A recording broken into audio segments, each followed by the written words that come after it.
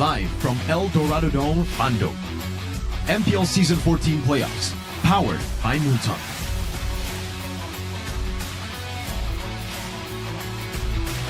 Presented by official tournament smartphone, Samsung Galaxy. Official coffee partner, Good Day. Official e-wallet, GoPay. Official destination for gaming and esports, Hidea. Official gold partner, UBS Gold. We own this.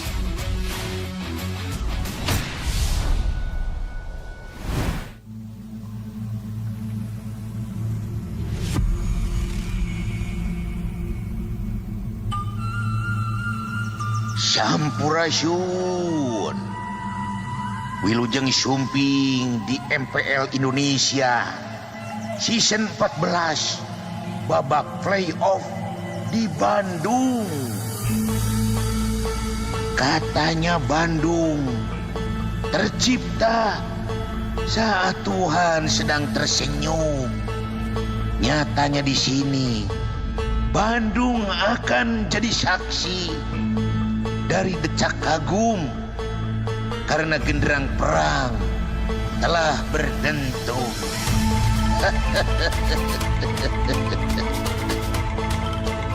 6 tim yang sudah saling mengalahkan ini bertemu kembali untuk memperebutkan kebanggaan. Pertarungan sengit sudah menjadi modal untuk mereka bangkit.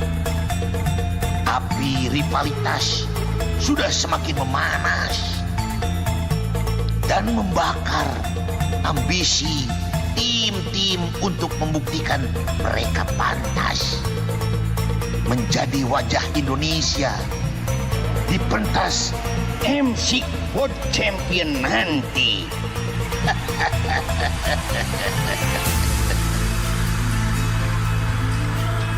Pesan Aki, kita memang boleh untuk menengok ke belakang, tetapi jangan sampai membuat kita terhalang. Cukup menjadi pengingat agar sejarah tidak terulang. Sekarang kita harus bangkit dengan mental pejuang, di mana kita sadar harus bisa terus optimalkan peluang untuk bisa menang.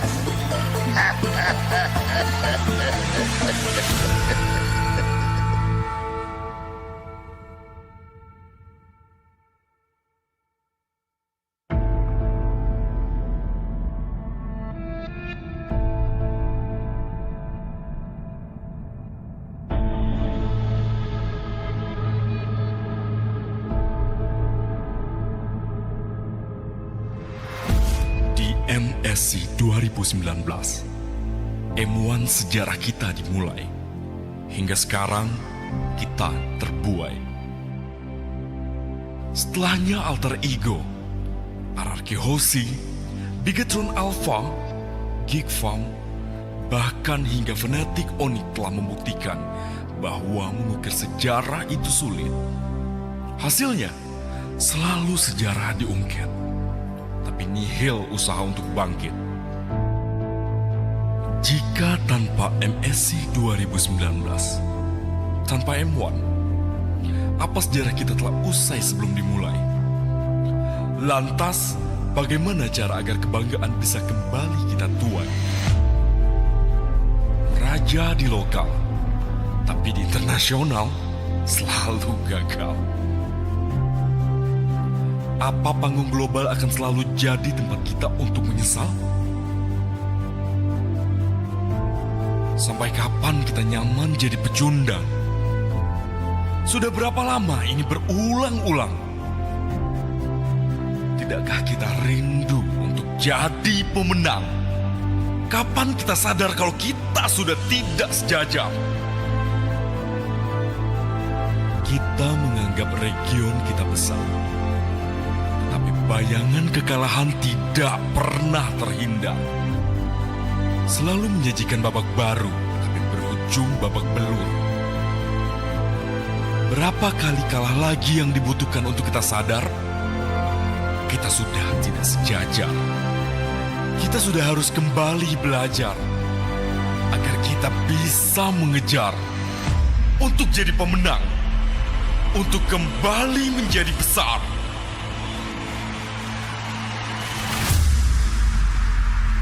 Thank you for showing us greatness in your Ad5 journey.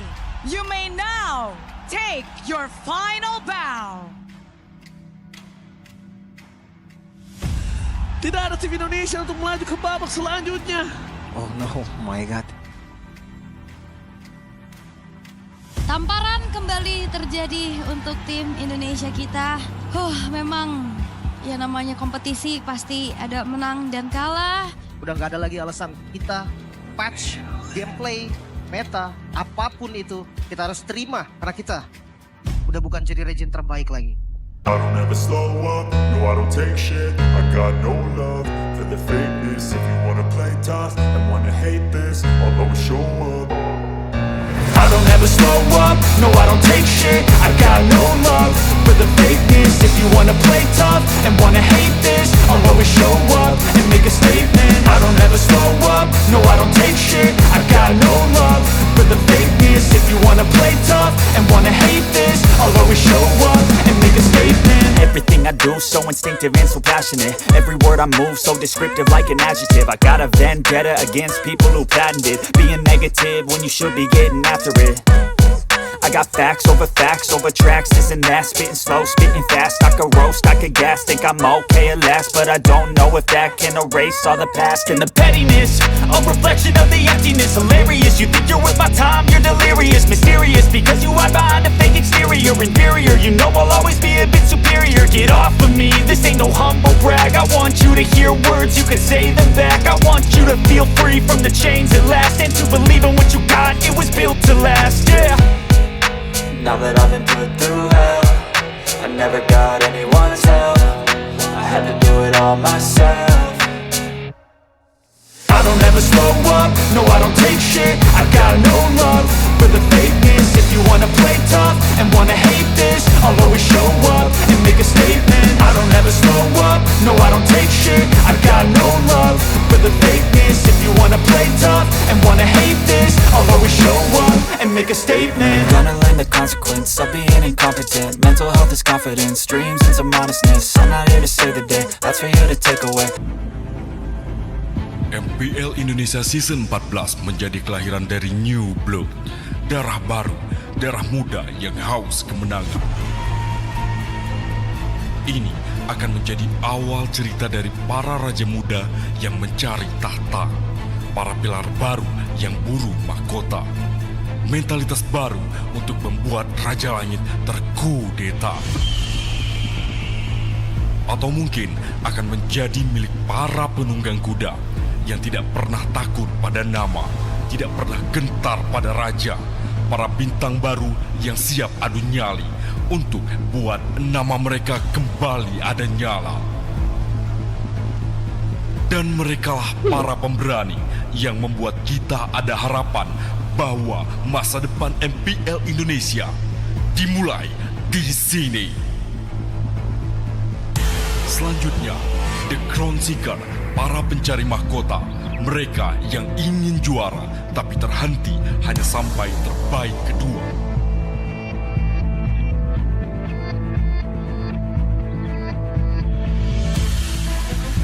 Sang robot merah harus buktikan transformasi bukan untuk sensasi, tapi untuk mendapatkan konsistensi.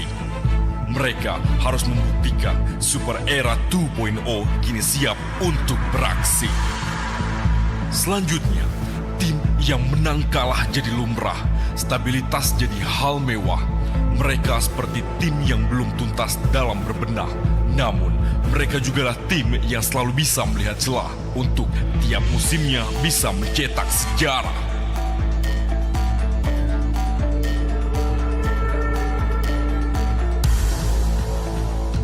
Satu kali tidak lolos playoff, El Familia sabar.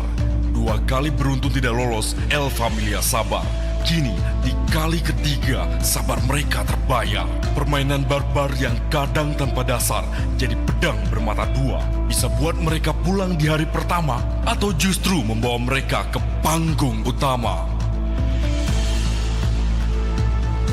Di regular season, para Crown Seeker memang telah babak belur. Tapi di playoff, mereka akan bertempur. Karena mahkota menanti, dan kali ini tidak ada jalan untuk mundur.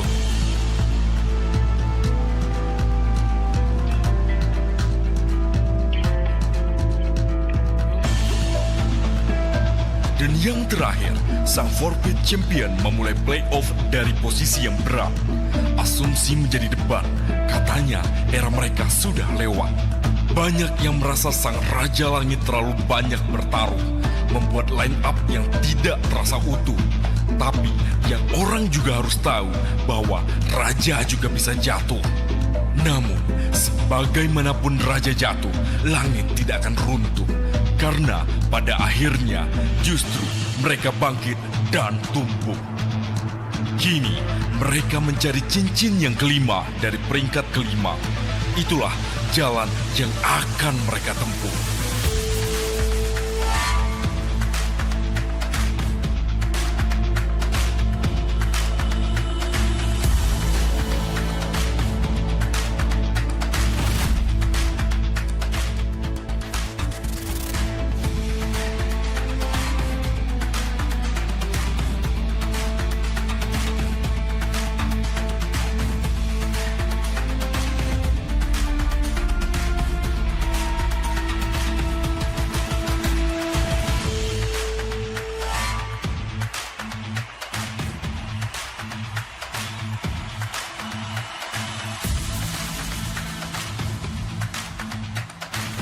Are you ready? MPL fans, mana suaranya? Perjalanan MPL Indonesia Season 14 sudah menuju akhir. Dan ini akan menjadi jalan menuju takdir. Di hadapan kita ada sebuah kotak. Sebuah simbol untuk babak baru di mana sejarah akan kembali dicetak. Super fans, silakan maju dan melakukan peletakan bendera pusaka Indonesia dan tiket M6 World Championship, di mana hanya akan 2 tim saja yang akan berhak. Kotak ini hanya bisa dibuka dengan 6 kunci yang diletakkan bersamaan. Kunci-kunci ini akan menjadi milik dari 6 tim yang bertahan dan akan dijaga dengan kebanggaan. Nantinya, tim yang kalah harus menyerahkan kunci mereka pada tim pemenang. Lalu, pemenang akan menempatkan satu persatu kunci di kotak sebagai perlambang. Bahwa siapapun pemenangnya, mereka membawa harapan Indonesia di panggung M6 World Championship mendatang. Dan dengan ini, siapapun yang akan bertahan atau siapapun yang akan pulang, harapan tidak akan terbuang.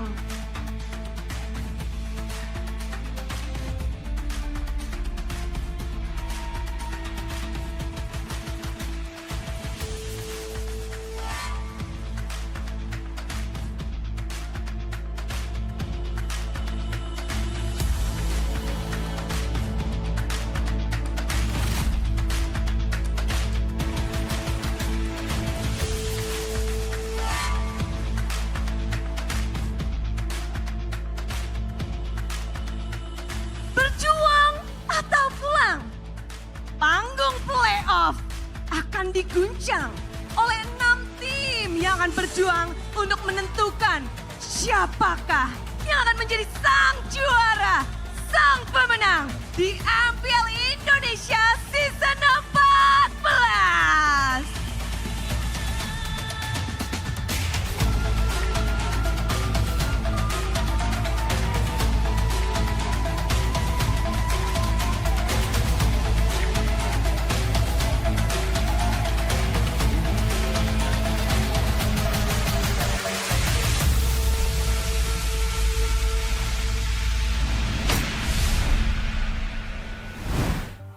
world is set ablaze as we approach the biggest stage in MPL ID.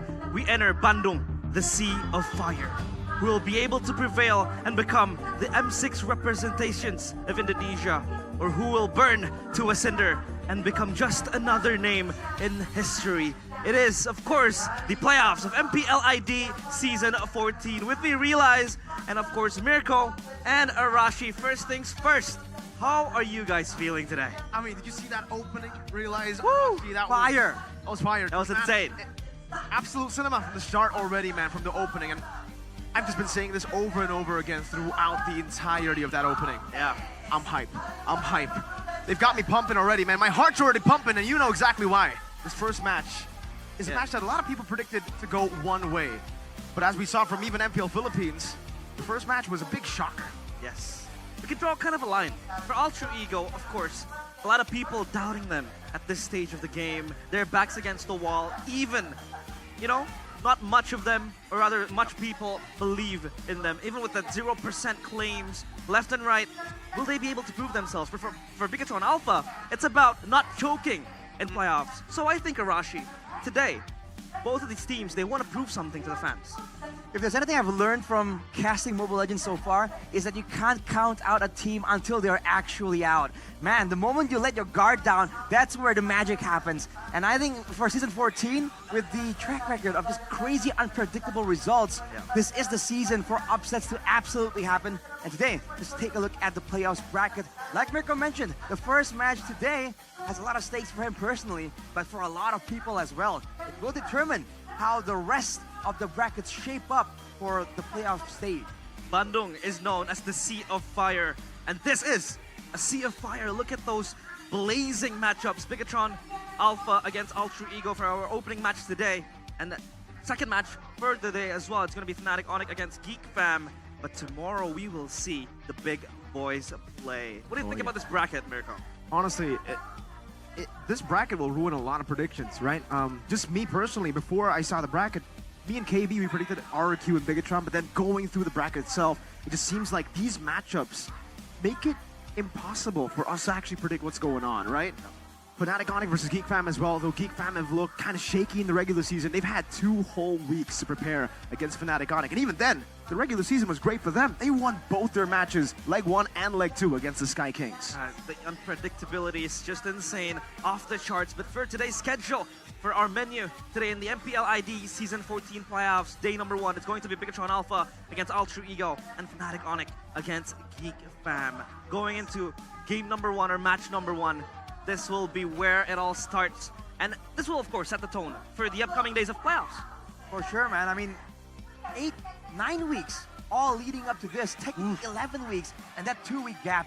A lot of people think it's only 2 weeks, right? What could possibly happen? Yeah. Anything can happen, man. 2 weeks is a long time in professional play time period. Yeah. So, dude, I'm expecting a lot of crazy changes. And even in the other scenes of Mobile Legends, we've seen interesting developments as well. So, you have to wonder, is the Indonesian style, right? Is it going to be so unique, so diverse, so different from the other regions? Or are we going to see influences coming in from all these other competitive scenes bleed over into the Indonesian scene as well? Yeah, again, we can highlight the Chaos Derby, but this time around, it's not Key against Pi. Pi has long been gone from Ultra Ego. It's going to be Nile against Super Luke. These guys were former teammates in Geek Fam. They were playing under one banner together, trying to get that glory for Geek Fam, but now they have to go their separate ways. What do you think about this matchup, Mirko? I think this matchup, you know, obviously, a lot of people, including all of us on the English desk here, have predicted Bigatron Alpha to win this. Obviously, it's because of the regular season where Bigatron Alpha just looked so much better compared to Ultra Ego, who made a lot of different mistakes all throughout the regular season run. They were shuffling between the 2 coaching staffs, or the 3 coaches that they have actually, with Aldo, Rekt, and also Styx, who's been able to get some sort of, you know, comfort within the team so far, has been able to get more success compared to Aldo in the team. So again, for Ultra Ego, they have been able to rebuild, but their last few matches at MPL ID didn't really go as planned. Against Onyx, it was 2-0. They were given an egg as well. So again, for Ultra Ego, it's a very shaky regular season. They've always shown to be different beasts in playoffs though, so that's the opposite for Bigatron Alpha. If we have to Take a look at the track Oh, record. boy. Bigatron Alpha are always also different from the regular season to the playoffs, but in the opposite way.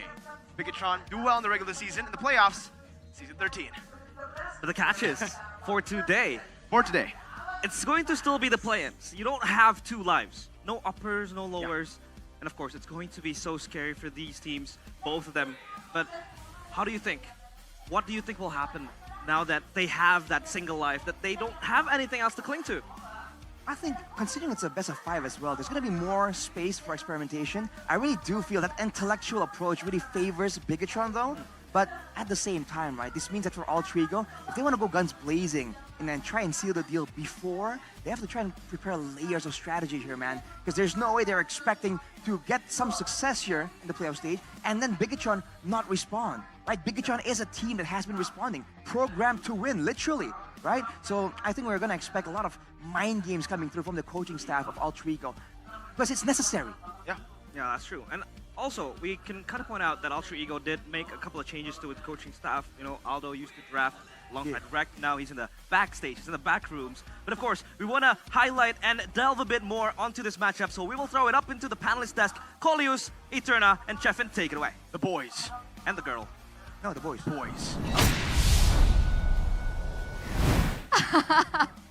Thank you so much, casters. Thank you so much, Realize. Thank you so much, Arashi, as well as Mirko. And yes, ladies and gentlemen, welcome to the English panel. Here, my name is Eterna. I'll be your desk host alongside with our professionals, our analysts. We have Colius as well as Chefin. Now, we're gonna go straight into it, all right? We have our first poster of the day in our first Chaos Derby in the playoffs. This is actually gonna be our third Chaos Derby. For some reason, both of these teams just keep on making an appearance with one another.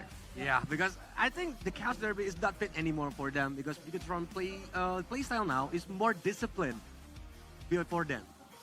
Yeah, it's I think Alter-Ego, they need to kind of keep instilling the identity of that chaosness in this team fight, because in this matchup overall, because Bigatron Alpha is just way too clean, they're way too systematic at this point of the season, and Alter-Ego, ever since, I don't know, season 10 or something, their power always, you know, their strength comes from their unpredictableness, their patience, as Nino would say. Yeah.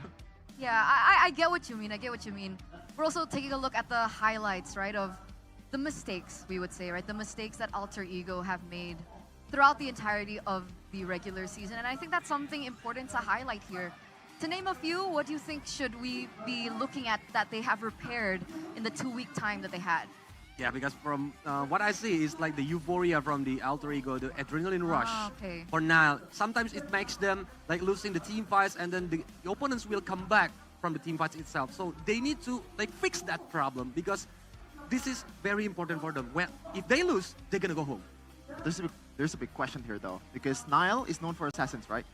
As we're looking in MPL playoffs, they are, you know, hovering towards Suyo, the Alphas. Ling and Fanny are usually always banned, and Nile, I don't think Bigatron Alpha will have them or like give them the opportunity to use those heroes, considering what happened in that game against Supercat. 7 solo kills, that is crazy, by the way. And I'm afraid, I think Vanny will not be like being picked by them, because it's always getting banned by both of them. Yeah, I agree. I mean, if up until this point, Alter-Ego still stick with the gameplay that they are Nile-centric, I think it will be a problem. Especially now, coming into the playoffs, a lot of these teams will highlight this kid, right? And honestly, at this point, Nile has so much to prove as well. Because people are saying that Alter-Ego came into the playoffs just because of luck. We remember how they were able to make it, right? Including me. Including you? Yeah. Okay. I have the bold statement for the Alter-Ego, because their gameplay on the regular season is like having a very big gap with the other team. And now I want to make another bold statement. Okay, let's hear it. Let's hear it. About Heist. Oh, okay. In my personal opinion, Heist is the worst gold laner. Oh man. Oh man. From all the teams that goes to the playoff. Gonnie's gonna be crying right now. I do not know if that's a hot take or not, because when you're looking at it, CW, Chidera, Skylar, Aaron Suki, these guys are absolute monsters. As this guy right here, Turna. This guy is also a monster himself, right? We have Luke up on screen, and people are saying that he's got to be one of the main anchors in a Bigatron Alpha right now. It used to be El Momento being key, right? This is something that we did mention, that we did talk about. So let's underline that a little bit more. Yeah, because they cannot to depend on Luke. They need to use Key as the enabler or even like the initiator during the team fights. Oh, I don't know about that, man. I think it can go both ways because Key, I know that Matilda is gonna get banned, but when you look at MPLPH, the Rafaelas is kind of disengaged heroes are still very prone in this meta, and I think Key will do a good job utilizing that. And man, Owen and Key is just a tough matchup because Key, we know that he can play both ways. He can play the passive game and aggressive game as good as everybody, but this guy right here also the same as Key. I think what we want to highlight here is more so about the mentality, right? Which is why this quote coming in from Beloyski is really important. Mentality is very important. In my opinion, in the playoffs, the regular season standings no longer matter. So every team must prepare both their gameplay and mentality. The reason why we're highlighting this quote coming in from Beloyski is the mentality, the mental game for both of these teams, it's so important. Yeah, I right? completely agree. Bigatron Alpha, for the past few seasons, always able to make it to the playoffs. They're the only team, one of the only teams, that consistently make it to the playoffs. But they never win. Exactly, they never win. So, big question about their mentality, especially last season. And, of course, self-explanatory, alter ego and their mentality. You mentioned it, Colius, earlier on, overhype, over zealousness when it comes down to the gameplay. So mentality is a big topic, and especially now that we're going into the playoffs, it might be a different ballgame. But with Kayaye right now, I think he's the old veteran from Bigatron. I think he needs to bring up the mood for the other players because he already feel this scene a long time ago. It's already 5 years since he debuted on MPL. So he debuted season 5, right, if I'm not mistaken. He's been through a lot, man. Different teammates, different opponents. They have brands back then. They have Ripo, even like one of the prominent Malaysian player in Indonesia. You can see here, oh my god, look at that. They are so enthusiastic. Look at the mask. But and that's the thing, right? Because ironically, when we're talking about veterans, technically, Nino is the veteran in Alter Ego. I mean, once upon a time, he was the baby of Alter Ego, and you know, I don't know if it's unfortunate for him or not, but he's the one that now has to step up and be that anchor for his team. And if we're taking a look at the regular season, what do you think how do you think he did? With the sabar and the comms? Is that okay? I think, first of all, for the calls itself, it looks like that Nino is rushing the calls, or he's not patient.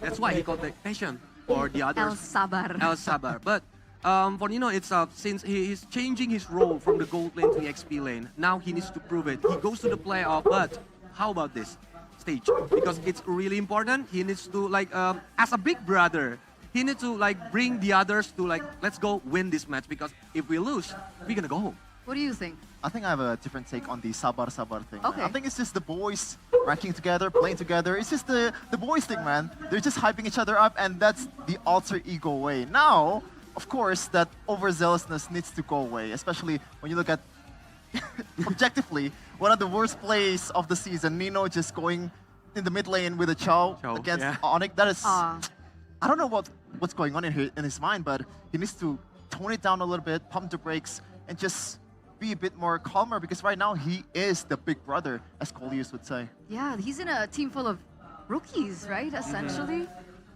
Owen, Roundel, Heis, new to the team. Yeah. They're from the MPL. That's why I think it's a very big stakes for both of the teams right now. They're gonna meet each other with best of 5. No chance to have any mistakes. And the mentality is really important because whoever won the first game, I think it will give them mental boost and can bring it until maybe the game 5. So momentum. Momentum. Momentum is going to be very important. Yeah. What about the history of Bigatron Alpha? Are they a team that really relies on that momentum too? I would say so. I think Bigatron Alpha, when they have the momentum, they can pretty much crush their opponents. But there have been times where they absolutely choked the match. A lot of examples against Geek Fam in season 12, I believe. They were almost reverse sweeping them. But in game number 5, it's just, what happened? And even against Alter Ego too, in season 11, I believe, when Uril was still there, and the whole team is just, it's still Chaos Derby. It's the Super Ken debut in the playoffs. They were not playing their A game. So, but to be fair, they're still rookies. Super Ken, still a baby. It's not super back then. Not super. Yeah, right just now Ken. he's actually super. He's just Ken. Are you Barbie? You know, just Ken, Barbie. Yeah. It's okay, guys. Never mind. But I get it. I like that you mentioned that, right? Because both of these teams have a long driven history between them. You mentioned season 11, but if you go way back to season 8, it was actually Alter Ego that was the team to knock out Bigatron Alpha on the first day as well. So it's exactly the same scenario. And now fast forward to season 9, it was Bigatron that knocked out Alter Ego from the first day of playoffs.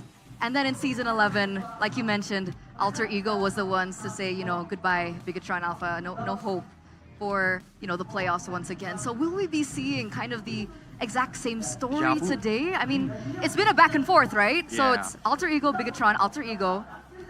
Is it going to be Bigatron today? Oh, I would say so. But, you know, if Alter Ego managed to take game number 1, I think that is a huge mental boost, first of all, to Alter Ego, and also a huge mental disruptor to Bigatron Alpha, because they realize that right now they are the better team. They're supposed to win this one by a landslide for a lot of people out there, and I think that's what they're trying to do. But if they lose the first game, that is like, what happened? Like, what did we do wrong? Right. But be careful. Sometimes confidence is good, but overconfidence can kill you. And I think that was the problem for Bigatron Alpha last season, right? Yeah. Okay. And you know a lot of insider information, Kolyu, so I'm gonna, you know, pick your brain just a little bit here. We've been hearing that Bigatron Alpha has actually now a mental coach. Do you think that the mental coach has helped Bigatron Alpha in their gameplay so far? Obviously. Okay. Because for the role of mental coach, it can help to mood boost them. And when they go down or when they think that I think we cannot win this game, the mental coach will be there for you. It's like you have a big brother or you have mother figure or father figure beside you. We're going into figures now, ladies and gentlemen. Yeah. Maybe mommy issues, daddy issues. Are we going there? No, I'm kidding. Okay. But do you agree with this? Do you think the mental coach has helped Bigatron this season? Yeah, I think so, especially with the case of Onyx right now. Because I believe Onyx, back then, they have a mental coach, but she moved to a different organization, and we can see some disruption, some flow that Onyx has usually in the regular season get disrupted. And it's not really the same Onyx anymore from outsiders' perspective, but we don't really know what's going on in the, in the locker room, in the back room. I believe Onyx this season, their only goal, MPL Indonesia is a staircase. It's not the actual goal. They want M6. So that's why they've been, want M6. For Onyx case, it's different because they're 4-peating right now. So 5-peat is just a stagnation for them. This is the standard that Onyx has. That makes sense. That makes sense. I mean, reflecting on their performance this season as well, people are saying that they're no longer the Sky Kings. Yeah. They're actually the Fallen Kings.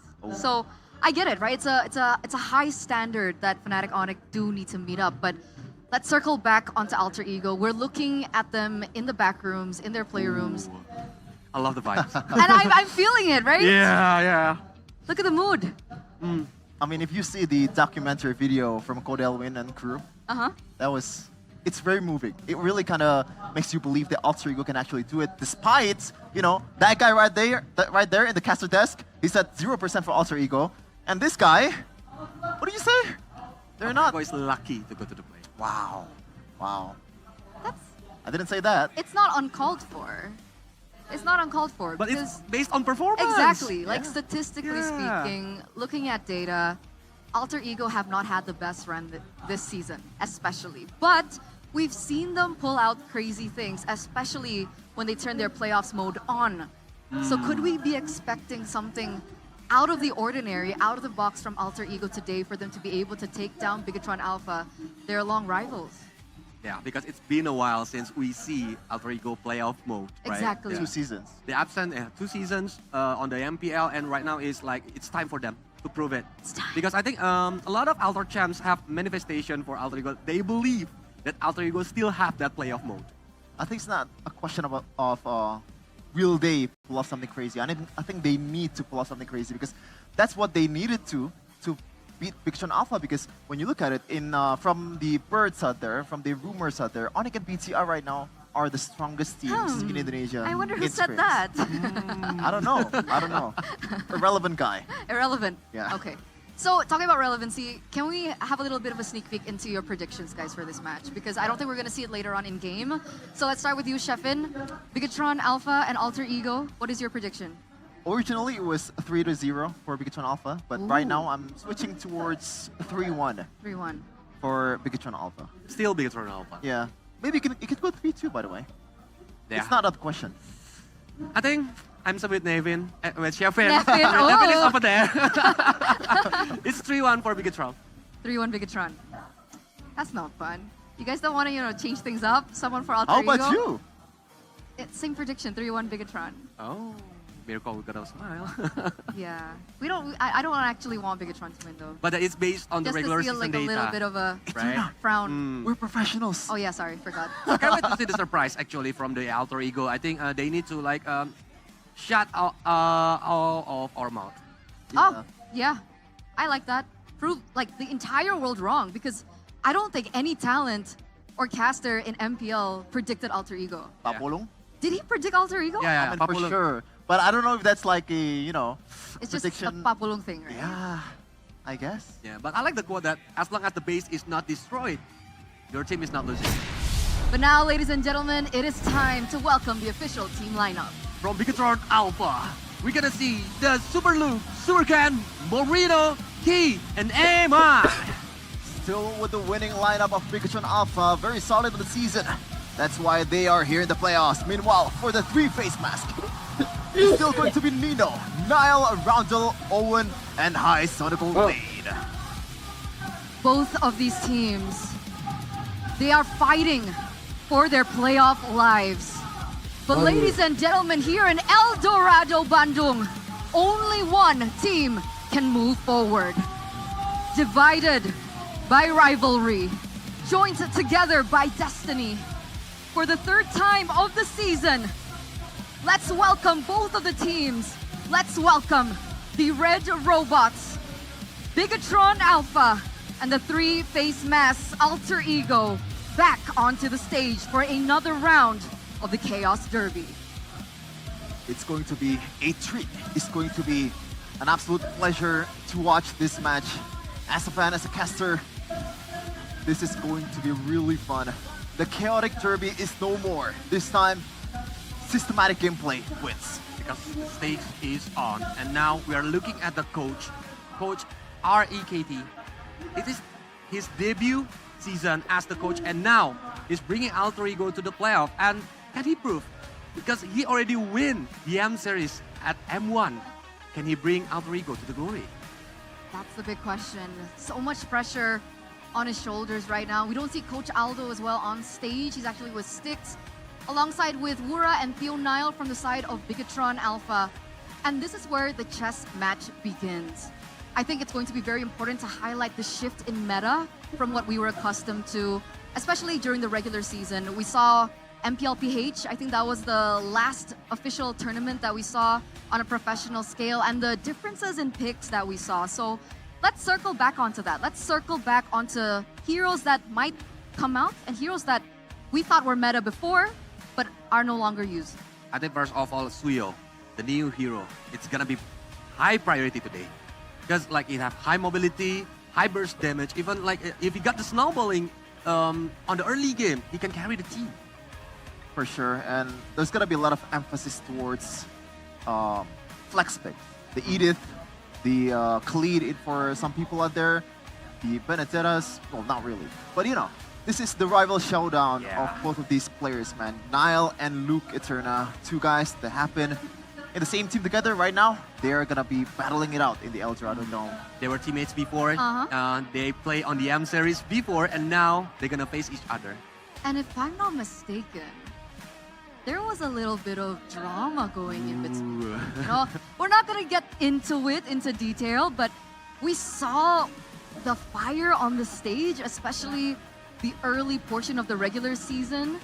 And I don't know if they've sorted things out, but this is one of the showdowns of the season, I would say, right? Luke versus Niall, Beloyski versus Niall as well. Right. Bandung is Lautan Api, Sea of Blaze. We're gonna see the fire from both of them. Who's gonna win on this match? We'll go to the next stage. Yeah, I think in real life they're kind of cool, right? But in Land of Dawn, this is where the beef at. They're gonna put some fire towards each other, and they're probably gonna prove both of them, both of their counterparts that they are better, even though they play in a different position. So we're gonna take a look at the Team head-to-head. So let's take a look at this. Let's compare this. But remember, this is before the changes hit, right? This is the data that we saw overall from the regular season of Season 14. But for you, Kolius, does anything stand out in particular that we should be looking at? First of all, Chip is really OP. I think both of them will not release Chip for them. And don't forget, with this new, I think, updates for the playoff, I see the Luoyi and Suksin is really important for the mid lane.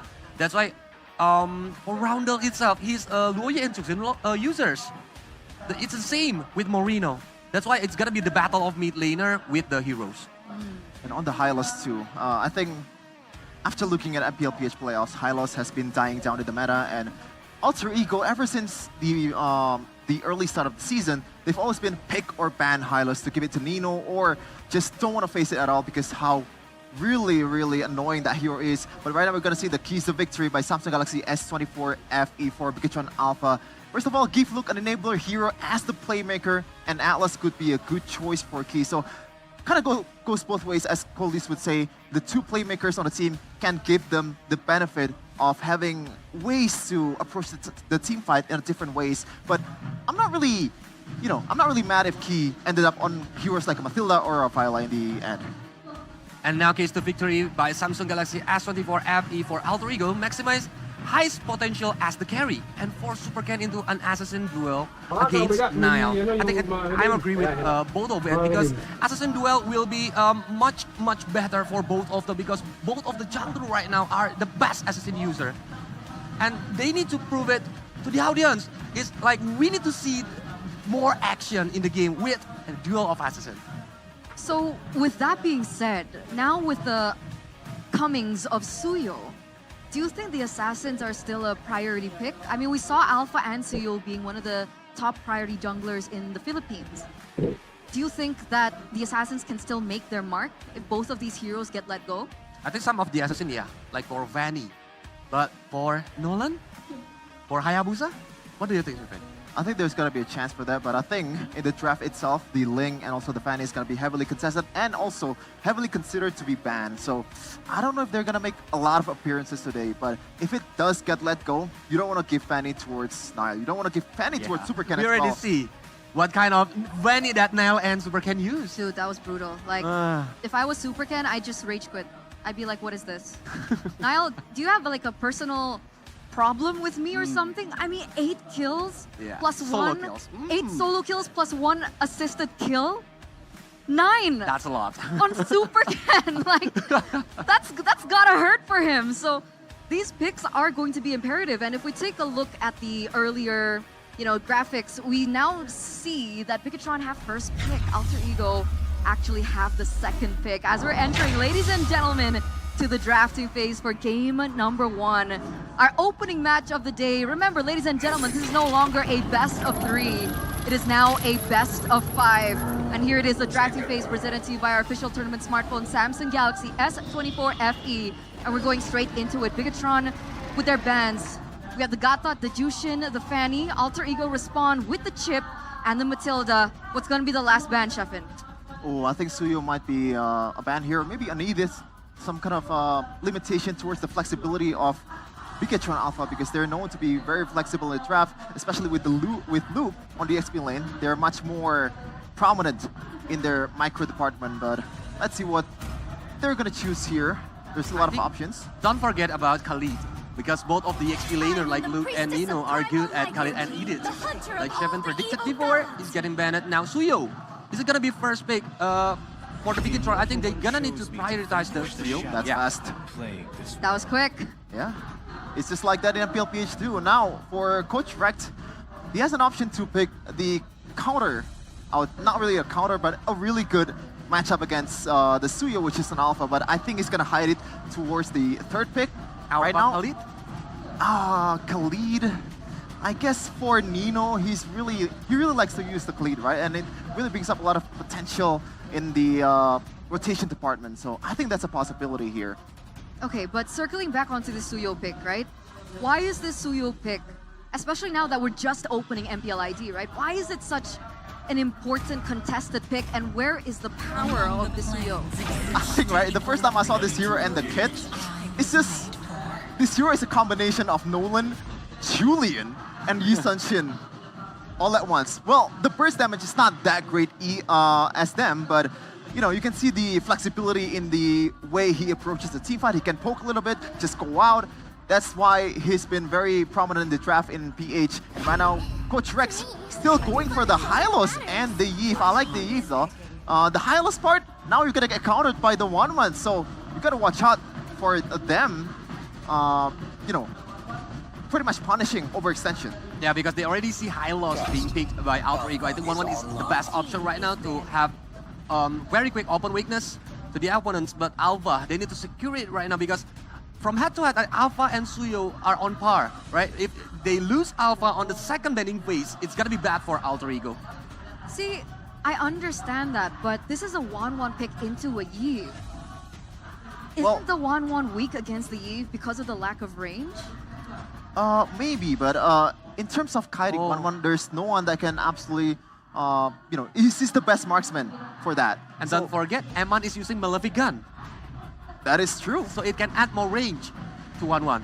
And also, if Rek didn't ban the Rafaela here, which I don't think that's going to be the case, Rafaela is going to be banned for Alter Ego, because once you have this very high mobility composition, very high mobility main 5, it's going to be very hard for you to engage because you have to be very calculative in all of your approaches. Meanwhile, Coach Rura with the Phobius ban, even though they don't have an EXP laner yet, so Luke might see something that's a bit outside of the box here. What are we used to? Cho? Do you think Cho EXP could make an appearance here? For a setup, yes.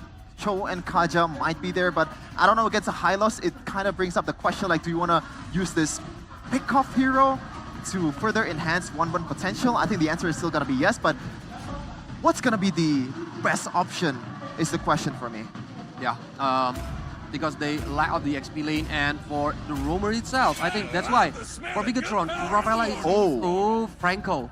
So Rafaela is open. Are we gonna see the old Key, who's using the Rafaela to like supporting their gold lane? Back in the day, Key is supporting the Max at the gold lane on Bigatron. Yeah. Right? Yeah, I remember that. It was a long time ago though. Yeah, that was a long time ago. Very hazy memory of that. But in the second phase now, we do still have one more pick that Bigatron can ban out here. Do they want to go for an Irritel ban? I mean, if they are planning to protect this 1-1 in the lane, looking for the 1-1 to be the prio lane, we've seen that the Irritel has become a really good lane against it, but no, they go for the Harith instead. I just realized something. Harith on MPLPH is really priority. Yeah. But now, it getting banned on second bending phase. They didn't even care about Harith picking on the first phase. Well, for Alter Ego, I think it makes sense. But for Bigatron Alpha, the one that used Harith the most, I believe, in the regular season, because Eman just really loves that hero, it's a bit surprising. As we're gonna jump into the second picking phase here for Alter Ego, we got a quite fun fact here for you guys. Throughout the MPL Season 14 Playoffs, Chip has a 100% pick and ban rate with 0 picks and 36 bans. That's what I said, yeah. The macro. Yeah, the macro players, like if the roam are having a very high macro, Chip will be very useful. It's like you have the win rate above 80% if you got Chip on your team. Wait, interesting. Arlet. We haven't seen Arlet in quite some time here, boys. Why do you think the Arlet makes an appearance here for Alter Ego? They need a setup to bring back down some of the members of Bigatron Alpha towards the real-world population. And especially against a 1-1, that is a tough test. And I think Arlet, with his range and also his CC, can do a good job at that. You have to really time it with the quote-unquote purify that 1-1 has. So are we looking at Arlet EXP? Yes, Hylos Roam? Still flex, still flex. I think it's still gonna be Arlet EXP, to be honest. Okay. But Nino loves to use Hylos, but Tigreal and Cho. I mean, we were talking about the Atlas. If we're talking about El Momento, then Key on the Tigreal. that's a hero that really fits his identity. Yeah, because it's have the same play style like Atlas before, using the implosion to initiate the team fights. I think it's gotta be important for Bigatron so they don't depend too much on Luke. So Ki now can have the momentum. What was the last pick? It was Moskov. Moskov. Yeah. And what I really like about this Sigil is the fact that even though the Moskov and the Yif will probably use the Purify, it is a 1-1. You don't really care about the backliner. You care about the frontliners to chain your crossbow tank towards some of the backliners. That's the ideal situation, ideal scenario for Bigatron Alpha. So I think in the draft, I kind of prefer the composition. So it's gonna be a front to back play style from Alter Ego, but for the Bigatron, I think it's a kiting game. So which draft would you prefer, Colius? For me, I think first game is for Bigatron. Bigatron, Colius, you? Bigatron. Bigatron as well. So 2-0 for Bigatron Alpha right now, ladies and gentlemen, just based on the drafts. But we're going to throw it over to our casters to bring you game number 1. Thank you to our panelists, and here we go to game number 1 of match number 1. Solid drafts all around the line. But give us a few thoughts, Arashi. Well, game number 1 already shaping up to be quite interesting. You're already seeing the 2 Purifiers as expected from Alter Ego. But man, if you look at it, it's a trade-off between having a lot of big moments from Bigatron and a long, drawn-out, poke, slow, continuous composition from Alter Ego. Not to mention, with the Spear of Destruction, I want to see how Alter Ego wants to play this macro. But look at this poke, man. This mid lane is brutal. Super Luke, though, already rotating early with the concussive blast. Oh, taken very low. The initiation forward. Roundel getting the revitalized. One more hit for Super Luke, but now he's going to be stun locked down. Luke might be taken out. Pops into Shampoo and the G Kundo. And he gets out. But Nino doesn't want to commit that flicker. Already using the Revitalize very early on, though. Owen will have it as a playmaking tool for quite a while. Look at Nile, though, abusing the Alpha pick. Now gonna be chased down. Moreno walking forward. Nile barely getting out. And Mon walking forward as well. Nile getting caught. And Mon very low. Still able to survive. The Highs goes in forward. Gets a kill. That's a Spear of Misery to lock him down and pin him down. Key with a shove back. Highs great Purify. Super Ken unable to get the execute. Owen throwing down against Key, but will be under the turret. Super Ken looking for the snipe onto Highs. Will be forced to back away from this wave. Oh, the aggressiveness early on in the game. I mean, Nile is so strong with the Alpha. Level 4 already sieging, or rather invading that purple buff. And Aman had to die in the process, but High still survives. Aman might look for Owen here. Yeah, poking him down, and look at the timing, Arashi. Why did he do that? The turtle spawning in, that's why. The right moment here to exert all that pressure. Alter Ego definitely wants to try and go for this, especially with the Alpha presence, but with all the big ultimates available to Bigatron, they might be forced to let it go. He's walking up, Roundel, no ult, Moreno stealing with the glorious pathway. Owen a bit late to the skirmish right now, pops in Revitalize. Super Luke with the way to Dragon coming down. Super Ken able to lock that down. Nino walking forward, has the final slash, brings it away. Only gets Super Ken though. And Bigatron Alpha will take the dub. They will pull back. They get the turtle for Super Ken. That is, of course, an advantage for Bigatron Alpha. Alter Ego, they have to fall back. But now you see so much fighting happening in the first few minutes. But taking a look at the sustainability, who survives the fight longer, Arashi? Well, if you talk about surviving the fight longer in... Oh! Nino! With the solo play, I was gonna say that Alter Ego has a bit of an edge due to the Hylas. But before that, realized talent predictions by our new application, GoPay. Unanimous decision for all but one. Papulong. In the hands of the 3 masked men, he votes for Alter Ego. Classic Papulong. Yeah, are you really surprised with that outcome? Oh, look at that though. Eman gonna be chunked low. Hines has the SOD. Owen from the back with a glorious pathway. Can he escape? Eman able to space away. Super Ken with the re-engage over the Highs. Very low. One more shot. Good implosion to lock him down. Crossbow attack is ready, but Super Ken just getting rid of all of them on the back line. Pops in forward with the blink. Now the Spear of Alpha over again, but Moreno has rotated faster, and Super Ken will get that elimination. Oh my goodness. The rotation is so solid from Bigatron Alpha. They might look for a dive. Real world manipulation. Moreno tanking it up now with a full dive. It's another execute for Super Ken. Oh boy, we keep talking about Suyo and how it's so good when you're snowballing. Super Ken definitely getting all the value. Wait, the Dragon with the pin down. Nino able to use the Vengeance. Another lockdown over. Super Luke still escaping. Final slash. Great one. Shunpu. Luke gets out away from the SOD. Super Luke with the fleet footwork. And this is what Cho gives you. It gives you that mobility. It gives you the advantage to just jump into the backline and kick someone into straight into the bearing arms of Bigatron Alpha. Is this Cho pick that strong in this game? I think it's useful when you're trying to contest pressure. With the Cho taking away so much attention, it opens up the possibilities for Key to come in unexpected as well. Even with the Purifies, it's still gonna be a very valuable resource burnt out. But look at Moreno getting jumped on. Locked in a bit. Able to dash away. Bigatron Alpha with control. Glorious pathway by Owen. Super Luke, look at his own Nile. Bigatron, give the control over for now. Alter Ego will take control. Super Luke, though, still in the flanks. Over to Nile, that's an implosion.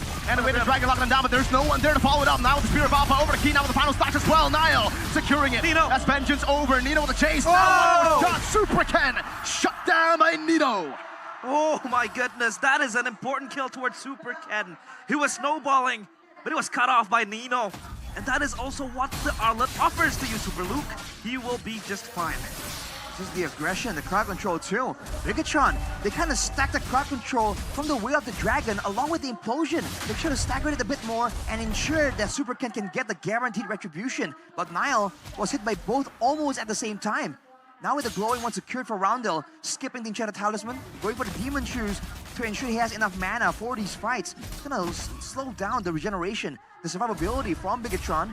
But for now, Alter Ego has to keep a watchful eye for the big moments from Bigatron, the big engages. That is still definitely a big possibility. Yeah, this is what Alter Ego wants to do. They want to keep on going towards the backline of Bigatron Alpha. They have that crash potential, that collapse potential in the hands of Owen. With the Glorious Pathway, he will open it up, and Eman might be the next victim. RWM used up already. The zone Eman away. Super Luke will walk forward, trying to go for the pick, but the turret will be taken away by Alter Ego. That's the zoning play from Alter Ego. Initially using the Glorious Pathway and then the real manipulation not to do damage. There's a zone people away so that Heist can get those free hits on the turrets. Very intelligent game plan. But by the way, Moreno went for a first item, Starlium.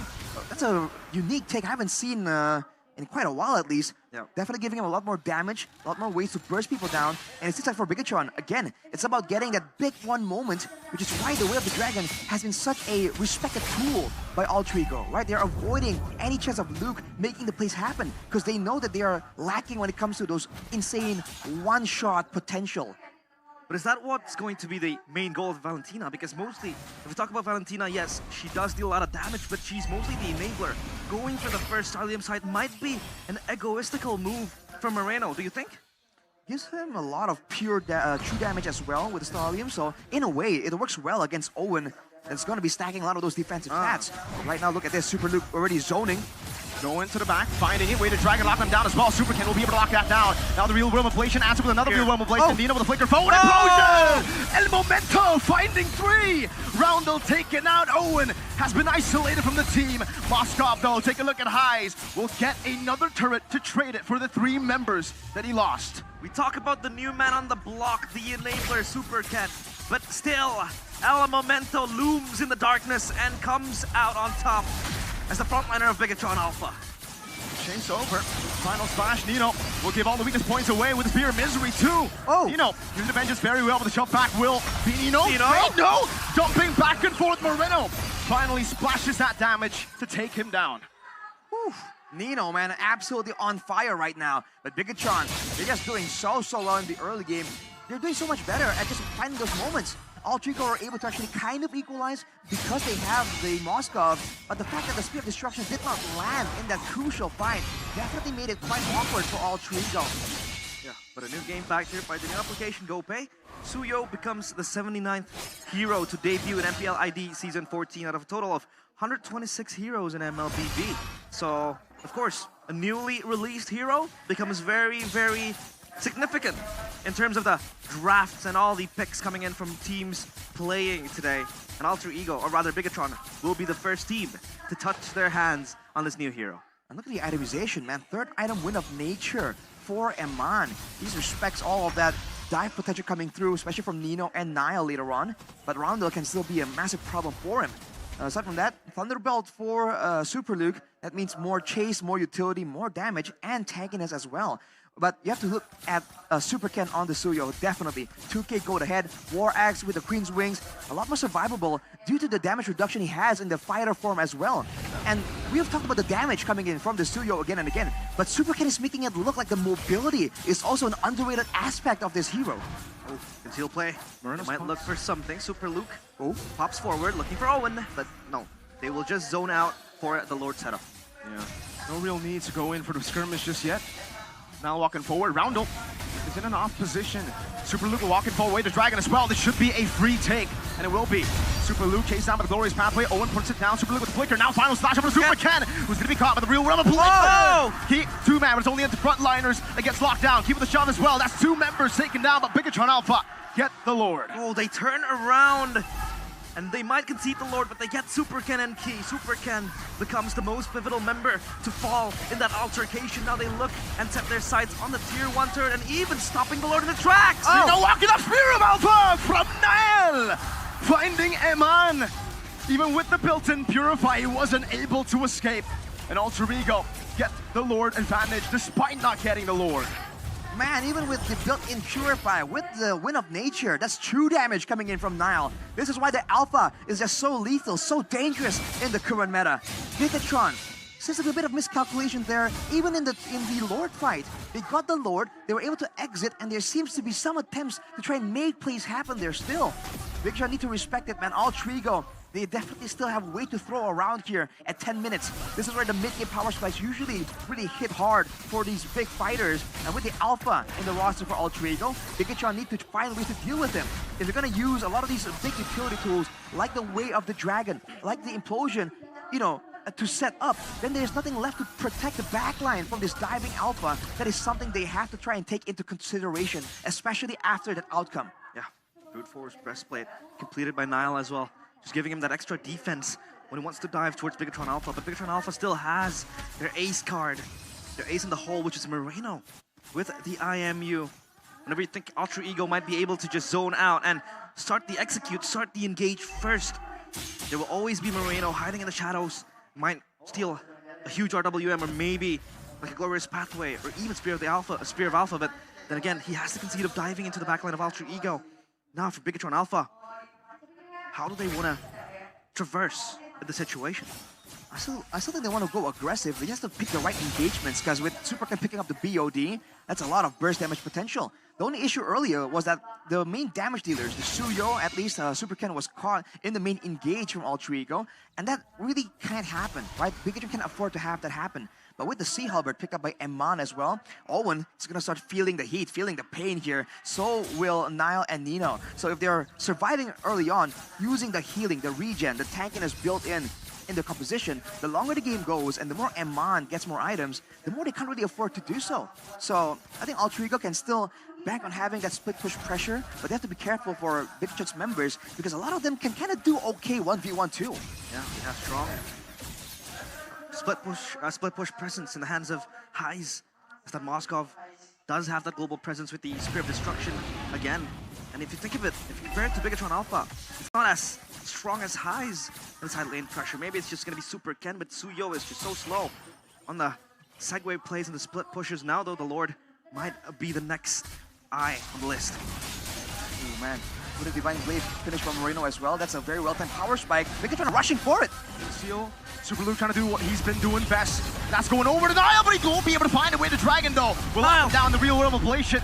Luke compromised Key as well, but it's just going to be the front liner with the real world ablation from Moreno to try to zone them back. It will not be enough to keep Key alive.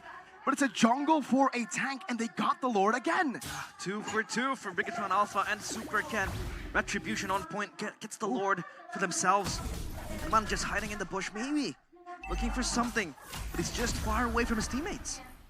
Risky moves there from Eman, but hey, he gets a chance to actually push the wave out a lot earlier and group up with the team. It's not really work out in favor of them, and look at the efforts coming from Super Ken as well, going to the bottom lane, trying to match all 3 waves to push all together, and not clearing the mid lane. Whoa. Look at that damage. Eman from the side though, trying to look for a cheeky angle to get the weakness points.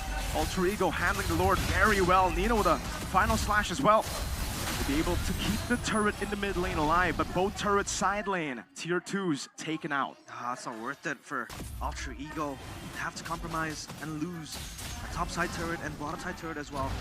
And the expensive, their mid lane turret still standing, but still. Now then, the side lane pressure even grows stronger for Bigatron Alpha. They can shove the wave, they can shove the minions going in, and they might look for pryos in other lanes, maybe again, waiting for that Lord to respawn. but I feel like Bigatron are working against the clock somehow because they don't have a lot of good high ground technically, and they don't really have a strong frontliner, a proper frontliner. They have Luke and Key, but they're both basically utility, right? Playmaking tools. They're not meant to stay in the front and tank shots like Owen does, or like Niall can do with the regen. And keep in mind with the Yves and Moskov, these are two great heroes that scale really well into that late game. So Altrigo, the fact that they're still able to hang on to their base turrets here at 14 minutes, it's definitely a great achievement on their end.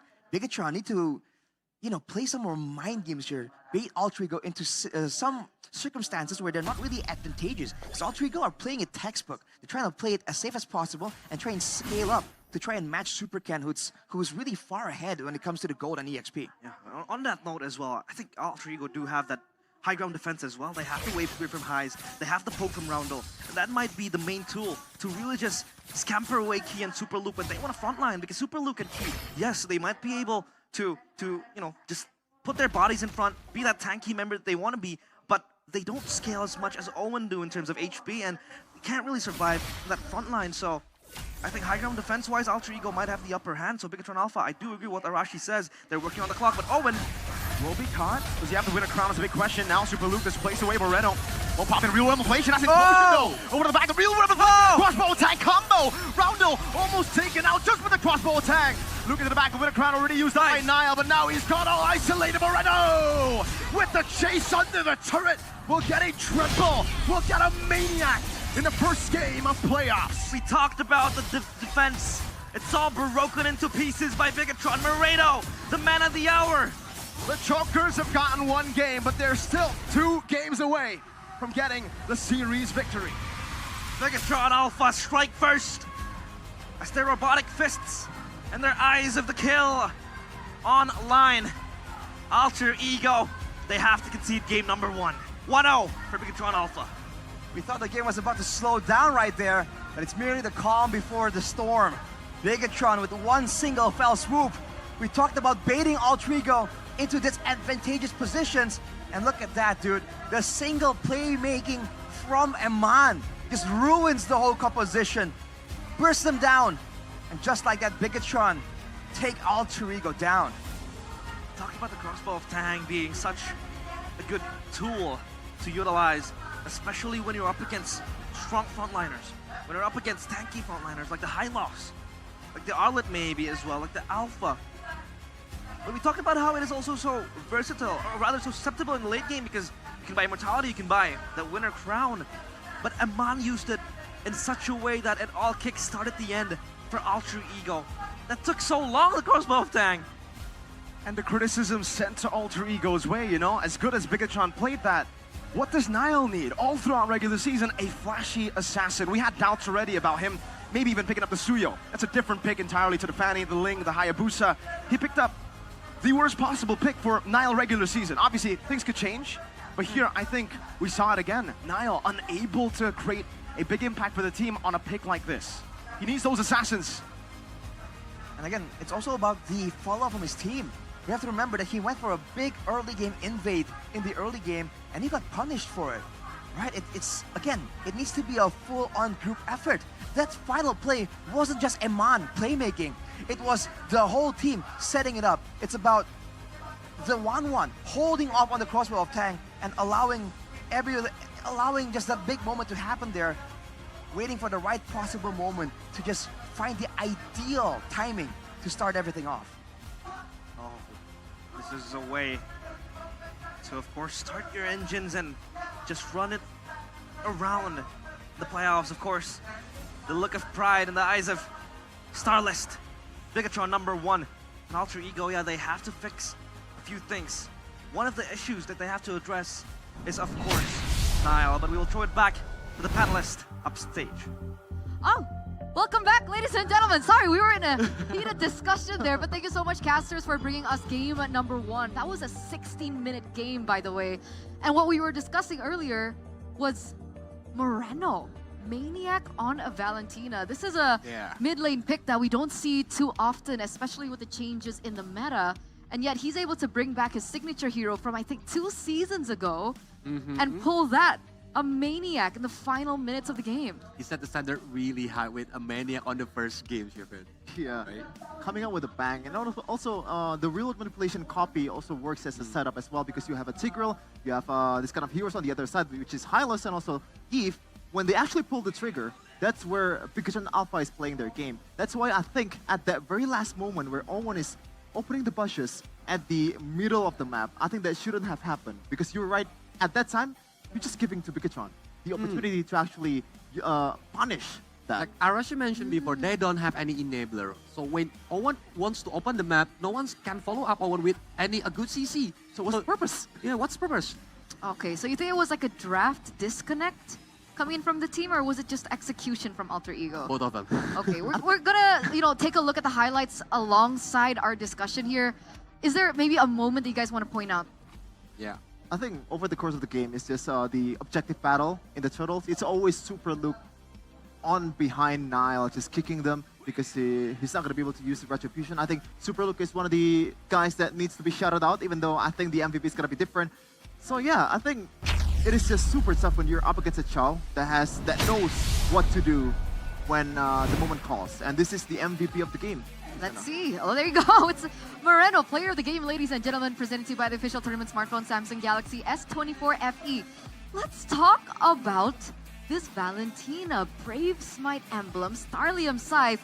Kolios, what is going on? So he need to use the Starlium Scythe as like having this foul fam and reducing the cooldown, and of course the effect of the Arcane Shade will be really painful with the Starlium Scythe, so he can play with the basic attack. Yeah, especially when you have two frontliners from Alter Ego side, which is really hard to poke down when you have that basic attack enhanced towards the magic power. It becomes a weapon for Moreno. And also the Brave Smite against a Yeef, I think it's serves as a purpose of laning, because laning against a Yeef is a very hard job to do, as we're gonna take a look at the highlights earlier.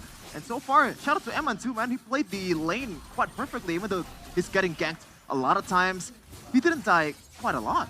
Yeah, this one is when Super Luke Ice is only for Heist or even Nile. That's why he always kick the most important players from Bigatron, and the others gonna follow up. But I think Key with Tigreal, I didn't see a good follow up from his team. Is it because of they are quite disconnected on the early game? I think it's only happened on that particular moment because Key knows what to do when the Purifies are there, and actually he learned from that turtle fight, the second turtle fight, that he's getting zoned by the Hylos and also Nino on the Arlet, so he picked his target a bit more carefully, and this is the, the nail in the coffin for Alter Ego. It's just a really good decision from Key to camp out the bush, and Moreno is just being Moreno, man. Absolutely insane. Under turret, he did give a shutdown over, but I mean, at that point, it was completely worth it. That was a wiped out by Moreno. Just impeccable once again on his signature pick. It gives me, goosebumps thinking about the good old days of Moreno on the Valentina. And that was just an exceptional game from Bigatron Alpha. Now, if we have a flashback into the keys to victory, right? I think one of the things that we did highlight was the fact that Bigatron Alpha, they need to rely on two pillars, right? They can't just rely on a single person. And I think in the regular season, we highlighted Luke being that person, right? He was the new El Momento, but with another layer of Key, we saw just how destructive Bigatron Alpha can be in these team fights. And they were able to really try and bait out, because of the second layer of CC, right? Bait out the Purifies, and then it just worked and coalesced with one another really well. 15 minutes, I think it was a 60-minute game. Was it 15 minutes? 15 minutes, 9 seconds. 15 minutes and 9 seconds. Yeah, and Bigatron is doing their homework very well during this 2 weeks break. That's why they make Key another pillar for Bigatron, and that's why we see that Key always try to wasting the opponent's Purify before Super Luke can resources baiting. Make the momentum. Let's talk about Eman though. On pull yourself together, because he has Inspire. He knows that in a composition where you pick a Chao on the EXP lane, you're sacrificing a lot of potential damage that EXP lane has, and now you're forced to be much more threat in a very short cooldowns over time. So that's why he's using that pull yourself together to be able to enhance the capabilities of Bigatron Alpha on multiple team fights. So I really like the choice there from Eman, as we're going to take a look at the gold distribution of both of these mid laners, Turtle and Lord. Night and day, Coleus. I believe it's only one turtle towards Alter Ego in the second turtle, and other than that, it's just Moreno benefiting off the team fights from Bigatron Alpha. Almost perfect turtle for Bigatron, but looking for the turrets, I think it's really small because he's only focusing to damaging the opponents when the others like Eman is like doing his job to aim for the turrets. But for the post-game statistic, the goal per minute for I think it's 830. It's for Eman even. Oh no, Supercan. I thought it was Eman. I mean, it does make sense, right? I actually asked you guys earlier on. I was like, guys, Suyo in the early game. What is this power? How are they able to control the map so well? How are they able to control the objectives so well? And it turns out that's exactly the power of the Suyo, right? It does make sense that Eman gets the highest GPM. Look at the best wingman though. It's Eman on the 1-1. Usually we don't really see a gold laner as the best wingman, but when the situation calls, when this is that kind of game, especially when Moreno are stealing the kills in the late game, it just happens. As we're going to take a look at the goal difference over time. And now there is a concern here for Bigatron Alpha because the mountain. Look at that. Mountains, we go down again. Mountains, we go down again. This is a sign that you know, I'm sorry to say it, Bigatron identity might still be there. Okay, wow. Is there a particular moment that can, you know, support that statement? The Bigatron moments? Probably on the second turtle is one that I really see. Because like it makes sense. And I think it serves as a learning purpose too, because Key, over the course of the game, didn't really do the same thing. And Super Luke as well, because at that time, the Implosion and also the Way of the Dragon was executed at the same time, which is not really what you want to do at that point. Right. You mean the timing, right? Yeah. So they were supposed to layer it, right, in order to bait the resources that, you know, Colius mentioned before. Wow, okay. But everything is fast. That's why they need to do the evaluation for the next game because it's really important. For me, I predict that Alter Ego gonna get 1 point from this game, but I'm afraid that if they already got the momentum, if they won one game on this stage, it's gonna be dangerous. Okay, I mean, this is one game already given to Bigatron Alpha, so could we be potentially looking at a 3-0 for the Red Robots? You know, much to the delight of, you know, Mirkotron over in the caster desk. You know, let's give Alter Ego some time, and let's talk about Alter Ego now, right? Alter Ego, Mirko mentioned earlier on in his cast that he didn't really like the alpha pick for Nile. Do we agree with that statement? It's not just Nile's identity, man. He's there to slash throats. He's there to kill bodies. He's not there to be utility. He's not there to enhance the capabilities of the team when it's a team fight. He's there to kill. Give them the fanning, give them the lane, but unfortunately it got banned. But the problem is, like, for head-to-head against Suyo, I think the best option right now is Alpha. It is. So, do we ban the Suyo instead? Maybe if you were Alter Ego? I believe Alter Ego... Do they take first pick instead and take the Suyo for themselves? Yeah, I think first pick would be the idea here because Alter Ego, I believe right now has a better win percentage on the first pick as well. Let's just see, because in the second pick earlier, you know, the red side earlier, Alter Ego was forced to ban the Chip, the Matilda and Edith. Matilda and Edith. I think the one that can be changed is that Edith. That's the only one they can play around with. But I don't know if they want to, you know, invest it towards Suyo. Do you agree? Should it be a Edith ban? Take away the Edith ban, put in the Suyo ban? I think so. Because I know Edith crowd control is really annoying, especially during the team fight. But against Suyo, if you don't know how to counter Suyo, like for example, we see that on the grandfather of MPL PH, they do the mirroring techniques on the gameplay. So when Suyo is going to go for the turtle, the other jungler is go for annihilate all the creep on the opponent's side. That's why they need to do some mirroring movement. So then, even if Alter Ego want to let the Suyo go once again, they need to be able to be a lot more disciplined in their macro play, maybe? I guess. All right. I mean, we'll let them catch a break. We'll also, you know, think about it. Because, ladies and gentlemen, we are going to throw it over to our host. So we'll see you soon.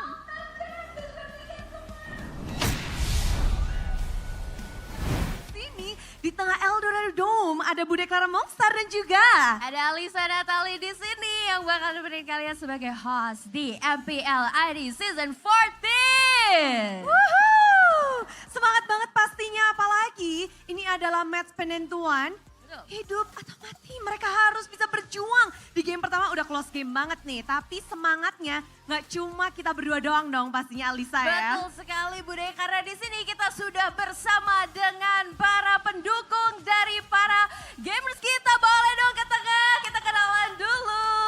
Yeay. Ini dari tadi Bude lihat langsung ya, semuanya pasti mata memandang kepada tulisan-tulisan yang sudah mereka tulis.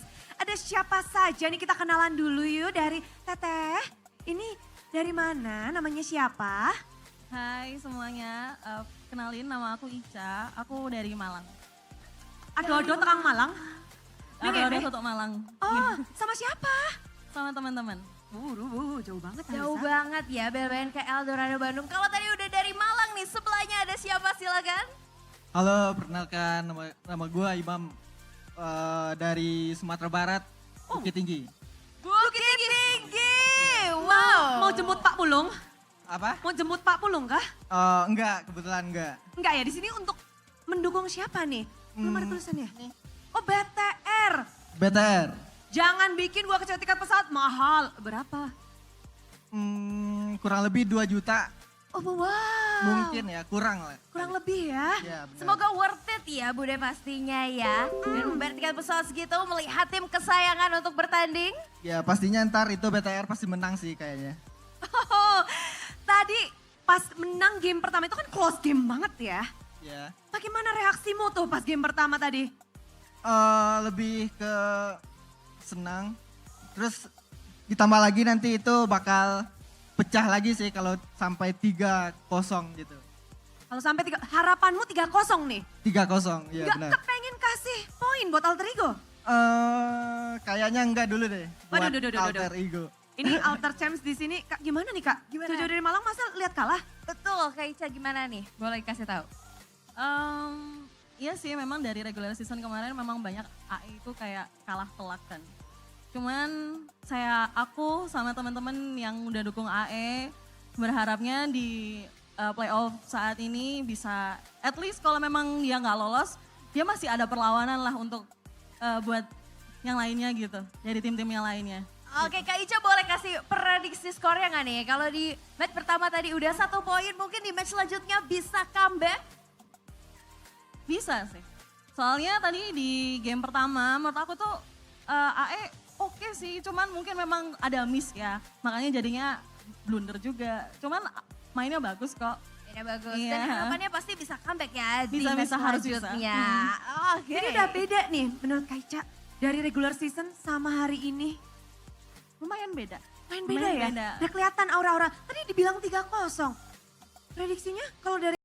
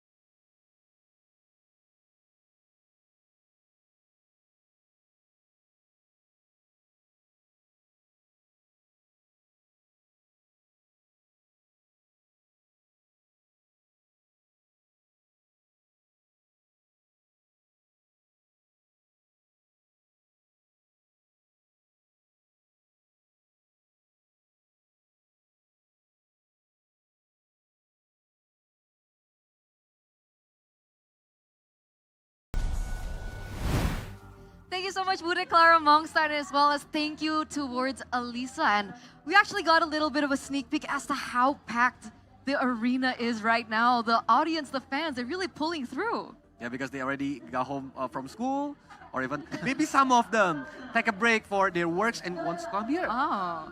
Take a break? Do you mean like they're skipping Lunch break, work? yeah, lunch break. They come to MPL. A 2-hour lunch Yeah, break? yeah. Is that what Might you do? be, it might be. Is that Sorry, okay, boss, Shepard? I need to print something. I need to have a meeting outside. I didn't teach that. 2 hours That lunch break. That's not me, guys. That's not me. But anyway, match 1, game number 2 is coming real soon. And we did talk a little bit more about, what Alter Ego can improve. But specifically speaking now, is there anything in terms of their execution that needs to be sharpened? I think in the early game, right, just now, they picked the Hylas, right? They picked the Hylas towards a 1-1. Why are you putting so much emphasis on the gold lane? Because you don't have a set. It's going to be super tough for you to actually use the Hylas potential in the early game to be able to shut down the 1-1 early on. And there is a lot of potential for it to get overturned because they have a Tigreal, they have a Chow as well. So it's going to be hard. But Eterna. So let's ask you guys. What did you guys think? Like, we asked Shefin, we asked Colius, but what about you guys? How do you think that Alter Ego can bounce back for game number 2? And drumroll please. Give Nile an assassin. Okay, 75%. 75% give Nile. We did talk about that. Let's see the next one. 17%. Watch out for Luke zoning. Okay, he was on the show earlier on. 8%. What's that? Give Owen an initiator hero. But yeah, like we say on the key to victories before, I think the Battle of Assassin is really important if Alter Ego and Gigatron want to have like a comfort zone team fight or even a comfort zone game. I think I like the third one more because even in the regular season, as I said earlier, every time there's a Hylas, early in the season for Alter Ego, it's always pick or ban, pick or ban. Why not just pick an actual set hero for Hylas to be able to thrive, for your jungler to be able to thrive? But on the second point though, I don't know if that's gonna be possible if Luke's on Chow, man. Okay, wait a second, right? Let's go back to that third point. Owen. Yeah. You want Owen to be given an initiator hero. Yep. Let's talk about what heroes. Right? Because honestly, his performance on the Jawhead was so lackluster for me. Well, Jawhead itself is kind of in a weird situation right now. I think Edith would be the most ideal target for Owen. The thing about the Chow is the difference between Bigatron Alpha and also Alter Ego. The Chow for Bigatron Alpha is possible to be flexed. Now, if you want to give the flex towards Alter Ego on the Chow, you're going to give a Chow towards Nino. Nino? Possibly. No, like the flex. The potential of the flex. Right. Which is possible. So you can which already is get. not good for me. I mean, Nino was known to be a Cho player, Yep. despite it being in the gold lane.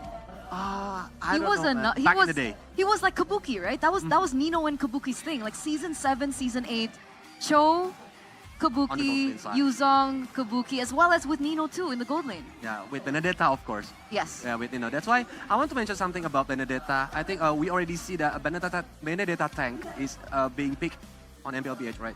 So maybe Nino can use Benedetta tank instead of the not enabler hero. Do you like that? A Benedetta in the EXP lane? I think it can be somehow, it serves a purpose as a Katot Kacha replacement.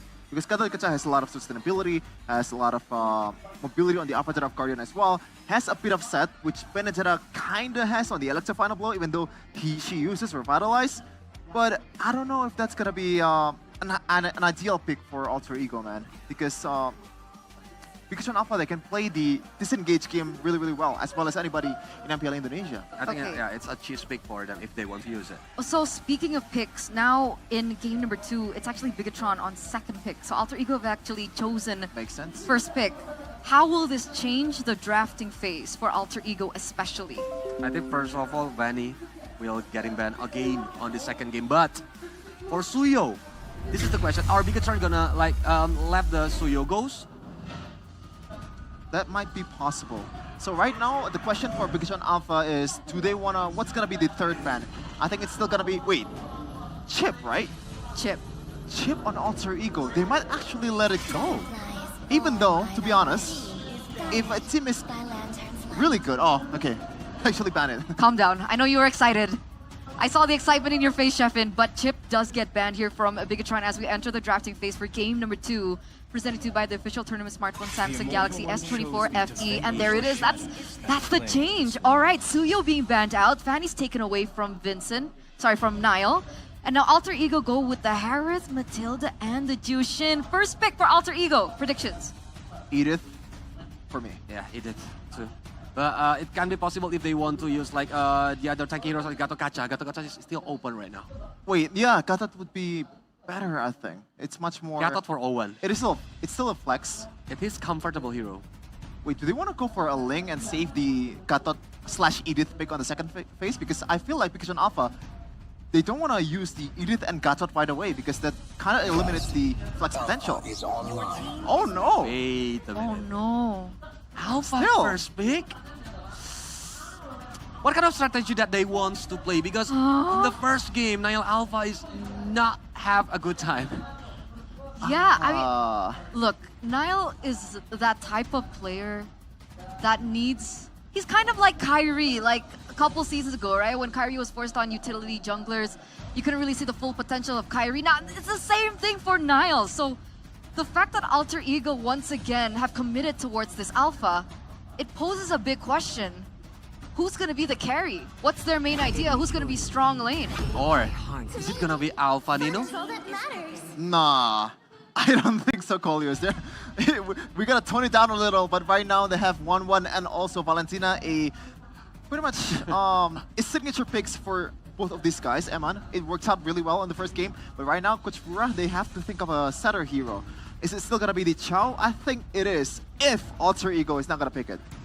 Because Gacha looks bad against 1-1 if they want to pick Gacha right now. And the other is like Khalid. Khalid is like the frontliner heroes who can make 1-1 fly faster if he open the weaknesses.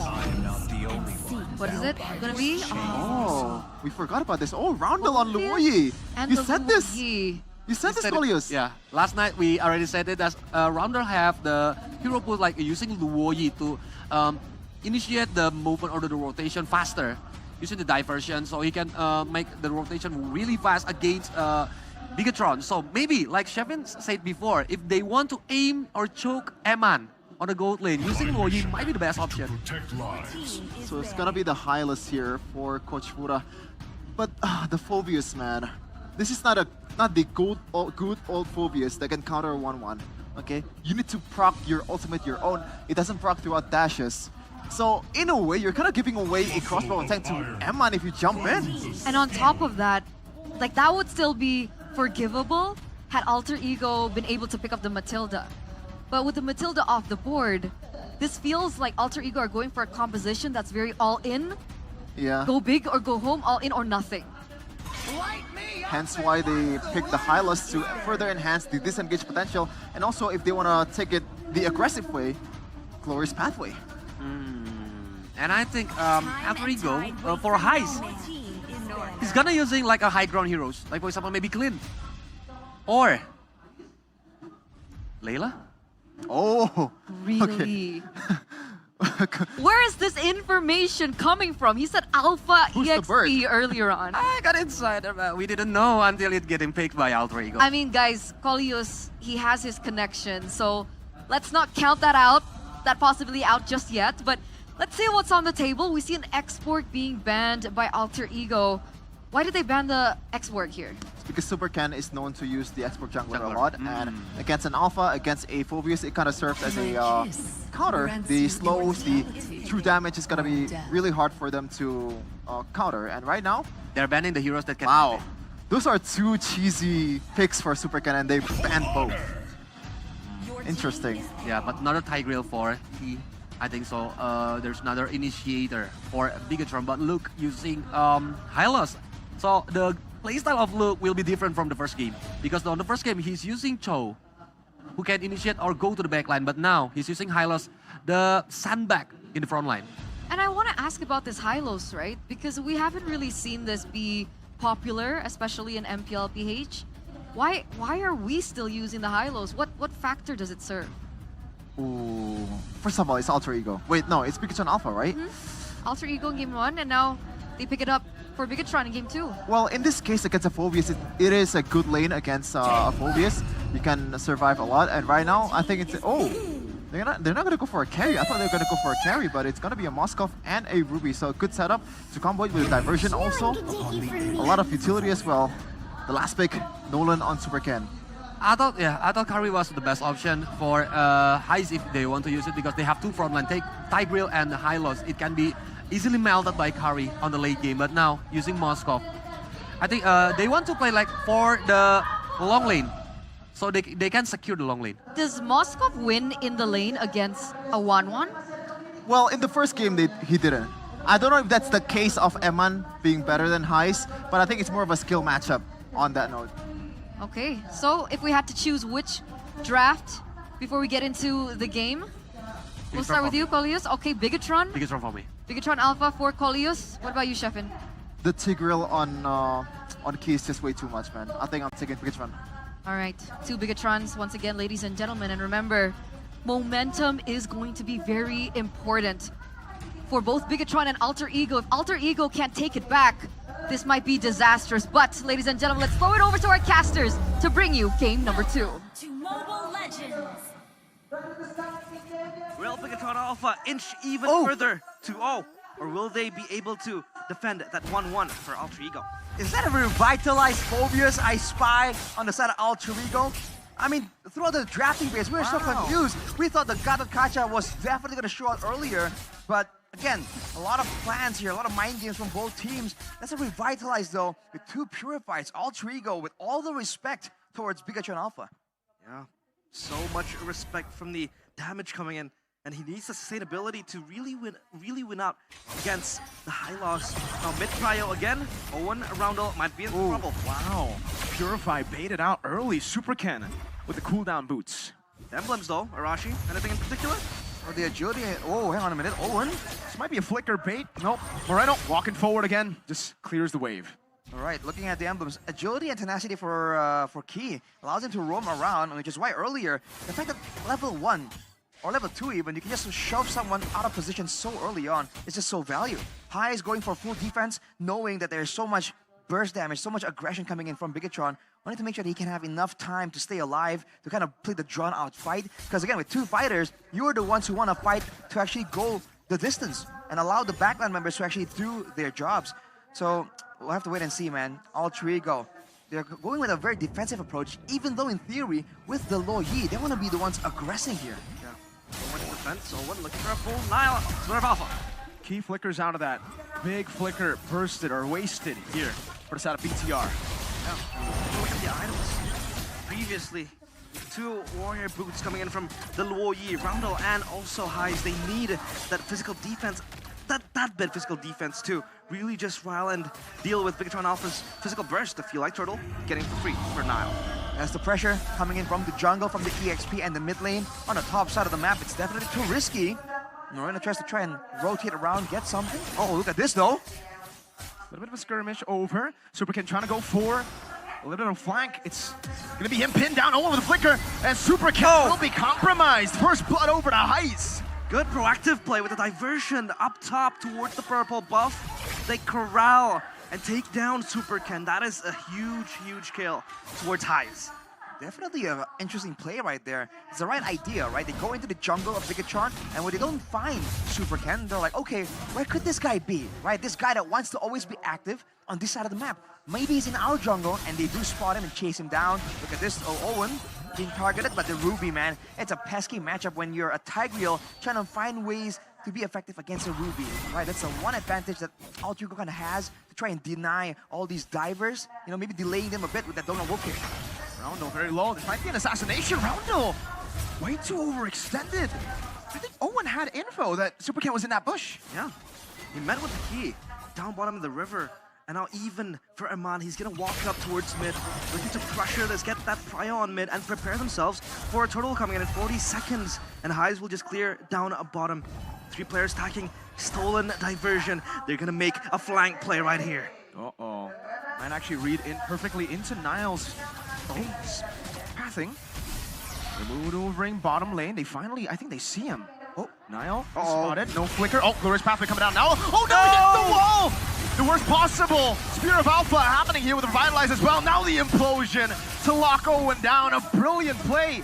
Secure them prio on the turtle. A mini blunder there from the defensive Spear of Alpha, but Highs next in the chopping block. Yes, Purify but I don't think you can purify damage. They're just gonna all-in him under the turret.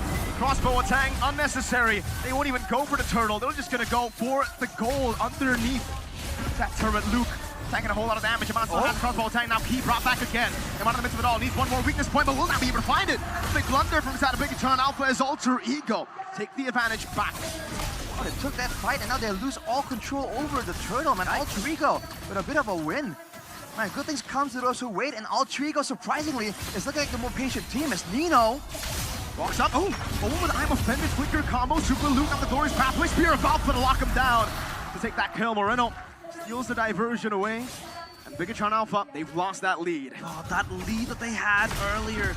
They were setting their eyes on the turtle, but then they overextended Alter Ego. They're able to turn it towards their favor, even getting that purple buff control, and even the turtle as well. Now diversion play again by Roundel, just to give Heist that space in the bottom lane. All right, man, now a bit of a lull in the action. But once again, you can see that Bigatron Alpha, they're trying to find their way around the map a bit more reliably, but Alter Ego with the built-in diversion that doesn't have to be stolen with the IMU is able to actually find a lot more moments here. But look at this game fact by our new application, GoPay. Among all MPL regions, Moreno is the only mid laner to achieve a Maniac, not just once, but twice. Not even a few can do it. Moreno, he steps up on these big games. He was the game changer in game number 1, but the diversion play now looking for something. Nile might again be the same victim right here. Oh, Implosion locks him down the glorious pathway as well. Great picks for BTR with the diversion. The fact that they're able to find the jungle again and again, it's a great value. And because Bigatron are playing this dynamic style, Nino's kind of left alone. This is a strong laner, the Phobias, that wants to kind of go and do it out. But since he's kind of left alone, you know, to just clear the waves, you can see he's falling behind you in the maneuverability. Bigatron are just outmaneuvering Alter Ego, even though in theory, Alter Ego is supposed to be able to match this as well. Yeah, the items now, Thunderbolt completed for Nino, and even the Talisman for Roundel to give them an extra cooldown reduction. But anything in particular you see, Arashi? Well, they're starting on the side once again, followed by most likely the glowing one from Moreno. Yeah. So it's a combo that's kind of working really well for him. And on top of that, you saw, I think Supercan starting to build up some of the items. Not really at that maximum burst power spike just yet, but I think he's still willing to go in for the contest. Nile is 1 level down. Turtle, half HP. Moreno dealing with the I'm Offended. Key Implosion! Over to the back. I'm Offended gonna be safe just now as Nile goes with the off, but the combo is massive. Nino walks up forward. Damage coming down. Nile will fall. Nino getting another tackle in Infernal Pursuit over to Super Luke, who will not be able to survive. A hold up just a second. This horse is a tanky boy. Heist gets the kill. That's a 3-for-1. But Turtle over to BTR. They're not stopping here. Moreno spots it, goes for the Terrify, flickers out. Amon walking up, now gonna be popped by the Infernal Pursuit. Nino decides against going in with the Infernal Pursuit. Bigatron disengages, Highs in the bottom lane, getting a free turret. This is so valuable for Alter Ego. Look at Highs just spinning and gunning down that bottom side turret. They also able to collapse onto Bigatron Alpha on that little skirmish down bottom. But Key, with the conceal, looking for something, but no. Highs will just go away scot-free. Man, Bigatron, they're getting great engages, but afterwards, they gotta be a bit more aware of the composition. When you're against a Logi and a Phobius, you get grouped up together by the yin-yang effect, and then just bounced on by Nino, getting hit by all the damage coming in from Owen as well, you know, just all the AoE. You gotta be careful in the spacing, right? Initially, after the implosion, go get your burst damage out, and then spread apart, man. You can't stick around together when you're against a team like Alter Ego. Looking at the player head-to-head here between Nile and Supercan, one of the highlighted matchups, Supercan definitely still has the edge, using that mobility and using the fact that Bigatron has been again and again using the diversion to target Nile in the jungle, right? Slowing down his farming speed. So even though in theory, the Nolan and the Alpha has the same clear speed, Bigatron is getting an advantage there in the jungle department, but that can only last for so long. I mean, Nile has already caught up. Yeah, rolling one completed by Moreno, and if you take a look at Nino, he has 6 assists out of 7 kills that Alter Ego has. Nino has been present for most of the 6 times they fought. Now Super Luke might be the one to open the bush, but he might be caught. I'm Offended used up already. Nino will go for Infernal Pursuit. Super Luke tossing Revitalize. Moreno goes for a little bit of poke. Lord Pry over to BTR. Supercan dealing with the wave in the mid lane. But take a look at Highs. Busy, always on this Moskov. Always on the split push, always on the seg. way play, looking to just open up the side lanes, and Eman will be the one to catch it. And this is the way they will distract Bigatron Alpha, who really responds to this to this Moskov. But Owen flickers, Spear for Alpha. Already used up Key now with the implosion as well. Bursting it down. Owen, wow! Didn't expect him to disappear like that. Bigatron's got burst. They will work on the Lord though, Nino. This is free. To back off. This is free. For Bigatron Alpha, Alter Ego, they don't have anything to do with this. But Moskov will be up top, looking to get the turret. No, not even the turret. They get the Lord. And Bigatron Alpha, they grab everything they have. Man, that's so good, man. The burst onto Owen. Like we said, the Ruby as well is a utility type of hero. She isn't really inherently tanky. And Eman, with that advantage, picks up the Wind of Nature. Still won't help him against Nino, against Nile as well with the true damage. But it's definitely a great addition there when it comes down to those tricky outplay moments, considering how close Eman has been playing. He's been right next, up close and personal to the members of Alter Ego. Now with the Lord on their side, can they actually go for something here? Lord's pathway to the diversion as well. Explosion from Key! Finding to be a great Purify. Spear of Alpha baited out. Key getting the shove on the 3 now. Supercan walking forward with Fracture Nile. Very low. Will not be taken down. Now Eman walks forward, looking for all the weakness points. Will be able to find it. Eman gets the Inspire, but luckily, that's a winner crown. Nino low again with the assassination on the Fracture. Man, once the winner crown gets used up, they can't defend. Eman, wrong side of the base, pops into the nature, gets out of the base. Risky plays from BTR. Super Ken gets the Fracture and the passive from the turret pops. Thankfully, they have that second life, that second win. But Bigatron Alpha, they're just running rampant and running it down against Alter Ego. They lose Nino, they lose Highs. That was the perfect pincers movement coming in from Alter Ego, rather from Bigatron Alpha. I mean, dude, the fact that they were able to actually go in and out again and again, bait out resources from Alter Ego was just so good. Now looking at the advantage here, 2.5k gold more or less for Super Ken, almost 1.5 for Moreno.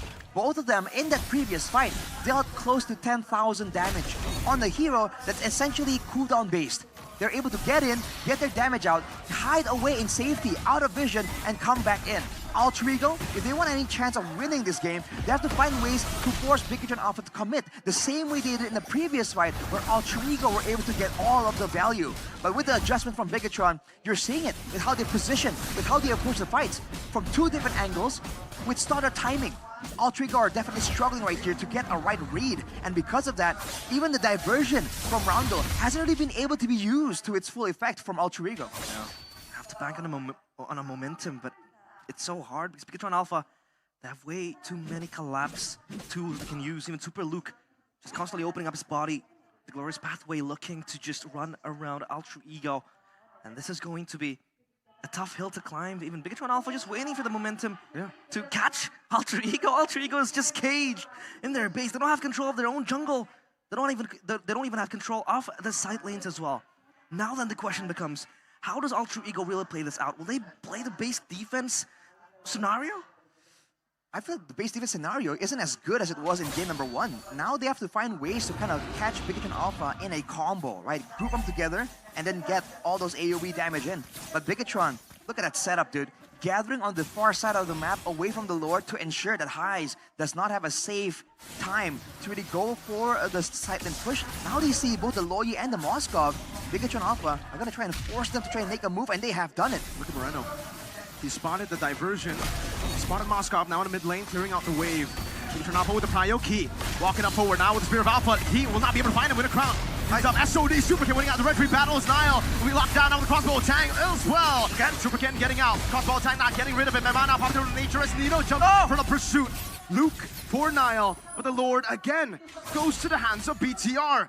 Diversion play all the way to the back. Roundel. His position is compromised. Moreno walks up forward, goes in high. From Superken. Nino with the in for the pursuit, chasing Superken down. He should be taken out, but no, he gets out. Eman baits in for the pursuit towards his side. Gets all the weakness points. Doesn't have the crossbow attack. Now defended, but Eman will be shut down. Moreno gets the trade over. Owen with a flicker forward, backwards rather. Now as the Lord has taken the base turret. I don't know if that was worth it. Alter Ego fought when the Lord was up. Owen getting caught by the Fracture. Moreno moving forward. The zone over. BTR 6,000 gold ahead. That is match point. 2-0. The nail in the coffin in the last fight. They were able to match it out in the Lord pit. But somehow with the stolen diversion, They're able to shut down the rotations from Highs, from Nino and Bigatron. They strike twice. Alter Ego on a thin thread they hold. One loss away from going home early. Just like that, ladies and gentlemen, we're at match point. Bigatron Alpha going with a similar style. Both teams clashing once more in a action-packed, team fight heavy game. But in the end, Bigatron Alpha found the better adjustments, the better composition, and it really seemed like they are getting a better read out of Alter Ego. The second game looks even more dominant than the first one. It is such a treat to the eye for the Bigot Troopers in the building, in El Dorado. They're playing it so clean. They're playing it in a systematic way, not giving Alter Ego the chance to really fight back and hit back. And even in some moments where Bigatron Alpha might look like they lose their grip on the game, they're able to give birth into moments like that. Either it's a key implosion, either it's a Moreno movement coming in. Alter Ego are just caged. And now what do? Game number 3 will be the last, or possibly the last game that Alter Ego might play in this season. They're overthinking it. Alter Ego are hard. Like, they're literally they're overthinking it in the drafts. I understand that the X-Work is a big problem, especially if you go Gatot Edith, but if you want Prio, at least you'll get that, right? Here in the comp, it's kind of a mix. They wanted to do everything, and in the end, they couldn't do anything. It's just too much, jack of all trades, master of none, quite literally, and Alter Ego just isn't that kind of team. They can function with that flexible style. They've always been a more headstrong type of gameplay. Moreno used the diversion more than Roundel, I think. Yeah.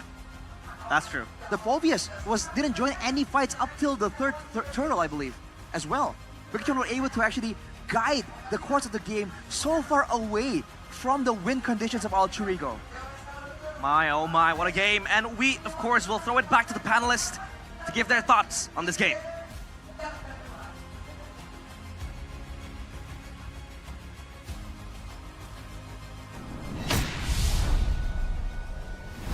Thank you so much, casters, for game number 2. And we're at match point 2-0 for Bigatron Alpha right now in our third Chaos Derby of the season.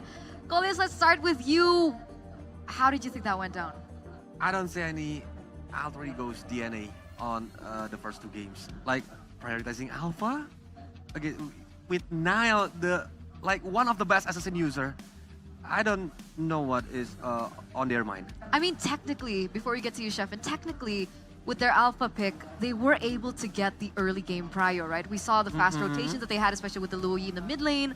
And then we also saw that they were able to take that first objective. So it was different, a different start to game number 1 for game number 2. But do you agree with this still? Alpha still a problem? I think right now, yes, they have to change gears. They have to change the whole plan, man, because Alpha first pick for Nile is just not it for me, at least. And one thing that I really don't like is just the Phobius, the way he used. And it's not really Nino's fault as well, because he's on against 1-1, Usually we see Phobius just jumping around in the, doing jumping jacks in the Land of Dawn, but this is not the case in this game. His capabilities is very limited. The fact that he used Winter Crown on second item is already very worrying, and it makes sense. All right, now on the Phobius, we didn't see a Phobius Vengeance, we didn't see a Phobius Flicker, we actually saw a Phobius Revitalize. Was that a problem to Nino's gameplay, or Nah, maybe... what was wrong with that? Yeah, when Phobius is using the Infernal Pursuit and then one using the Crossbow of Tank, I think he can immune some of the Crossbow of Tank damage, right? But he needs to make the Demonic's Eyes, the passive from Phobius is connected to the others. But during team fights, I think Bigatron already knows that they didn't want to get close to the Phobius, so 1-1 can get all the full damage. I think one of my main problems too is the way Alter Ego executed team fights. The fact they have Luo Yi, okay? And they got Luo Yi by Valentina. That is worrying. And Bigatron Alpha, so far, they have been the more practical team. They have been the more flexible team in their approach in a team fight. And MVP, Eterna, who are you guessing? It's no question. Absolutely no question. We're going to see a back-to-back MVP here, ladies and gentlemen. Player of the game presented to you by the official tournament smartphone Samsung Galaxy S24 FE. Against the Yi, no problem. Against the Luo Yi, no problem. This Valentina is now a problem for Alter Ego. Still with a very similar kit, right? We see the Brave Smite once again. And in terms of itemization, it was also very similar. But what really stood out to us especially was those diversion plays. That was the make it or break it moment for Alter Ego, in my opinion. Yeah, Moreno stole the show. This show is for Roundel to using the diversion for Luoyi to make the rotation, but now he's always using the IMU. Yeah, unfortunately too for Alter Ego, the way they handle the diversions is not that great either. We can see one instance that this is it. Nile, the Spirit of Alpha, kind of stuck the wall. And the other one, when Moreno used the diversion, it was quite well telegraphed, I think. It was a solid 3 seconds before Nile was getting ganked. And at that point, I think it is just, how do you counter it? Even when the diversion play, yeah, this one. He didn't see the 3 seconds. Conceal. And I think he didn't have the Spirit of Alpha, that is why he's a bit caught off guard. But it's so interesting, right? Because even in the drafting phase, you mentioned, Colius, Roundel, Luoyi, this is a power pick. Power pick. For Roundel. Yeah, but it's interesting as well because even Mirko mentioned, I think the amount of times that Roundel used the diversion was much less than the amount of times that Moreno used the diversion. Because Moreno is always stealing using IMU and always looking for where Nile is. Looking. Man, the way that Biggerton Alpha takes the team fight is just so good to watch because it's not just one layer of team fight they're bringing. When the implosion is gone, they still want to pump on the gas. You know, the diversion is still there. Even when the crossbow tank is already neutered by the Winter Crown from Nino. Super Kent is coming in right out of nowhere. Really, really great pincer movements coming in from Super Ken. There were so many moments that they were able to just eliminate Highs altogether, right? He was rendered completely useless on the Moskov. But it was a 14-minute game, ladies and gentlemen, for game number 2. In terms of emblems, did anything stand out that affected the course of the game? Highs. Basic common emblem, firmness, tenacity, and the quantum charge are he's too afraid to getting picked off by the opponents. It's too much defensive emblems on Highs, so where's the damage? I think his plan is just to bang on the late game and his wave clear. Compared to Biggerton Alpha, the wave clear is kind of lackluster when you think about it. And, you know, he's kind of relying on his late game potential, but he didn't quite get there at that point because Biggerton Alpha is just way too clean with it. As we kind of take a look at the exact statistics here, the total department, just as regular season, Biggerton Alpha leads the league in turtles taken. Alter Ego is nowhere near the top 5, so it just... Wait, is that a turtle? Okay, I misread that. It's a Lord, right? The second one. My bad. So yeah, 2 Lords for Biggerton Alpha, so the objective game was heavily favored towards them because they have a really good setup towards the Tigreal and also a way to zone out the members of Alter Ego in that Hylas. Yeah, Luke's play his role very well as the Sundak to go in front of them and make it baiting for the other skills. And because Luke is already building the blade armor, I think it's gonna be hard for Highs if he wants to poking the loop. So yeah, it was much too difficult for Alter Ego. I don't know. What do we think about this? Is it a draft issue? Is it the execution that's still not on par? Well, we're gonna take a look at the statistics first. However, ladies and gentlemen, and the GPM once again goes to Super Ken, but this time he's not an assassin. He's on Nolan. Yep, using Nolan, I think he have the high mobility. That's why he can collect the gold easily and collecting 162 gold per minute. Yeah, it is quite a good stat to see here.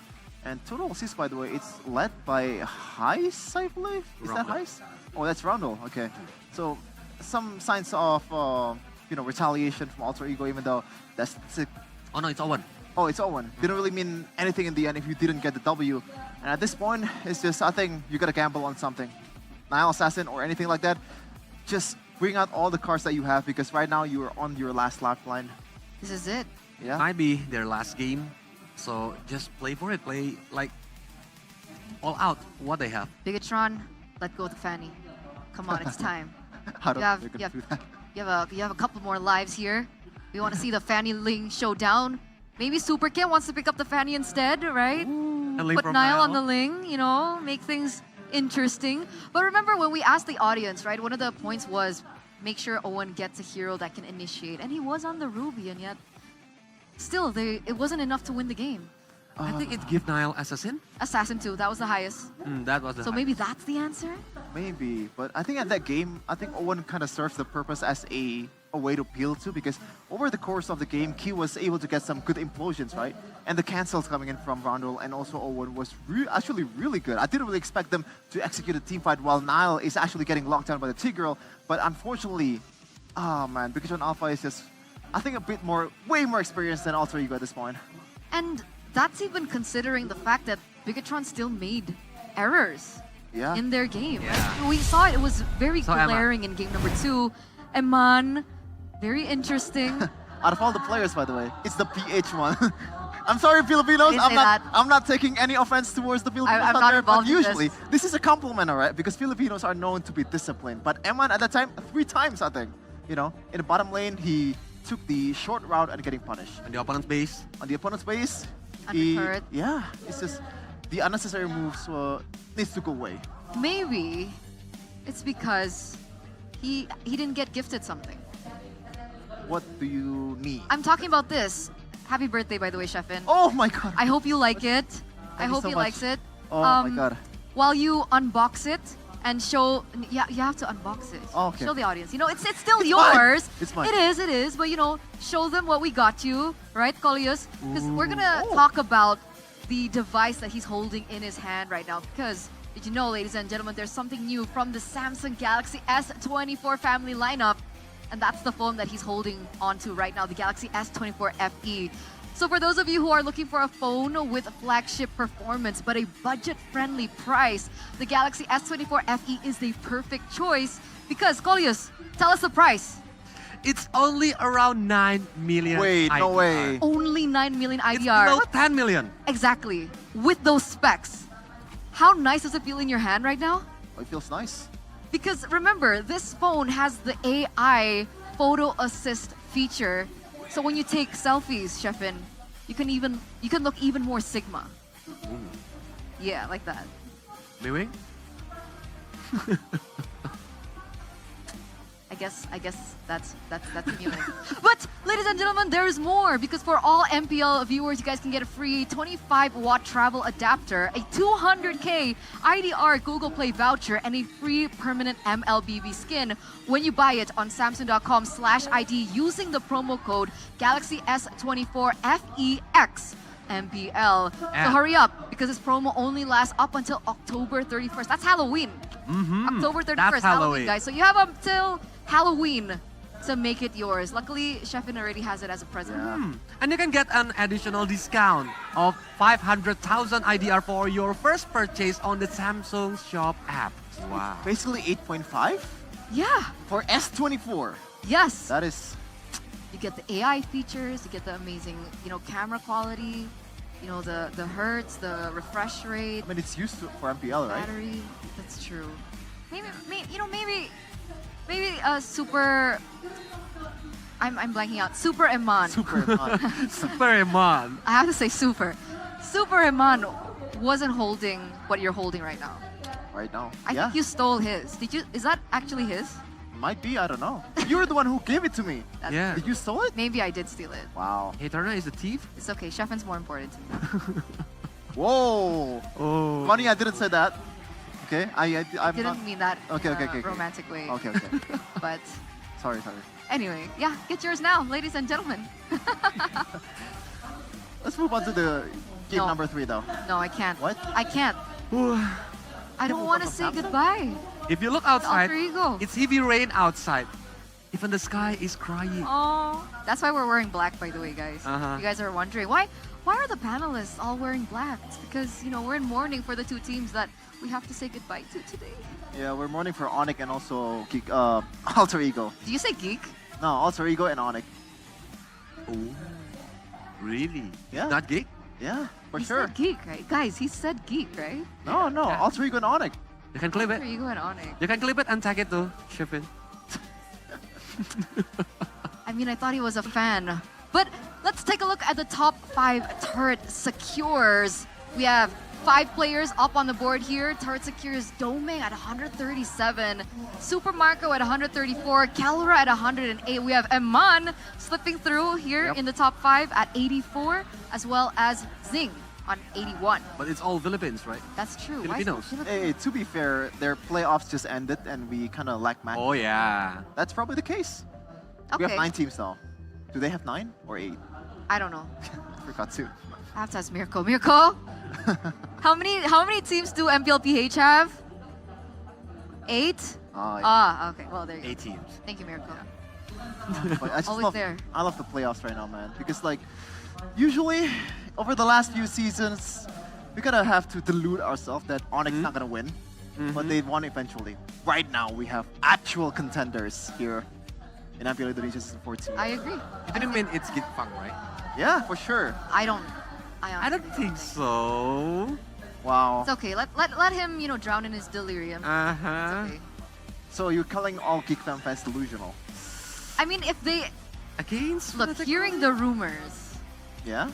and looking at FNOC performance in the Last last week. few matches that they were in, I think it's going to be close, but I don't think Geek can take this. But let's ask the audience. What do you guys think? How can Alter Ego come back from this? Because again, they're at match point right now. They lose one more game, and it's goodbye Deal. for Alter Ego in the playoffs. And it looks like 56% give Nile an Assassin, 29% pressure the Iman lane, and 15% ban Keys Tigreal. So they still don't think that Valentina Moreno is a problem. No. Because it's too expensive, I think, if you want to ban Valentina in this current meta. Yeah. But like we already know that Nile is like the carrier of Alter Ego when he's using Assassins. That's why we didn't see Nile carrying the team on the first game and the second game. I think it might be the answer, but how about the others synergy? Like the others heroes, like are Owen gonna have a comfortable heroes and everything, because Nile itself cannot make the Alter Ego won the game number 3. It is tough, man. And speaking of comfortable, right? Pikachu and Alpha, I just realized in game number 1 and game number 2, 3 picks are the same. Yep. So they don't really need to change anything in game number 3 if it's still working. Is it ego pick? The famous, Mirko quote, if it ain't broke, don't fix it. I don't think Mirko invented that. Yeah, he didn't, but he was the one that made it popular. That's broke. We have to... Anyway, in terms of picks, right, we do see, again, Alter Ego have opted for first pick. Do you think that they should make any changes in the bans for the first phase? For Alter Ego, because they have first pick, I think Bigatron didn't want to let Suyo again lose. But for the first pick, I love the ideas when Eterna said that Link might be the good option for Nile. So because it might be their last game, so go for it. If they feel comfortable. I guess you have to really rely on Nile's skill ceiling because that's where he shines the most. Not on these alpha picks, but he's getting bullied over and over again in objective battles. You have to actually take bodies instead of take turtles. So let's see whether or not Nile will shine in game number 3 as we get into the draft phase, ladies and Okay. by our official term, it's smartphone Samsung Galaxy S24 FE. Alter Ego go for the Harith. This is very similar bans, except the Wanwan does get banned out here by Alter Ego. We're waiting on that first pick. And it's Jushin. Jushin was let go. Finally, yeah. Yeah, so right now, I think Burak will save the Yif on the third pick. What's going to be the option here for them? In this case, Kacha is still open, Eder is still open, so a lot of flex and also a lot of sustainability against this Jushin. The route here, like they can take so many heroes right now. Suyo is still open too. No. Suyo's banned. Oh yeah, I'm sorry. Yeah, 2 bans for Mr. Nile Man, right? Fanny as well as the Suyo. And again, Jushin is, I think, it's a tricky one if they want to use the frontline heroes like Kacha or even Khalid, because Jushin can easily using the Lantern Flare on them and toss them back. Yeah, I agree. Jushin is a very strong hero, I would say, against even utility junglers.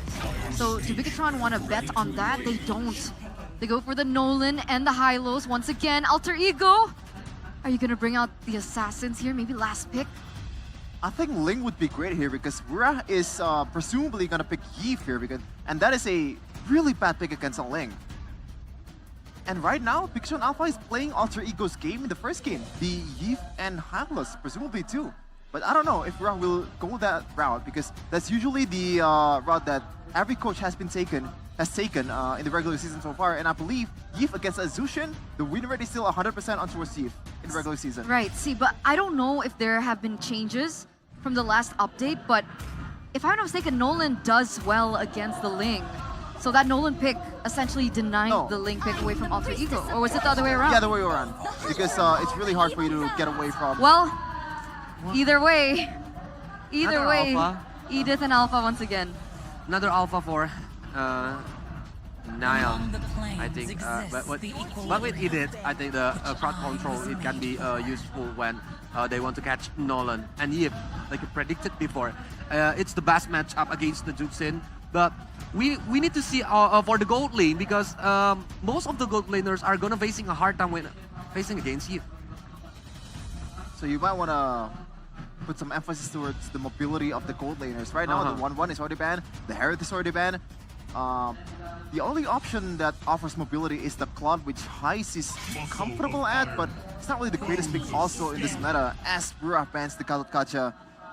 Oh man, this is a tough one. So what are our options, right? Because most of the marksmen that we see in this current meta, they're very short range. I think Claude does make sense against the Yves. Because he can just enter using the battle mirror image and do the blasting duet.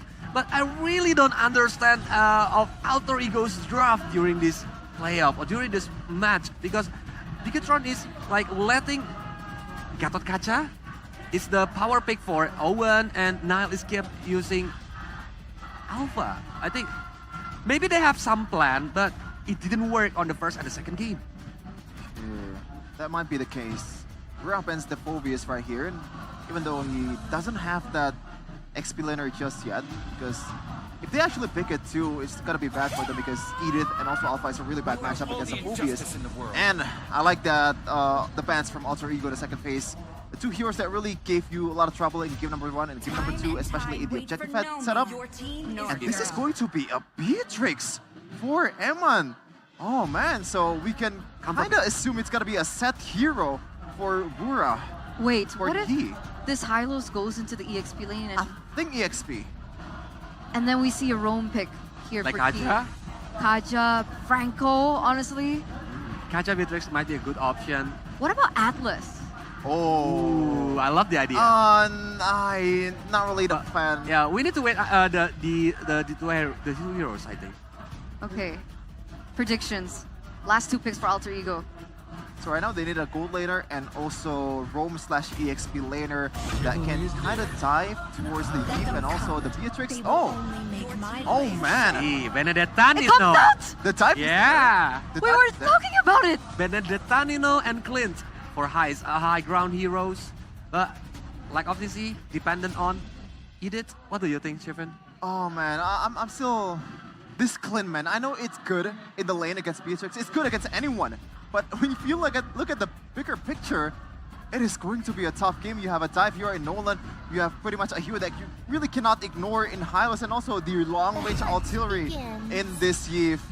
And it's going to be that Ruby to top it all off, which this might be an EXP Ruby, knowing that it's Benedetta EXP. It does well against it. And it kind of is Super Luke's favorite hero. Oh no, is that a counter in the EXP lane? So Alter Ego are only holding the Clint in the gold lane as their strong lane. For Benedetta tank, I don't think it's really that much of a problem, especially if you took the Revitalize, because you can trade some damage and actually clear the lane faster than a Ruby, so I don't think that's gonna be much of a problem for Nino. And don't forget that Benedetta can distract them. Yeah. Okay, match point. Coleus, who you holding? Alter Ego. Alter Ego. Sheffin? I mean, at this point, anything happens in the draft, I'm still taking Bigatron. All right, ladies and gentlemen, things are getting more intense than ever. One more possibility, one more chance. We're gonna throw it over to the casters to cast in game number 3 in this best of 5 series. One shot, one chance. Their year might end right here. Will they be unmasked? Or will they prevail to force a game number 4 Alter Ego, everything on the line? Wow. Man, we were assuming a lot of picks would be coming through there. The Atlas good mention over. I thought for sure, after seeing the Clint, they baited Heis into picking someone that can't go for the Purify. We were all screaming, Atlas, Atlas, Atlas. No, we won't get the Atlas. Keep on the horse. Something we are actually not used to seeing in the regular season. Yeah, interesting picks as well. Nino with the signature Benedetta. But this time around, the build, I think, will be much more defensive like we saw from MPL SG in the hands of Diablo. Not the emblems though, Arashi. What do you think about this? Master Assassin for both gold laners. They definitely want to go toe-to-toe there. And on the side of the junglers, it's going to be the Season Hunter. It's going to be Imperial Rage for the Alpha as well. Extra bit of damage, good mana in the jungle, because you want to spam all those spells. And look at the tenacities from the side of Alter Ego, man. Especially having the Sushin in the mid lane. You want to make sure that they have tankiness, but look at that reaction! The flicker reaction time, more of a prediction actually, you know? Yeah. And so for the Edith. Nile though, getting a lot of prio, everybody rotating mid. Yeah, mid is the main focal point, the epicentrum of everything. Both these teams in the first few minutes of the game. And now, Beatrix against Clint. What do you think about this lane? Beatrix against Clint? Yeah, Clint definitely has a more trade advantage, but Beatrix has a lot more ways to kind of change the lane dynamic. Switch up your weapons, go for poke, go for a quick wave clear. And when it comes down to it, there's still an option for Bigatron to just allow that lane to just get cleared again and again. And that way the Clint can't really abuse that strong early game to try and shut down Eman. The mid lane though is where you have to keep your eyes on, because this is the Chushin that's been so oppressive, especially after the changes, right? No mana cost on that Lantern Flare, and using that, Alter Ego definitely having a bit more prio here. Way more prio. Key would just take a bit of damage, pops in Revitalize, Spear of Alpha, they're all in the combo down. Key taken down, first blood over to Nino. Super Luke looking for a play. I'm offended. Whoa! Weird interaction with the I'm offended dash. Yeah. But Super Ken is staying busy. We'll use a Retribution to go for the steal on the purple buff. And you will get it. Owen, looking for the chase, just gets poked by Highs. Yeah, Super Ken counter jungles, gets something out of nothing, thankfully though. But for Alter Ego, they have the advantages on both sides, the kills and the total as well. Bigatron Alpha, they are on the pounce though. They're not looking to stop down the aggression. It's kind of played slow here. As long as Bigatron don't commit and go into the range of the Tsushin, they can keep just poking and harassing. Right? That's the advantage they have right here with all the slows, especially the combo coming in with the Glover's Pathway and the slows from the Void Crystals of the Eve. Man, that is a slow field of area that Alter Ego have to try and walk through, right? But look at the Super Luke. Flickers out of the Lantern Flare. Super Ken with the Retry. Interesting. The blown away spell by Super Luke, that might be much crucial in the coming minutes because they will kind of collapse onto the players of Bigatron Alpha, Alter Ego, though they're taking their time, like how Arashi mentioned. They really, really want to be able to scale slowly into the game. Got a gang on the way bot side though. Super Luke. No flicker for Luke. And Nile might go for the Spear of Alpha. Actually does get it. Super Luke in the midst of it all. Caught Nile. Picks up the kill. A good gank over from Alter Ego. Way too much damage coming through. The early and true damage coming in from the Alpha, man. Even when the Sushin, in theory, is just all utility based, not too much damage, having an Alpha allows you to output all that damage. But you have to be careful, man. Super Ken is keeping up on curve, actually having an EXP advantage against Nile on the Alpha. So the backliners need to be very careful. Rondo is on a safe kind of... Oh, hang on a minute. Nino opens it up. Might be forced to use Revitalize here. Okay. Use the final blow. That's already a big resource. No final blow. Team fight, Bigatron Alpha looking strong in the turtle. Super Luke rotating already. Has that offend. Owen! Or Shadow Flicker now finding the onward as well. Now it's going to be full collapse. Moreno will be reflected. Nile caught again, and Super Ken claims a double. And no turtle. It's just a double. Sheriff Highs is on the case. It's high noon. But for everybody, it is going to be a slaughter. Nino looking for the 1v1 towards Super Luke, but he won't be able to get anything because Super Luke is just way too sustainable in that mid lane. A lot of damage coming from High still, but there's going to be all the covered gold taken by Bigatron. Unfortunately for Bigatron, they're unable to get anything in the middle of the map because of the wave clear coming in from the Benedetta. This tank build, a Revitalized Benedetta, is definitely a nice pick. You know, it's quite flexible, but Super Ken? They might be too early. Nope. Beacon, Super Ken taken out. Roundel with the Crimson Beacon, able to just go in there and get him. A lot of good chase for Alter Ego, man. This is the problem. Bigatron Alpha now against spammable, overwhelming crowd control. They kind of have to play it a bit safer here, especially with Moreno being on a Eve as well. He's not the same mobile, dangerous kind of mid laner that he was like on the Valentina. Now it's Nino that's being flashy, being in and out. So with Nile being on the Alpha, can Nino pick up the slack and use all that mobility and flashiness to try and get something? Looking at the items, have to see he's completed 4 highs. So definitely a lot of burst damage potential. But with the BOD completed, Eman will be doing a lot of burst damage. And if Alter Ego don't space out properly in the fights, a big Bandit's Rage or Nibiru's Passion is gonna shred through the whole roster. Yeah. Thankfully enough for... Oh, Owen is able to just pop in and go his pathway. Yeah, Owen locked down. Super Lou with I'm offended as well. Owen cutting caught by the fractured key. Loses life too. It's a 1-for-1.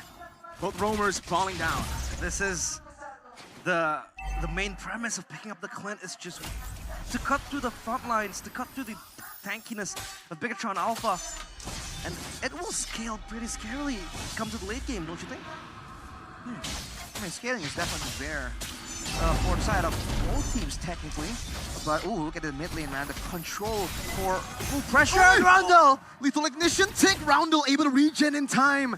Super can a level lead over Nile. And without the mid laner, Bigatron might just take the skirmish. Nile actually reset the turtle. Will give Bigatron a bit more control. Owen has the flicker. Can go for the Earth Shadow flicker combo. Iman rotating already towards the turtle. You want to buy time here and allow Moreno to poke everyone down? That could be a valid option for Bigatron. You don't really have to rush this. Now that Rondo is back, though, definitely a different dynamic here. And look at Nino already setting up. I'm offended. Bandit's Rage. Owen deleted before he can do anything. Nino in the back line. Spirit of Alpha connecting. Super Ken running away now. That's the eye for a Nile over to Super Ken, who's able to dodge away. That's a free turtle over to Nile. Rondo pushing some damage. Super Luke. Lantern Flare barely on him. Picks him up to throw him to the guns of Sheriff Highs. Alter Ego will not go down without a fight. Perfect execution. Nino in the backline being the executioner, just zoning out Super Ken. And this Benedetta might be the key to really stopping that pressure from Bigatron Alpha. But Alter Ego, all in all, a solid lineup. They're doing great at a 1.5k gold lead, but they have to try and set their targets on the structures right here. Take out a lot of it as early as possible, because Bigatron, that late game high ground damage is absolutely there, and they have a strong front line that can't really be ignored, that can't really be skipped over, right? Nino can maybe dash towards the back line, but that's about it. So they have to try and use all of this advantage to leverage all that to try and go into the jungle, to try and take down these turrets early on here before Bigatron gets some more items that can allow them to wave clear a lot more efficiently. And the question is, what do you think about the siege coming in from Alter Ego, Arashi? Do you think it'll be effective coming into the base later on? It really isn't that good, honestly. The Sushin doesn't really do a lot of, doesn't have a lot of range, doesn't have a lot of damage as well, right? With the Lantern Flare just ticking down slowly but surely. The Clint is the only thing that they have at their disposal to help with the poke, to help with taking down the turrets. But look at this trade coming from Bigatron. The Matrix damage. Power of the Bennett. Yeah, Nino will just be there to catch the wave, and Super Luke and Iman will just force their way back. And Alter Ego, they might be able to just open up their eyes and look for cross-map plays maybe, because that bottom side turret all going to be broken down. The top wave is pushing now, and Super Ken will be there to get it. Let's remember that now the max HP for Key actually scales better in the late game, technically compared to the early game. So he has kind of leveraged this situation as well, right? Find ways to kind of use more of the utility as of for now, in order to like not be the main front line that can just tank. Because Roundel now picks up that Sky Piercer, and that's a lot of ways for him to proc that Sky Piercer due to the spammable nature of the Tushin. The Lord setting their sights on this. Alter Ego might be playing a dangerous game. Bigatron Alpha also eyeing for this Lord, and Nino in the backline just will be a blanker. Owen getting the onward down. Nile wins it out. Super Ken running away. Owen going to be gunned down by the Nibiru's Passion, but the real world manipulation catches them in the back. Highs was caught, soloed, isolated from the rest of the team. And it's a 3-for-0. A 3-for-1 snipe over. Iman not finding it. The Lord feels so bland for Alter Ego. They lost 3 members, 2 of them core members. And Bigatron Alpha, they fight back, they bite back. Nino looking for something. Nino still able to escape. Super Ken gets the purple though, and this will be a free turret in the mid lane. This Lord advantage is for Bigatron Alpha. It's only the first Lord as well, so Bigatron Alpha can easily clear out the waves, clear out this Lord as well. And they're actually gonna get a lot more value from this situation. But Super Luke pushing it over to Roundel. Owen with the onward as well. This should be Super Luke dying. Roundel gets the Sky Piercer stack. A bit too far out alone without the damage from his team to kind of help him out. And looking at the situation like right here, Bigatron Alpha, I think they're at that point where they can clear very, very easily, man. Especially with the Wishing Lantern completed for Moreno as well. Even the frontliners, all these fighters that are giving Alter Ego so much fighting power, staying power. gonna be a lot more vulnerable with that max HP damage. You see they're already taking from Moreno. Yeah, and Zeusson will of course be the main zoning tool for Ultra to make their way. Oh, Heiss almost gets assassinated. And Owen will be there to peel for him, but look at Nino doing light work up top, looking to just chop down the turrets slowly but surely, but Super Luke will be there to respond, and now Ultra Ego, at least they're able to tone down the pressure, and they have the tight lane pressure constantly on the hunt to just threaten Bigatron Alpha and their objectives. Now the big issue for Ultra Ego is how do they deal with the burst damage coming in from Eman. Super Ken just waiting around, finding an opportunity to jump onto Roundel or Highs. So for Ultra Ego, if they jump on anyone except for anyone but Eman, then Eman can just stay in the back and just gun all of these fighters down in the front line. So they have to try to find a way to either send Nino to the back maybe to distract him and stop the channels of those ultimates, or, you know, just jump on him outright. Eye for an eye from Nino. That's a turret tier 1 up top for BTR.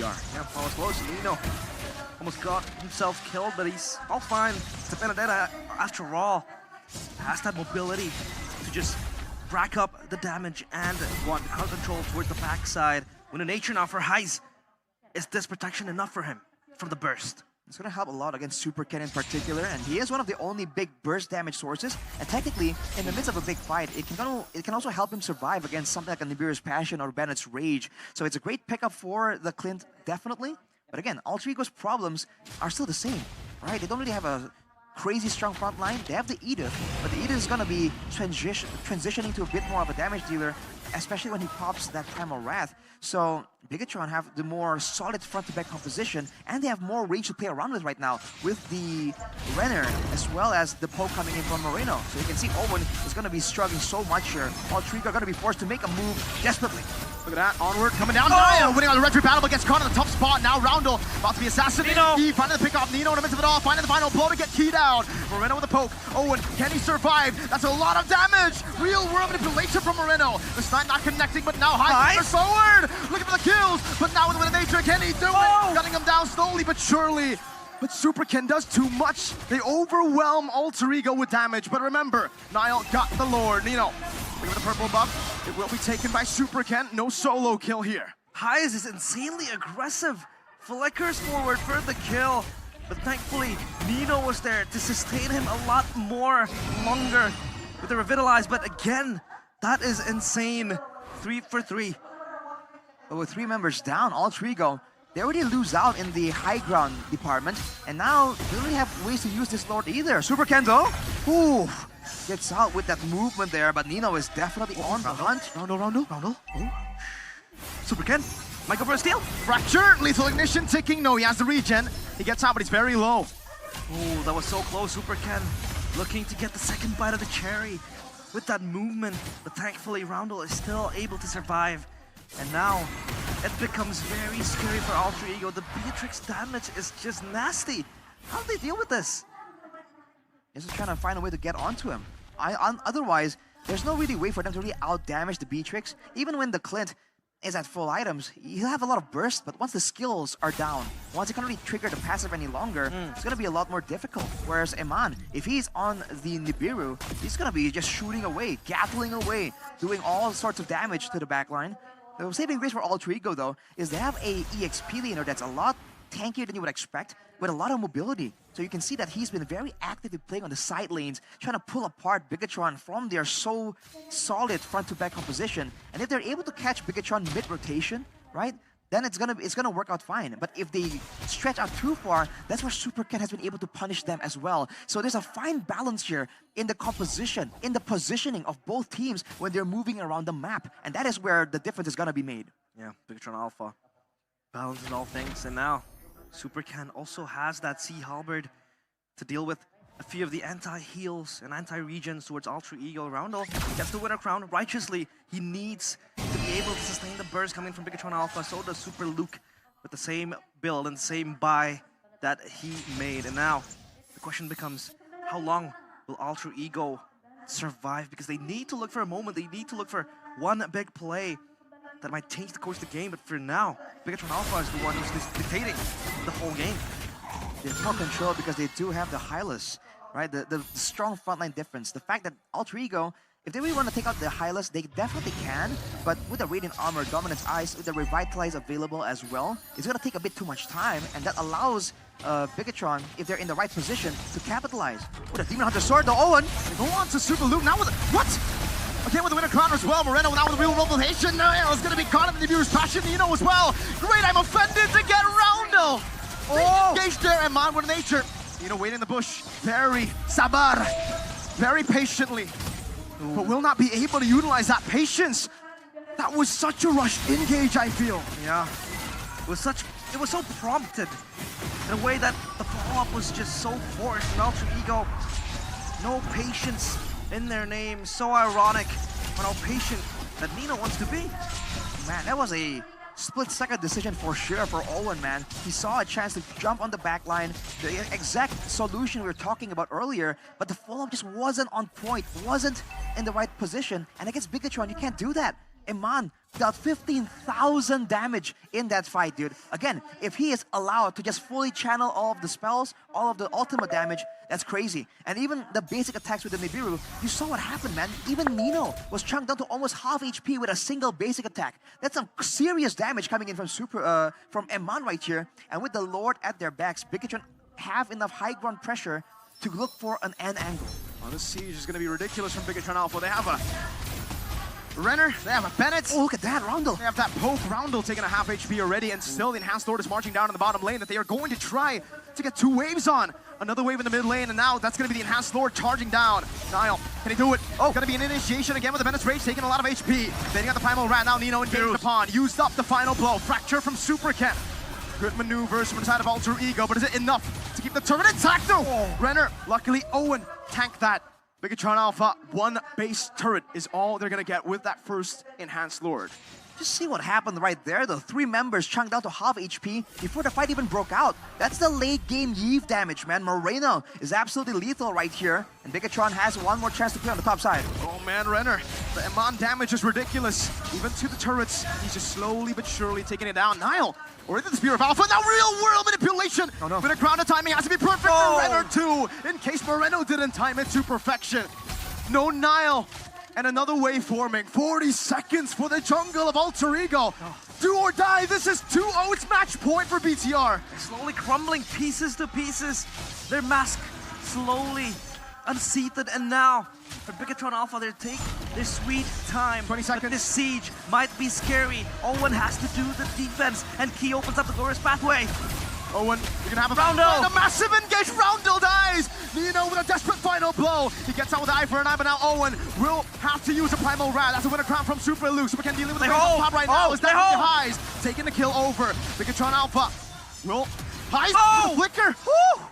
Bigatron will stay disciplined. They're happy with just 3 base turrets. They got the dub.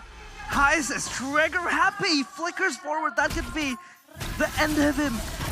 A double-edged sword, but thankfully he lives to see another day. Alter Ego, they defend their base.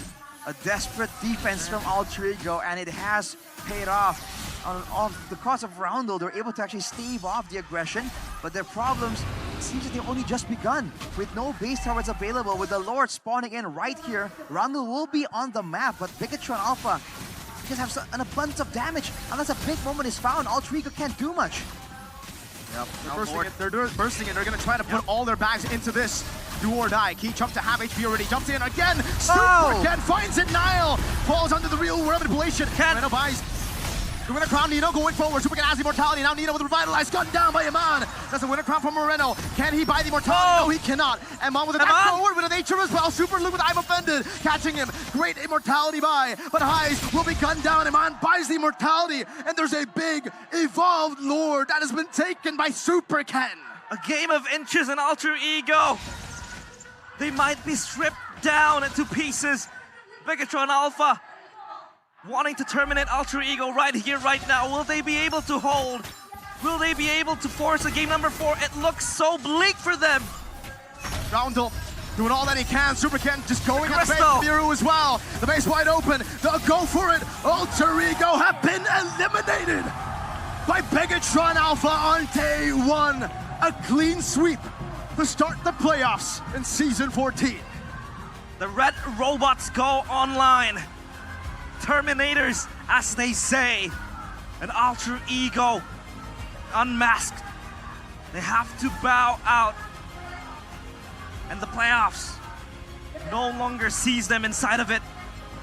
Next season is going to be a tough road for them. 3 masks, 3 opportunities, 3 different attempts with all the adjustments from Alter Ego. And there were definitely moments of success for them, but in the end, it was all for nothing, man. Bigatron Alpha were just too good. And they have thoroughly crushed Alter Ego in the Season 14 playoffs. Have to bow out. It is so heartbreaking for them to lose in such a fashion. Not even a single point they are able to get from Bigatron Alpha. Bigatron Alpha, pure dominance.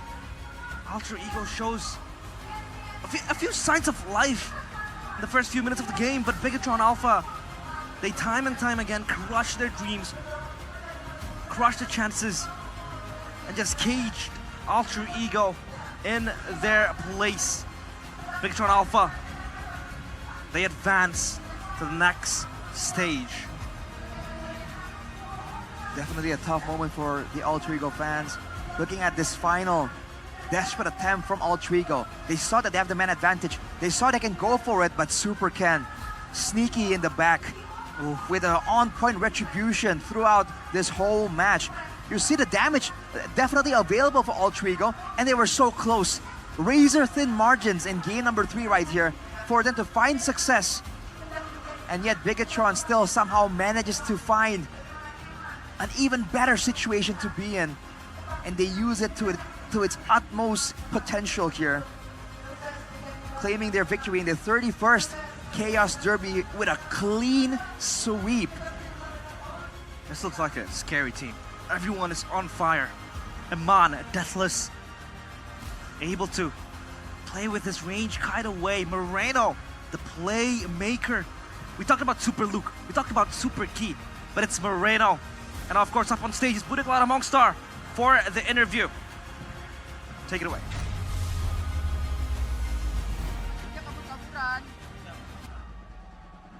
Alter Ego telah berjuang.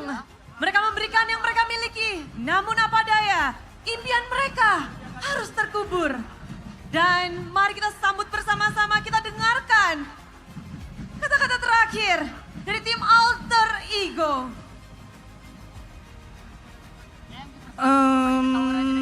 Apa ya? Pertama-tama ya saya sorry aja sih, kita turun, kita naik, terutama buat Kodelwin, AUP.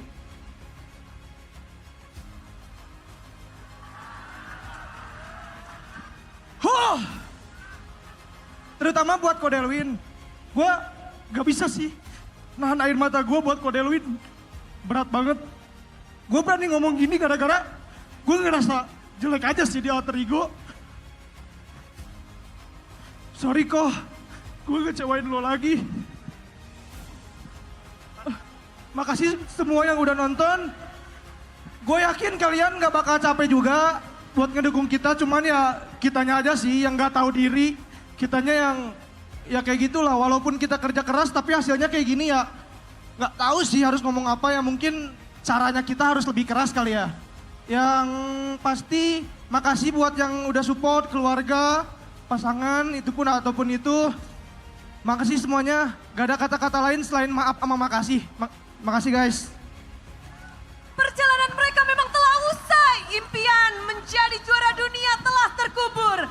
Dan kita akan melihat bagaimana Alter Ego akan terus berjuang untuk comeback stronger. Kali ini kunci dari Alter Ego harus mereka serahkan kepada sang pemenang dari match hari ini. Bigatron Alpha, mereka akan mendapatkan kunci dari Alter Ego yang gagal mereka defense. Inilah dia, dan sekali lagi beri tepuk tangan untuk Alter Ego. The final last bow sudah mereka berikan. Dan perjuangan memang usai, tapi tidak untuk Bigetron Alpha. Karena mereka berhasil mendapatkan kemenangan 3-0. Kemenangan mutlak, Bigetron bersambutlah Bigetron Alpha. 3-0 begitu cepat. Dari Bigetron Alpha sendiri, mindset apa nih yang kalian bawa?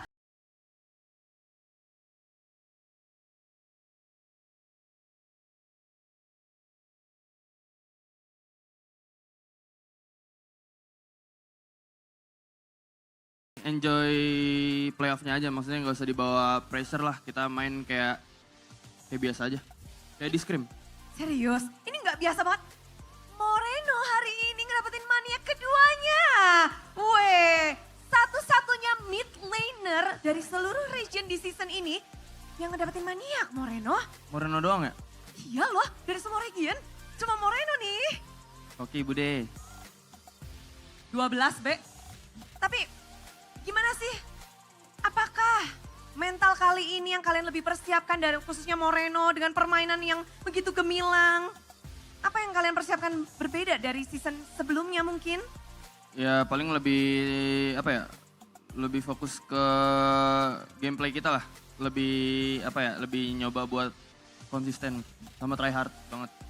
Ini udah try hard banget nih berarti nih kalian. Semoga. Wih serem. Tapi kelihatan ya Bude pastinya dari effortnya. Tapi aku juga pengen nanya-nanya ke Ki nih sebelumnya. Ki, akhirnya bisa menang lagi nih di babak playoff. Karena kalau ngelihat dari season 13, season lalu belum menang walaupun berangkat dari upper breaker.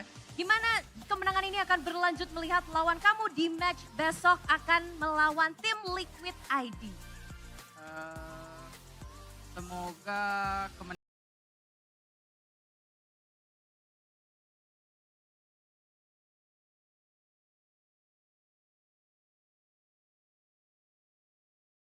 Kemenangan juga harapannya bisa 3-0 juga langsung? Amin. Amin. Besok. Harapan besar pastinya ya, tapi hari ini kita ngeliat dengan 3-0 tadi Ki. Weh, ini Bigetron yang beda nih kayaknya. Kalau tadi Bude ngobrol sama KB, dia bilang Bigetron sekarang berani banget nih di playoff. Apakah kalian mengubah gameplay kalian menjadi lebih berani untuk playoff? Kita sebenarnya gameplaynya buat porsi tim masing-masing aja sih. Jadi kalau kayak kita lawan ini, kita ngeluarinnya ini. Terus ntar misal lawannya beda, kita ngeluarinnya beda gitu. Jadi ada porsinya masing-masing. Oke, gaya permainan Bigetron berarti bisa berubah-ubah nih ya? Ya, fleksibel. Fleksibel. Dan kalau untuk Alter Ego sendiri berarti kunci kemenangan kalian di babak playoff ini apa? Beda nggak sama pada saat regular? Kunci kemenangannya mungkin kita nyari momentumnya dari regular season kemarin. Terus sama pas progres buat menjelang ke playoff, kita try hard banget lah. Dan kita nggak mau ngulangin yang kayak season lalu nggak ada menang di playoff kan. Oh, berkaca dari season lalu. Betul, belajar dari sebelumnya ya. Oke, mungkin kita sekarang bertanya kepada Super Look terlebih dahulu nih. Mana fansnya? Boleh dong kita dengar suaranya dari Biget Troopers. Oke, kalau dari Look sendiri gimana nih terkait dengan match kali ini, terutama dengan langsung masuk 3-0 nih? Seru sih, derby STM kan. Ya seru. Dan pastinya gimana nih harapannya untuk match besok hari bertemu dengan tim Liquid ID? Ya semoga hasilnya sama lah, menang juga. Menang juga ya pastinya ya. Tapi menang hari ini 3-0 apakah sesuai dengan yang Luke bilang mau pegangin Nile-nya? Itu kamu lakuin nggak tadi? Tadi kayaknya dia makan coklat 3 kali. Waduh. Kepegang sih harusnya. Kepegang ya? Iya. Itu dari kalian sendiri hari ini melihat hasil 3-0 mutlak. Apakah kalian mengharapkan adanya perlawanan? Kamu kecewa gak sih Nile gak memberikan atau mendapatkan 1 poin pun? Kirain dia bakal main assassin Bude. Ternyata Alpha 3 game. Dan respon kalian? Gak expect juga sih dia bakal main Alpha terus. Happy atau kalian lebih panik karena ini belum pernah kita ngeliat 3 game Alpha terus? Happy dong 3-0. Happy 3-0. Dan mungkin kalau masalah Alpha yang bisa menjawab adalah Ken, Super Ken. Wah, responmu hari ini melawan Nile dengan Alpha 3 kalinya. Gimana dari Super Ken ngelihat hal ini? Kecewa sih soalnya assassin dia nggak keluar. kamu mengharapkan battle, kamu ingin redemption, ingin balas dendam akan match terakhirmu? Iya, yang di solo kill berkali-kali itu. Cuman tadi mau rematch tapi dia gak pakai assassin lagi. Wah, dan nggak akan terjadi lagi nih karena Nile sudah tiada. Season depan. Season depan ditunggu berarti.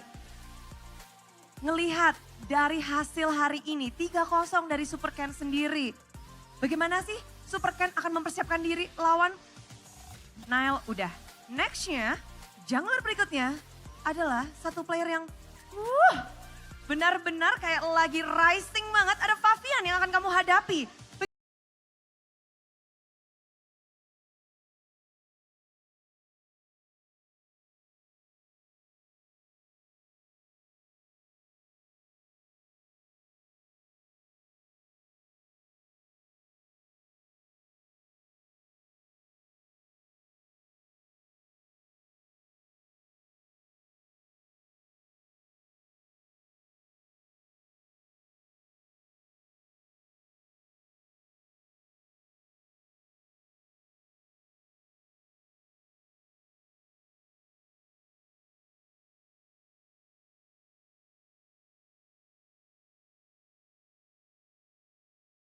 New BTR, Pinketron yang baru mendapatkan kemenangan 3-0 dan berbeda dengan sebelumnya.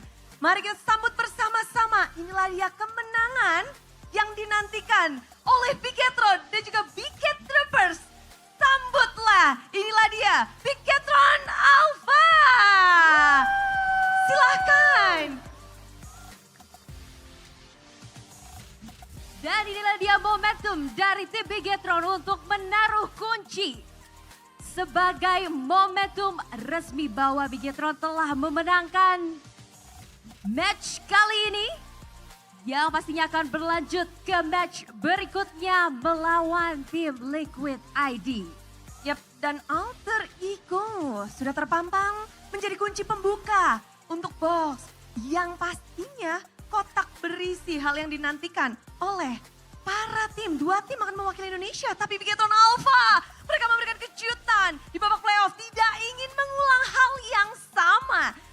Dan tentu saja dari Biget Troopers yang ada di rumah, yang ada di sini, semuanya benar-benar bahagia. Namun Alter Champs jangan berkecil hati karena kita nggak akan tahu seperti apa alter ego untuk berproses nextnya. Betul sekali, belajar dari kesalahan adalah match yang kita lihat selalu di season sebelumnya hingga yang setelahnya. Maka dari itu kita akan berharap yang terbaik sehingga Alter Gems dan pastinya Alter Ego kita berharap comeback stronger di season berikutnya. Yap, dan ada yang spesial pastinya karena setelah melihat kemenangan yang begitu gemilang dan juga pertarungan yang begitu seru, kita akan adakan sesi BBG, bagi-bagi GoPay. Dan untuk kalian langsung aja siapin device kalian, kalian pasti tahu yang udah biasa di regular season. Langsung aja ini dia caranya untuk nge-redeem, untuk ngedapetin GoPay. Betul sekali Bude, dan di match kali ini akan ada bagi-bagi GoPay Coins dengan total 50 juta GoPay Coins untuk teman-teman yang pastinya beruntung. Dan jangan lupa ini dia step by stepnya yang bisa kalian langsung saja ikutin. Caranya gampang banget nih Bude, bisa langsung buka aplikasi GoPay, klik dan cek semua promo. Dan yang kedua bisa langsung pilih voucher. Ketiga klik kolom dan klik punya kode promo. Masukkan kode promo dan klik tukar dan pastinya GoPay Coins akan otomatis diterima nih Bude. Asik, jadi cepat-cepat dia dapat nanti kodenya akan kita buka bersama-sama. Siapkan device kalian, ada jutaan GoPay Coins yang akan dibagikan. So, pastikan jempol kalian cepet. Jungler-jungler nih biasa pencet ready cepet nih ya. Siapkan jempol kalian. Ready? Ready. Langsung saja inilah dia. Kode BBG yang akan bisa kalian redeem. Langsung saja bisa kalian masukkan top up gratis. D14MONDS. Langsung saja ini dia kode redeem yang bisa langsung ditukarkan dengan GoPay Coins yang akan otomatis langsung diterima nih Bude. Betul, jadi jangan sampai ya biasanya tuh pada suka satu jadi I atau apa, jangan sampai salah. Semua semua hurufnya harus benar dan tepat. Dan juga harus cepat juga. Karena cepet-cepetan, siapa cepat dia dapat. Jadi boleh langsung aja dimasukin sekali lagi. Top up gratis. Day 1 4 MONDS. Oke, sudah selesai di redeem. Yeay, seneng banget ya pastinya. Betul sekali. Melihat rupanya setelah semuanya bahagia ngedapetin GoPay, kita juga akan berbahagia karena bisa mendapatkan ilmu lebih banyak dengan kemenangan yang sebenarnya itu close game banget tadi. Betul. Saling balas-membalas, early game Alter Ego menang namun pada akhirnya Bigetron lah yang bisa mendapatkan kemenangan. Betul sekali, Bude. Melihat permainan ini pastinya kita akan lebih semangat lagi dan optimis lagi melihat tim-tim berikutnya juga yang akan bermain di game selanjutnya. Sebelum itu kita akan mendengarkan bagaimana panelis nge-breakdown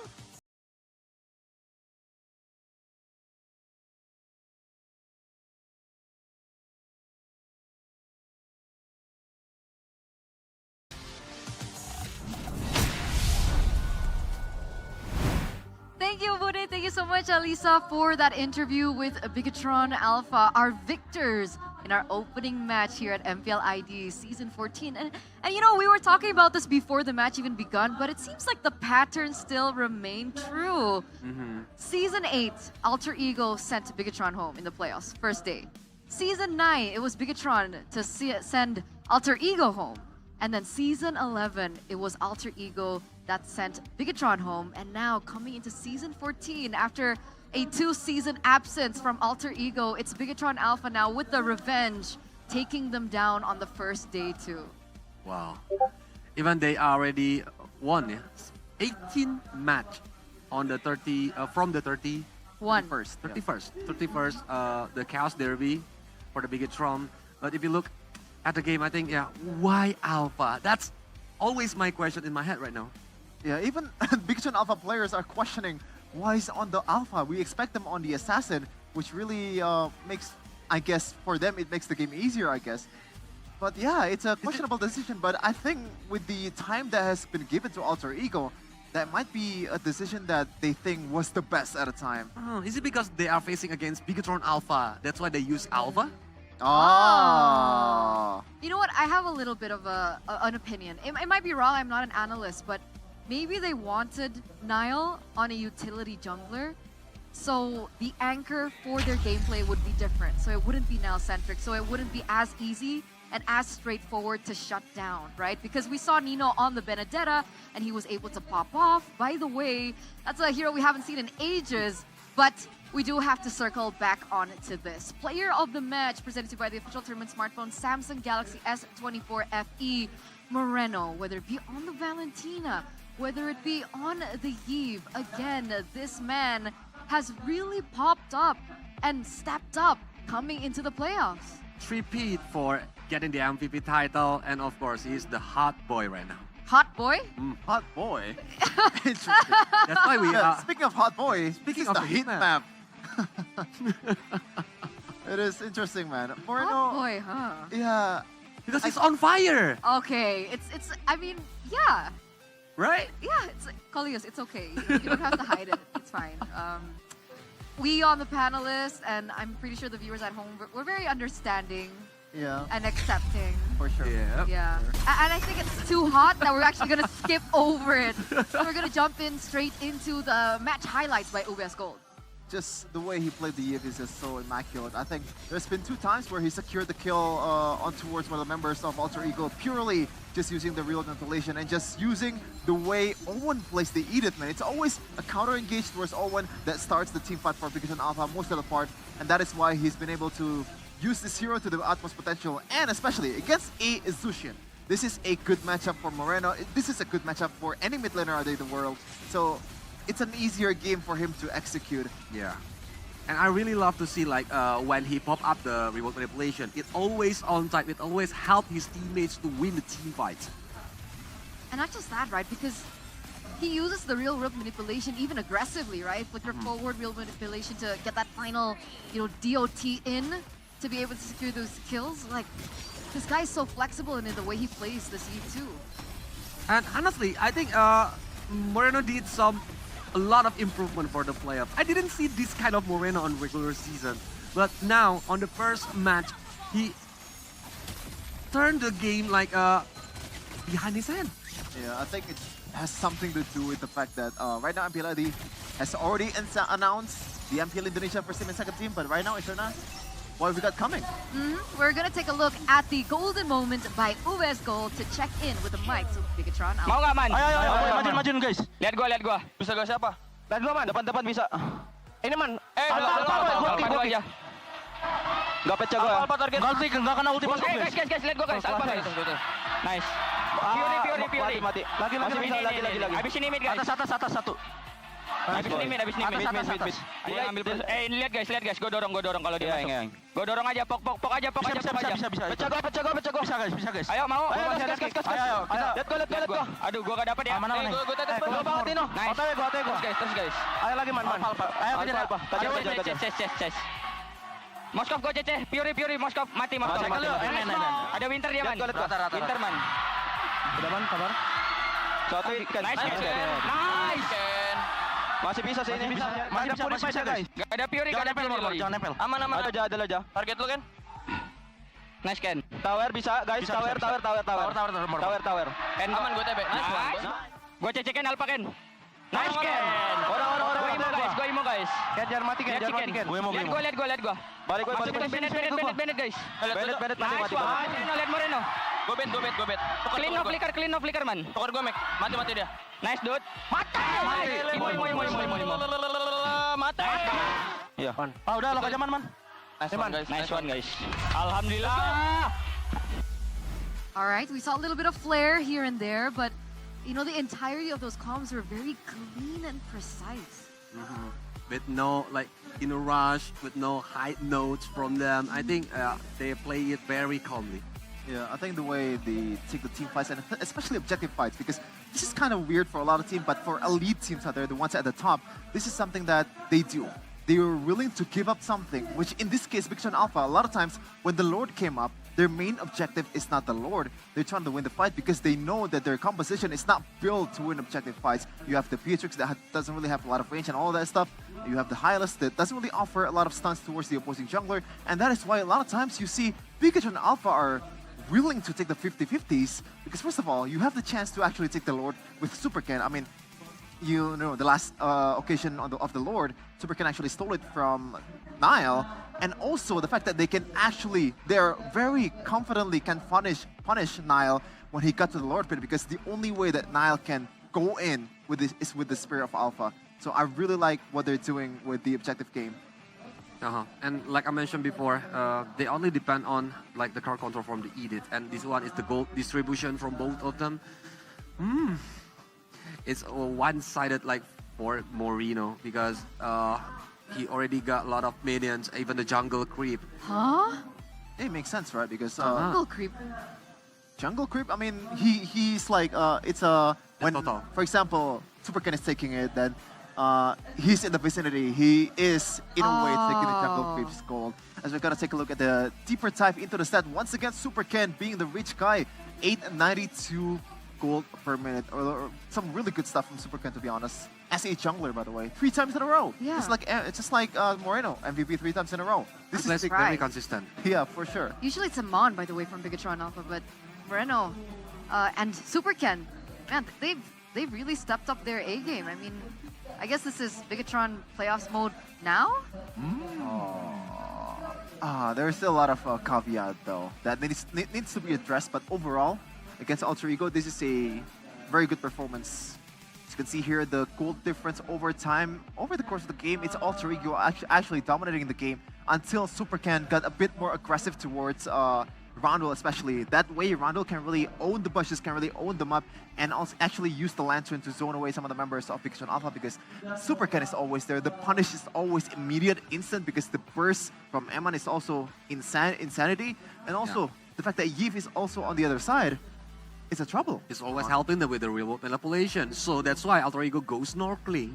Yeah. For the gold difference. It really boils down to, I think, power spikes, right? I think there was a moment that Bigatron Alpha, they're like, all right, okay, we're ready now for these team fights. And the team fights at the end of the game was very difficult, I would say, for Alter Ego to control. So they had a window of opportunity, I would say, for Alter Ego, but they couldn't close the game, and things just got quite tricky for them. But it was close. I thought that we would have gotten a game 4. That part, when Owen actually flickered forward or shatter on onward towards one of the members of BTR, imagine if it wasn't Alpha. Imagine if it was a Ling. The follow-up will be immediate. It's gonna be a different story, yeah. In the vicinity. It's so unfortunate. It's so unfortunate. Like, I hope we get some insight as to why they stuck with the Alpha, 3 games in a row when it didn't work out for them at all. And first pick. First pick as well. Blue side. Blue side too. Is the Alpha is really that priority? I don't know. Let's see what the audience has to say about this. Aziza. All right, come back stronger, BTR. Huh? BTR? You've done your best for the team. Take a break. It's good for your mental health, mind, and body. GG Alter Ego, GG maybe. BTR. Or are they saying like, I don't know. Sarcasm? Maybe just...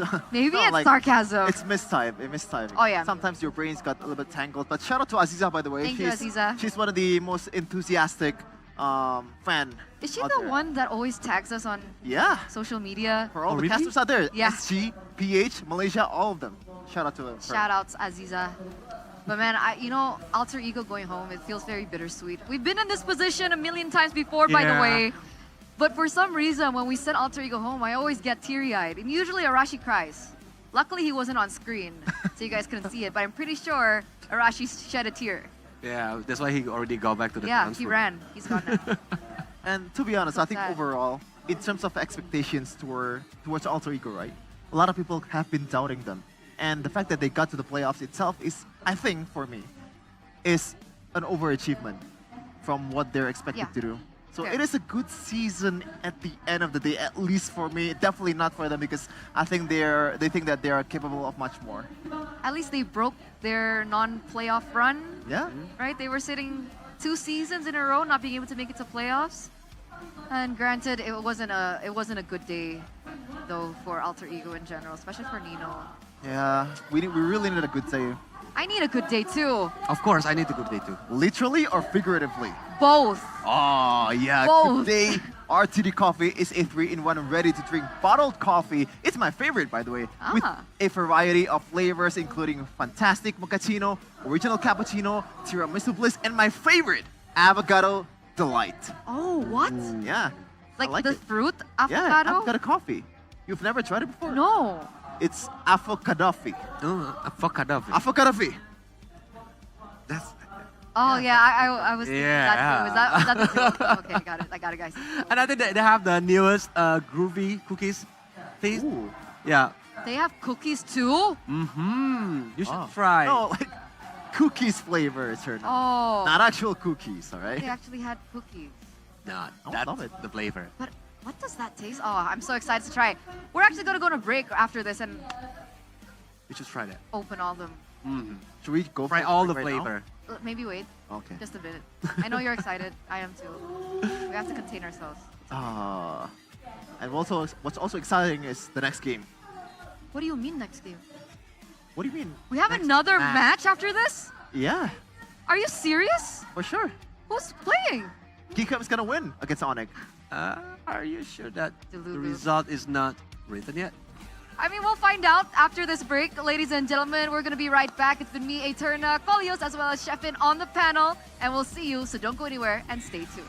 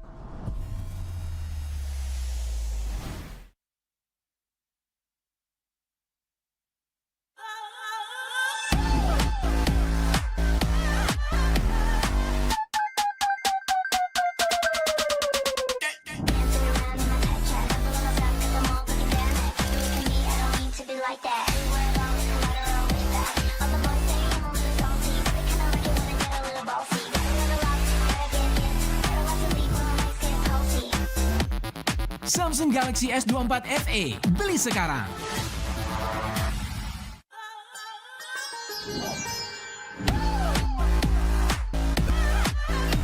Halo, aku mau reservasi untuk besok jam 11. आरक्षण करना चाहती हूँ। कितने लोगों के लिए table चाहिए? 1 orang aja. सिर्फ एक यात्री के लिए. ये अफोर्ड है.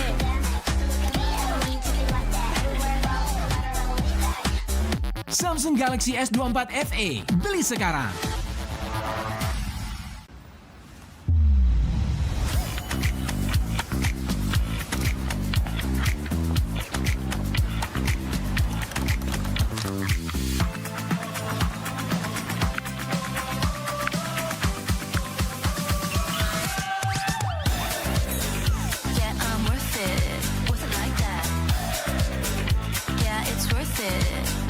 Samsung Galaxy S24 FE, beli sekarang.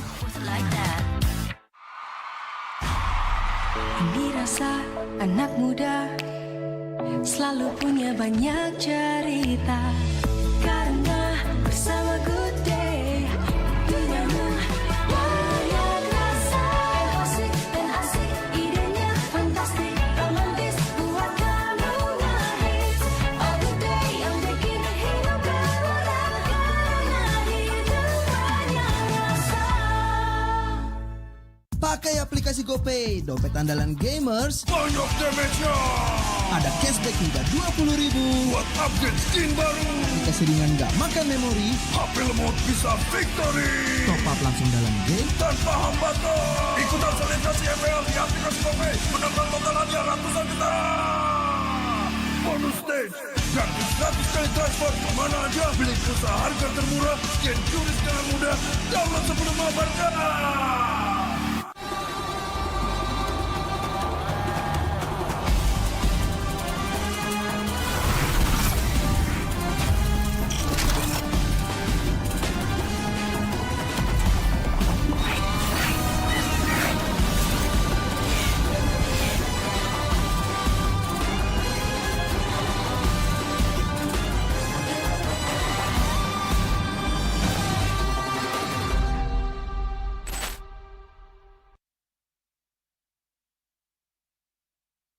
Dia tidak akan segan untuk menghadapi siapapun yang berani melawan. Dia mewarisi perjuangan karena di tubuhnya mengalir darah seorang pahlawan. Pedangnya mengukir takdir kemenangan, menghadapi segala tantangan. Penuh keberanian untuk terus berjalan menuju masa depan. Raihlah masa depan, nabung mulai dari hobi. Koleksi terbaru UBS Gold X Mobile Legends Bang Bang, edisi spesial MPL ID Season 13.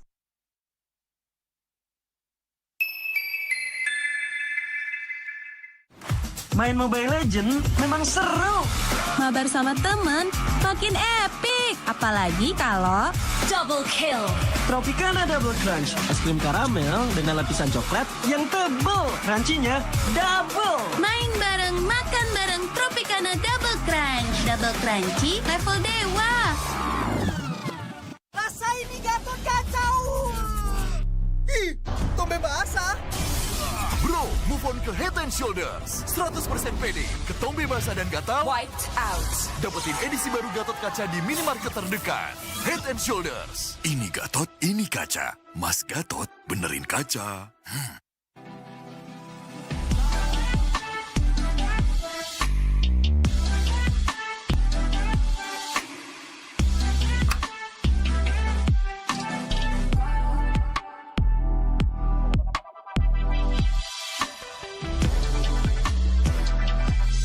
Wow, finished. See you later.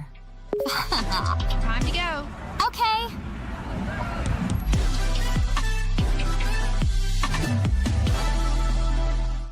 Apa akan kehilangan ingatannya? Masih inget ini, Pak? Sekecil apapun perhatian adalah kekuatan. Hidupkan momen kebersamaan. IndiHome. First blood.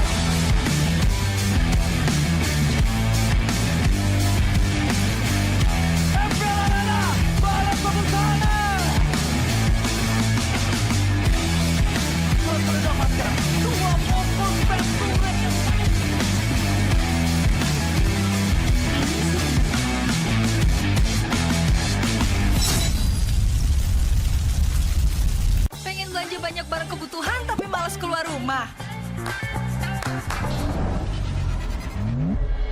Untung aja pakai aplikasi Klik Indomaret. Cuma tinggal klik bisa belanja online seperti di toko. Beli ini, itu, jadi mudah banget. Produknya lengkap, banyak promonya. Gak perlu pusing, bisa pakai alat bayar apa aja. Wah, 1 jam udah sampai, gratis ongkir lagi. Untung aku pakai Klik Indomaret, belanja online seperti di toko. Klik Indomaret.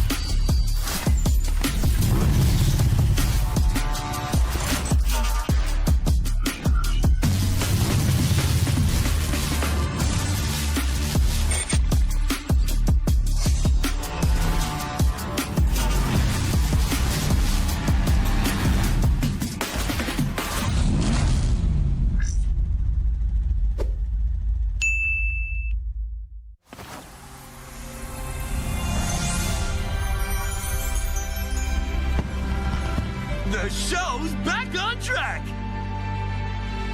You're hired! Now give us a show!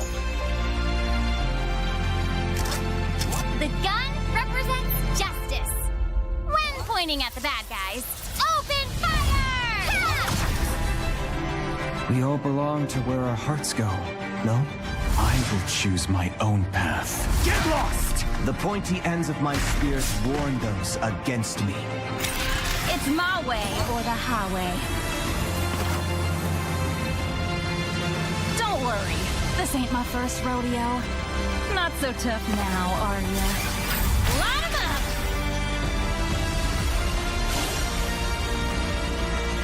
CC and Yo-Yo, ready to set the stage on fire! Was it you who called me back? Be careful of what you wish for. Grant me your strength. Tears!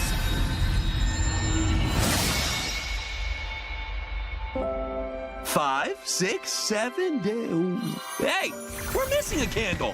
Here's to another 8 magical years.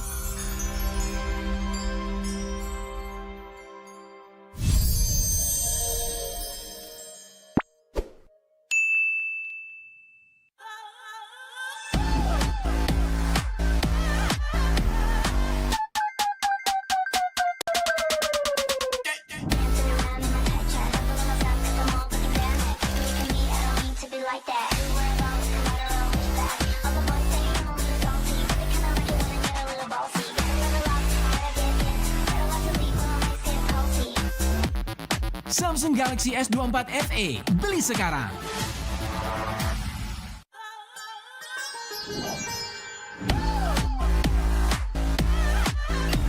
Halo, aku mau reservasi untuk besok jam 11 production करना चाहती हूँ। कितने लोगों के लिए table चाहिए? 1 orang aja. सिर्फ एक व्याक्ली के लिए। ये आपको ऑर्डर है।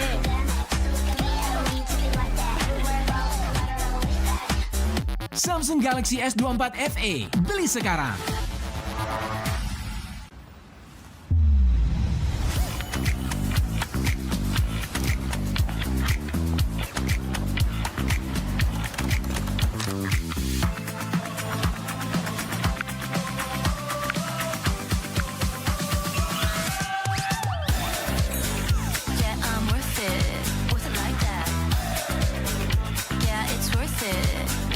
Samsung Galaxy S24 FE, beli sekarang.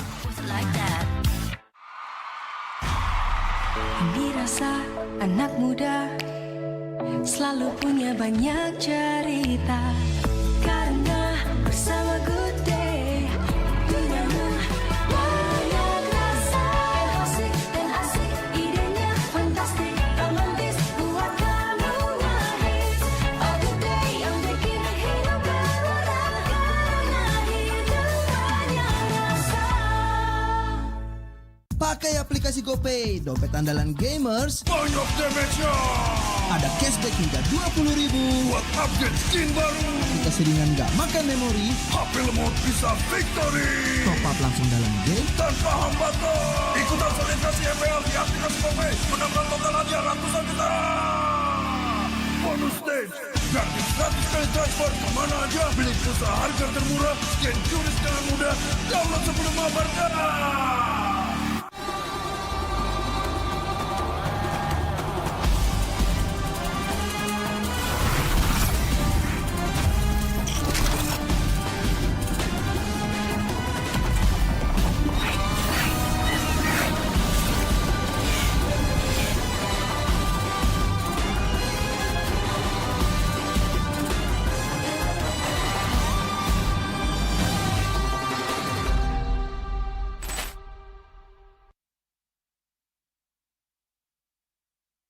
Kita adalah pejuang yang melangkah dengan penuh keyakinan, menghadapi dunia tanpa keraguan, karena hidup adalah arena pertarungan.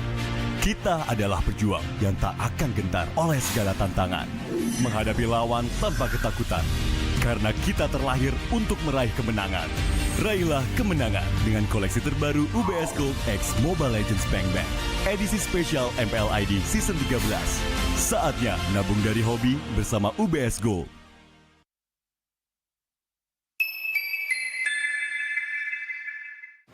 Main Mobile Legends memang seru. Mabar sama temen makin epic. Apalagi kalau double kill. Tropicana Double Crunch, es krim karamel dengan lapisan coklat yang tebal. Crunchy-nya double. Main bareng, makan bareng Tropicana Double Crunch. Double crunchy level dewa. Rasa ini Gatot kacau. Ih, tombe basah. Bro, move on ke Head and Shoulders. 100% pede, ketombe basah dan gatal. Wiped out. Dapetin edisi baru Gatot kaca di minimarket terdekat. Head and Shoulders. Ini Gatot, ini kaca. Mas Gatot, benerin kaca.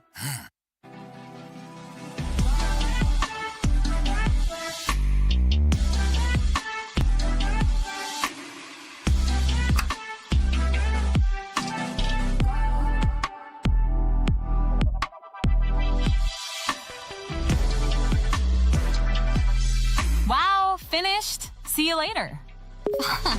Time to go. Okay.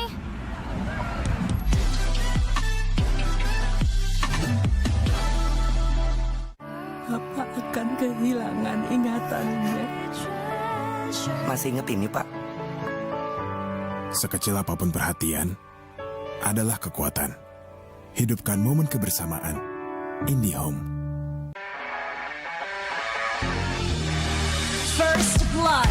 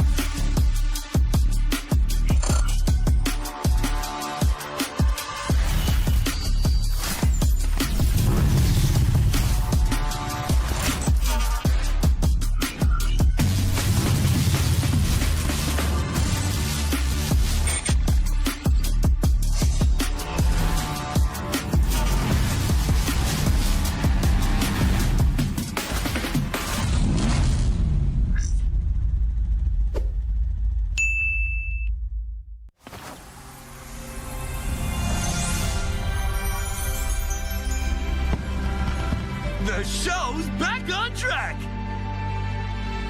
You're hired! Now give us a show!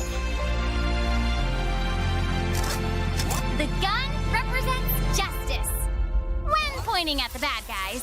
Open fire! We all belong to where our hearts go, no? I will choose my own path. Get lost! The pointy ends of my spears warn those against me. It's my way or the highway. Don't worry, this ain't my first rodeo. Not so tough now, are ya? Line 'em up!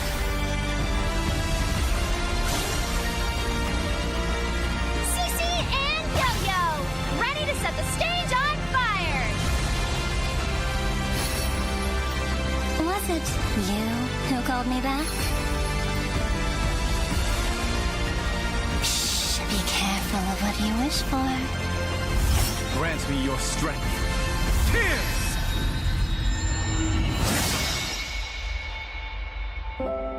5, 6, 7 days. Hey, we're missing a candle. Here's to another 8 magical years.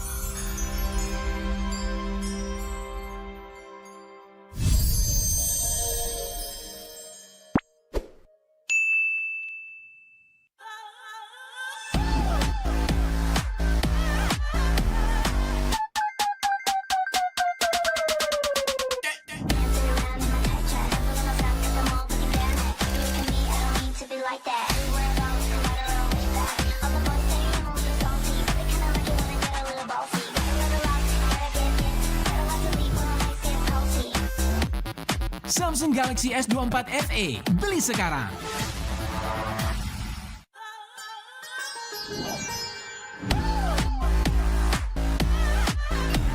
Halo, aku mau reservasi untuk besok jam 11 आरक्षण करना चाहती हूँ कितने लोगों के लिए table चाहिए? Satu orang aja.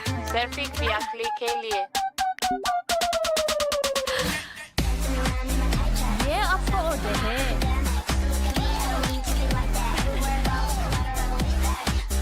Samsung Galaxy S24 FE, beli sekarang.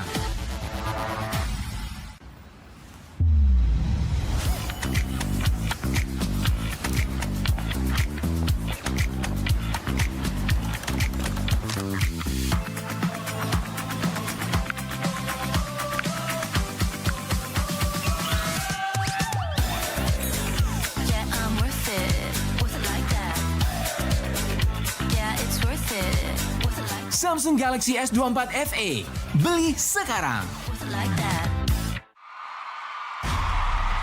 Dirasa anak muda selalu punya banyak cerita karena bersama Good Day duniamu banyak rasa asik dan asik idenya fantastik romantis buat kamu nangis. A Good Day yang bikin hidup berwarna karena hidup banyak rasa. Pakai aplikasi GoPay, dompet andalan gamers. Banyak damage-nya. Ada cashback hingga 20.000 buat upgrade skin baru. Jika seringan nggak makan memori, HP lemot bisa victory. top up langsung dalam game Tanpa hambatan. Ikutan selebrasi MPL di aplikasi GoPay. Menambah total hadiah ratusan juta. Bonus stage. Gratis kali transfer kemana aja. Beli pulsa harga termurah. Scan QRIS dengan mudah. Download sebelum berangkat.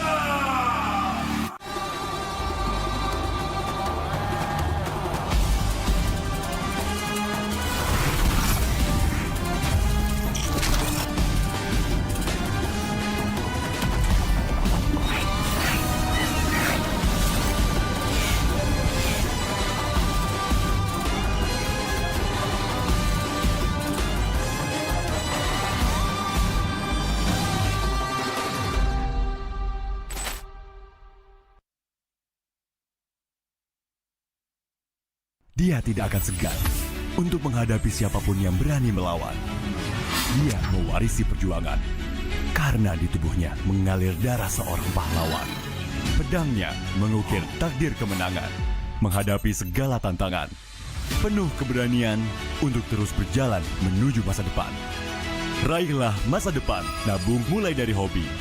Koleksi terbaru UBS Gold X Mobile Legends Bang Bang edisi spesial MPL ID Season 13.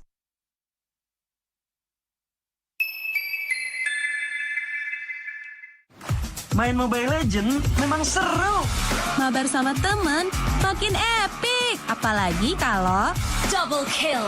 Tropicana Double Crunch, es krim karamel dengan lapisan coklat yang tebal. Crunchy-nya double. Main bareng, makan bareng Tropicana Double Crunch. Double crunchy level dewa. Rasain nih Gatot kacau. Ih, tobe basah. Bro, move on ke Head and Shoulders. 100% pede, ketombe basah dan gatal. Wiped out. Dapetin edisi baru Gatot Kaca di minimarket terdekat. Head and Shoulders. Ini Gatot, ini kaca. Mas Gatot, benerin kaca.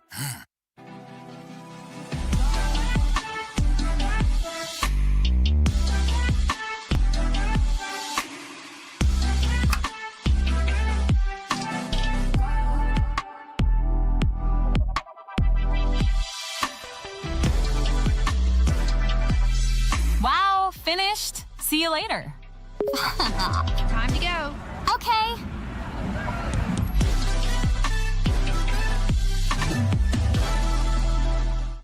Apa akan kehilangan ingatannya? Masih inget ini, Pak? Sekecil apapun perhatian, adalah kekuatan. Hidupkan momen kebersamaan. IndiHome. First Blood.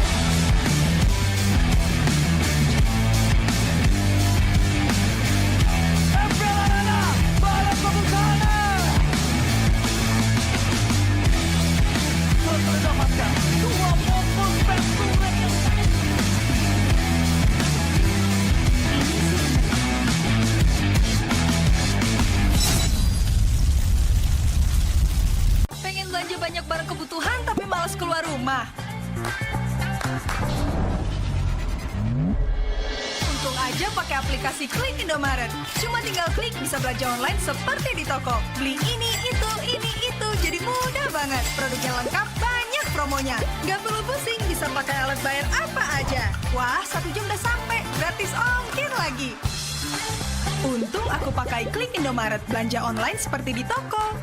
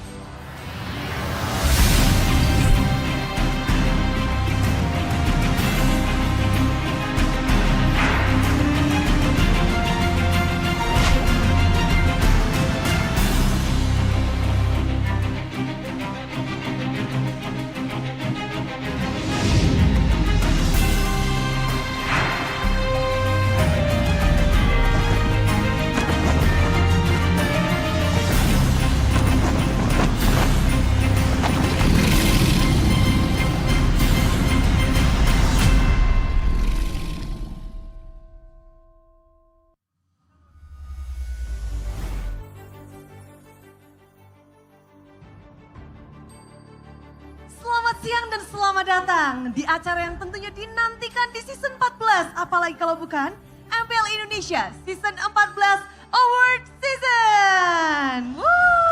Luar biasa sekali Bude. Betul, karena ini adalah awarding yang dinantikan di season ke-14. Di mana regular season sudah berakhir dan pastinya kita semua di sini sudah tak sabar untuk menyaksikan secara langsung bagaimana momen penganugerahan adalah momen yang dinantikan karena kita melihat bahwa apresiasi dibutuhkan kepada individu yang telah terlibat di MPL Indonesia season 14 dan juga MLBB pastinya. Khususnya bagi para player, coach, komunitas dan semua yang terlibat karena mereka telah memberikan usaha terbaik mereka. Dan musim ini, musim yang begitu spesial, dalam beberapa saat lagi kita akan mengumumkan siapa yang menjadi pemenang di setiap kategori. Dan pastinya perjuangan tidak hanya datang dari para player, coaching staff juga menjadi kekuatan bagi tim untuk terus melakukan yang terbaik. Dan para player tidak hanya bermain dengan baik saja, tapi pastinya racikan strategi dan dorongan motivasi dari para coaching staff juga berpengaruh sangat besar akan kemenangan dari para tim. Ya betul sekali, semuanya benar-benar menantikan dan pastinya yang pertama mungkin kita bakal langsung aja ya Lisa ya. Betul sekali karena di season 14 ini akan ada awards. Dari mana banyaknya coach yang mampu mengeluarkan potensi terbaik dari setiap playernya. Sebelumnya kita akan cari tahu siapa coaching staff terbaik season ini. Dan langsung saja mari kita sambut Bapak Benny Hamdani selaku General Manager Loyalty and Digital Brand Communication Telkomsel. Serta Bapak Erwin Tandra Seragi selaku General Manager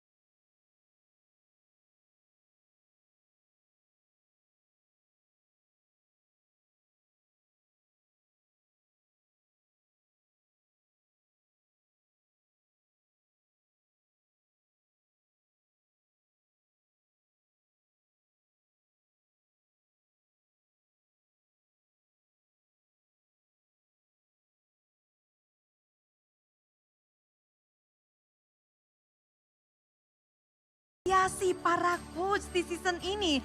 Dan kami akan membacakan nominasi Coaching Team of the Season by Telkomsel. Dan nominasinya adalah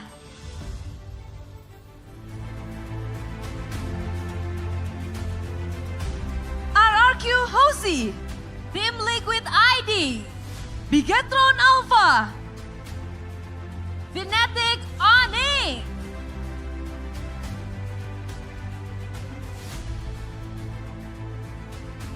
dan pemenang coaching teams of the season by Telkomsel adalah RRQ Hosi. Dan mari langsung saja kita sambut ke atas panggung coaching staff dari tim RRQ Hosi yang memang benar-benar menunjukkan kapabilitasnya. Membawa RRQ di regular season sampai di pucuk menjadi juara di regular season dan mendapatkan upper bracket. Dan ini adalah season pertama mereka di RRQ, mereka sudah bisa memberikan hal yang terbaik. Betul sekali, dan dengan bangga kita ucapkan juga selamat untuk RRQ Hoshi yang sudah berhasil memenangkan Coaching Team of the Season. Dan ini dia tim dari RRQ Hoshi menerima penghargaan dan piagam dari MPL Indonesia. Dengan trofi by Telkomsel di tangan dan juga giant check yang sudah mereka dapatkan. Tentu saja ini akan memotivasi bagi coaching staff untuk bisa memberikan yang terbaik, apalagi ini adalah babak playoff. Dan abadikan momen ini semuanya. Terima kasih kepada para VIP. Boleh kembali ke tempatnya karena kita akan mendengarkan sepatah dua patah kata, bahkan satu paragraf juga boleh. Silahkan Coach Cute dan juga NMN, boleh satu patah dua patah kata. Cek. Ya, selamat siang Bandung semuanya. Terima kasih untuk terutama untuk MPL yang udah memberikan penghargaan, memvoting kita lah berdua RRQ Hoshi untuk mendapatkan ya di season 14 best coaching staff gitu loh. Setelah itu tapi kita nggak lupa juga lah, kayak penghargaan ini udah pasti bukan hanya kayak kerja keras kita berdua gitu loh. Semuanya didukung dari, ya udah jelas dari player, semua yang ada di RRQ, manajemen, manajer, semuanya bekerja sama gitu loh. Kayak kita mendapatkan ya hasil ini nggak mudah, dan juga jangan lupa kita masih harus tetap berjuang. Acara ini playoff sampai harus final, kita tetap mendapatkan tujuan kita gitu. Terus terakhir, gak lupa untuk ya keluarga semua dan Kingdom untuk support-supportnya yang tetap memberikan kita masukan dan saran sehingga kita bisa konsisten. Terima kasih. Sekali lagi selamat untuk coaching staff dari RRQ Hoshi. Menjadi tim yang hebat tentu bukan hanya sekedar player saja, tapi semua yang turut mendukung. Apalagi coaching staff itu sangat-sangat berpengaruh, meracik gameplay dan menyatukan anak-anak menjadi satu.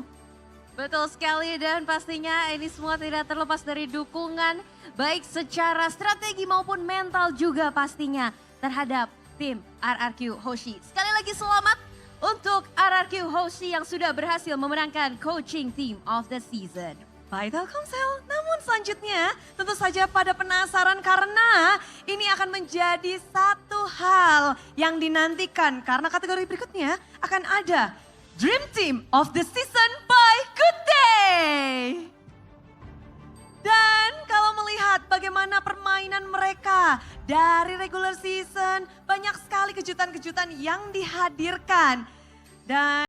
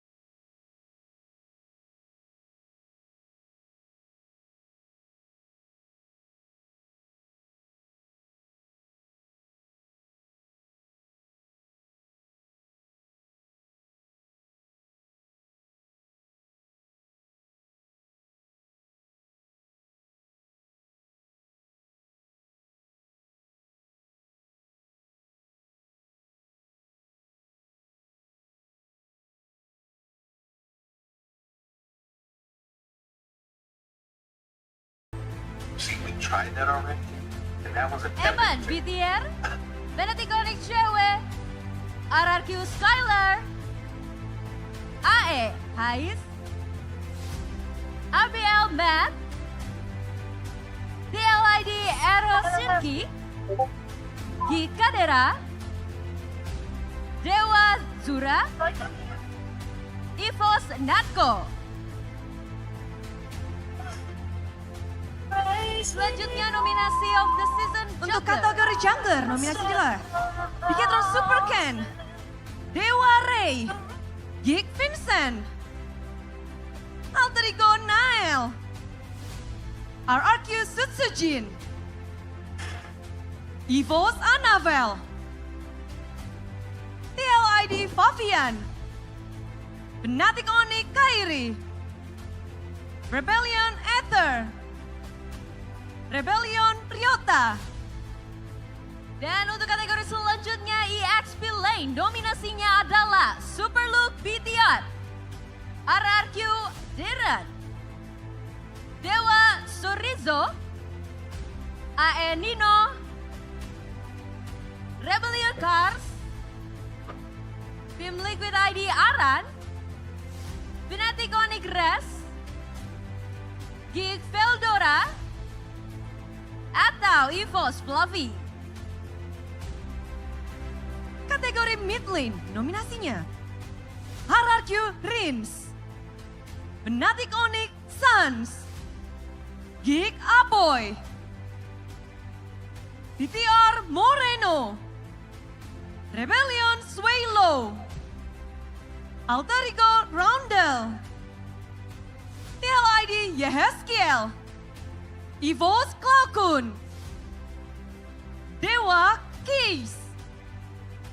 Kategori selanjutnya yang terakhir untuk kategori roamer, nominasinya adalah Benatic Onyx Keyboy, RRQ Idok, Geek Baloyski, Dewa Mueza,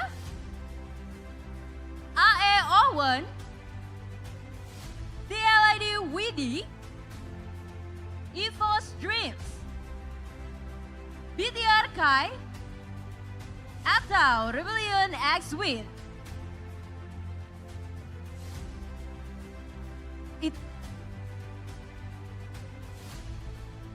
Dan pemenang Dream Team of the Season by Good Day adalah God Laner RRQ Skylar, Jungler RRQ Sutsujin, EXP Laner RRQ Dairen, Mid Laner RRQ Breeze, dan yang terakhir roamer RRQ Idok. Dan kami ucapkan selamat untuk para pemenang yang sudah berhasil memenangkan Dream Team of the Season. Kami persilakan untuk menerima penghargaan dan piagam pastinya dari MPL Indonesia. Mereka adalah yang terbaik dari setiap lane-nya dan rupanya Dream Team dari MPL Indonesia 19 adalah semua player dari tim RRQ. Mereka memang datang dari regular season, mereka menjadi nomor 1 dan menunjukkan betapa kuatnya mereka di setiap lane masing-masing. Memberikan dampak yang positif dan gameplay yang begitu apik menjadi daya tarik bagi RRQ Hoshi. Semua pemain benar-benar bisa mendapatkan apresiasi hari ini. Dan kita akan mengabadikan momen. Bapak Dedi boleh, dan inilah dia kemenangan Dream Team by Good Day. Terima kasih kepada Bapak Dedi Nabi Tupulu. Perwakilan dari Good Day sudah berkenan berada di atas panggung. Kami persilakan untuk kembali dan saatnya kita mendengarkan sepatah dua patah kata dari tiap playernya. Dari God Laner Dream Team kita, Skylar. Baik. Halo, tes. Yang pertama terima kasih juga buat keluarga yang udah support Stellar, walaupun ya lagi ngedown gimana dia tetap support. Ya thank you juga buat pasangan yang selalu support juga, di mana ya sama di saat ya lagi bad mood ya selalu balikin mood saya lah. Dan yang terakhir ya buat Kingdom, terima kasih yang udah dukung kita dari week awal regular season sampai akhir dan kita mendapatkan Dream Team of the Season. Ya piala ini buat kalian juga lah. Thank you. Player skala selanjutnya dari jungler Dream Team kita ada Sutsujin. Kalau dari gua, terima kasih kepada MPL Indonesia yang udah memberikan penghargaan ini. Dan juga terima kasih ke rekan-rekan tim karena mereka yang udah bantu gua di season pertama di RRQ. Dan terima kasih kepada manajemen, coaching staff juga karena mereka yang percaya gua untuk main di season ini. Terima kasih ke keluarga dan juga Kingdom karena mereka lah yang menyemangatin gua buat main di tiap matchnya. Terima kasih.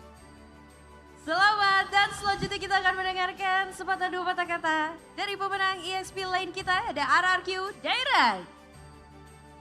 Pertama-tama alhamdulillah terima kasih buat semua yang udah support aku sampai mendapatkan award ini. Ya terutama keluarga, coaching staff, tim, Pak AP dan Kingdom, pacar juga.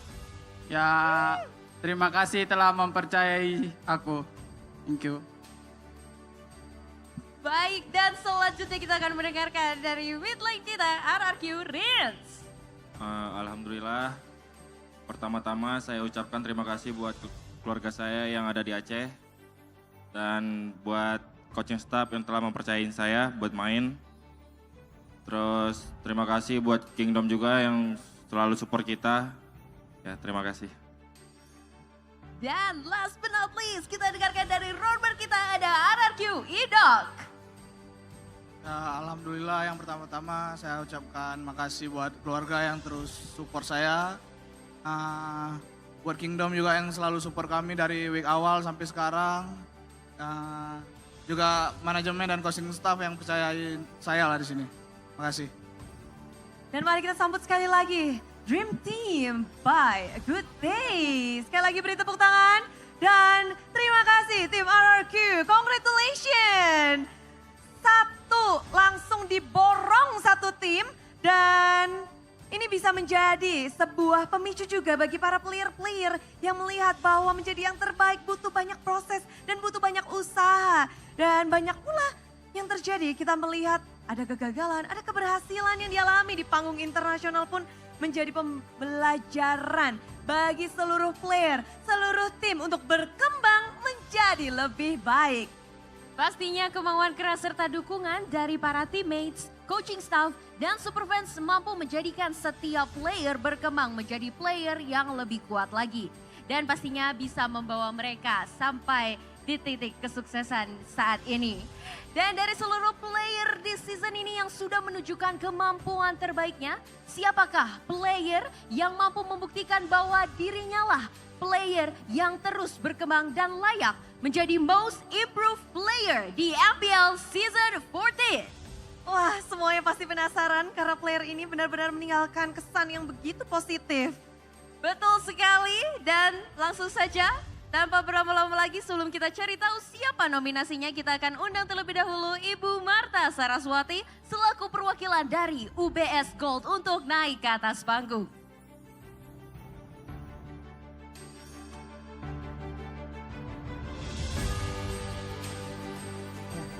Assalamualaikum warahmatullahi wabarakatuh. Salam sejahtera untuk kita semua. Di sini saya mengucapkan selamat untuk semua yang sudah menang. Kemudian dengan semangat 24K ini besar harapan dari UBS Gold agar semua player tidak hanya skillnya saja yang semakin berkembang, tapi semua aspek juga semakin berkembang. Kemudian untuk seluruh aspek juga dari Mobile Legends dan MPL juga semakin berkembang dan nantinya dapat membawa nama harum Indonesia. Sekian dari saya. Wassalamualaikum warahmatullahi wabarakatuh. Yap, terima kasih buat sambutannya. Namun kita akan juga menantikan bersama-sama siapakah sang pemenangnya. Jadi langsung saja kita panggilkan, kita bacakan nominasi Most Improved Player by UBS Gold. Nominasi Most Improved Player, nominasinya BTR Eman, RRQ Skylar, AE Hais, Gig Kadera, Fnatic Zonix Cewek, Gig Vincent, Fnatic Onyx Kairi, Dewa Ray, BTR Moreno, MPL ID Yeskiel,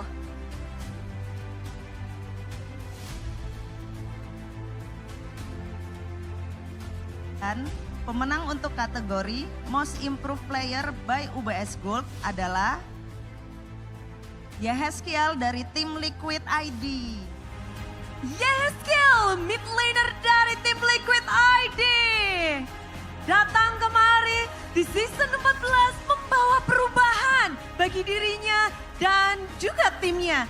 Menjadi upper bracket pula, bisa dibilang itu adalah tanda bahwa Yeskiel memberikan perubahan yang begitu positif. Dan tentu saja dia akan banyak mendapatkan hadiah. Ada UBS Benedetta Box di tangan dari Yeskiel. Dan tentu saja piagam penghargaan. Kita abadikan momen ini bersama. Dan sebagai most improved player dari tim yang lagi benar-benar naik pula. Inilah dia Yeskiel, sang mid laner yang diam-diam tapi memukau. Baik, terima kasih kepada Ibu Marta Saraswati untuk perwakilan dari UBS Gold. Dan kami persilakan kepada Yeskiel dari tim Liquid ID untuk memberikan speech.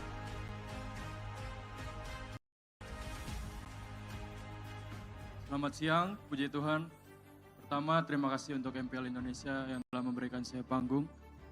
Terima kasih juga untuk seluruh jajaran tim Liquid Indonesia, baik dari manajemen, coaching staff, serta seluruh player telah bekerja sama dengan saya di season 14 ini. Serta terima kasih juga untuk The Calvary yang selalu setia mendukung tim Liquid Indonesia. Tidak lupa juga, terima kasih untuk seluruh keluarga serta saudara-saudara saya yang selalu mensupport dan mendoakan saya dari jauh. Thank you guys. Selamat sekali lagi untuk Yeskiel dari tim Liquid ID sebagai Most Improved Player. Dan pastinya selanjutnya di MPL Indonesia Season 14 ini kita bisa melihat munculnya banyak wajah baru yang hadir dan pastinya membuat MPL Indonesia lebih berwarna. Iya, banyak sekali warna-warna yang telah dihadirkan. Dan kalau kita lihat, bahkan player baru membuat regenerasi yang terus berlanjut. Bahkan hadir lebih masif dibandingkan season-season yang lalu.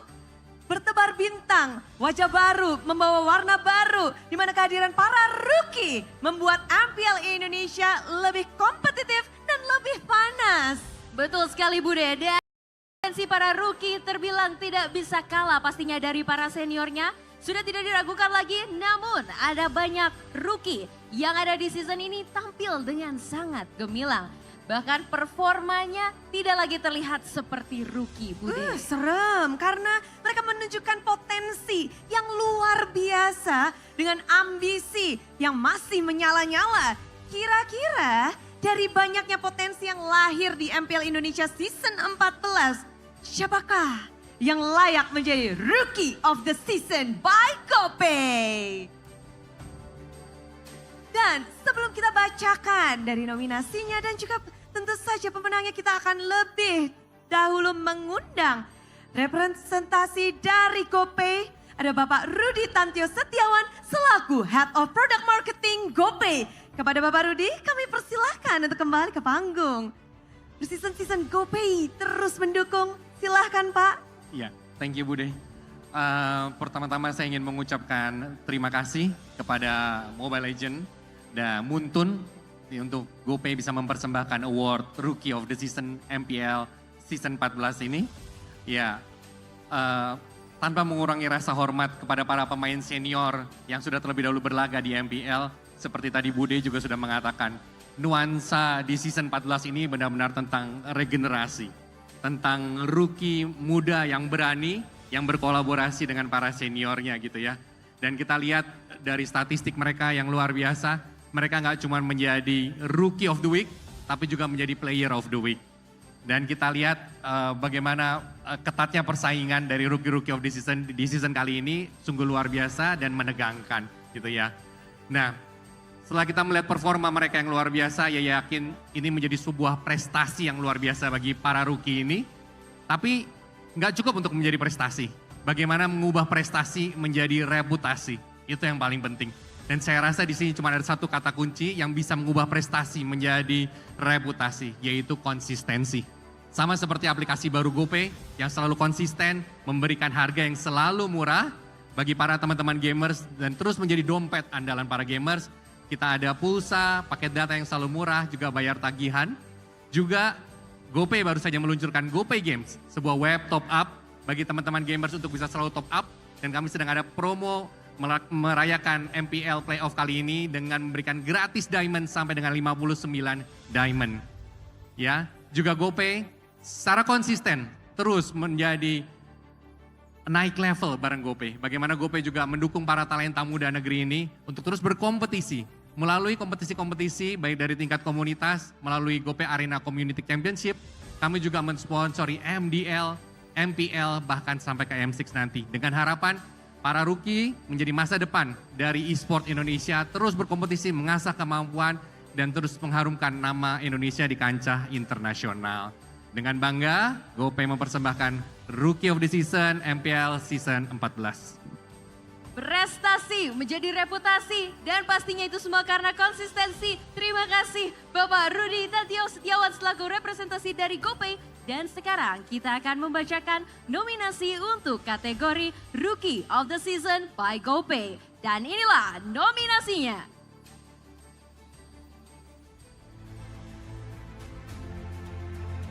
TLID Favian, TLID Eroshenki, RRQ Rins, Dewa Idok, Dewa Mueza, Fnatic Res, TLID Widi, Gig Masako, Dewa Azura, dan AE Owen.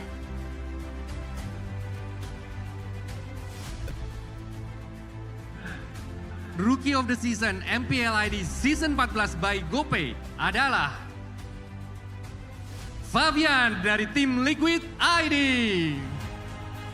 Favian, the Risk Boy, Mewing Boy, semuanya disabet dan bahkan Rookie of the Season by GoPay berhasil didapatkan, menorehkan banyak sekali prestasi di season pertamanya. Season 14 menjadi taman bermain untuk Favian. Dia berhasil mengeksplor dan membawa timnya bahkan sampai ke upper bracket. Betul sekali, dan ini dia sesuai yang kita bacakan di awal bahwa Rookie of the Season adalah teman-teman yang pastinya bisa menunjukkan kiprahnya. Dan pastinya prestasi ini kita harapkan bisa terus konsisten untuk menjadi reputasi terbaik bagi Favian. Mendapatkan giant check dari GoPay dan juga tentunya apresiasi terbaik. Terima kasih Bapak Rudi Tantio Setiawan.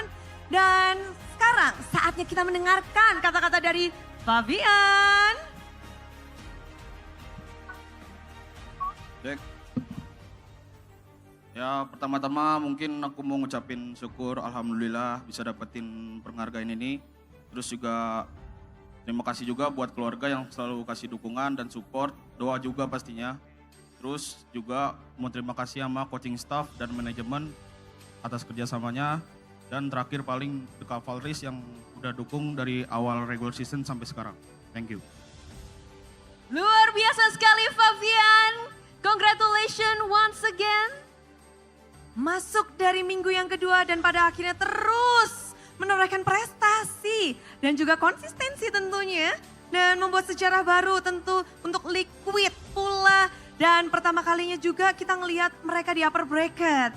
Betul sekali, dan yang tidak kalah luar biasanya adalah player yang pastinya bisa terus-menerus memberikan penampilan maksimal di setiap matchnya. Dan membawa tim mereka untuk menjadi lebih baik di setiap pertandingan. Benar, dan selanjutnya kita akan membacakan nominasi untuk Regular Season MVP by Samsung. Sebelum itu kita akan persilahkan terlebih dahulu perwakilan dari Samsung. Ada Bapak Fauzan Alfa Andros selaku Esports Sponsorship Manager dari Munton Indonesia untuk mewakilkan dari Samsung untuk naik ke atas panggung. Kita akan juga setelah ini langsung membacakan nominasi Dan pemenangnya akan dibacakan oleh Pak Fauzan. Jadi kita akan membacakan nominasi untuk ini. Dan nominasi untuk regular season MVP by Samsung, nominasinya adalah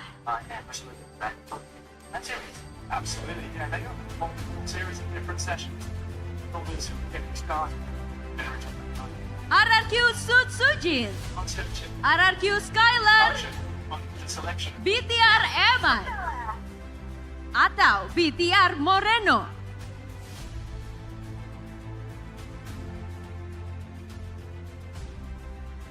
Dan pemenang kategori regular season MVP by Samsung adalah Favian dari tim Liquid ID. Favian back to back ke panggung. Tentu saja benar-benar membawa impact dampak yang begitu membekas bagi para semua MPL fans. Dan juga dari Favian sendiri di regular season kita nggak bisa lupa performa Favian. Inilah dia hadiah yang didapatkan oleh Favian, yaitu 1 unit Samsung Galaxy dan juga pastinya piagam penghargaan dari MPL Indonesia Season 14. Kita akan mengabadikan momen ini, banyak sekali hadiah di tangan Favian. Tentu saja karena kerja keras, dedikasi, dan keberanian Favian untuk menunjukkan dirinya di season 14. Terima kasih kepada Bapak Fauzan, boleh kembali ke tempatnya. Dan kami persilahkan untuk Favian dari tim Liquid ID. Lagi-lagi kita akan mendengarkan speech kemenangan dari Favian.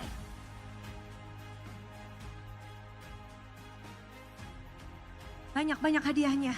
Banyak sekali ya, karena back to back di luar biasa sekali. Silakan Favian.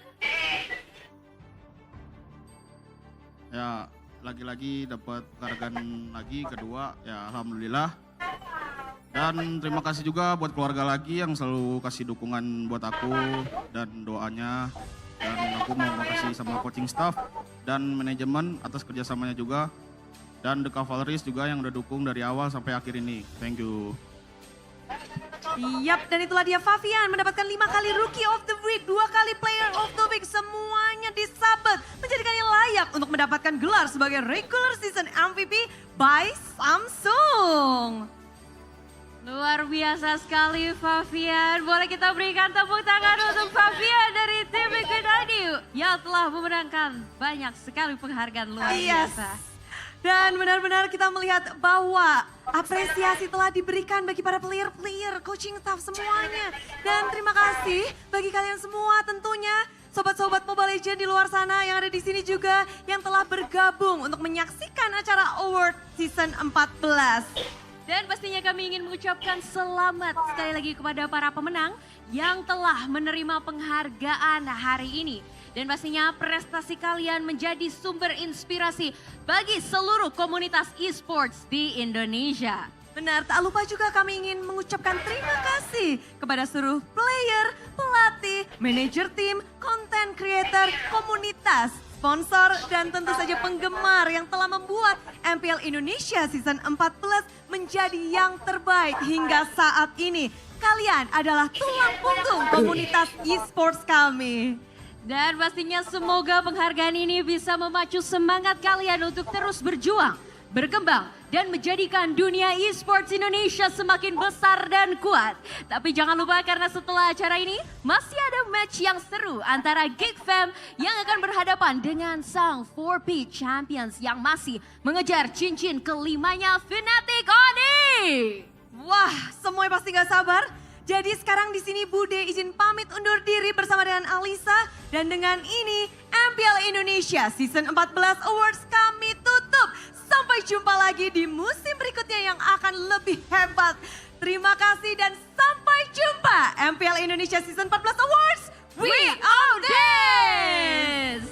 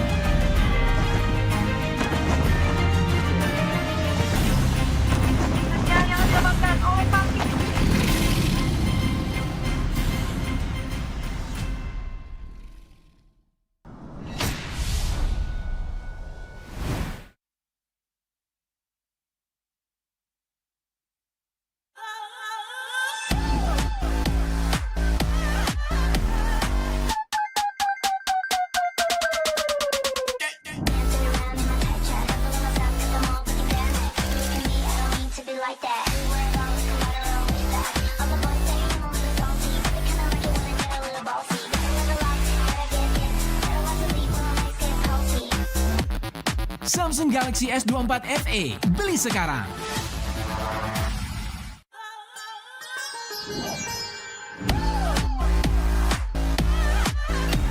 Halo, aku mau reservasi untuk besok jam 11 आरक्षण करना चाहती हूँ। कितने लोगों के लिए table चाहिए? Satu orang aja. सिर्फ एक यात्री के लिए।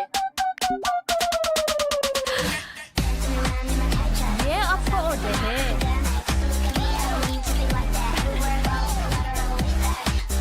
Samsung Galaxy S24 FE. Beli sekarang.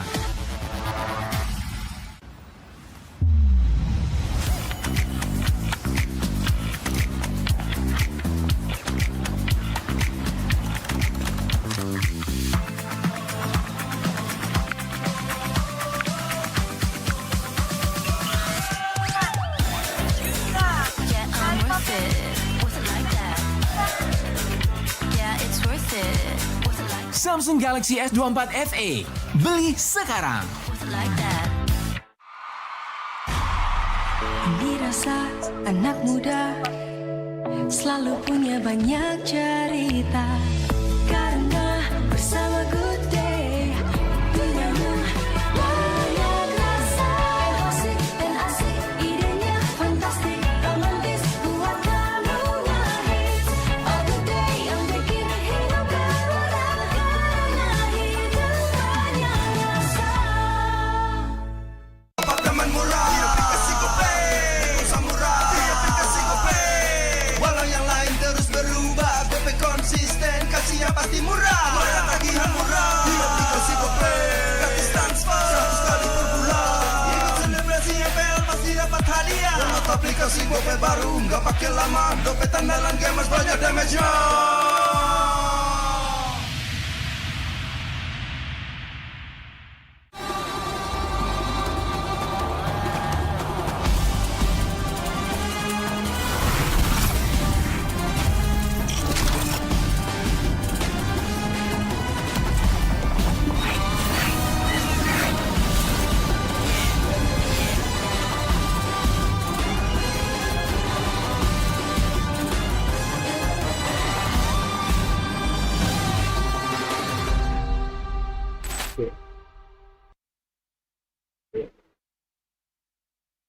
Dia tidak akan segan untuk menghadapi siapapun yang berani melawan. Dia mewarisi perjuangan karena di tubuhnya mengalir darah seorang pahlawan. Pedangnya mengukir takdir kemenangan, menghadapi segala tantangan. Penuh keberanian untuk terus berjalan menuju masa depan. Raihlah masa depan, nabung mulai dari hobi. Koleksi terbaru UBS Gold X Mobile Legends Bang Bang, edisi spesial MPL ID Season 13.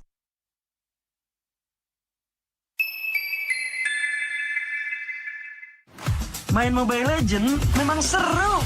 Mabar sama temen makin epic. Apalagi kalau double kill. Tropicana Double Crunch, es krim karamel dengan lapisan coklat yang tebal. Crunchy-nya double. Main bareng, makan bareng Tropicana Double Crunch. Double crunchy level dewa. Rasa ini Gatot kacau. Ih, tombe basah. Bro, move on ke Head and Shoulders. 100% pede, ketombe basah dan gatal. Wiped out. Dapetin edisi baru Gatot Kaca di minimarket terdekat. Head and Shoulders. Ini Gatot, ini kaca. Mas Gatot, benerin kaca.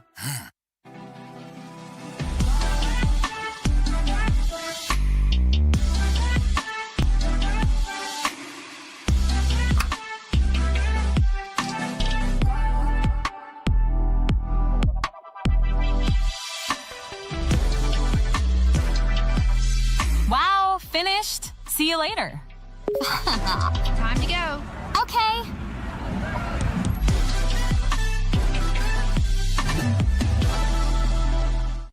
Papa akan kehilangan ingatannya. Masih ingat ini, Pak? Sekecil apapun perhatian adalah kekuatan. Hidupkan momen kebersamaan. IndiHome. First blood.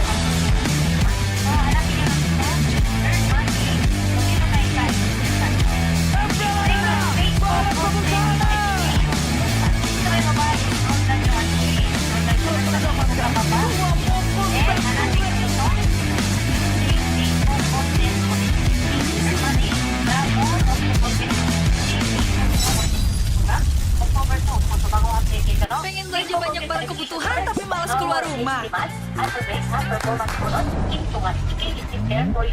Butuh aja pakai aplikasi Klik Indomaret. Cuma tinggal klik bisa belanja online seperti di toko. Beli ini, itu. Jadi mudah banget. Produknya lengkap, banyak promonya. Gak perlu pusing, bisa pakai alat bayar apa aja. Wah, 1 jam udah sampai. Gratis ongkir lagi.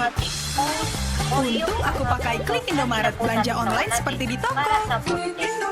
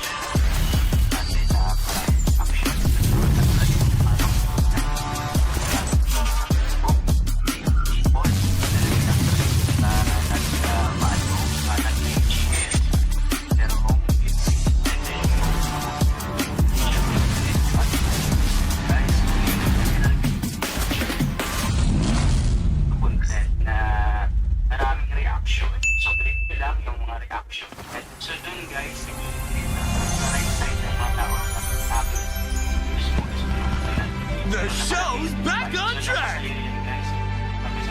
You're hired! Now give us a show! The gun represents justice. When pointing at the bad guys, open fire! We all belong to where our hearts go, no? I will choose my own path. Get lost! The pointy ends of my spears warn those against me. It's my way or the highway. Don't worry, this ain't my first rodeo. Not so tough now, are ya? Light 'em up!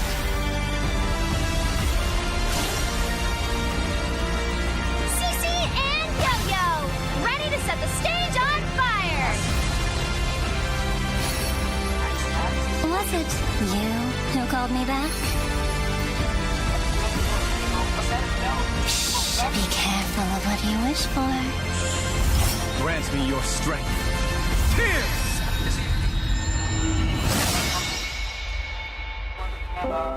5, 6, 7. Hey, we're missing a candle. Here's to another 8 magical years.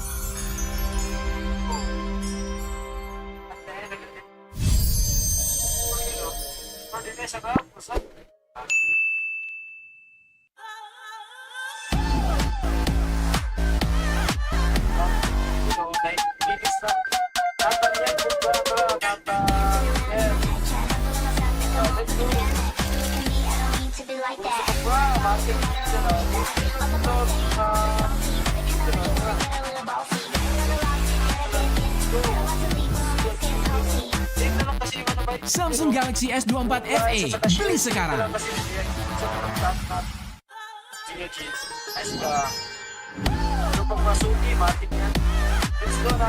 Halo, aku mau reservasi untuk besok jam 11. आरक्षण करना चाहती हूँ कितने लोगों के लिए table चाहिए? Satu orang aja. सिर्फ एक व्याकुली के लिए ये आपको order है.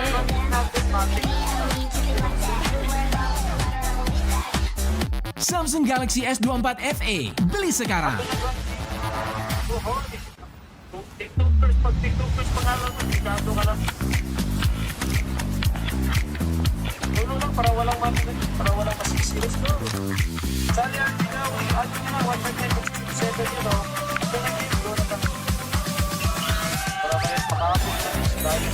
Yeah, I'm worth it. Worth it like that. Yeah, it's worth it. Worth it like Samsung Galaxy S24 FE, beli sekarang. worth it like that. Dirasa anak muda selalu punya banyak cerita, karena bersama Good Day Dinama banyak rasa, musik dan asik, idenya fantastik, romantis, buat kamu ngehits. Oh Good Day yang bikin hidup berwarna, karena hidup banyak rasa. Apartemen murah, di aplikasi GoPay.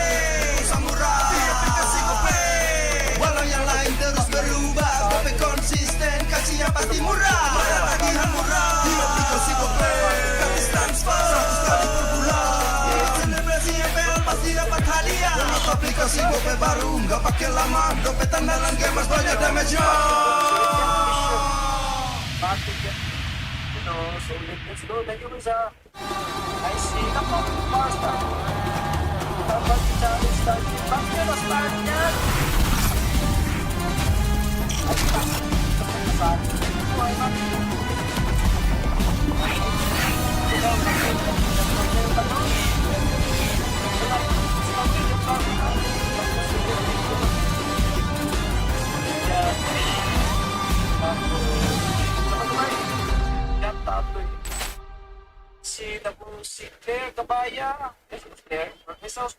Kita adalah pejuang yang melangkah dengan penuh keyakinan, menghadapi dunia tanpa keraguan, karena hidup adalah arena pertarungan.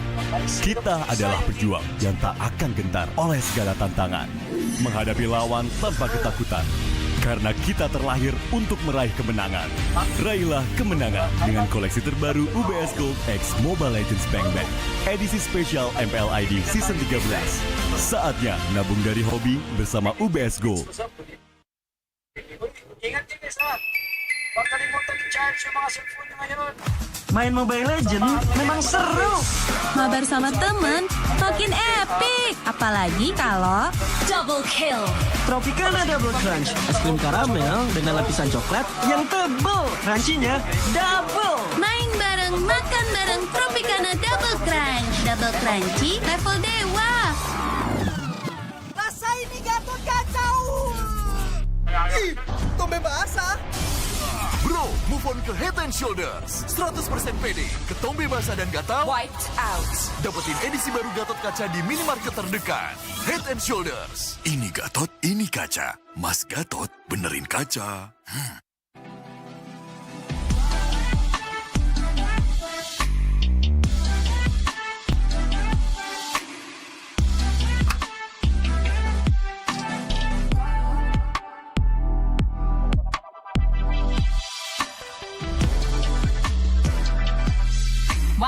finished. See you later.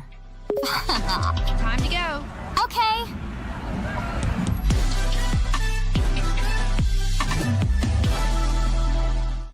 Papa akan kehilangan ingatannya.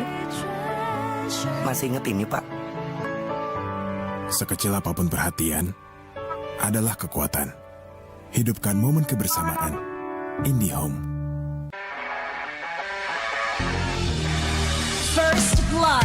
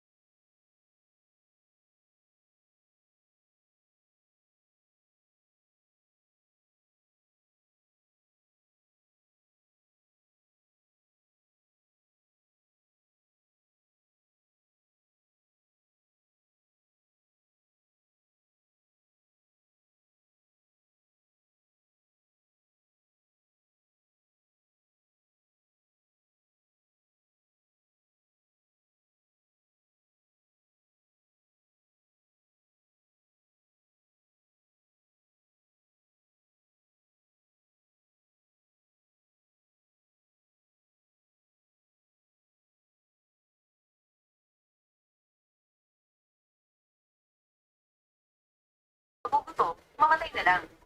Iba. Kapag pumamamagal ng bakit tayo pinapasirapan ng talibot dito? Ang mga opisyal na ito, parang mga hayop na iniwan. General.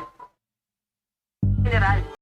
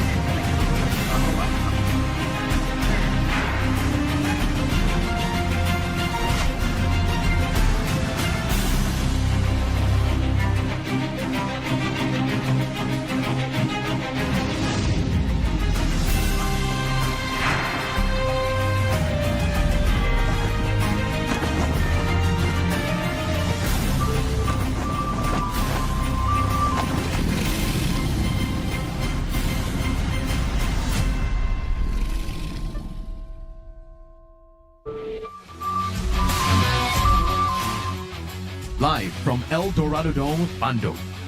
MPL Season 14 Playoffs, powered by Moonton.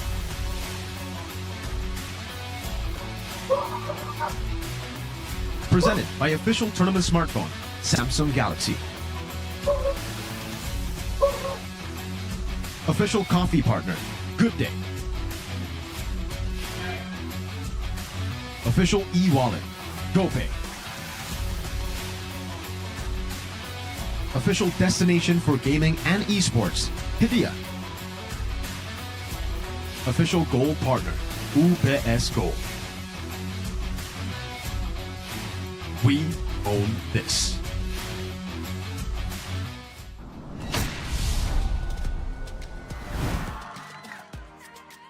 El Dorado Dome Bandung akan menjadi saksi bagi perjalanan tim-tim yang sedang berjuang untuk mendapatkan gelar sang juara dan juga tiket M6. Inilah dia perjalanan bagi tim-tim di MPL Indonesia Season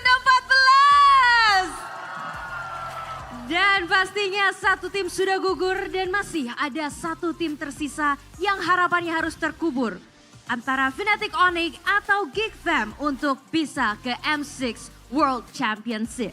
Benar, kita sudah melihat adanya tim yang gugur. Namun kalau melihat dua tim ini adalah dua tim yang pernah mewakili Indonesia. Dua tim yang melangkah di M5 World Championship menjadi wakil Indonesia. Dan kali ini mereka harus beradu. Dan hanya ada satu slot saja untuk bisa membuka kesempatan mereka kembali mengharumkan nama Indonesia. Dan pastinya Bude, sebelum kita membahas lebih jauh mengenai pertemuan kedua tim yang pastinya sudah sangat kita nantikan, kita mau nyapa dulu nih super fans yang telah hadir di El Dorado Dome Bandung. Mana suaranya? Woohoo! Sonic dan juga Geek Fam Unity sudah berkumpul, tapi tentu saja ini akan benar-benar kita diajak menjadi saksi. Mungkin perjalanan yang sangat menarik. Sebelum kita melihat perjalanannya, izinkan kami mengucapkan terima kasih kepada semua support yang kalian berikan. Dan juga support dari para sponsor dan partner. Karena MPL Indonesia Season 14 powered by Moonton. Presented by official turnamen smartphone Samsung Galaxy. Dan pastinya our official coffee partner ada Good Day. Official e-wallet ada GoPay. Official destination for gaming and esports, Hidea. Official gold partner ada UBS Gold. Dan tak lupa juga kita punya partner in esports. Ada Campina, Head and Shoulders, Oraimo, Telkomsel, Dunia Games, IndiHome, dan juga WeDrink. Dan pastinya our suppliers ada Erigo, Klik Indomaret, Yummy Choice, Kilo Food, Popmart, RSP Helmet, Saturdays, and supported by PBSI. Yay, semuanya udah mendukung, apalagi kayak makin malam makin hangat. Karena mengingat kita tahu sendiri ini adalah mungkin kali pertama dari 7 season beruntun. Fnatic Onyx yang biasa di upper bracket, kali ini mereka harus berjuang dari play-in. Mana nih semangatnya dari para Sonic? Woo! Dan pastinya Bude, tapi peluang Geek ini juga gak kalah besar. Karena mengingat di regular season bahwa Fnatic Onyx tidak bisa menang satu game pun dari Geek Fam. Dan tentunya juga kita tahu bahwa Geek di mode playoff ini selalu bisa memperlihatkan perkembangan yang luar biasa. Bahkan di season 12 mereka berangkat ke M5 World Championship dari lower bracket. Begitu mengerikan pastinya, apalagi lagi-lagi mode playoff. Harus kita saksikan bersama-sama bagaimana perubahan terjadi. 2 minggu banyak sekali tentu saja gameplay. Lalu ditambah lagi kejutan apa yang akan mereka berikan. Mengingat di minggu-minggu sisa akhir season, Fnatic Onyx mereka terlihat makin kuat. Ditambah dengan Geek Fam, mereka masih benar-benar bisa meracik susunan baru. Dan khususnya kita menantikan Baloi akan bermain apa? Tentu saja, dan langsung saja Bude, tanpa berlama-lama lagi, kita akan langsung lemparkan ke caster. Silakan.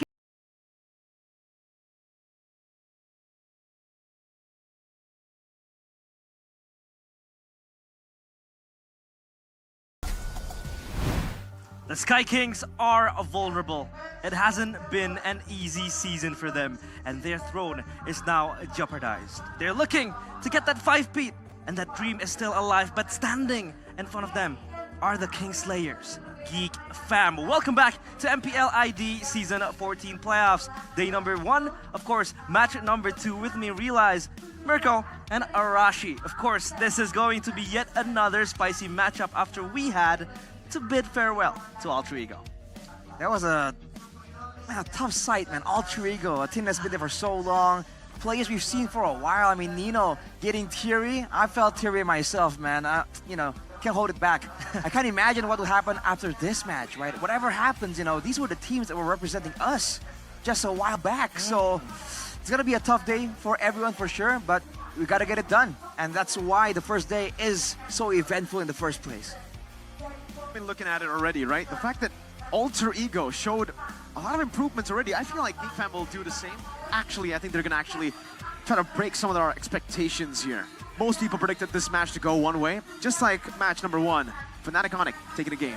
Yeah, but Geek Fam have had 2 weeks, and with the emergence of Rafaela coming back, these healers in MPL Philippines, I feel like Geek Fam will definitely try to take a bit of inspiration from MPL Philippines, maybe bring that Rafaela in. And against Fnatic Onyx, I'm not sure if the alpha utility-esque meta fits into Kyrie's playbook. That's the problem. That's the main question, Web. And of course, in today's schedule, we have seen Bigatron Alpha able to take down Alter Ego in a flawless 3-0. And now game number 2, or match number 2 rather, will see us look at who will yet step out of MPL ID Season 14 and that M6 ticket contention. Of course, it's Fnatic Onyx and Geek Fam. Now, continuing to that patch you talked about, this patch might also benefit Vincent, because this guy is well known with his fighter, hero pool. He's well known for the Roger back in the days, and now Roger has been nerfed into that ultimate cooldown that has been slightly, increased. Now Suyo, now Alpha, new horizons opening up for Vincent. A lot of options possible for sure, but again, these are assumptions, right? We know that Vincent doesn't do as well with the assassins. It doesn't mean that he can operate the same way on these new heroes showing up. I mean, the Alpha definitely is a great possibility. The Suyo is a bit of a weird one, right?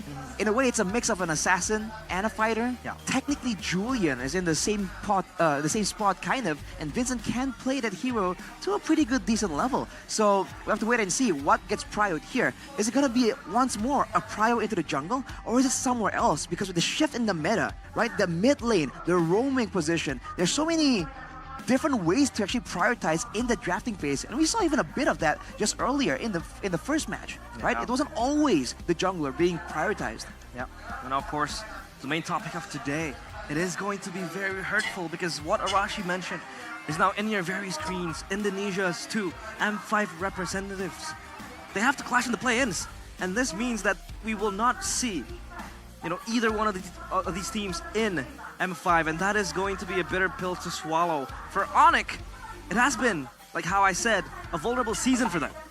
It really has, losing to Rebellion, going on a 4-lose streak. Not a lot of people predicted this. Yikes. I don't think anyone predicted them to lose against Rebellion, but that's been the case, especially up against Geek Fam for some reason in the regular season, despite the fact that obviously in the playoffs here, most people have gone, and predicted Onyx to win. They have not won a single match in the regular season against Geek Fam this season. It just seems like Geek Fam have had their number. With Vincent, with Veldora, with Chidera, doesn't even matter which lineup they deploy. They do really well. But that is also a big question that I gotta ask over to Geek Fam. Fnatic Onyx, they were struggling with Lutpi. I think the first leg they were playing with Lutpi. Second leg they played with Rez. But now we have their main lineup. What's Geek Fam's main lineup? That's true. I mean, sure, you still have that foundation in Baloyski, in Aboy. But of course, to answer all these questions, we will throw it up into the panelist desk. Eterna, Colius, and of course, Chefin. Take it away. Answer us. And we're gonna catch that. Thank you so much, casters. Thank you so much, Faiz, Realize, Mirko, as well as Arashi. And ladies and gentlemen, once again, welcome back to the English panel.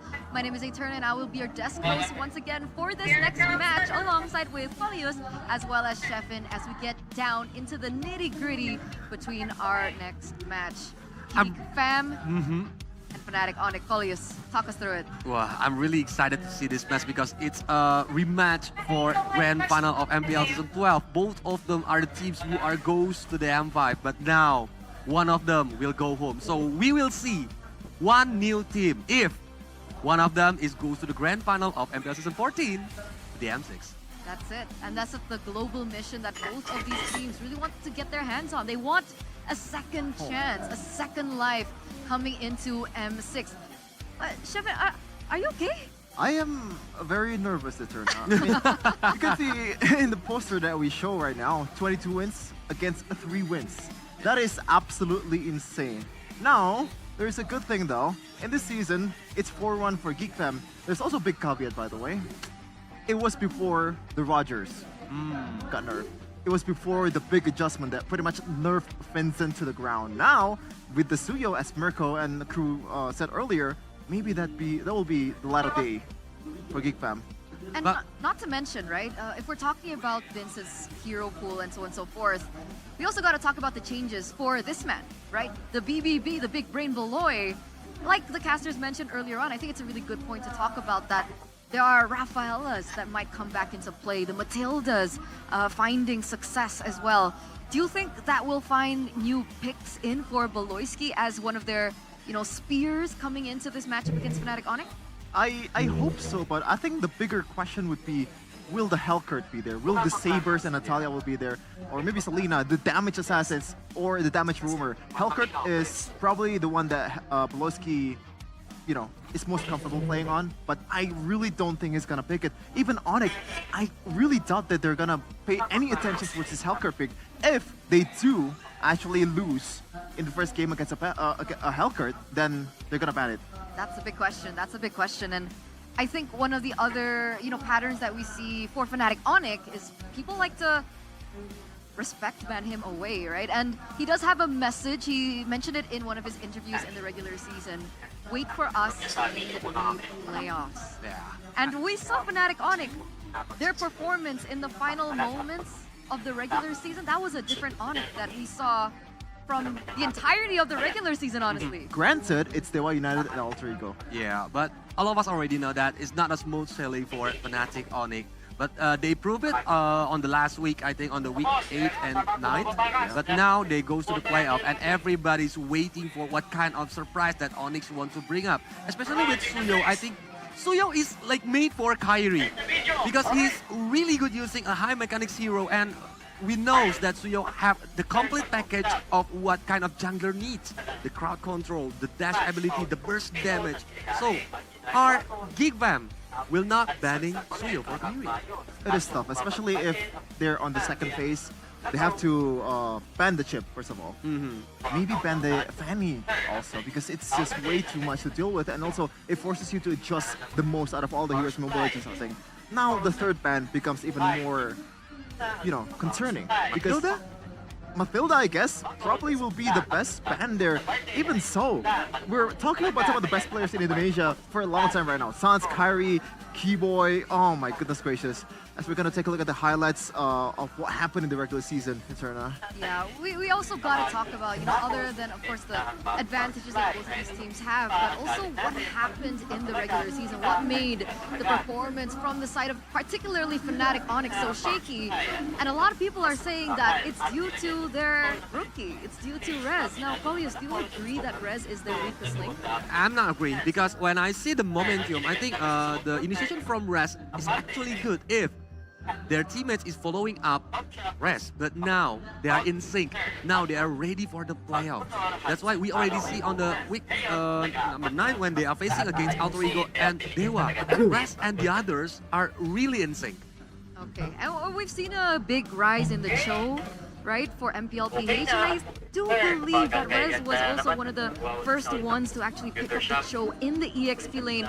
A lot of criticism actually on that particular match when it seems like Coach Jeb really wanted to force out the show, but with the changes coming from the regular season, do you think that could be a pick considered for Rez? I think it should be, First of all, Keyboy is an amazing pro player, so the flex works wonders for Onyx. Probably the best in all of Indonesian teams right now for this pro pick. Even so, if Rez is not really comfortable enough on the show, they can actually kind of replace it with some of the heroes that he can play, like the lockdown heroes, like Barats. That's something that Rez usually likes to play and Coach Jeff likes to draft. But I think at this point of the game, 2 weeks, a lot of preparation for Rez, and also he's way more comfortable on on the stage than ever. I'm excited, honestly, personally speaking, right? Because when we're talking about creativity, when we're talking about exploration, both of these teams are capable of that. And it actually makes me nervous. I'm not a big, huge fan of both of the teams, but I'm excited to see whether or not we're going to see new picks coming through, or maybe even Vincent, right? We are going to take a look at the highlights for Vincent and his gameplay so far, and what do you think? I mean, we talked about a little bit more about the Suyo coming through. Is there something else that he can actually utilize? First of all, Assassins obviously is not his thing. Yeah, his thing. I think it's gonna be better if he's using the utility jungler, or for example Alpha, or even Suyo for Vincent right now. Because Vincent playstyle is like he will not like do the fast thing. It's like shoo, but he's waiting for the momentum, the right momentum to enter the team fights or stealing the objective. Oh man, I'm kind of snorting a little bit of copium here. What if, what if, okay, let me cook here. What if GeekFam purposely showed like, oh, Vincent can really play Assassins in the regular season, and now he's gonna pick the Assassins in the playoffs? Hey, it's possible. It's possible, I'm not gonna, let that slide. Hey, we already see on IL before. I said it to one of the boys in the caster's desk, and they look at me like I was crazy. No, I believe you. Am I crazy? No, you're not. Okay, thank you so much. Thank you so much. We believe Sheffin. It's a big possibility, right? Why not save your strategies for the playoffs? And this is the moment where they severely need it. They're up against the 4P defending champions, Fnatic Onyx, disregarding their performance this season. Even if they lose, they will not continue on this journey because they will not go to the lower bracket. They will exactly go home. There's also a good thing to consider for GeekFam fans out there, though. Historically, ever since Season 12, GeekFam has been the most competitive team that faced off Onyx. In Season 12, they were in the Grand Finals 4-2. It's not really the greatest of scores. In Season 13, I believe they lost only 3-2, right? I don't remember. Yeah, they were up 2-1. They were up 2-1. They have a chance to actually close it out, but actually lose against Onyx.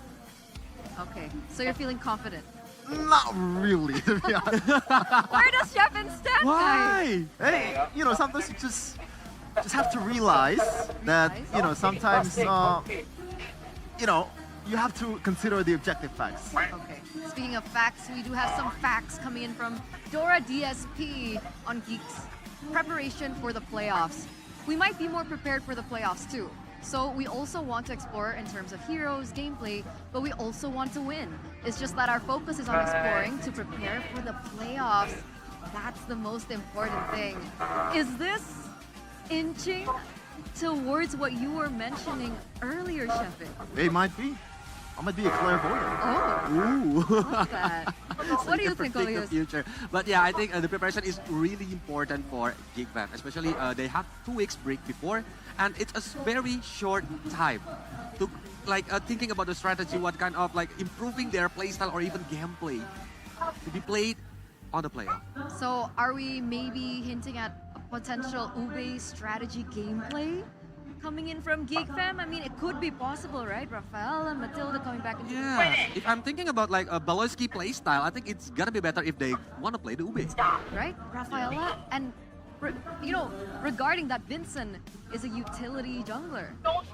Yeah, I think it might be possible, and it is possible in the hands of Poloski and the crew, especially considering that Feldora has been progressing really well over the course of the season, and I think he's used to play this damage dealer, EXP laner. One of them is Benedetta, right? Benedetta can play the far lane really well with the addition of the Revitalize and also the Concussive Blast. The Wave Clear is going to be crazy, and they're going to be able to handle their long lane quite well. And speaking of long lane, Jadera is also one of the most prominent users of Moskov in MPL Indonesia. And I think GeekFam so far in the season, they've been picking Moskov the most out of all the teams, so you gotta, maybe pay attention to that if you were on it. So your guess is Kadera and Feldora. Are you saying gonna play? That's the lineup? I think so. No, first of all, Gops and Masako. Now, I'm not belittling their performance in the regular season. They were actually pretty decent for a rookie. Vivian is just way too crazy with the standards. But you gotta consider the experience, the airtime that they have in the playoffs. you know, they've been here much longer than these guys are, and they're more ready. I guess that makes sense. I mean, regular season to playoffs is also already a different ball game. Imagine if they had to represent Indonesia at M6. As I think one of the things that we also need to highlight is the coaches, right? I mean, so far there have been a lot of people that are saying, you know, what's up with Yeb's draft so far? It seems like he's very instinctual. Is there something that we can actually pinpoint from this stat that we see on screen? Don't forget that Coach Yep loves to do some kind of like trial and error on the regular season. I think that's why we already see the most big unbanned heroes like the Harriet, the Varamis for them. Maybe it's gonna be good if they want to like having some trial and error and do it on the playoff, because it will not have any chances anymore if they lose on this match. Yeah, I think in the regular season, just a lot of experimentational, is that right? Draft from Yep. And yeah, it's gonna be crazy, man. And one of the things that I noticed here is that Hayabusa and Fanny Ban coming in from Geek Fam, knowing that they don't really play that, so they are kind of forced to ban that. That's why I'm really worried by the fact that both, even if they are on the blue side or the red side, there's gonna be some investment on the banning phase towards Kyrie's assassin, because so far, out of all the teams that beaten Prime Onyx, usually the target ban Kyrie. That's true. Out of all the players that they have. So do you think that Fnatic Onyx might revert back to second pick once again? You know, that is a special comfort coming in from Fnatic Onyx. But ladies and gentlemen, here it is, the official team lineup for both of the teams. Fnatic Onyx, Rest, Kyrie, Sans, Giboy, stay away! For Geek Fam, the King Slayers is still with the winning lineup. Veltura, Vincent, Aboy, Tadera, and BBB. Big Brain Veloski. Wow, it's a very interesting matchup because both of them are gonna A battle once revered. A battle once anticipated for the upper brackets. But this time, both teams will have to fight tooth and nail from the bottom. Once friends on the international stage, now turned foe.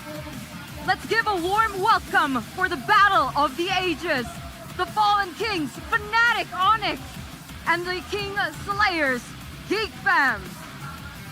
Oh man, you see what Chatera brought there? And I gotta say, now. You know, translate. It's a bit shameless, but you know what? The hustle is there. Respect the hustle, bro. And here it is, the brains of both teams. Also, Marshall Deneng onto the stage. Bluffzy, Dora DSP, Coach Rajayeva, also Coach Ari on the stage. We're gonna see what kind of recipe they bring to the table for tonight, because they lose, they're gonna go home. Even like we already seen what kind of battle that they can give to us. On the regular season, Onyx always lose against Geek Fam, but now it's the playoff. And the fan says it's like Onyx model playoff. What kind of strategy and surprises that Coach Yeba and Bluffzy can bring? You can also look at Peloisky pumping his chest and throwing his finger in the air. He's wishing a good luck for himself, a prayer to the gods for him to be able to make this happen. A lot of people say this is gonna be an impossible task for Geek Fam, but they know the chances are there. They've done it before in the regular season. So we're gonna take a look at the rival showdown between these two players, these two buddies, ever since the Philippines. Onyx PH that right now is the winner of MPL PH Season 14. It's Kyrie and Beloisky. Man, oh man, there's two talents that flew to Indonesia, and their journey in Indonesia is nothing short of remarkable. Right now, they're looking to eliminate each other in this stage. They're one of the teammates before. They might be friends, but now in the lineup done, they're gonna foes. face each other. Yeah. And with the average KD of Kyrie 8.05, I think it's a very high KDA. If we are looking at the current meta, it's really hard to have a good KDA, especially the team fights is not always get a kill point. Usually you just want to wasting the opponent's resources and aim for the turret. Or do you know? Do you know a fact? Colius, the #1 KDA so far this season is Albert.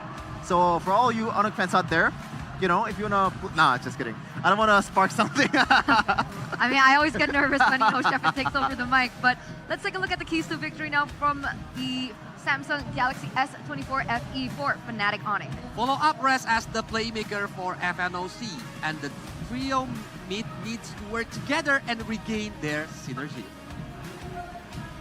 It's gonna be a really interesting debut for Rest, especially in the playoffs.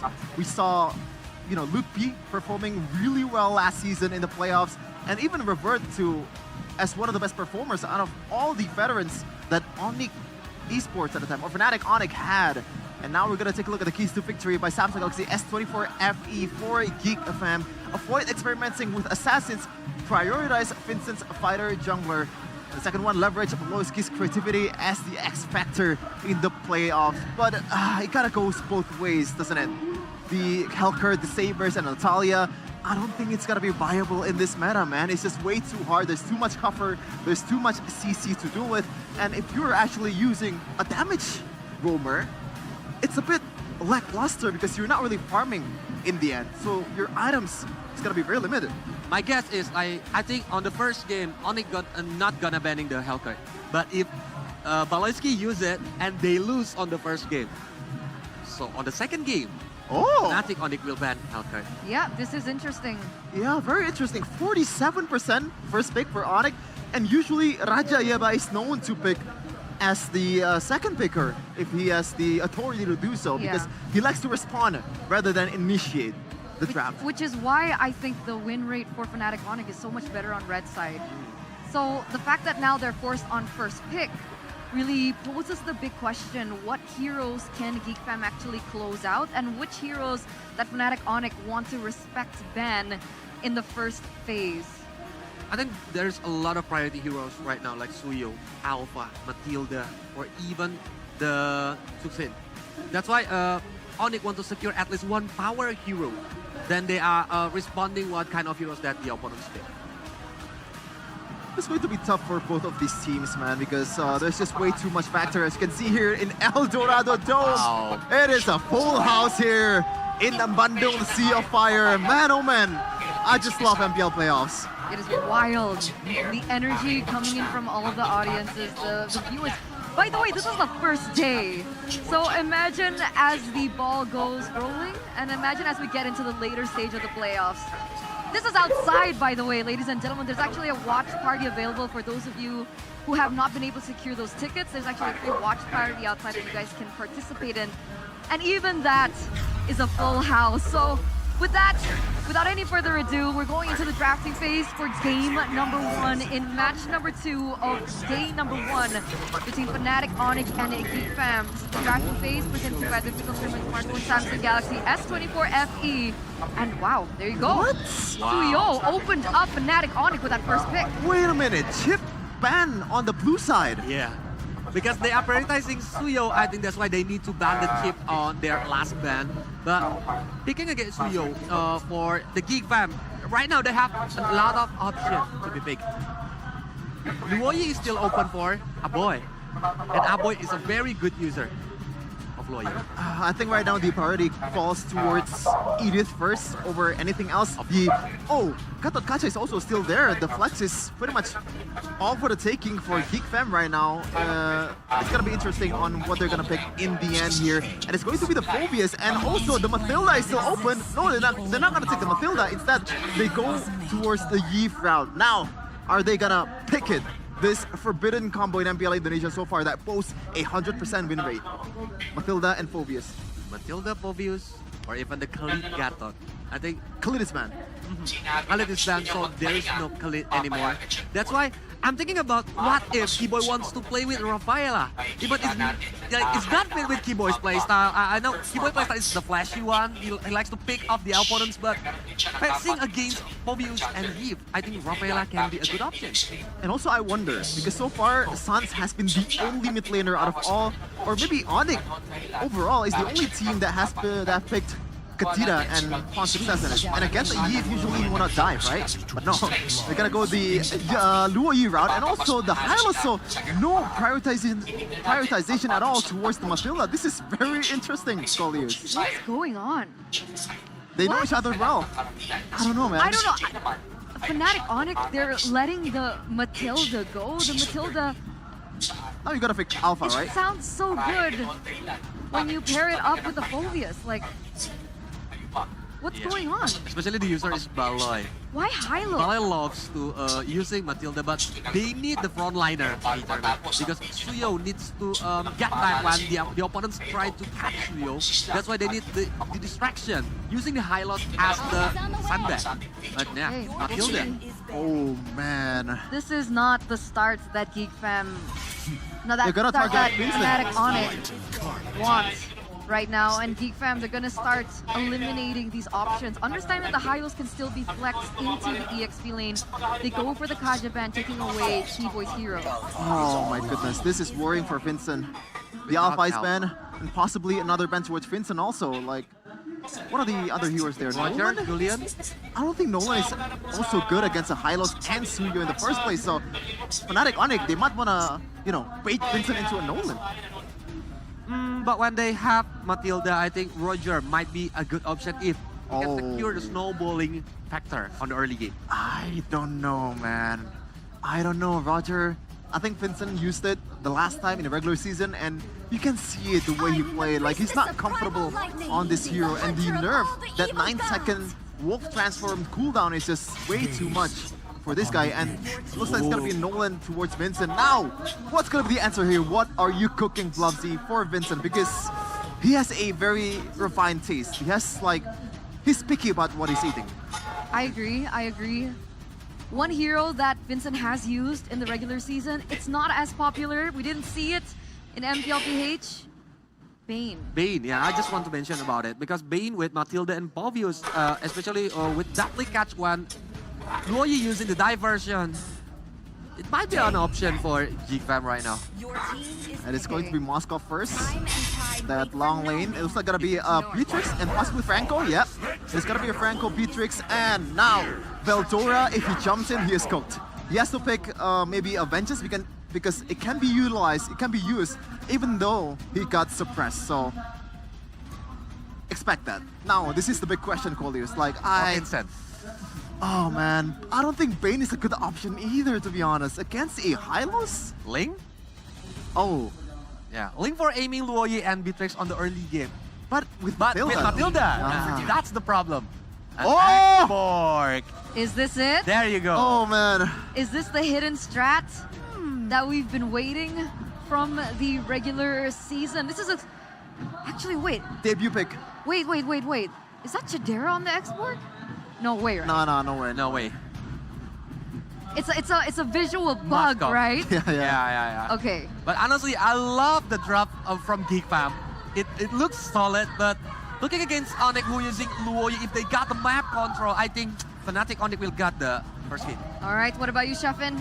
I don't know, man. I think Geek Fam has a chance here, as long as they play the kiting game properly. But with a big notice, though, this is the best pickoff team in Indonesia in Fnatic Onyx. Yep. You have to somehow absolutely dodge all of the things that's coming from Keyboy. All right. So the compositions have been set in stone. Ladies and gentlemen, we're going to throw it over to our casters to bring you game number 1. One life, one goal, and one chance to make it even further in the brackets. Welcome to Land of Dawn. Game number 1, it is Geek Fam against Fnatic Onyx.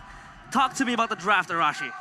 A surprising turn of events. We see Vincent finally on a fighter. That's great news for Geek Fam. Amazing. On top of that, though, they got the Yves, high ground mage for a boy. That's great. They got the Matilda for Beloyski. They have a very solid draft right here. Even Chidera with a bit of a signature pick on the Moskov too. They have a great balance here in whatever they want to do. So they can play it safe, they can play it aggressive if they want to. The only real concern is that when Fnatic Onyx get some power spikes and go for those early game pickoffs. But aside from that, if Geek Fam can kind of play it safe, they can make sure that Beloyski can save anyone getting jumped on. This could be a pretty good game for Geek Fam.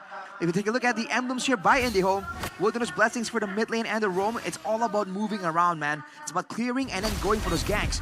Weapon Mastery for CW. Gonna take a bit longer to ramp up.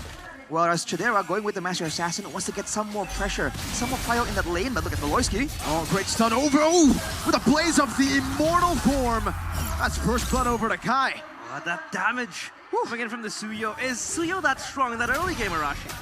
I mean, the Suyo is absolutely amazing. Look at that damage! Oh boy, oh, that's an iron hook. Oh boy, flicker. No lethal ignition, luckily, to take him down there, but that's a wasted flicker. Already, so much pressure by the Suyo. Oh man, no way for Game to kind of match that kind of burst damage in the early game. You look at their composition, it's a lot of continuous damage. The Yi spamming out spells, Beloyski spamming out wisps as well, as Vincent's just spraying with the fire.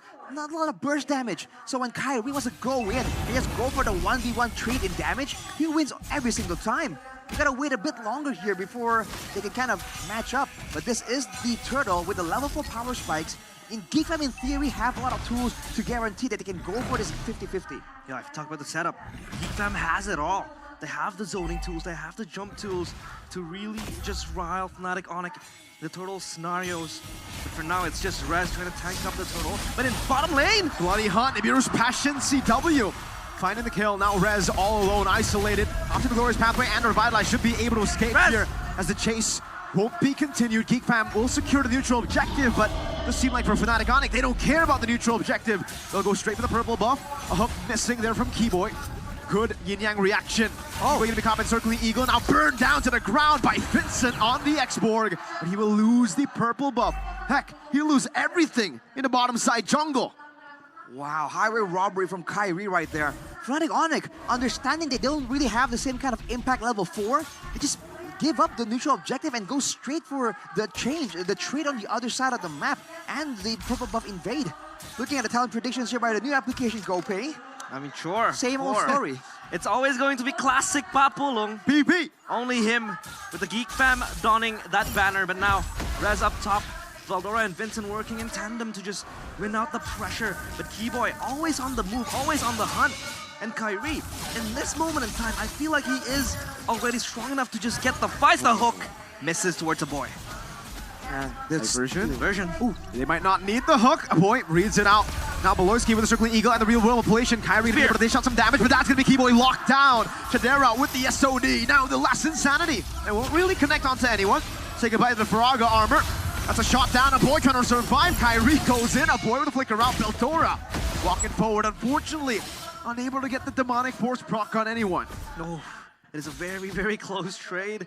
The RWM opened up. Beloyski still able to even survive that long. A boy almost a victim. But again, they play chess here. That's a cooldown shoes for Kyrie as well. He's going all out here to get as much spam damage out as possible. Man, in the early game though, you can see the pressure through for Fnatic Onyx, but GeekFam, by abusing the Circling Eagle's crowd control immunity there, you saw Beloyski able to kind of surprisingly be durable, be hard to catch there. Even though against a Franco, that's usually a scary proposition, especially with the Franco in the hands of Keyboy. This is not just a random roamer here, one of the best in Indonesia. Yeah, Turtle now again, just being ping-ponged around, and Kyrie has piled towards that diversion from the backside. They can go for a Unfortunate. Not able to connect there. In front of pursuit from Valdora. Now the retreat battle. It's Kai who wins it out. Rest still in the midst of it all. Tanking a whole lot of the damage. Now onto Vincent he goes. A Circling Eagle over. Bloody Hunt locks Valdora down. But he has the Infernal Pursuit and the guiding window. It's not enough. He gets hooked back right into the battlefield and gunned down by Mr. CW. But Chidera will stay busy in the bottom lane. He will get a tier 1. Trades across the map. Turtle, a kill. And down bottom, Chidera is able to at least knock down the tier 1 turret. The pressure, unstoppable. Beloyski dancing with the devil. Not gonna dance that long, but SOD from Chidera finds Sans with the Spear of Misery, just pins him down on that wall. The passive save gold laner finding moments of his own right here. This is a high octane game that we're not expecting from GeekFam. Look at Vincent though, 1v2. Gee. Ooh. W walking up already with the Renners. Pops the Faraga armor there from Vincent, and he's just everywhere now. Looking to back up the skirmishes, but now Fnatic Onyx, they are indeed, the ones grabbing the tempo, but slowly but surely, Geek Fam's always very quick on the response. You can take a look at how they are actively pouncing on every potential chance to jump the hook. Oh, Circling Eagle. Good cancel with the Circling Eagle. Veltora, unfortunately, again, is barely out of range. It's just not enough. Enough for both teams. It's just waiting around, finding the right moment here to really strike. Keyboy definitely has the advantage though. Beloyski trying his best to kind of find info, but realistically, the only person that can kind of move forward and not get bursted down immediately is Vincent. Veldora is running the flicker, mind you, so he can make more plays happen, but he's no longer as durable, especially against the full burst of the Matrix. And look at Fnatic Onyx move. Beloyski walking forward very far away. Rez isolated, gets a stun down with the Glorious Pathway. A boy will be able to lock him down! Keyboy finding the angle, Sun's getting the yin-yang reaction! And Calvin Renata just taking all of the kills! Bennett's rage, but in a much more traditional way. Triple kill, the AO is disgusting! Keyboy with an iron hook to catch a boy. That's 8-3. Only Mr. Vincent is left alive. What is he gonna do against the horse? This death ball isn't stopping anytime soon. Vincent is stuck in a rock in a hard place. He is isolated, but backup will come from up top. Great move by Fnatic Onyx, man. They know that they don't really have the advantage when it comes to the neutral objectives. So why fight at the neutral objectives? Keep going for the pressure when it's not up just yet. Catch him off guard with the iron hooks. This is exactly how you're supposed to beat this kind of composition. And look at Beloyski, man. Trying to find info, but it's a risky situation with Keyboy. Zoning everyone away. That's a free turtle for Fnatic Onyx. Keyboy is just up there, asserting his dominance. Not actively seeking for a hook, it's much more of a zone-out play coming in from Keyboy as Rez sparkers into Vincent. They're trying to invade this jungle, and Vincent does not have the comfort of his own home. It's just stolen away from Onyx, or rather Fnatic Onyx this time around. Rez looking to just pop the Glorious Pathway. Oh, he just doesn't care. Kyrie from the side, gets the arrows out to Nero low! Still able to escape with the help of the Guiding Wind, but my God, that's a lot of damage. Diversion for the flanks. Beloyski doesn't read it out. Tossing the Guiding Wind. That's a stun over. Yin-yang reaction to the real world of Bleach and locking him down as well. Rez isolated, has a Vitalize. Last Insanity will blow him up. That's a sod that will not connect out to CW, but it's a free tier 2 up top for Fnatic Onyx. You can take a look at how the damage coming from the Loyi is just so disgusting. How does Geek Fam deal with it? Almost. I mean, Geek Fam, they just have to make sure they don't clump up. Keyboy taking a lot of damage with Vincent. Oh, CW with the flicker forward and he gets the kill! No punishment! Geek Fam can't do nothing against CW! Get out of my jungle, he says. He flickers forward with so much bravery and courage. The audacity to do that. It's definitely a lot of aggression coming in from Fnatic Onyx.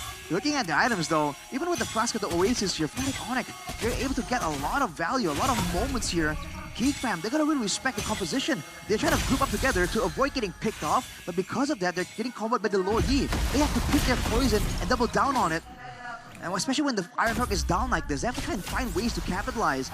Right now, they're waiting for the right moment to try and play around the neutral objective. This is the Lord after all. This is where the pressure is a lot higher on Fnatic Onyx to try and play that Lord dance that Geek Fam are well known to do many times before. But with 5 seconds to go, with the lanes not really set up for Geek Fam's success right here, it's looking quite dangerous.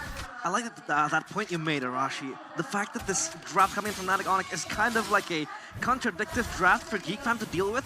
In one way, you don't want to clump up, but you have Wu Yi over there. Oh wait, what Firaga armor? Beloyski with the Guiding Wind into his demise. CW just snipes him down! Rez with the Glorious Pathway, setting him up. Chidera caught him into the diversion. Spear Misery, diversion from Sans! Keyboy gets a bloody hunt. Veldora gets gunned down again. Fnatic Onyx are stomping through Geek Fam. They're not stopping anytime soon. A boy, the hook misses and a boy goes away scot-free. But that is damage done, and that is so much damage from Fnatic Onyx. The decisiveness for Fnatic Onyx to keep moving forward there is what's allowing them so much success. You can say it's because they're snowballing. It's because they've had better setup before the neutral objective. But the fact is, every single time they're moving forward, Geek Fam with this competition can't stand there. They have to just move forward backwards again and again. And when they do, now they have to consider the possibility of a diversion behind them once more. All of these angles just cut off for Geek Fam by Fnatic Onyx. Yeah, you don't want to clump up, but there's this Loyi, always looking to just exert the damage. And Sans is finally back on track.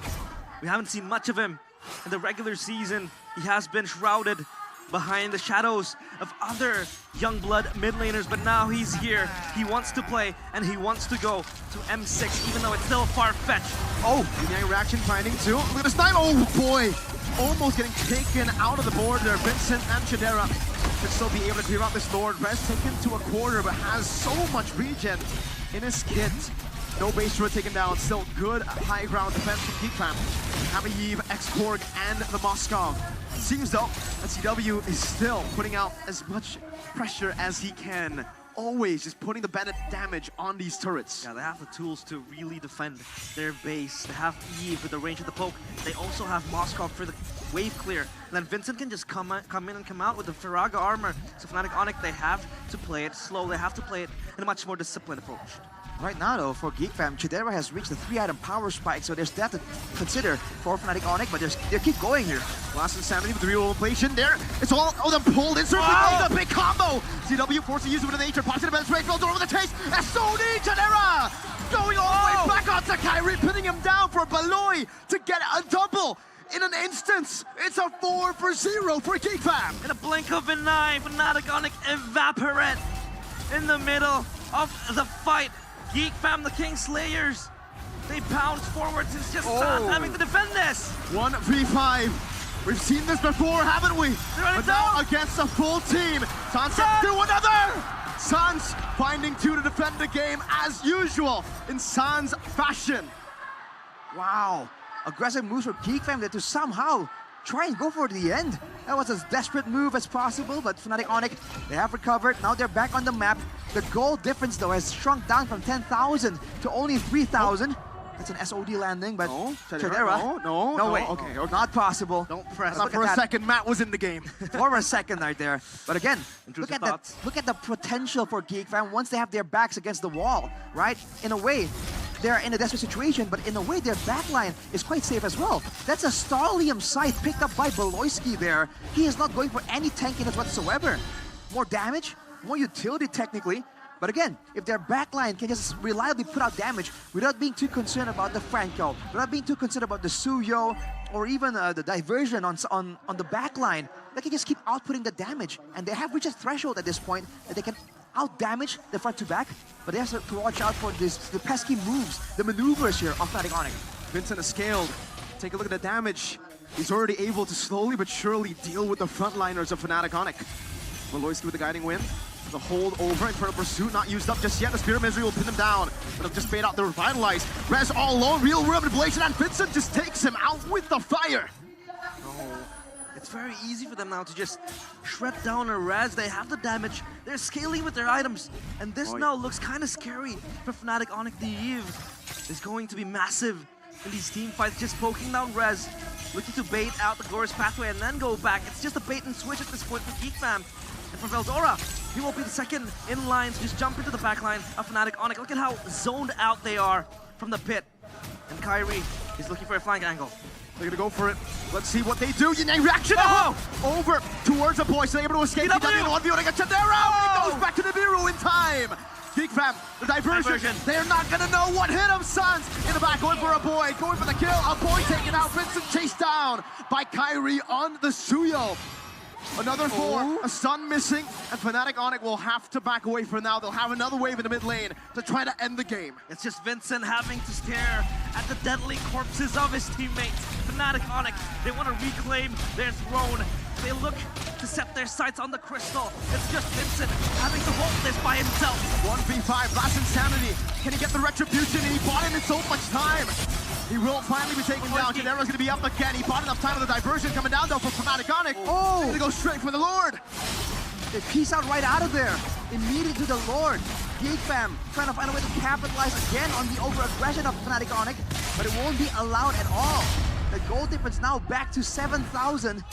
Fnatic Onyx, after the minor setback, it was a major setback, but they made it look like a minor setback in the grand scheme of things. Now with the Lord at their backs, once again, their task is to crack open the base.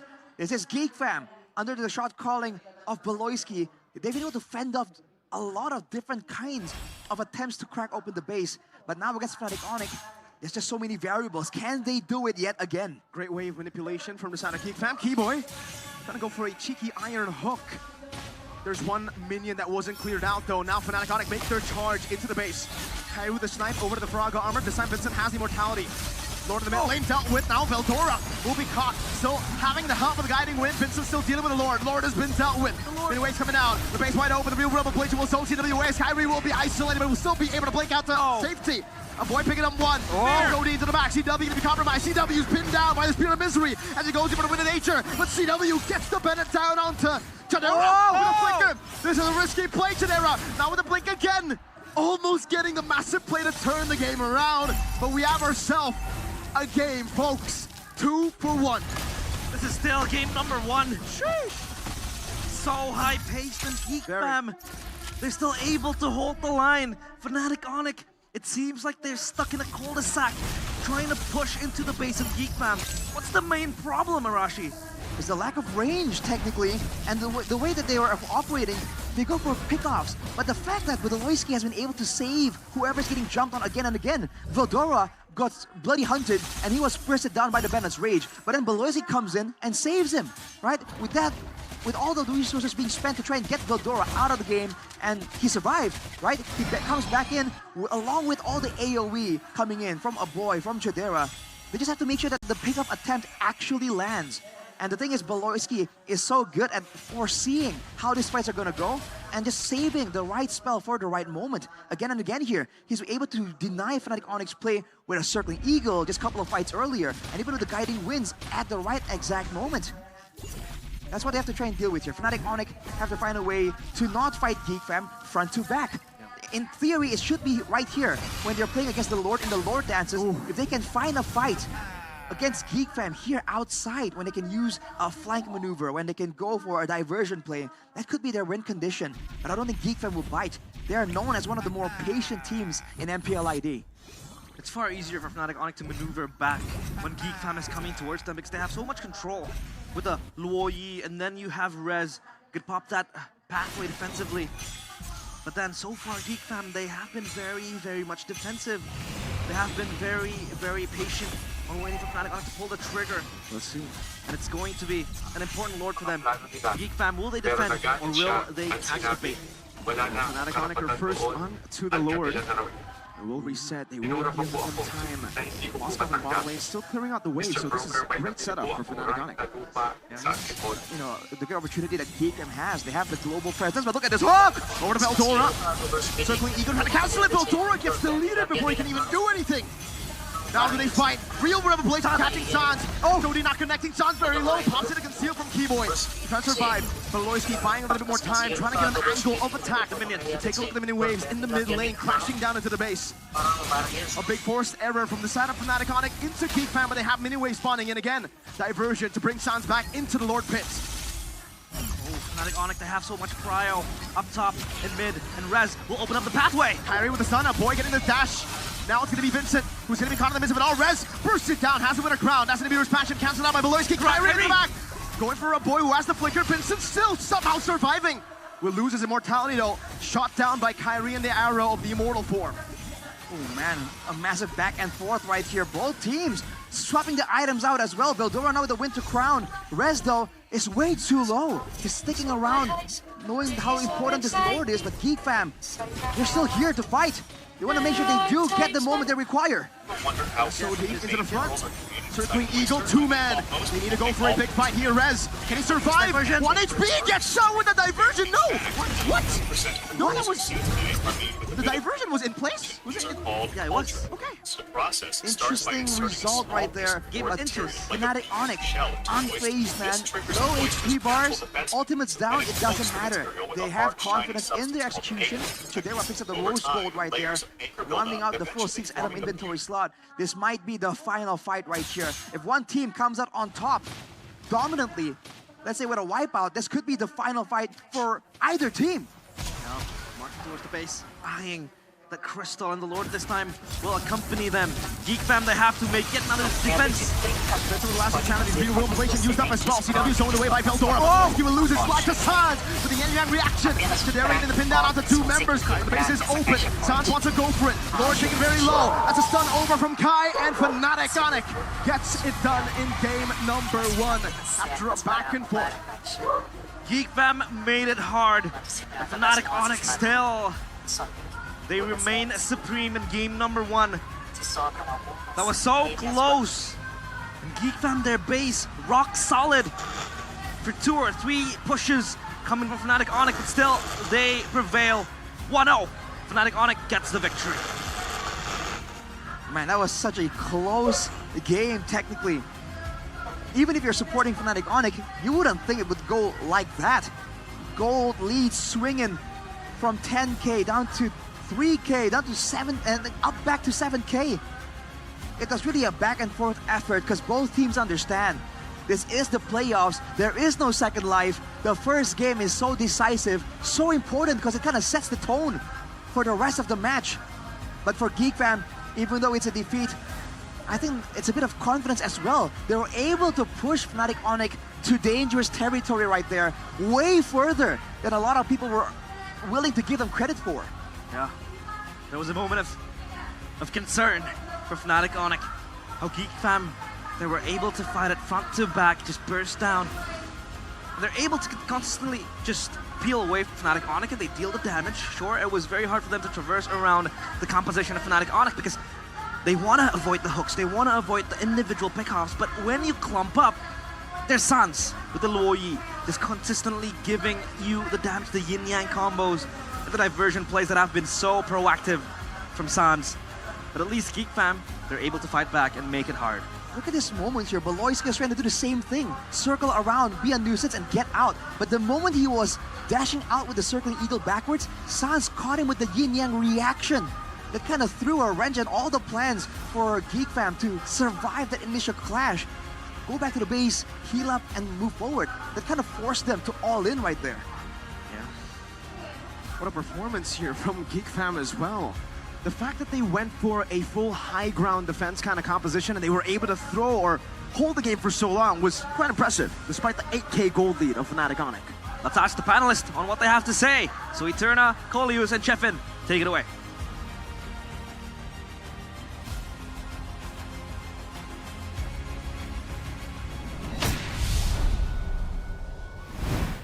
Thank you so much, casters, for game number 1. What a way to start this best of 5 series. This is our longest game so far. It nearly hit that 21-minute mark. I think it was just shy of 21 minutes, but that was so intense. Even Chefin, I think he nearly tripped over.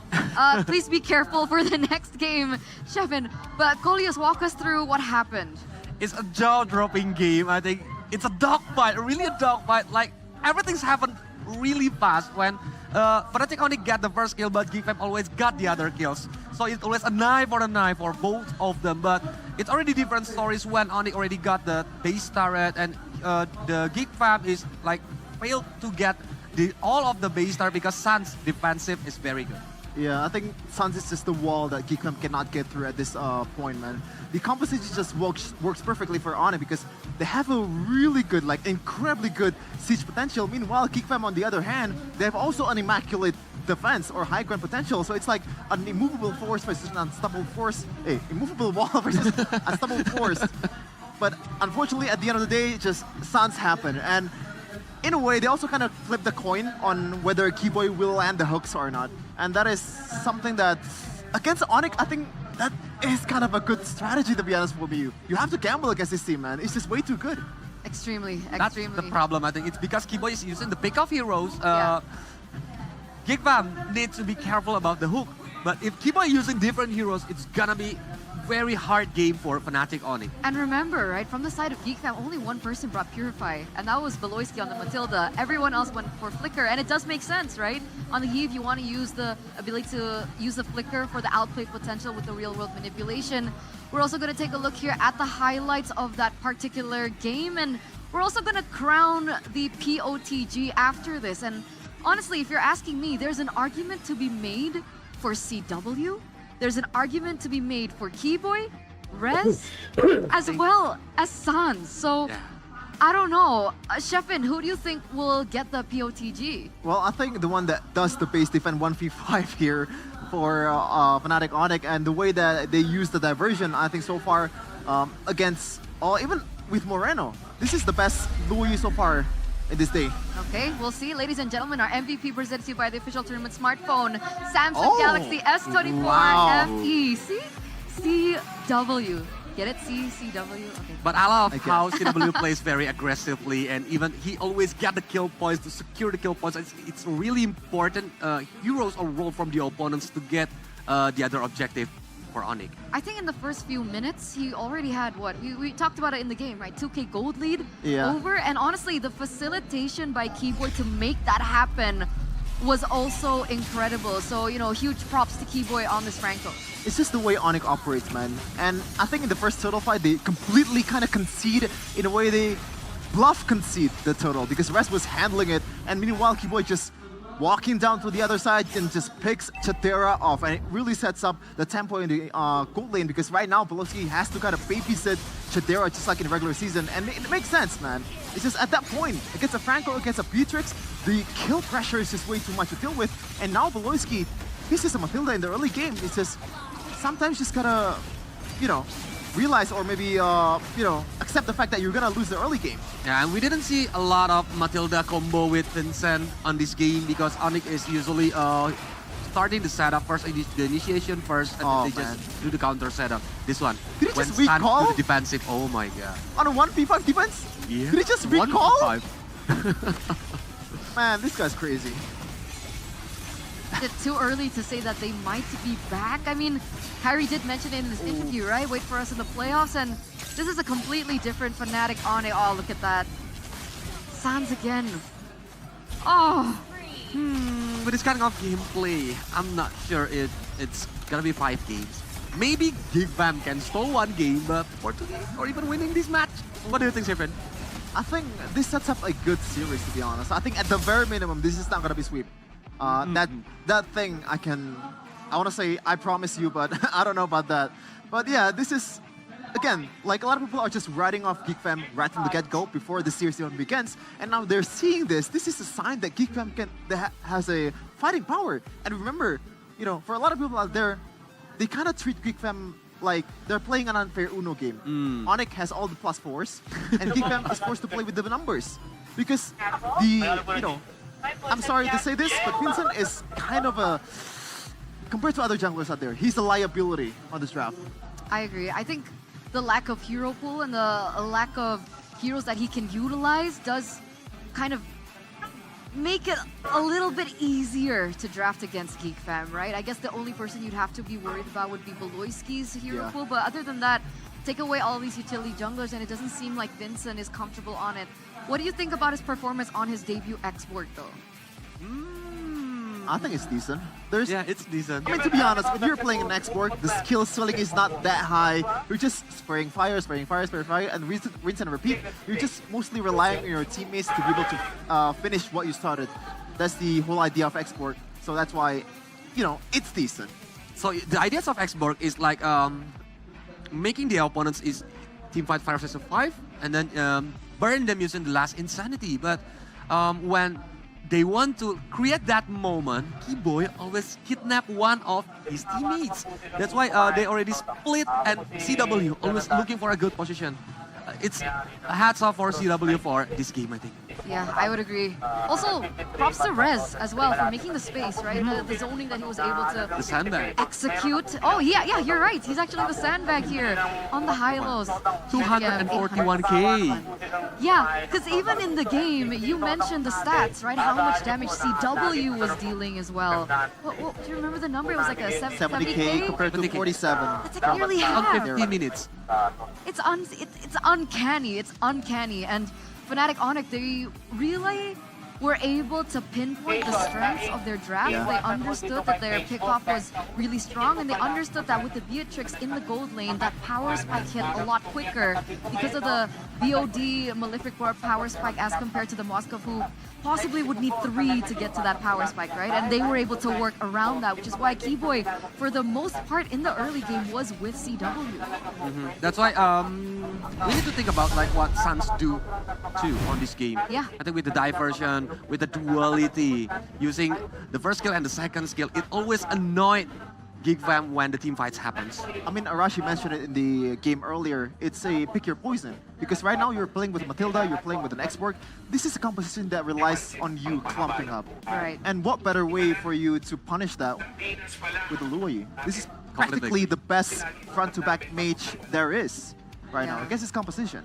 We didn't see it in the drafts, right? We were like, why not pick up the Matilda? Why not pick up the Matilda? But it turns out that Luo Yi and Hylo's pick in that first phase was the cherry on top to an interesting and very intelligent draft. Yeah, it might be what Fnatic Onyx wants.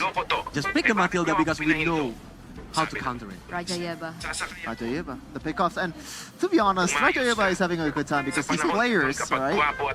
You know, the skill ceiling, the skills that these players have is undoubtedly one of the best in Indonesia. So, a lot of times when you see this kind of drafts that kind of don't really make sense in your head, it's more like Raja Yeba trusting his players to actually pull that off because, yeah, they can execute a lot of draft even though it's weird in a really good way. But one more thing, I think every movement that created by Rest, the others are following him. So there is no more no sync with Rest anymore. Something happened in the last few weeks for Fnatic Onyx, right? Because that chemistry and that synergy that we once kind of doubted, it feels like all of that has been checked up on the list. But ladies and gentlemen, right now you're seeing on screen Gelora Juara. What does that say? Geek harus menang. Kalau kalah, aku jalan kaki ke Depok. Okay, translate that, Kolius. Geek must win. If they lose, he will walk to Depok. Oh, by the way, the translation to Gelora Juara is champion spirit. Oh, champion spirit. Yeah. Wow. Depok is so far, by the way. That's in Jakarta. I mean, it's nothing compared to the guy that came from Bukit Tinggi earlier. Look. Onyx, if you win, I'm gonna propose my girlfriend. You know what I just realized, Eterna? I'm happy that you guys are here with me in the desk because if it were like Arashi and Mirko, they would say like, Stefan in the building! That segment earlier. I was about to get to that. No. Now that you say that, now I have to be nice. Don't do that, yeah. Okay, but you know, he said if Onyx wins, he's gonna propose to his girlfriend. Yeah. What if Geek wins? He's gonna break off. No. That's not what I meant. No. And, you know, for you. I mean, that's how it works, right? Are you going to get married if Geek wins? No. What do you mean? Kind of boring. Who do I marry? You just choose, right? Like, who doesn't want to be with Sheffin, right, Golius? I think a lot of girls is queuing. They're queuing. For Sheffin. They're lining up. They're lining up. Why do you assume I want to go? But he's a picky boy. I'm going to ignore that last statement by Sheffin. Yeah, moving on. Audience topic voting. So because GeekFam were unable to secure game number 1, how can they win it back for game number 2? We're going to ask you guys, and the voting shows 45% win early pressure, 32% leverage Fnatic Onyx over commitments, and 23% cheese pick Beloyski. Now, Sheffin, we'll start with you. Do you agree with this result? I mean, the third part, I think they already did it for the most part because they have a really good late game composition that defends your base really, really well. But, oh man, the first one, bro. Like, I think you're asking a lot here. You're asking GeekFam to win an early game against Keyboy, against Sans. This kind of guys that's been in the league for so long and dominating Indonesia for the last 4 years. But on the current meta, I think most of the teams are looking for to win the early game. Because if you win the early game, it's gonna make the game more simple for you. But for GeekFam against Fnatic Onyx, I think it's, like Sheffin said before, it's gonna be really hard. Here's the thing, right? Going back to Sheffin's point earlier on, if they want to win the early game, other than the fact, of course, Fnatic Onyx, they're amazing players. They were actually set up for success for the early game, right? They had the Suyo. We understand how much early game pressure the Suyo has, alongside with the Luoyi. She's a mid lane bully. Obviously, they'd already have that mid prio. So, do you think that maybe if, let's say, early game is so important, then Geek Fam need to be given a draft that has a little bit more anchor in the early game? Go for Saber. Wow, that's absolutely But not that's a good what I was early going game. for. Like, level 4 Yeah. for like a little bit. But at least he can just instant kill the CW on the gold lead Guys, if they want to do the mirroring Like, stuff. help me here. Stefan, help me. What do you need help with? Saber, do you agree with Saber? It feels like wolves on the desk right Who's now. banning the Saber on the regular season against Geek Fam? I can't. I forget. Can you recall it? What? Who's banning the Saber against Geek Fam on the regular season? I think I saw it once. Is I it don't know. Onyx? Maybe. I don't know who it is, but I think they're overthinking it too much as we're gonna go into the drafting phase. Presented to you by the official tournament smartphone Samsung Galaxy S24 FE. Now, Oh man. remember, both of these teams have actually opted to swap sides. Geek Fam in first pick on blue side. They have committed to 3 respect bans against Kyrie, the Fanny, the Ling, and the Hayabusa. They're going back to that strategy, and Geek Fam have now picked up the Suyo. If they don't want to open the strat yet, maybe they can pick the Alpha. And if an Alpha is good against the Suyo, and Matilda with Alpha can be worked too. Yeah, especially if they, it kind of eliminates the Phobius potential coming in from Geek Fam, right? Because Feldora is also a really good Phobius user, so against an Alpha, it is really hard for you to play a Phobius. And now, the answer is gonna be... Dun, dun, dun, dun. I'm not the only one bound by It's going this to be chain. a Phobius and also Nolan. So apparently, we're frauds. I think we already see it on the MPLPH Grand Final. Because King Kong is the one who using Suyo, if I'm not wrong, and the opponent is using Nolan. And the playstyle is when King Kong wants to set up the turtle, Nolan is already on the opponent's jungler, eliminate all the creep, all the jungle creep. So mirroring movements is what... movement that we mentioned before. Okay, so Fnatic Onyx want to go for that, but that needs to be facilitated, right? So how do Geek Fam complement the Suyos though? Do they want to go Matilda still? I think you kind of have to at this point, and maybe pick an Edith because it's a really good matchup against a Phobius. And, ooh, you know what? The Edith? Just Edith? Edith and Beatrix. Maybe Beatrix. Ready to engage. Your team There's still is long time no see. Paramis. That is an early Paramis. And the Valentina is still open for Sans. I don't know if that's gonna be the answer for them, but it is an option. Wait, let's talk about this Faramis. We haven't seen the Faramis in quite some time. Sure, it is a boy's power and signature pick, the Faramis, but even in MPLPH, not so popular. Why do you think the Faramis gets picked up here? team is banning. Luoyi. I think because they want to play a very team fight oriented game. That's why they want to use the Varamis and Hylos as the sandbag in front line. But looking at Luoyi, it's the natural counter of Varamis. The Kryptonite. Oh man, again, the Luoyi, I don't know when, but there has to be some kind of adjustments coming in from Bloodsy about this hero because I think, you know, yes, CW was the MVP, but I think the one that really makes Geek Fam's life really hard is that Luoyi. The diversion is also the high ground defense that Luoyi offers when things are looking Always really on the great for way. Onyx. Your It's gonna be hard team for them is banning. to face off against this hero as the Matilda from Beloyski is banned. And I think they're gonna ban CW11. Okay. Because 1-1 is a very good hero against like Suyo and the Hylos as the frontliner. But Aramis though. You know, going back to the Luoyi point, Luoyi is great, but she also needs someone that can synergize well with her, right? Earlier on we saw the Franco, and we also saw the Beatrix. So could that be the potential bans that Geek Fam want to take away from Fnatic Onyx here? I think so here. Beatrix might be possible. Because technically the 1-1 does work. To me, One is all that matters. Yeah, because it's really important. If CW got the 1-1, I think it's gonna be dangerous because Keyboy can following up using the Franco and Kaja. Exactly. And it's gonna be powerful for Fnac. I don't think there's no bad option here coming in from Onyx in the gold lane. If Beatrix is gone, then carry might be the option here because you have you have a really tanky frontliner in Hylos, and if you pick pretty much anything, it's gonna, you're gonna melt it down. And in the process, against Luyo and Faramis, I think it's much better using Beatrix than Curry. Yeah. Because Curry it's gonna be facing a hard time if they just go with the Nether Realm and just go all out to aim for the CW. I mean, the Natan is also possible, right? Because he has some kind of AoE damage also. Okay, I think, so you mean like the single target from the carry as well as the range is what makes the Beatrix a better pick here for Fnatic Onyx? Because Beatrix can be considered as the high ground heroes, right? Using the balance rates, it can clear the minion very fast.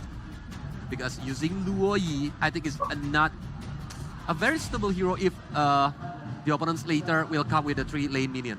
But if, let's say, they go for the Beatrix, is it possible that this is an EXP lane Hylos and we see something like the Hellcurt in the room? Oh, man! No, Hellcurt is getting banned, right? They cannot use Oh, Hellcurt. you're right, Hellcurt's banned. Natalia? Nah. I mean, it's Beloyski, so we don't really know what's on his mind. And usually, that's the Geek Fam way to win. Saber. Let's go for Saber, Beloy. Please don't. But yeah, on level 4, I think Luoyi gonna facing a nightmare if Saber being used by Beloy. Yeah, unless, like, can the Luoyi, like, Winter Crown? Yeah, he needs to build a Winter Crown Out at least on the of that? second item. And it's gonna wasting the item slot. Exactly. So now Fnatic Onyx in the second phase will have that first pick slot. Prediction, Shevin? Okay, no need. Natan, what do you think about this pick? When I said it earlier, the AoE is also a really good counter towards the clumping up composition of this Nether Realm coming in from Aboy. So it's a good one, especially combined with the diversion and the dispersion and the skills coming from Luoyi. Again, the same problem for Geek Fam in game number 1. Now, what's gonna be the option here? I think you're gonna have to somehow... Oh man, is it too late to go for a pick-off composition at this point with the Faramis and also Hylos? Nah, Clint look promising because Clint is a high ground marksman that it will be hard to be reached by the opponents. But with the playstyle of Kadera, maybe Moskov, you're gonna use Moskov than Clint. Lolita? The priestess of primal lightning. Beatrix. Yo, it is Nicole. The evil gods. Forgot about it. Oh man. Sand rises when I So give the this word. should be, a Khalid. So it's gonna be a Khalid roam for Keyboy, presumably here against, I guess, Beloyski on the Hylos. It's gonna be an interesting matchup. Wait, is this the first Khalid roam? No. Oh, Beloyski used it the first time. But like in the regular playoffs. season. In the playoffs, yes. Yes, on In the playoffs. MPL PH, JP is the only one who used it, and he lost. Oh. It's JP's fault. But with the potential of Always Khalid JP's roam, fault. they can play very aggressively and like invading the enemy's jungler later on the early game. This is very interesting. Okay, so before we throw it over to our casters, real quick, Kolius. Fnac. Shevin. Geek Fam. All right. No bias, by the way. No bias, ladies and gentlemen. Second game awaits us. We are going to throw it over to our casters real soon. Let's actually ring them. Ring, ring, ring. Casters, you there? Moshi Moshi, hello. Yeah, we are here, Eterna. We got your phone call. Thank you. And welcome back to the game. And if you close your eyes and take a look at the drafts, you would think that Fnatic Onyx draft is much more of a Geek Fam draft because of this Khalid roam. Does it almost feel like nothing changed at all? That's the real question. Realize, but hey, Keyboy on the roam Khalid. This hero has oppressive, especially in the early game, and in the hands of someone like Keyboy that's well known for being really annoying, right? Back when the Masha roam, for instance, was a thing, we've seen a similar playstyle, right? You have a lot of damage and sustainability in this early game, and Keyboy is not known to put that to waste. So Vincent is going to be having a lot of issues, but a boy is there to back him up. Were you able to dish out some damage? Keyboy was stunned up earlier too, but it's a Khalid. You can always just regen back up. That's the strength of the Khalid. Yeah, mid prio as well, given to Fnatic Onyx with the emblems, Arashi. Bargain Hunter for CW wants to scale up faster. Chidera was trying to bully him in the lane, actually.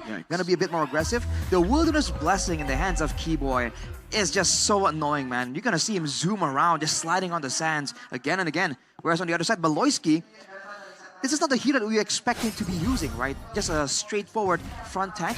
We think of Baloyski as a bit more of a playmaker. Exactly. Now he's able to do so, only running the tenacity with the vitality for that Hylos.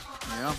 Wait. W getting bullied, has to flicker away, and Chidera has that damage to bully away the Natan.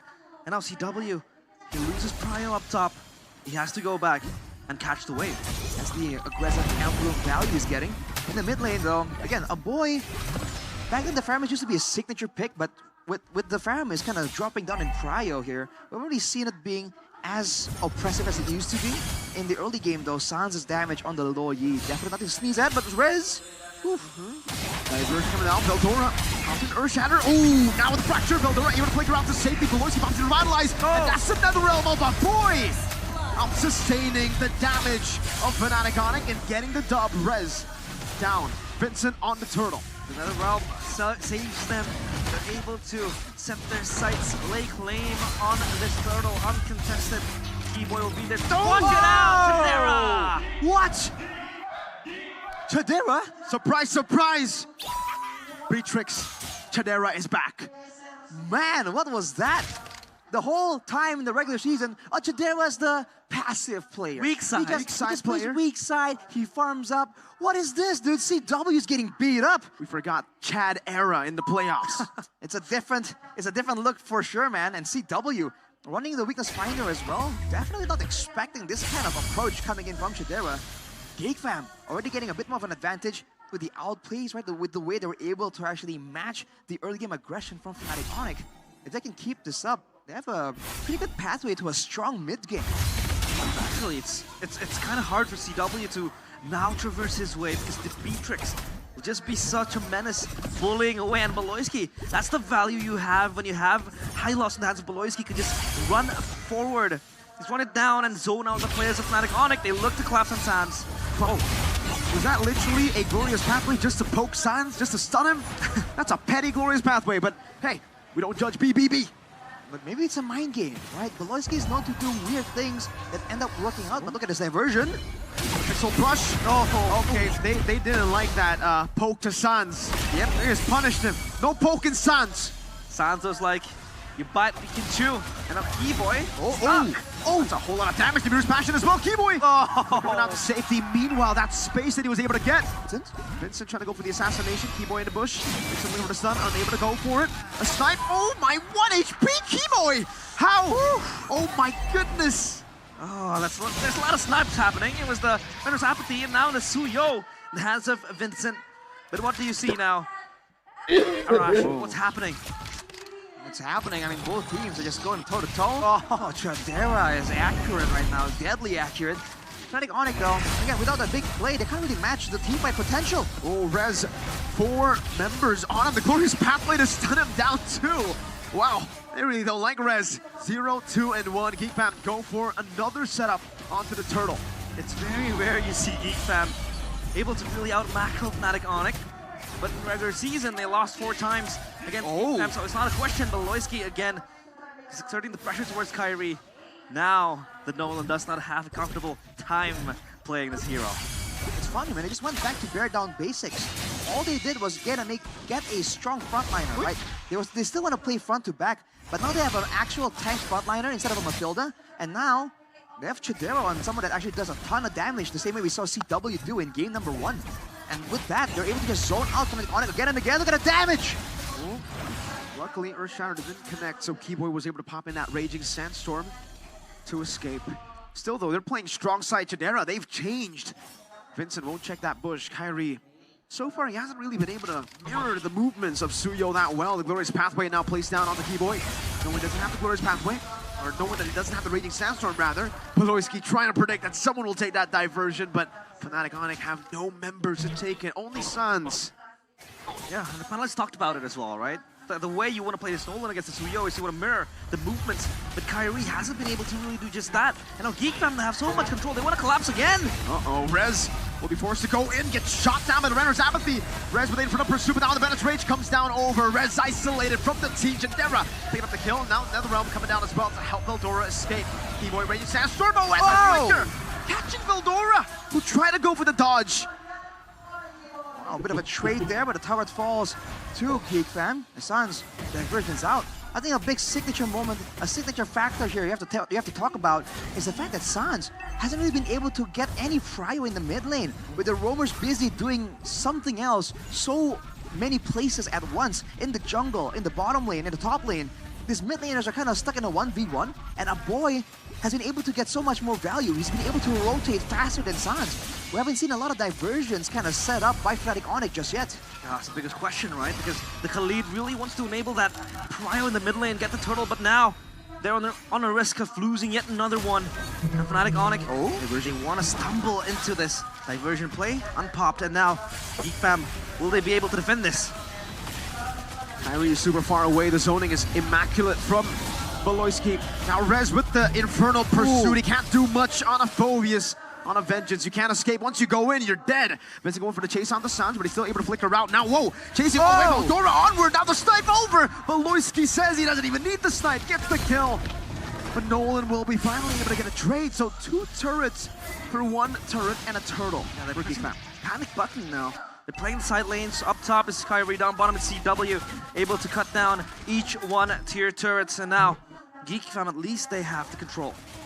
Man, a great adjustment for Geek Fam to really be decisive in the neutral objectives. But for Fnatic Onyx, the instant decision there to send CW to the bottom side using the diversion and then go for the split. They're able to get 2 turrets because of that play, right? With the Nolan split pushing on the top side.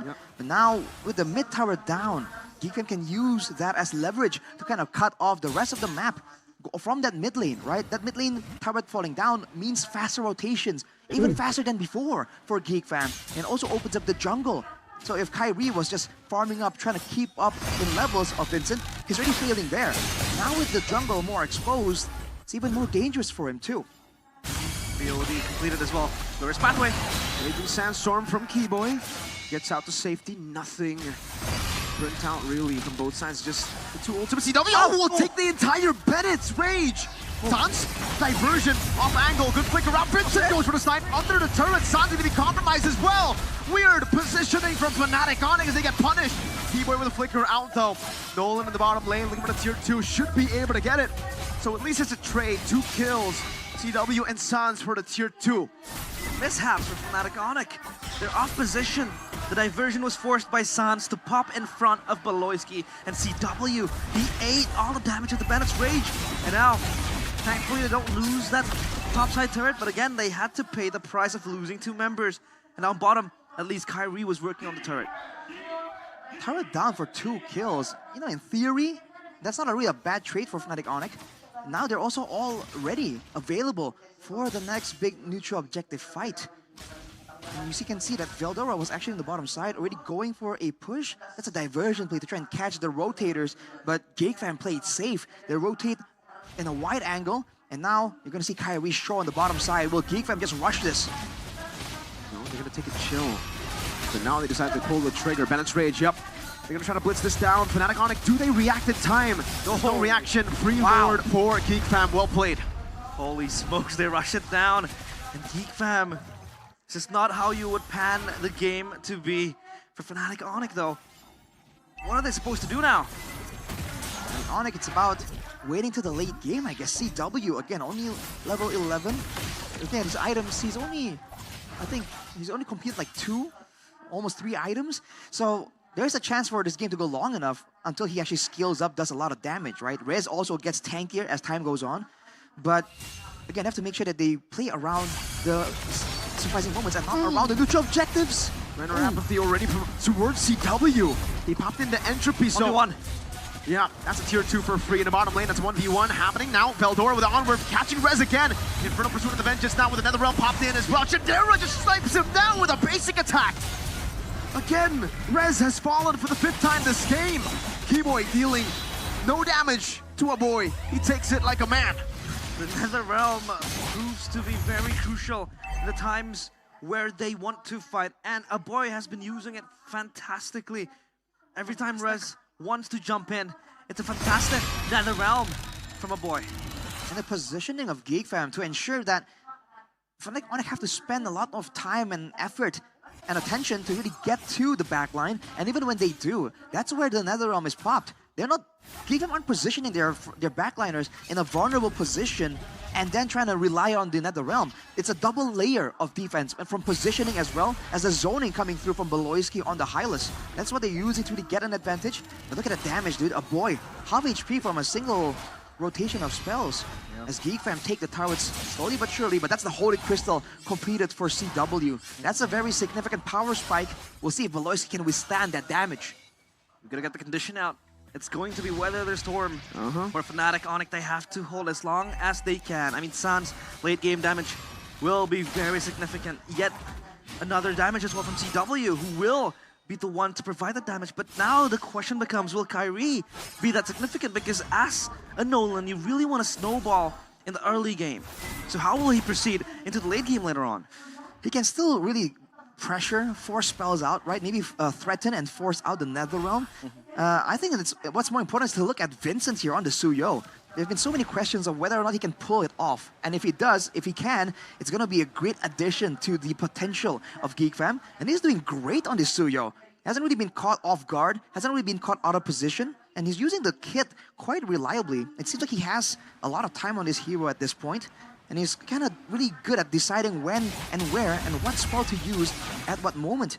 He's also not really revealing himself because there's no need to, right? And now the frontline issue becomes a problem here. Rez and Keyboy are tanky, but in front of a snowballing Beatrix, a 3-0 and 3 Beatrix, they just don't look that tanky at all. Yeah, we'll see Halbert completed as well for that anti-regen towards Beloyski, but Kyrie! Whoa! Great catch earlier, but Kyrie was able to push in enough damage to actually throw Vincent back. Kyrie actually winning the trade with regeneration, helping him out.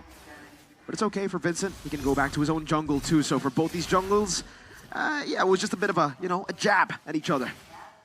Chidera goes with the Rose Gold Meteor as well, and with Boy picking up the Lightning Truncheon, more teamfight potential. But look at Rez already trying to make a difference, trying to push away GeekFam. But look at the diversion. Yeah, Boy reads it out. The Earth Shatter from Eldora, and the reset for the Lord.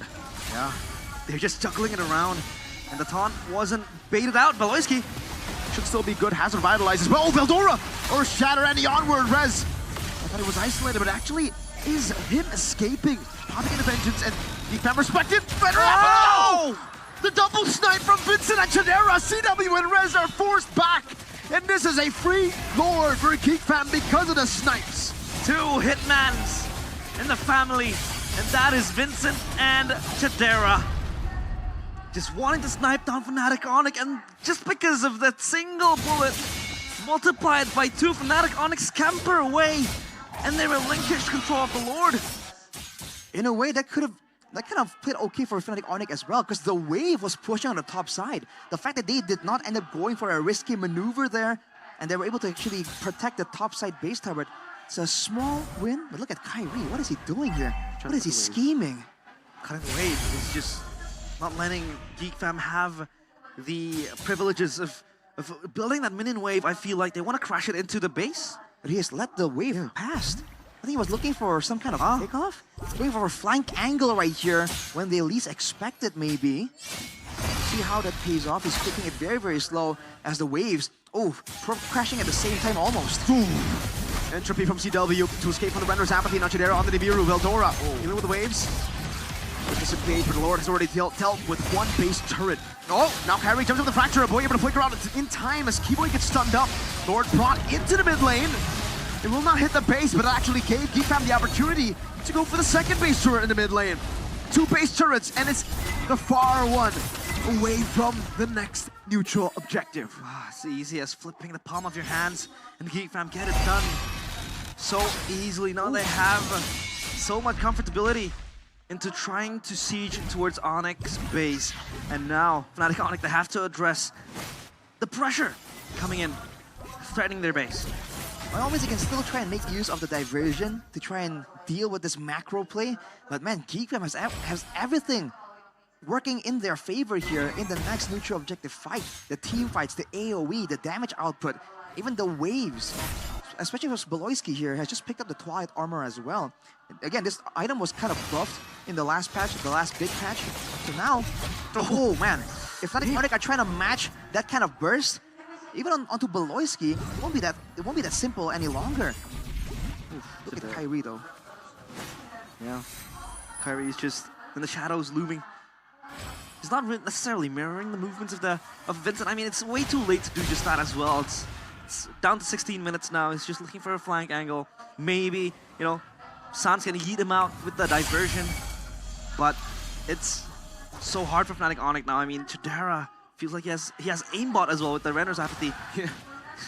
But now that's a full inventory slot for Kyrie with the Molecular War. Rez, no mobility. Oh, Bennett's Rage again. The Vengeance is able to keep him alive for a bit. Chidera with the gun down, but it's onto the Vengeance. Now to the realm. That is Rez's 6th death, and Keyboy can't do anything about it. No one from Fnatic Onyx can deal with that. Another shot. Oh, getting CW. What a read from Chidera. But unfortunately, it was a pixel away, and the Lord should be free again for Geek Fam. Is this the game-ending Lord? It's Deathless there, looking to just assassinate CW on the back of the Renner's Apathy. But this Lord, like Mirko mentioned, Arashi, will this be the game-ending Lord? It might as well be, man. There's a lot of damage available for Fnatic Onyx with the Lo Yi, with the Natan as well, reaching full items finally. But Geek Fam have item swaps that they can utilize to really get an edge in the next fight. And not to mention, man, you know, but if you close your eyes, realize it almost feels like nothing changed. Yeah. Geek Fam abusing the Netherrealm, playing a front to back, taking it to the late game, and just playing it calm, cool, collected around the neutral objectives. What season is it? It feels so clean, so disciplined, so structural. And now, the bigger test awaits. Will Fnatic Onyx hold? The Lord charges in. Glorious Pathway used up already. Velder over the Primal Wrath. Oh my god, Rez! Pops in with a crown. Now Rage Sandstorm unable to connect there. Rez will be isolated, taken now. Winner crown by Keyboy as he goes for the heal, but he will not be able to heal that damage. Again with the Earth Shatter, Veldora catches Kyrie. San's able to flicker out to safety. CW walks into his demise. Geek Fam equalize. It's 1-1. The King Slayers descend and pull down the Sky Kings. They are yet to celebrate, but at least they equalize it. 1-1. Geek Fam steal game number 2. Man, we just thought that Fnatic Onyx looking different. Just doing so well. And this is their playoff form that everyone was fearing. But Geek Fam, immediately after a close game in game number 1, turned it around and demolished Fnatic Onyx in game 2 on all fronts. And it's a one-sided game as well, Arashi. It's so dominant. Fnatic Onyx just in the back foot for almost 15 minutes. It seems like Geek Fam, they had Fnatic Onyx number. They're able to just outmaneuver them in every single department. That Netherrealm popped on time. It feels like a very traditional composition. Nothing too flashy. Nothing too, you know, invention-ish, if that's a word. But for Geek Fam, if it works, it works. Yeah. A boy on the Faramis, right? We were talking about how the Faramis, MPL PH, it hasn't really been finding any success. Yeah. Even in Indo, we haven't really seen the Faramis. It's kind of lost its prio around the MPL ID meta. But when it's a boy, I guess we could talk about it, right? This guy's main hero has been Faramis for the longest time, and he always performs on it. It's different the way he plays the Faramis. I don't know how to explain it. He's Faramis. He's the Netherrealm. He knows something that we do not. That's the simplest way to put it. He sees things in the Land of Dawn on that Faramis that we just don't. The timing on these Netherrealms are so good. He has a plan. It's not a, oh man, we're under attack, activate defenses. No, he has a plan on when and how he wants to use it, man. And the whole team, I think this composition requires great communication. And you see very little miscommunication moments there from Geek Fam. Yeah. Showing again that despite everyone's opinion that, oh, Geek Fam, no way, right? They're gonna match up against Onyx. They're really proving a lot of people wrong. Shout out to Shevin. Crazy, yeah, Shevin. He said, Geek Fam, Geek Fam. Yeah, he was shouting, Geek Fam, Geek Fam, Geek Fam. And he was like, I'm not biased. Some people call him mad. And he was also kind of pessimistic. Exactly. But look at what Geek Fam can achieve if they are all in the same frequency, They that called was him a one-sided madman. Once a geek, always a fan. Unity. The duality of You man. wanna address that real quick? The duality of man. Sometimes you just have to be pessimistic and realize the objective facts. But right now, I'm rooting my team. So I'm gonna be as copium as possible, as delusional as possible. I mean, you were right. Yeah, if there's no one that's gonna believe it, then who else? Who else? Who else? The family. The family. Cheffin's family. Cheffin's family. That's a bit In too solo. far, but Oh, like distance-wise, being too far. Anyway, 18-minute game, ladies and gentlemen, for game number 2, as Geek Fam were able to strike back. And it's insane because when we asked the audience what they thought, they were like, you know what? Let's try and prioritize the early game for Geek Fam. And that was a draft that really did favor Geek Fam for the early game, and that's what they were able to accomplish there, the entirety of that win for game number 2. Yeah, using Suyo, I think they can get the early game. Even, I know, the ideas of using the Khalid for the roamer on FNUF, I think they wanna like pressing the Suyo on the jungle, but it didn't work. Instead of like a movement from Aboy and Beloy always got the kill points, especially the solo kill from Kadira. Why? Like, that was how? So uncanny. Chadera, usually weak side, right? And he was able to do that against CW's Natan. Yeah, I think, and that was an important moment as well, by the way, from Sajidera, because it creates a butterfly effect that Kibo is gonna overthink things, because it's a Khalid robe. It's supposed to be aggressive. It's supposed to be invading the jungles of the opposing team. But right now you have this guy that's losing his lane on Natan that usually pops off when he got his items. Now, what do you do as a roamer? Pick your poison. Which is true. So here it is, the MVP player of the game for game number 2 in this best of 5 series. I don't know, Chef in here? I think there was an argument to be made for Chadera. There's an argument to be made for Beloyski, but the player of the game presented to you by the official tournament smartphone Samsung Galaxy S24 FE. It's a boy on his signature Aramis. And we mentioned it in the drafts. This is a hero that we don't see quite often anymore, with how he's so easy to be punished with his Netherrealm, the clumping up. There's just so many loopholes and vulnerabilities to the kit that the Faramis has, and yet he was able to make it work. 0-0-12 against a Luo Yi that, quote-unquote, right now is the #1 priority in the mid lane. Yeah, especially in the hand of Aboy, using the Paramis is really a powerful hero. During team fight on the realm, always on point. It makes Onyx facing a very hard time to, like, is it going to all out or just do the kiting? Oh man, I think the composition from Onyx is just kind of a bit lackluster as well, especially with how really a non-factor Keyboy and also Rez throughout the whole thing, man. I mean, Rez bought a lot of time, but in the end, he's always isolated and forced to use the Vengeance. And at the end of the day, it's always a net negative for Onyx or Fnatic Onyx. This is the replay of the player of the game by a boy, 0-0-12, that KDA. He got the MVP without killing anyone. He's dishing dimes and not scoring a single point. Like, I don't know. Sorry for the sports reference, like Prime Mesut Ozil or like Rajon Rondo at Celtics. It's insane the way he played.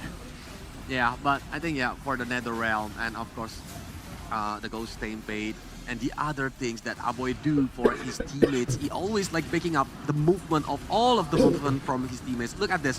When they try to aim for the base, Aboy is always like stay on beside Kadira, so Kadira will not easily getting picked off by the opponents. And it was very difficult to pick him off, right? We saw the Fnatic Onyx struggle time and time again. Even Rez tried to go into the back line, tried to deal some damage with the Phobias onto CW, and yet that was even impossible to do. So in addition to everything that went on, Chadera was able to get that snowballing down. And so the damage that he was dealing already on the Beatrix was so tough for Fnatic Onyx. And unfortunately, despite CW being able to get to the power spike that we mentioned, too little, too late. Yeah, it is. When you look at the objectives, man, 3 turtles for Geek Fam, 3 lords for Geek Fam. And the fact that out of all the 2 games right now, this is the most one-sided one. And it's going towards Geek Fam. It's crazy. 10K gold lead for Geek Fam. What are we watching? they start the lead from the mid to late game, I think, yeah. Because on the early game, Onyx is trying to do some pick-off games using the diversion from Luoyi. They successfully get Malloy, but on the other side, I think Gigfam does very well. And if you look at the items, it's like the Enchanted Talisman for a boy, and of course the Blood Wings, the Genius One, and the Lightning Transient. It's enough to make a boy a very sustainable, but a very utility hero. Also, we actually got insider info about Vincent Suyo, that it wasn't as great, but what did you think about his performance there and ending things off with a triple kill, I believe? I think, you know, when you look at the stats, the KDA looks mesmerizing. Look at that. Total secured, Lord secured, perfect objective game, but outside of that, in the team fights, it's just decent.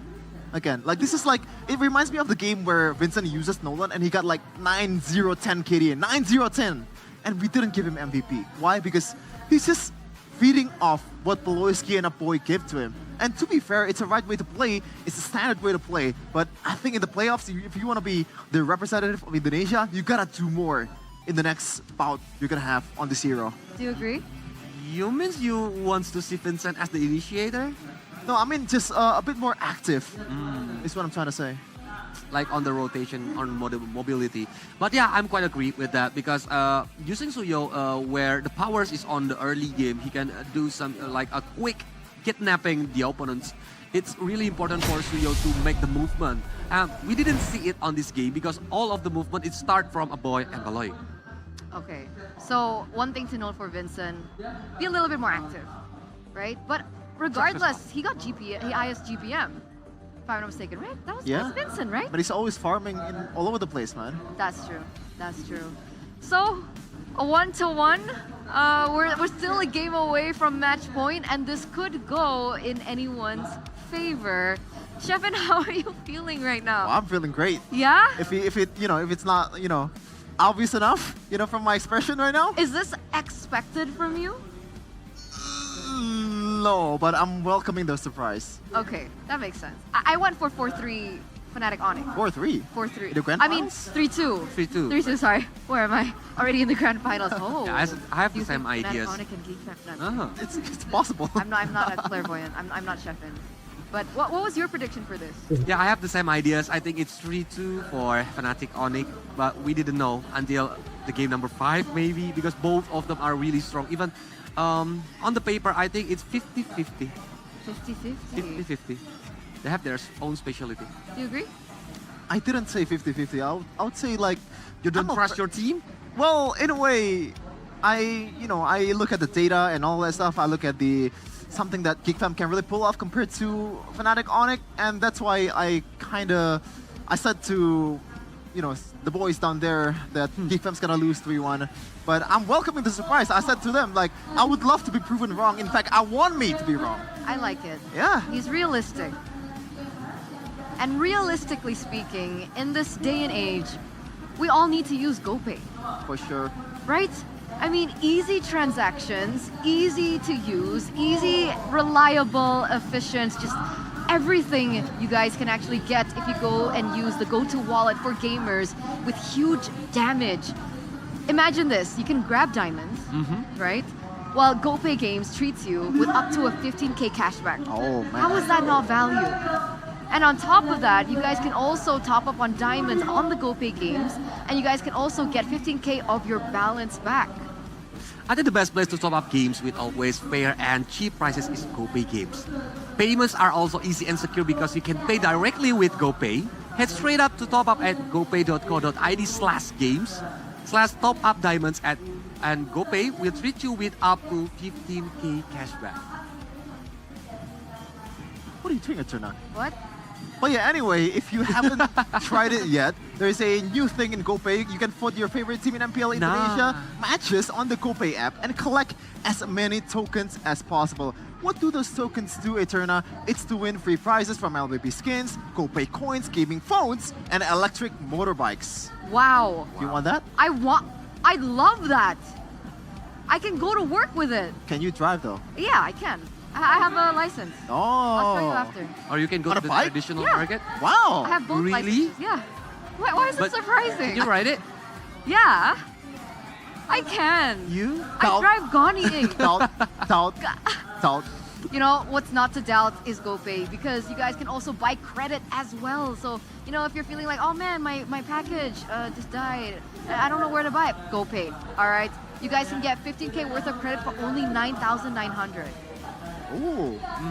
And usually, I used to have fighting with my friends when we want to split the bill. Oh, that's right? the worst. Using the GoPay, you can splitting the bill with friends is easier and faster with the split deal feature. Just snap a photo of the receipt right in the GoPay app. That's actually really cool. Like, you know, when you're hanging out with the boys and the girls, like usually, oh, you're paying, no, we're gonna split the bills, right? How about it's tax? always How about so service? inconvenient. Yeah. You know, it's always, oh, headache. You forgot you ordered something else, you know, it kind of, you know, left out something. It's, oh man, this is such a good solution to the problem. Totally is.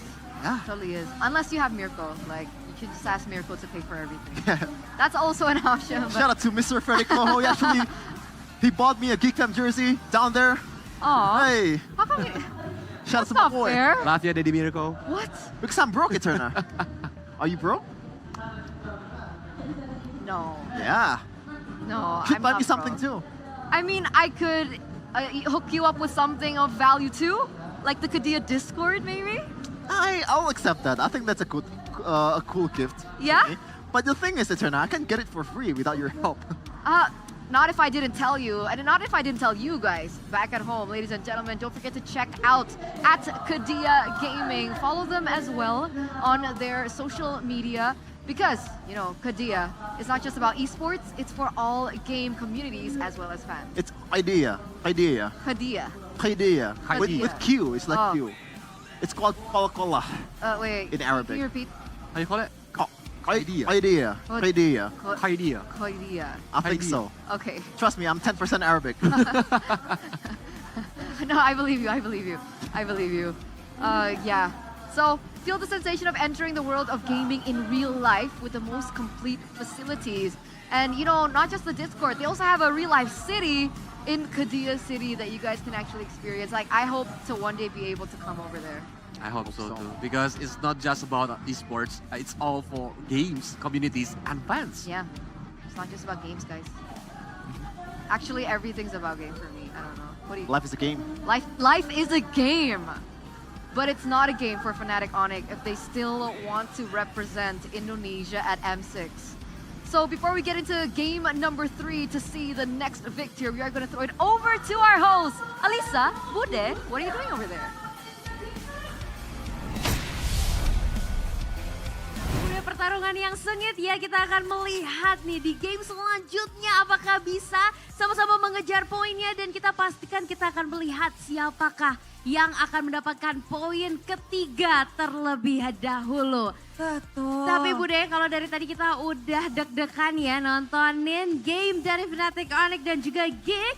Dan kita bakal seru-seruan bareng nih sekarang karena kita bakal bermain Franco Hide and Seek. Asik! Di sini kalian semua bakal punya kesempatan untuk mendapatkan hadiah.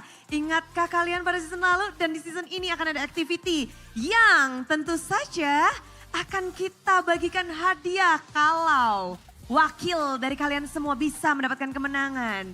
Dan inilah dia, kita akan langsung panggil satu orang yang katanya jago banget main Franco-nya. Langsung saja, come here, let's go! Boleh dong kita minta tepuk tangannya karena nasib warga Eldorado Bandung untuk mendapatkan skin gratis bergantung pada pemain kita satu ini. Namanya siapa? Perkenalkan nama saya Ervasa. Ervasa, jago banget nih main Franco-nya kayaknya ya. Udah jelas banget sih. Oh, pede. Udah jelas. Bentar. Suka. Top global? Top global sih. Top global? Serius? Serius. Global warming? Global kampung. Win rate-nya? Cuma 46 sih. Itu beneran cuma sih. Ya. Tapi ini pede nih, kamu akan mewakili semuanya loh. Bismillah aja sih. Bismillah aja. Oke, 1 Franco sudah kita dapatkan. Namun tugasmu ini main berat karena kamu akan melawan tim dari MPL. Bukan Fnatic Onyx, tenang. Bukan Geek Fam juga. Bukan, tenang. Ini adalah dari kru MPL. Kita akan langsung undang sebelum itu trio MPL, trio WEOW kemari. Oke. Sini, sudah bergabung ya lawan Franco kita hari ini nih. Tim MPL boleh kenalin dirinya terlebih dahulu nih, namanya siapa? Halo, nama aku Dido. Perkenalkan, nama saya Hikam. Perkenalkan, nama saya Yuda. Oke, gimana tim MPL udah optimis untuk melawan jagoan kita di Franco Hide and Seek kali ini? Ya, semoga hoki aja lah. Semoga Oke, Bude. Oke, karena memang lumayan ya, instingmu akan diasah. Jadi buat kalian yang bingung, seperti apa sih permainannya? Ayo kita cek bersama-sama, inilah dia cara bermain Franco Hide and Seek. Caranya, inilah dia dari rules-nya sendiri. Bahwa pastinya kita akan bermain yang diikuti oleh 4 peserta yang sudah berada di depan kita. Dan pastinya dari 3 MPL tim ini akan bersembunyi di bus yang telah ditentukan di area sungai dan juga turtle pit. Benar, dan yang memakai Franco, wakil kita hari ini memiliki 5 kesempatan untuk melakukan Iron Hook. Jika bisa mendapatkan 3 kru MPL yang bersembunyi dengan hook, maka penonton menang. Dan jika kamu menang, berarti kita akan membagikan redeem code. Mau skin? Mau redeem code? Mau. Nih, langsung semangatin ya. Jadi sudah mengerti rules-nya? Mengerti. Mengerti. Siap. Tim MPL apakah sudah mengerti? Gas. Gas? Oke, Siap, gas. Kita akan hitung mundur ya. Jadi mengerti tugasnya. Kalian bertiga adalah bersembunyi dan kamu akan harus menemukannya. Kamu gak boleh ngintip ya. Tutup mata ya. Ya. Oke, kita akan hitung mundur bersama-sama. Semua teman-teman dari Eldorado Dome Bandung. Mari kita hitung mundur dari 5, 4, 3, 2, 1. Let's go. Bersembunyi. Oke, kita akan melihat ya.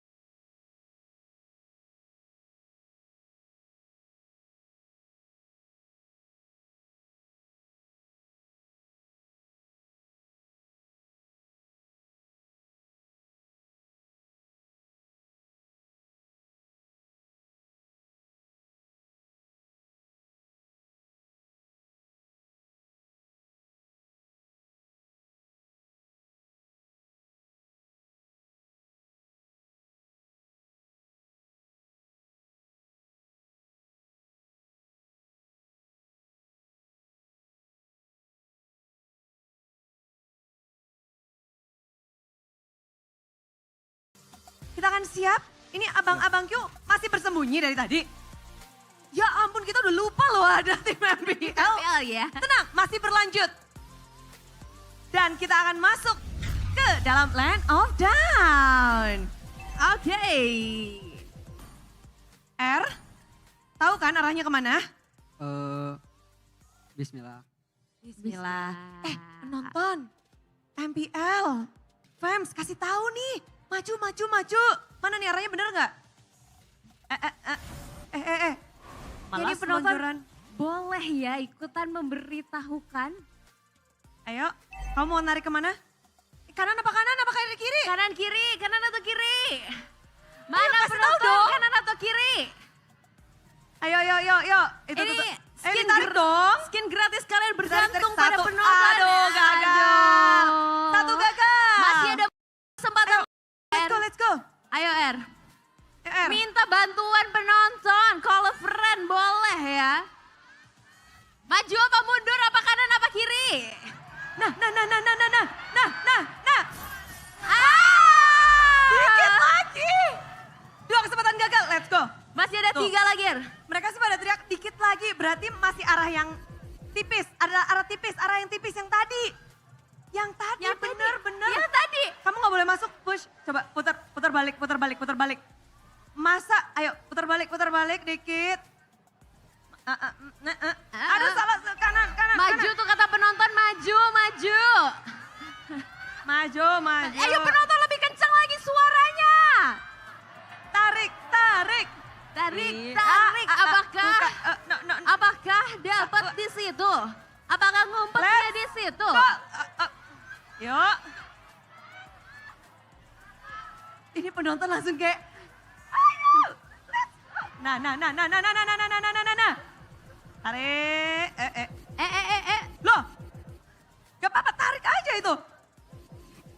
Tarik. Ya. Let's go lagi, ayo lagi. Masih 2 lagi kesempatan, yuk.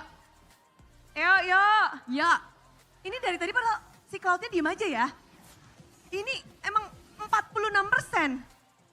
Nih lurus aja, nah tuh. Ada garis lurus, belok kiri. Coba di situ dan kamu coba tarik lurus, coba. Tarik R. Wow. 1 sudah terdapatkan oleh R ya. Oke. Ayo, let's go. Maju. Ayo, R. Maju. Ayo penonton bantuin R buat mendapatkan ya para tim MPL kita yang bersembunyi. Coba posisinya. Ayo. Nah. Waduh. Aduh. Tipis. Tipis banget. Serius. Daerah situ tuh, Dikit tapi lagi tipis. loh. Udah berapa kesempatan ya? Udah 5 sih Bude, tapi nggak apa-apa kita kasih kesempatan lagi ya Bude ya. 46%. Pamerin dong. Ayo dong. Satu kesempatan lagi dapatkan. Ribuan orang bergantung pada kamu R.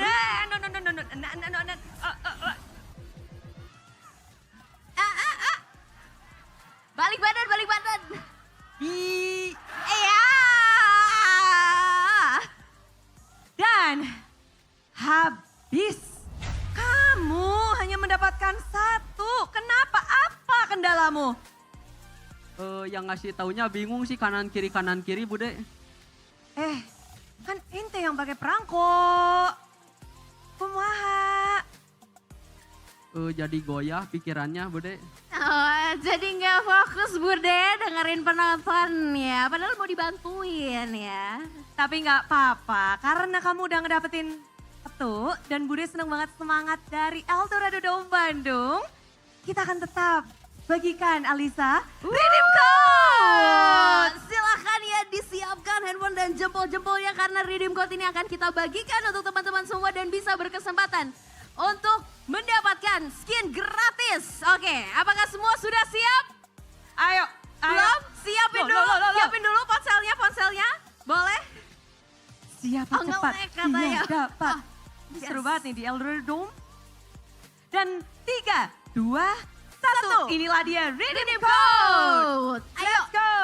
Siapa cepat dia dapat berkesempatan mendapatkan skin gratis. Siapa Jadi, tadi yang ketangkep? Ya, yang pakai hoodie ternyata. Jangan typo, jangan salah. 86XR5VN77DY4233D7.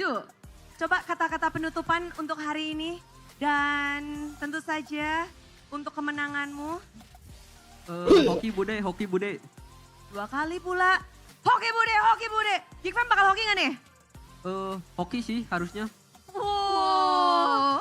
Makin ramai pastinya. Coba kasih semangat untuk tim Geekfam. Woo! Untuk tim Fnatic Onyx. Oke, sudah kompak sekali ya. Kita akan melihat juga after this. Apakah di game selanjutnya? Yes, karena game ketiga akan kita lanjutkan. Dan tentu saja masih akan ada game-game seru lainnya. Jadi wajah-wajah di sini mungkin akan bisa bertarung lagi. Terima kasih untuk kalian semua, terima kasih untuk antusiasmenya. Dan tentu saja kita harus bersemangat untuk menyambut game ketiga Fnatic Onyx dan juga Geekfam.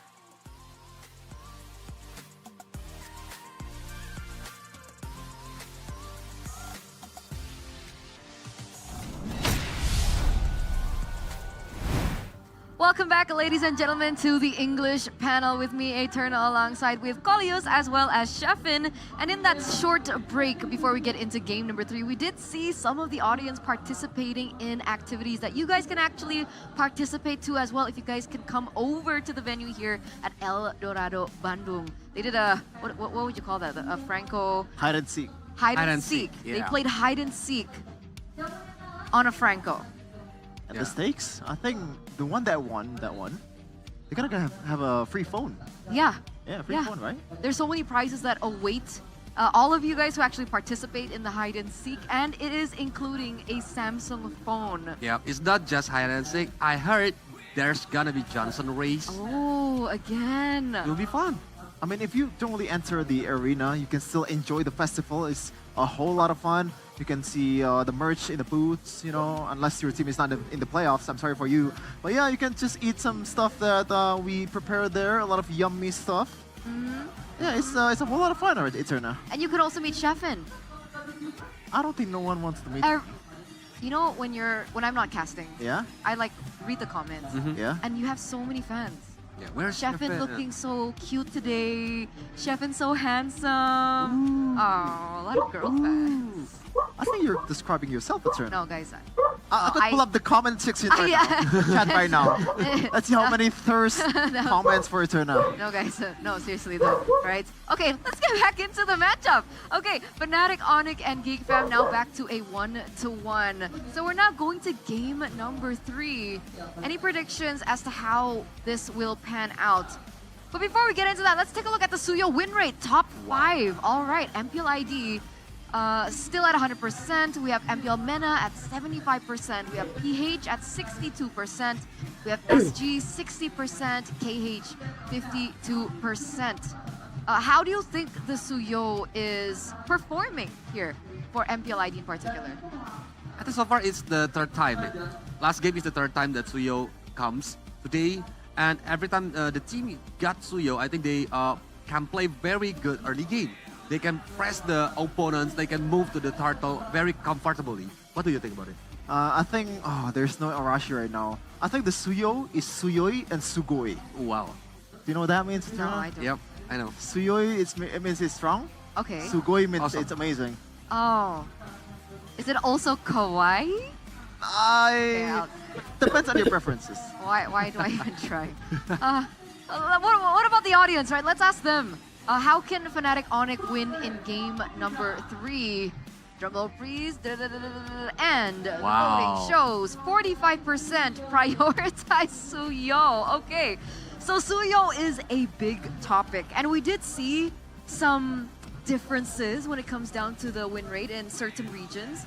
Do you think that there's a reason why perhaps in a different region that the win rate falters a little bit from that 100% win rate? I mean, it's all of them are positive, so I wouldn't say it's, falter. It's more like more sample size, or maybe they're a bit more used to playing against Suyo and used to play with Suyo. So, they know how to counter it. I guess that's it. It's all positive all over the place. There's no because for 40 us, something. it's right? only 3 games, right? Yeah. Until the last game. So that's why, are we gonna see another Suyo on the third games of this match? Because if Onyx gonna be on the blue side, I think maybe GFAM will ban Suyo. This is Fnatic Onyx on blue side. By the way, Coach Yeb has chosen blue side. Twice.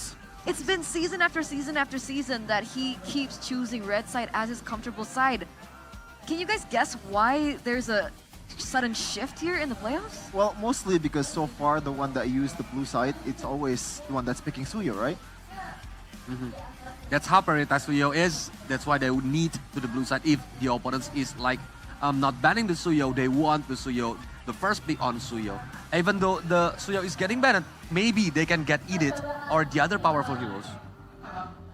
Yeah, I guess So the not main reason. worth to let go? The So Suyo? do Geek want to ban it out on their side, on red? I mean, to be honest, going by the result in the first game and second game, I think GFAM can still play through that. And even Onyx, I think the main problem in the second game was not the Suyo. In fact, the Suyo was kind of, you know, in terms of the effect on a team fight, he is a bit, compared to Poloski, it's not that important, I guess. Okay, so the impact. But for Kyrie, Suyo, is that really a hero that Geek Fam want to let slide? We'll see, ladies and gentlemen, as we get into the drafting phase for game number 3, presented to you by the official tournament smartphone Samsung Galaxy S24 FE. And here it is, Fnatic Onyx, Helker, Jushin, and Chip banned out. Geek go for the 1-1 and the Fanny now. Last ban here. They went for the Khalid in the first game. They go for the Wu Yi. I like that. They're going to leave open the Suyo. Kolios, talk to me about this. Yeah, after they got the Suyo, I think GFAM can think about Edith. Maybe they can pick the Edith or even the Bovius. It's similar with the first game, but with Bovius without any 1-1 and Woyi anymore. I think Bovius can be shine on this game.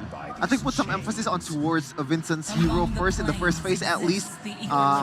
Maybe on the third pick, because in the first game, the one that kind of forced Vincent on towards the X-Borg was the second betting phase for Yeba.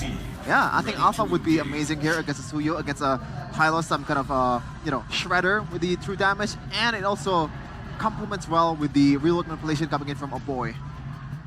Our Hermit is a good option for CW right now, yeah. Because if no more 1-1, if CW want to use Nathan, I think it's gonna be very risky if GFAM is picking Alpha, and of course Matilda is still open. Even into the Eve, Harris? Yeah, he can. Oh, okay. Gotta remember, Serna, so far the one that has a Beatrix won the game. Yeah, so Suyo-Beatrix combination has been finding success, especially in this matchup. How do Geek Fam want to close out their first phase of drafts? I think Alpha is the best option if they want to pick Matilda. Alpha will getting banned on second banning phase. And it's gonna be a little, it's similar with the first game. Oh man, do you think, you know, Bluffsy will once again just let Vincent play some out of meta heroes in the second phase once again on the X-Borg? Because it is an option. But no, it's gonna be Alpha. Yeah. They took the safe route because what happened in game number 1. Now for Coach Bluffsy, there is no mid laner so far in the opposing team, but they choose to go for this pick-off heavy roamers because they knew that with Beatrix, it's gonna be tough to face this combo. Yeah, we saw what Fnatic Onyx was able to do in game number 1. They don't want to see a similar thing happen. You're right, the Franco is still open for Fnatic Onyx to pick up unless Geek Fam want to take it away. But there are certain counters to the Franco, I would imagine, up until this point. Is it possible that they just let it go, bait Fnatic Onyx to pick it up, and go for the counter towards that type of gameplay? Yeah, because when facing against Alpha, the true damage from Beta is really painful for Franco if the Franco cannot like escape from the team fights. But the Iron Hook from Franco, if they got the map control, it's gonna be dangerous. But yeah, they still have Edith, and Edith is more dangerous than Franco on this draft. That's why it's a wise ban from GFAM. I think they have some kind of solution towards the Franco, knowing that they just gotta let go of this hero. Because when you think about it, in the first game, Kaja was open for Keyboy, and they choose to go for the Franco, I believe. Kaja was it Banned banned? out. Oh, banned. It's Banned the out. same ban. Kaja and Edith in the second phase. Oh, okay, never mind. So yeah, it's going to be a Tigreal for Beloski. Wow. We talk about this. It's a deny. Tigreal, especially in M5, Beloski used to play this hero a lot. And it's a good complement towards the Alpha's combo, but we got a cross-region data here, Eterna. Yeah, in the MPL Latam Season 2 playoffs, it looks like Phoveus has a 100% pick and ban rate with a total of 6 picks and a 50% win rate. What do you think about the Phoveus in our region, MPL ID so far? I think Phoveus is still strong, but we need to be careful because usually, like the team tendencies is more using the crowd control XP lane, so it can like helping the teammates during the team fights, or they're using like high loss, the very tanky one, because Phoveus is not that tanky anymore. I like that mid laner. You know, a lot of control towards some of the dives that's coming in from GeekFam's composition, especially when you're playing this kind of heroes, Alpha, Tigreal, and Phoveus. It is just a hassle to play against this Curse Blast, these Terrifies, and also the Eternal Guard overall. And if you use the Purify Suns, it can serve as a cancel for the Implosion. So it's a cover for the Franco and also enables some of the damage-dealing heroes coming in from Fnatic Onyx, and they close it out with a Natan. So a bit more magic damage, I like that, but in terms of physical damage, a bit lacking, but I don't think that's going to be a problem. Because Nathan, if he already got the power spike, I think it will be a very dangerous hero, especially for defending the high ground. Looking at the draft, on the third game, I think it's gonna be Geek. Geek, okay. What about you, Sheffin? Okay. It's definitely Fnatic Onyx. Thank you, Sheffin. But remember, ladies and gentlemen, so far in this current match, and so far in this current patch, rather, the team that is able to get a better early game footing will win this. And it looks like Fnatic Onyx have a really solid early game. So with that, we'll throw it over to the casters to bring us game number 3. Thank you, panelists. And now we are back into game number 3. Into the Land of Dawn we go. Still Fnatic Onyx trailing, or rather equalized after what was such a dominant game by GeekFam. But will they be able to retain the dominance in game number 3? Well, this is an interesting fact. In both games, 1 and 2. Oh, hang on a minute. Beloski. Oh, trying to go for the clear. Oh, he reset it. Yeah, quick reset. It's not going to be the full reset like before the whole patch of the purple buff, but still, it's annoying, and it will give Vincent already an advantageous clearer on the Alpha. Even more time than now, just build out that snowball. Yeah, it's a great delay. Well, the fun fact I was going to say is that both teams that actually won in game 1 and 2 had the Beatrix, Hylas, and Suyo. That's an interesting coincidence. Beloski once again, though. Again with a shove over to Keyboy. Unfortunately, there's no Spear of Alpha. There's an Iron Hook, though. Again, both these roamers just playing with their skills, going back and forth, but definitely Vincent getting a lot of value with the faster clear because of Beloy's reset. Beloski going with the pull yourself together along with the firmness, so it's just tankiness and playmaking as always. More in line with what he's used to. And in the gold lane, see the weapon mastery again from CW, so... Whoa! Keyboy! Oh, Curse Blast from Sans and the basic attack fade away. You can try to flicker out of the basic attack, but it'll follow you. Vincent, not level 4. Whoa, I think Kyrie took that away. It's insane how Kyrie was delayed, but not Beloski. Oh, a mistake from a boy, then a mistake from Beloy. Can he escape? Sans, Curse Blast, no flicker to get away. 2 early kills from Sans. And you can see the reset, or rather the pressure placed on Vincent with the Spear of Alpha defensively. Kyrie with the Force. Trying to go for a little bit more damage. Veldora displaces him, stops him from going for the Immortal Form for even longer. But what looked to be a dub for GeekFam has now turned into a massive win. Keyboy! Again with another hook onto a boy. Whew. The pressure coming in from this Franco, dude. In theory, GeekFam, you know, they can still get a bit of an advantage. They still have a lot of good setup tools to go for big team fights. But Fnatic Onyx, as long as they're able to leverage the frontline durability of Rez and Keyboy's pressure here, if they can get the advantage in moving into the jungle, in the rotations, and setting up traps for GeekFam, they can start snowballing very reliably. My oh my. Whoa. A lot of things happening, and it's skill shot galore. Land of Dawn for game number 3. So far, the pressure has been exerted a lot by Keyboy. Penetration minute by CW. Just clear out the wave and maybe create irritation from Sans. And so far, Kyrie, he was delayed with the purple buff, but the fact that he was able to get level 4 earlier than Vincent is not short of something very, very, very, very good for Fnatic Onyx, because he's able to be in the fights again and so present as well for Fnatic Onyx. Well, Beloyski and Keyboy, you're seeing a big difference right here. Beloyski is just kind of reacting for the most part. He did go and prioritize the invasion, the delay onto Kyrie's farming right there, but Keyboy is just going aggressively in the lanes. That's a big difference. And for Fnatic Onyx, this trio mid is just so lethal right now. Franco, Vexana, and the Suyo. This early game is dangerous coming in for Fnatic Onyx, and you're seeing Geekfam respected, but sometimes they are overextending a bit more, allowing Keyboy to find a lot of these value moments. You know, they will look to snowball even further, maybe shut down the Natan, like how it was in last game, in game number 2. I mean, Shadera was all over the place towards CW, did not give him a chance to play the lane, especially after that solo kill. CW was just fully shut down, but now it's a different side of the coins. Shadera having to play the Natan, and now CW with the Beatrix. Triple spawning though, and Beloyski is already standing behind the pit. Onyx, of course, Fnatic Onyx rather, they will try to force this one out. Yeah, they have the tools to do so. Like we said, the control right here. Beloy's going to be zoned out, bullet away by Rez. Gildora is trying to open up the situation, but Sans is close by. Zoning them in the back of the Beloy's pathway as well. He doesn't even use the Revitalize. No, that's just normal regen. He's able to zone the entire Geek Fam away. Chadera on the other side of the map, just farming on the Natan as expected. Yep, doesn't want the pressure from the Beatrix. He swaps lanes up top.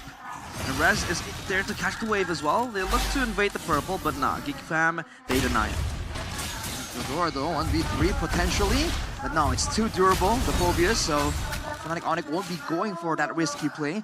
Kyrie once more with the aggressive itemization here, going for the cooldown boots, just getting as many skills out as possible. Vincent on the alpha, despite the advantageous clear, just due to the pressure, hasn't really been able to find a lot of moments in the mid lane or the side lanes. So Geekfam needs to be trying to match Fnatic Onyx, trying to stifle their early game aggression, but it's looking quite difficult, and now it's opening windows here for CW to actually get the tower on the bottom side. Oh, boy, has to flicker from that. I don't know if it was going to connect. Real world with Beloyski. Implosion, but Eternal Guard cancels for a bit. Now Spear of Alpha over to Keyboy, but the Bloody Hunt knocks him down. Kyrie gets rid of him.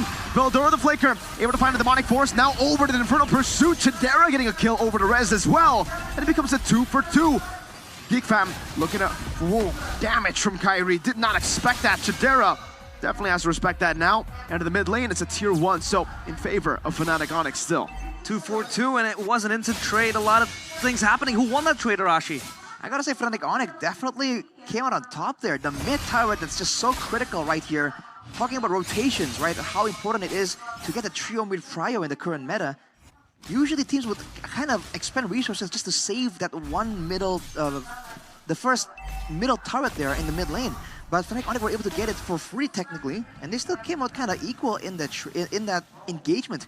And with Sans picking up 3 kills, man, it's gonna be a really scary situation. Oh! Terrifying to the hook, but the Eternal Guard actually knocks him out. Beloyski very low. Purple buff stolen away by Kyrie, I believe it was. Both red trees used up, but Kyrie, the advantage being 3 levels ahead. Yeah, we talked about this when the draft was going. It was either you go for a Valentina or a Vexana to just play against the Tiger on the hands of Beloyski. He has so much peel and engage, and now Rez in the front line. Bloody Hunt. Real equation coming down with the Eternal Guard not being there just yet, but Sans is doing a lot of damage with CW. Just getting them down slowly but surely. A boy is next on the chopping block, and Kyrie just basic attacks him to take him out. 4 members of Geek Fam traded just for Keyboy and Rez. It was an interesting move from Geek Fam, man. They know that they are behind. They know that there are snowballing members on the side of Fnatic Onyx, and they just met them head on in a 5v5 there. What did they think was gonna happen, man? CW completely popped off right there. Just like that, neutral objective swings over to Fnatic Onyx, and the whole jungle just gets invaded, taken away. Fnatic Onyx, this was one of their win conditions. Make sure that they have the pressure and they have Keyboy just set up the traps. Beloyski's concealed. Won't be able to actually get Geek Fam anything right now. They have so much zone control. They have zoning tools to use. They have lockdown is on the hands of Keyboy in case Eldora just does jump into the backline and maybe look for a pick off. And Keyboy is there to always be present, just appeal for his teammates. And now GeekFam, what do they do in this scenario? It's 8-4, 6.2k gold deficit, or gold lead rather, for Fnatic. On a GeekFam, it feels like they're caged inside of the base as they try to reclaim control of their jungle. You have to try and wait for a big moment with a big implosion. We saw that one of the fights that almost went GeekFam's way came away with that, but look at that hook! Iron Hook and the Bloody Hunt into the burst down. Sands with the Curse Blast, able to find him the real world of Blasians, only CWA. But look at Vincent with the Spear of Alpha over the res. They don't do enough damage. Kyrie for the flags and a shutdown from CW. Render's Apathy and Iron Hook from Keyboy. And a triple for Kyrie. Wipeout. Fnatic Onyx once again show who the kings are. How do you play if your playmaker is gone? In a blink of an eye, Keyboy, that was a good pickoff towards Baloyski. No implosion, no attack wave, no sacred hammer to supplement GeekFam to make the fight happen.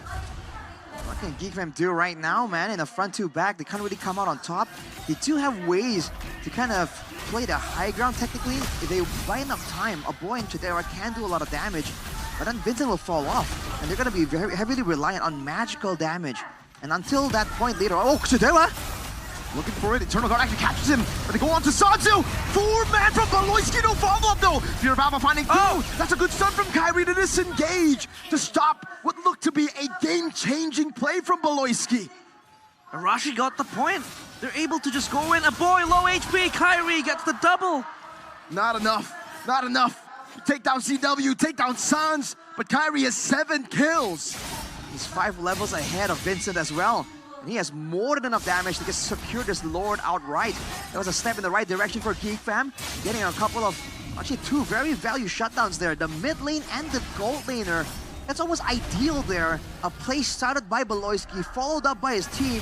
Actually by Chidera, who started things off. But GeekFam, they're gonna be a bit more respectful again of the danger of Fnatic Onyx. After going in for a fight like that, if they get the advantage, they have to know when to kind of tone it down. Looking at the items here, Glowing One and Wishing Lantern for GeekFam, so the poke is definitely in there. But again, with the advantage that Fnatic Onyx has, even the Roamer, the Franco that kind of doesn't have a lot of gold income, in theory, has a Radiant Armor.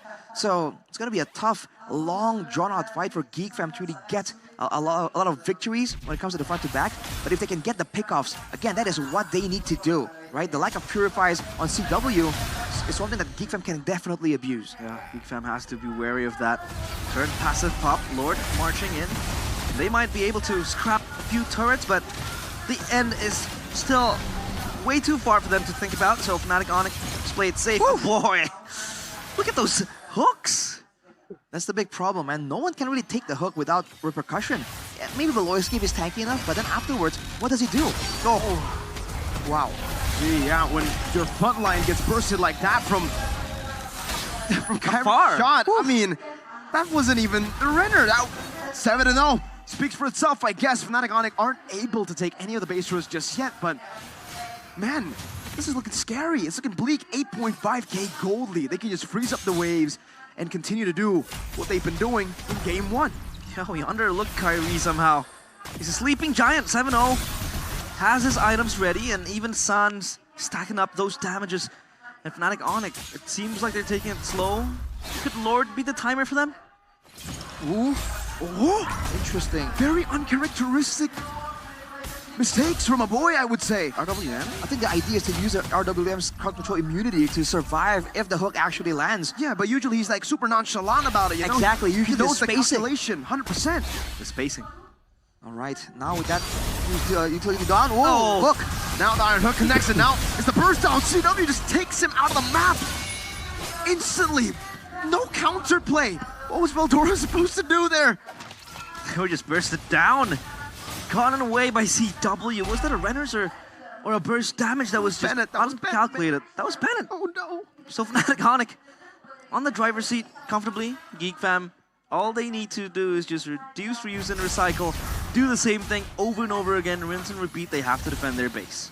They just can't keep playing this front to back burst heavy style right here. And GeekFam, Again, this is the main problem. Beloyski can't take the hook and re-engage as well. But Vincent isn't tanky enough. Veldora perhaps, right? Maybe they kind of quote-unquote sacrifice Veldora, then maybe Beloyski can kind of capitalize on the moment. But again, that has to be timed perfectly. And it has already happened once, technically earlier. So Fnatic Onyx, they're definitely looking out for that potential outplay coming in from the side of Geek Fam, but here's the conceal. Big desperate play for the side of Geek Fam. The Iron Hook not connecting this time around. Geek Fam, no more conceal. Fnatic Onyx are playing their game. They have a slow push in the bottom lane. Geek Fam, 3 levels down on Vincent against Kyrie. Rez pops in the glorious pathway, gets him to stun over to the back line. They go for the pop in. Oh, Rez very low, still able to survive for a bit. The implosion catching through inside of the real world manipulation. Chadera over the free hits, but Kyrie sniping them down slowly but surely. Keyboy finding the play hunt for Kyrie to clean them up. And now it's Veldora all alone, trying to run, trying to fight. Flickers forward, gets the demonic force, goes in for the pursuit, but Sans just sidesteps, terrifies, and blasts him to the ground.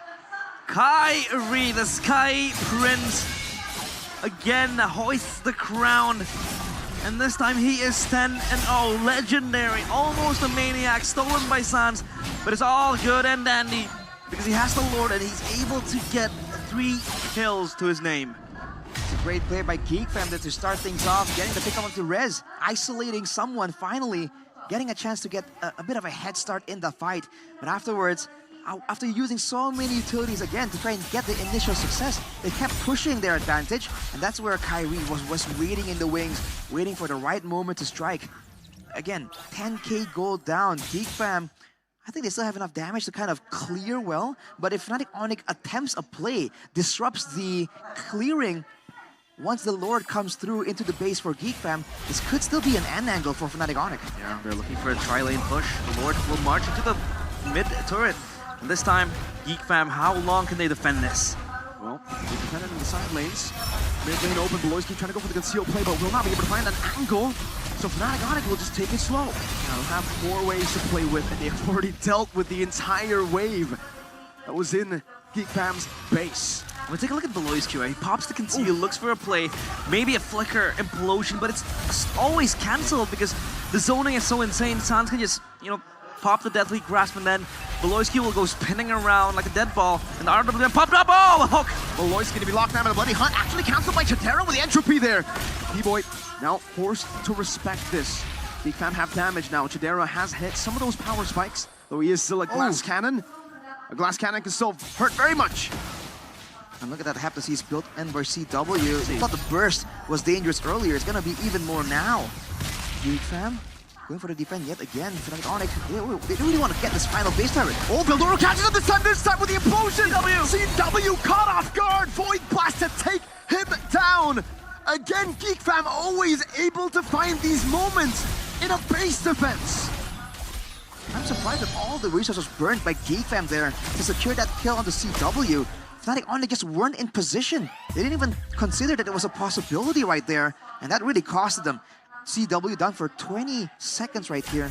Not a lot of time, but that is time, valuable time that can be used by Geek Fam to push out of the base to try and get some more farm in the hands of Chadera. Finally, taking a look at the items, it's already almost a full item. Chadera, oh no! No, Chadera, not like this! Entropy forward, the glass cannon gets cooked. Vincent will fall to Kyrie. One big play to take them back in the game. One big play to take them out of the game. Fnatic Onyx have gotten 3 of the Geek Fam members. Could that be the game-ending blunder by Chadera? Entropy's forward, and Keyboy was on point with the Iron Hook, with the Bloody Hunt, and now they look to march into the Crystal. Geek Fam, this is so costly. Great sidestep from a boy. Beloyski tanking up all the hits, dodging with Brenner's apathy as Keyboy will be slowed down and taken out by a boy. A lot of great pokes from a boy now. He doesn't have the real world manipulation. They've defended 2v5. Well played, a boy and Beloy, the 2 pillars of Geek Fam, keeping them alive. Man, that was a risky situation, man. You saw that Keyboy understood how realistic that defense was for Geek Fam. He tried to go for a flicker play to catch him off guard. If he landed it, that would have been the end for Geek Fam. Wow. But that is not the story that we're having today, man. Fnatic Onyx pull back away. They get the Lord. And once again, what is going on, dude? Rinse and repeat. This is now Geek Fam in the base defense. And they have all the battle spells up. They're trying to move forward. Look at Beloyski. Implosion from Beloyski into the real world manipulation! Leave it to BBB to leave everybody surprised. The war crime general commits his sins again. That single implosion that might just equalize and stabilize this game. This is Fnatic Onyx game to win, and now it's their game to lose. How? Now the gold is down to 8K, and look at this, with the death timers, they aren't long, but again, these are windows of time that Geekfam can use to try and get something. But no, they're playing it safe. They're backing away, lest they run into Kyrie and get punished for it. No base turrets, actually one base turret left on top there. Veldora desperately hanging on to it. Now it's a rinse and repeat, man. But again, the late game composition, the late game power that Geekfam were relying on has arrived. Even the Wind of Nature here, I believe, replacing the boots of Chidera. He's gonna have solutions for the dive coming in, or even the Bennett attempt coming in from CW. Geekfam with the Yeve advantage, with the high ground advantage. They have to play it precisely here. And of course, a huge amount of pressure is on the roamers, man. If Beloyski can find the plays again, that can set everything up for Geekfam. But if Keyboard can land that devastating Iron Hook, that could be the final hook of the game for Fnatic Onyx as well. Now the priority changes, right? Because you want to avoid, or rather take down Beloyski as soon as possible. Because that implosion is such a looming threat. Always going to jeopardize Fnatic Onyx position and formation.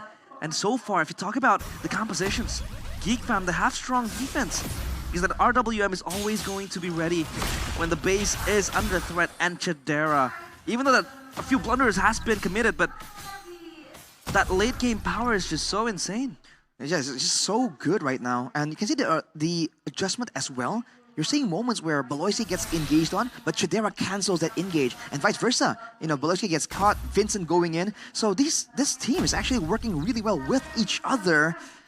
It's just the nature of this composition of Fnatic Onyx kind of doesn't allow them to really work together every single time, right? They have to really fight for windows of opportunity where they're actually able to group up as 5 and get that reliable fight that they desperately need.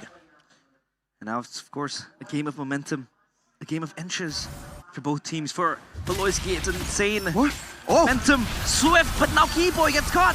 2-man, 3-man Eternal Guard though. Rest of the Glorious Pathway trying to go for the zone. Beloyski traded in.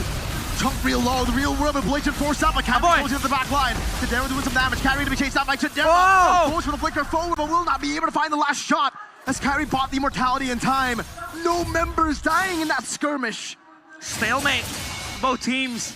And again, just dancing on the edge of a thin knife. And if the Lord is able to be taken away, Kyrie with the lifesteal, this will be again another brawl in our eyes. CCW just cleared the wave on the bottom side though, but left only a little bit. We'll have to see where that wave ends up bouncing towards, but look at Rez. Walking up, trying to soak in some damage. Beloyski shoving away, trying to dodge away from that 2-3-man Eternal Guard again. Kyrie to cop the spear of Alpha defensively. Beloyski going to lose out on a lot of HP, but will still be able to survive. Sans caught, has a purified Veldora with a flicker forward with a cloud bot. Immortality from Sans in front of Pursuit, chasing him down. Veldora has immortality as well, as now Veldora survives with just a sliver of HP, keeps his immortality intact. And again, no one has died, no one has fallen. No victims. And how did Veldora and Beloyski cheat death? They escaped with 1 HP, a sliver of life in their very own souls. Now the Lord again restarted by Fnatic Onyx. Geekfam, will they respond? Beloyski with the conceal. No bloody high explosion from Beloyski. Only onto 2, but there's no follow-up. Vincent going for the aggressive play, but Fnatic Onyx got the Lord. You can win the war, but we'll win the battle through that. Man, everything used up right here, but Fnatic Onyx finally gets the Lord. And look at Kyrie swiping out some items here. So rapid boots there for him, actually showing off. CW as well. They're trying to barrel through to try and catch up with the Lord. They don't want to let Geekfam clear it without a fight. No ultimate on Beloyski. No implosion to play with. But still, that is a late game Natan. Lord, what Lord? Veldora chunking Keyboy. Good poke from a boy, and they've dealt with yet another Lord. Wow, that's not a Lord, that's a peasant. Just being shredded away by the powers of the almighty late game Natan. And Kyrie trying to switch away his retributions. If I am not mistaken there, by Fnatic Onyx now. How does the the geography of this game now pan out? It's the same idea. Fnatic Onyx have the macro advantage. They're the ones now looking for one big moment. Before it was Beloyski. Now, GeekFam, as long as they don't make massive blunders, as long as Aboy and Chidera don't fall without any costly investments coming in from Fnatic Onyx, they stand to win everything. We saw earlier, everything played out ideally for Fnatic Onyx. Kairi even got the flank off, got right next up close and personal to Aboy, and GeekFam said, we'll take that. We have the coordination to ensure that the moment anyone flanks, we saw Veldora, we saw Vincent, everyone kind of turns their focus almost immediately. This is a team that's completely in sync. Fnatic Onyx, they have to bank on getting a fight outside of the base or just getting a lore that's just late enough. It's gonna allow them to really barrel through. But the problem is GeekFam, they're steadfast. They don't want to go out of the base. They're gluing themselves into the crystal, guarding it for their dear life. The magic damage so far from GeekFam is just way too nasty. Take a look at the Twilight purchase from Keyboy. What? Look at the magic defense. Beloyski was able to flicker out of the iron hook, but he pulled in the implosion for the mini waves. Rez brought into the real world ablation. Keyboy chunked very low. Veldora walking up as well as Vincent takes a bit of damage, but that's the Suyo damage that is no longer as crazy as it was when we saw Kairi 7-0. No more burst damage. Kairi definitely still has the execute. Look at the gold advantage, by the way, 8,500. Hello? But they're full items, right? So at this point, when it comes to item value, crazy. It is ridiculous. I think this is the highest amount that we've seen, the highest amount of individual gold lead. I think usually we see 5, 6, 8,700 is redonkulous, as people would say. And look at CW, man. He's also transitioned more to a DPS build. The burst damage was great. It was so useful for his team, but at this point, he knows with the way the game is going, he's not really allowed to get those easy pickups. He needs to match Shidera's damage output. And that's exactly what he's trying to do. The Lord, though, it can get shredded fast by Fnatic Onyx. I don't know how fast you can take it though, because this is a 24-minute Lord. Oh! But his immortality still intact for him. Beloyski will lose immortality as Rez gets dealt with by the entropy. Beloyski loses his life as a winner crowd bought by Rez, buying a little bit more time, but he will be shredded down by Chidera with the entropy. Oh! A winner crown this time around as he buys immortality for Vincent Sans, getting the Terrify. But there is no more they can do to force this. GeekFam, they've lost Beloyski. Fnatic Onyx, they've lost Rez. That was a very good pick-off. The Engager traded for the frontline though. In a sense, Suyo GeekFam can push them away. Chidera goes in. That's the entropy forward. Over to the Lord. Suyo was in the bottom lane. Can they blitz it fast enough? Again, this is a 25-minute Lord. You can't blitz nothing. You can only get it to half. Not even with the time power with Chidera there. He's constantly giving the DPS. It was the backbone. That was Beloyski, and now the backbone is Chidera. It's insane how much damage you can deal in this time of the game. And Fnatic Onyx, they're juggling on their choices whether or not they want to commit this, but they're not going to. Just trying to usher the Lord. Juggle it out. Don't commit anything.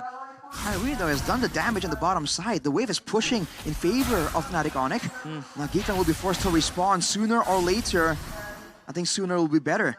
Now that they still have some control, some semblance of information in the Lord Pit. Vincent though is still in a very precarious spot. You can see the respect there. Onto the iron hook, it's been devastating the whole time. Man, this time Fnatic Onyx have the advantage. They have a slow push earlier in the bottom lane, but Beloyski with the conceal already used up. Iron hook dodge away from the real will ablation now.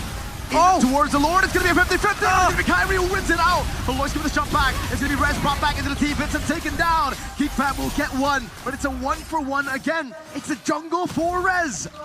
Insanity. Thankfully, Kairi gets the retribution. That Beloyski implosion was always going to be insane. But the Lord is still in the hands of Fnatic Onyx now, and then the question, are they able to fight their way inside the base, that fortress that GeekFam are able to build? Can they fight their way without a frontliner? Kibo has to be the main frontline right here. Kairi can't do it either. And look at Beloyski. What is he doing? What is he doing? Big brain Beloyski. The War Crime General, Chidera, spacing away from the Eternal God. Veldora coming in, and Sans might just be compromised, but Beloyski has his sights set on CW. The Bloody Hand in the Balance Rage over to Beloyski. Kairi hitting onto the base right now with the Lord being there. Kairi with the blink backwards as well. The minute wave's not going to be there. Fnatic Onyx, they made the wrong decision. Keyboy's immortality has been topped. GeekFam against all odds have wiped the Sky Kings out. Divine intervention in Bandung. Not for the Sky Kings, but for the GeekFam. players. They're able to hold the minions, nowhere to be seen. And Fnatic Onic, they fail to end the game. It was Kyrie constantly hitting, and they might look for something. Geek Fam, they're on the pounce. What do you do if you're Rez? Do you try to go for the push up top with a wave? I don't think you can. Vincent's dealt with it. Rez, he tried to go for that angle, but Geek Fam will go into the mid lane. That's a tier 2 taken down. 30 seconds on the death timers. The defending 4P champions up against Geek Fam. Valoisky with the implosion, the real revelation, everything in the kitchen sink thrown at the horse, thrown at Rez. Tadera is godlike, so is Geek Fam. The Sky will not collapse, but Geek Fam can pull the Sky Kings down. That's for sure. 2-1 on the brink of elimination.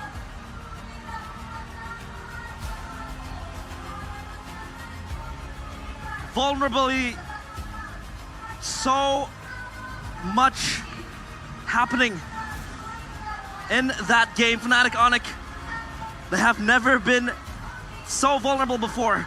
But Geek Fam,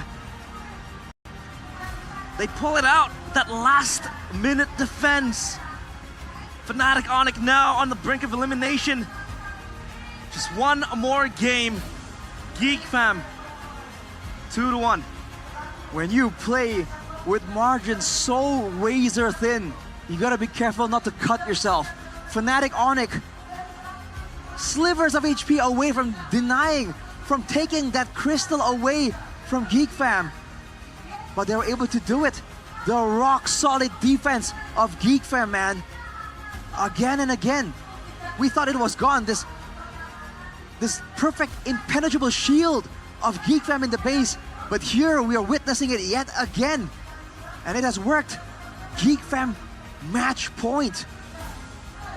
I'm out of words. I'm slurring my words. I'm sorry, but Kyrie was eyeing the crystal. He was about to end it. It was like 2 hits away. But then you see the orange effect in the crystal, which marks that the backdoor effect is in motion. There was no minions. I mean, call some attention to Valoisky, man. He came from the back. We thought he was going to make a massive play. He just walked over. He just walked over and made everyone overthink for just a split second. What is he trying to do? Who is he going to go for? And he just dashes out. Bought so much time, denied so much potential damage to the crystal just by doing that.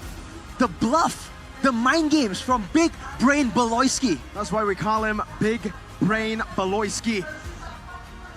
He can go 0-7, but that's the power spike for him. That was disgusting. It doesn't matter if he feeds. It doesn't matter if he implodes the minion wave. He'll find a way, god damn it. He'll find a way. I'm out of words, so I'll let the panelists speak for me. Eterna, Colius, and Chefin. I know Chefin is laughing, but take it away. Thank you so much, casters. What a dramatic game. And now we're at match point. I'm pretty sure all the Sonics out there are shaking, right? 1 game away, and we have to say goodbye to our 4-peat defending champions. But yeah, we already talked it behind the screen before, right? And on the third game, I think on the second game, CW is using Nathan, but the difference is they don't have any enabler. They are using the Khalid as a roamer, but it's different from this game because they have Eve and Tigreal. That's why Kadera have a lot of repositioning and can wipe it. Sorry, Why? are you okay? You thought I was laughing? Huh? You thought I was laughing? This ain't no Kevin. game. This ain't no joke, bro. This is Geek Fam. This isn't a joke. Actually, I can vouch for him. He was screaming the entire time. I think my ears hurt from that last scream that he made. It was like something out of like a metal song or something. Okay, now I'm breaking character, but Okay. it's just, oh man, I'm out of words, man.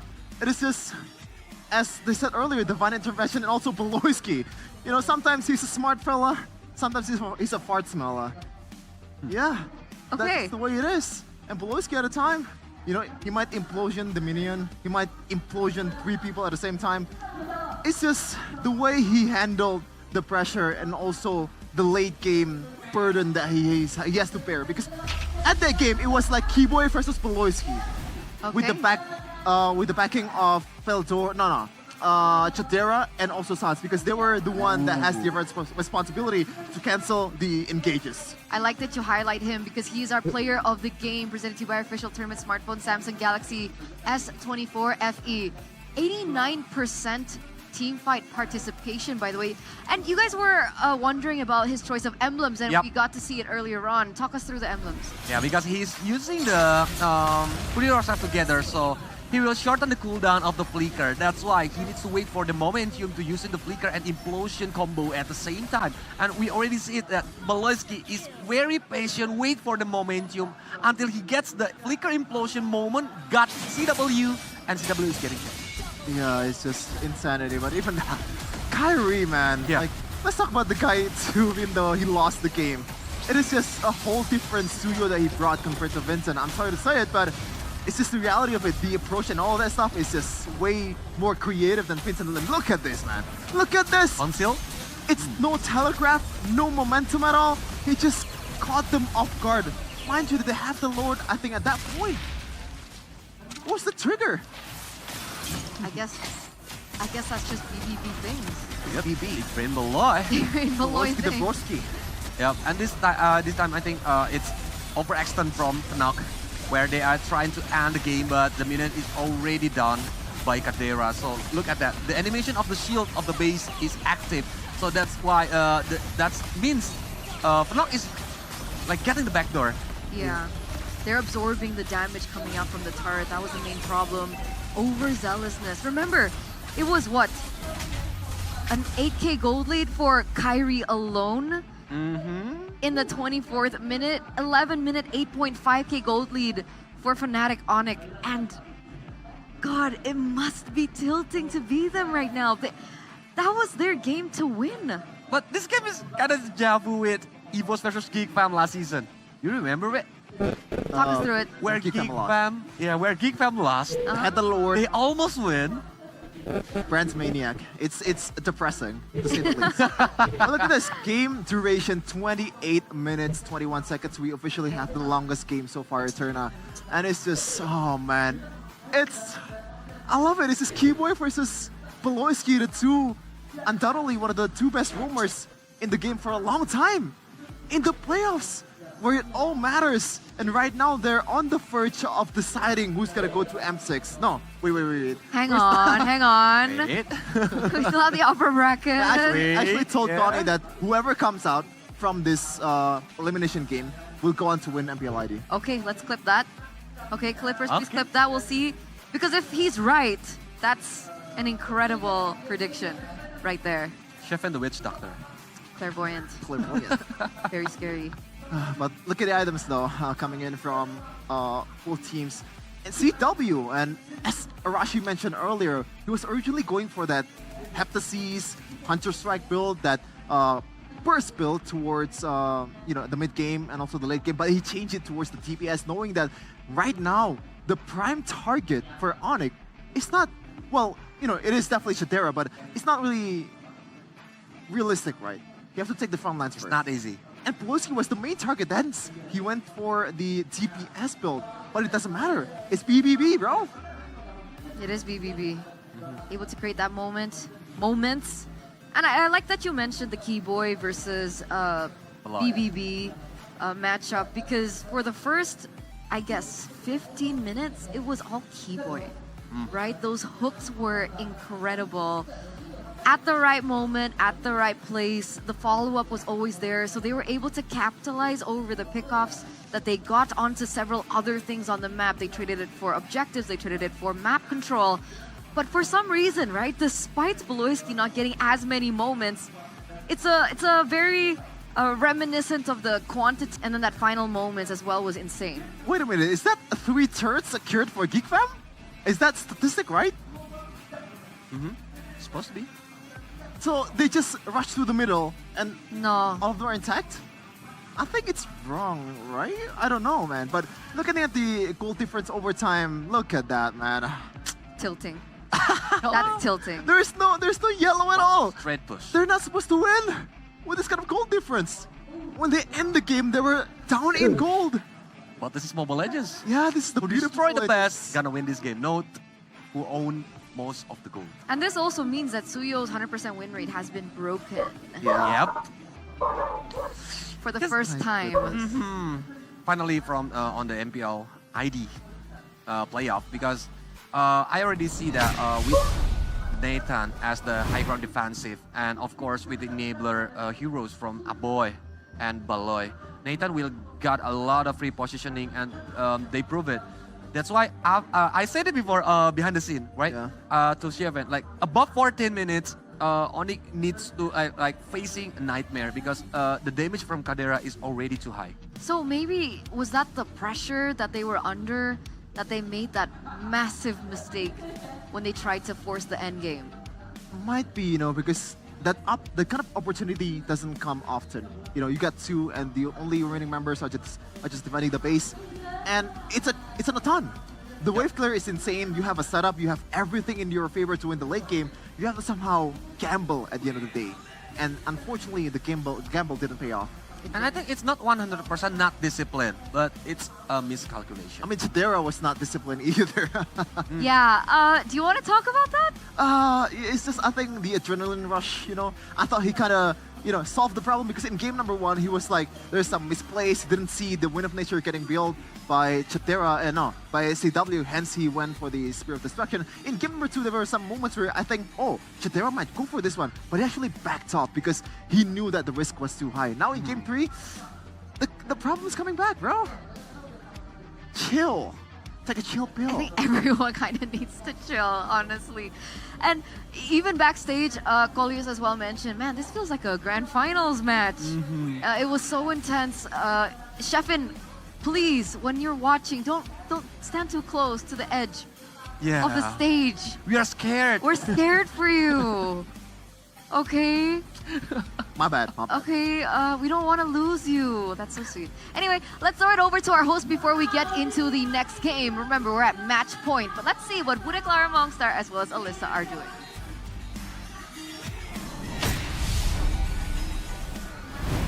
Dan aku ngeliat ini kayaknya menarik banget nih. Boleh diceritain gak sih, aku ngeliat banyak logo-logo tim kesayangan kita di sini ya. Ini ada kolaborasi khusus apa nih di MPL ID Season 14 ini? Oke, terima kasih, good question. So, ini adalah dari RSV Helmet kolaborasi inovatif antara gamers dan otomotif. Asik. Jadi kita ketemu di tengah karena market kita sama, so kita create ini. Jadi seperti yang bisa dilihat, RSV kali ini di season ke-14, MPL.ID kolaborasi bareng sama RSV. Kita bikin khusus untuk yang MPL.ID. Ada juga beberapa tim, 5 tim, tepatnya bisa lihat nih di sini ada EVOS, ada Dewa, ada Geek, ada Onyx, ada Alter Ego. So jadi kalau misalkan emang viewer, streamer, kalau misalkan memang berminat, langsung aja. Bener banget, dan kalau kita nonton nih match yang sekarang sedang berlangsung antara Fnatic, Onyx dan juga Geek Fam, yang mana helmnya nih? Mungkin teman-teman dari Geek Fam Unity dan juga Sonic mau lihat-lihat dan juga pastinya mau membeli. Untuk teman-teman bikers, cantik banget, helmnya bagus banget ya. Dan ini keunggulannya apa sih kalau dari RSV Helm sendiri? Oke, RSV Helmet pastinya mengutamakan keselamatan, kita sertifikasi internasional dan nasional, DOT dan SNI. Jadi dijamin pilihan Anda tidak akan salah kalau misalkan memang memilih RSV Helmet. Apalagi livery-liverinya ini sesuai dengan para fans-fans garis keras, para Sonic dan ada Geek Fam, mana nih Geek Fam? Oh Geek Fam, jadi tahuan dia daripada gue. Ini mah Alter Ego. No, somewhere. Pokoknya kalau mau langsung mampir ke sini dan lihat langsung ya. Oh ini buat Geek Fam Unity, teman-teman bikers Geek Fam Unity ya, boleh langsung nih mampir ke boothnya RSV karena helmnya bagus-bagus sekali. Yang khusus MPL kolaborasi khusus yang ini ya berarti. Oke, bisa dilihat ya teman-teman sekalian nih pastinya. Para MPL lovers, dan kalau misalkan di sini sendiri harganya berapa sih? Kan biasa helm gini mahal ya, apalagi standarnya itu standar internasional dan juga nasional. Oke, gimana kalau misalnya memang gue tanya balik aja, menurut kamu ini harganya berapa? Menurut aku sih 1 juta ke atas sih. 1 juta ke atas sih ini ada ya Kak ya? Tetot, salah besar. Kamu bisa bawa pulang helm ini dengan harga 629.000 aja. Ada yang 349 yang ini. Jadi kalau misalkan kita ada yang half open face, ada yang klasik. Jadi terserah preferensi kalian semua itu gimana, lebih ke yang open atau yang full. Oke, jadi banyak banget pilihannya dan harganya juga beragam ya. Dan pasti kalau mau dapetin promo langsung main ke booth-nya Restream, betul? Betul sekali, kita masih ada di sini sampai tanggal 27 Oktober. Sampai perhelatan MPL Season 14 ini beres. Sampai grand final ya pastinya. Dan pastinya buat teman-teman semua yang mau langsung aja mampir ke booth RSV. Dan kita bakal lihat selanjutnya nih ada apa dari panelis. Silakan panelis take over.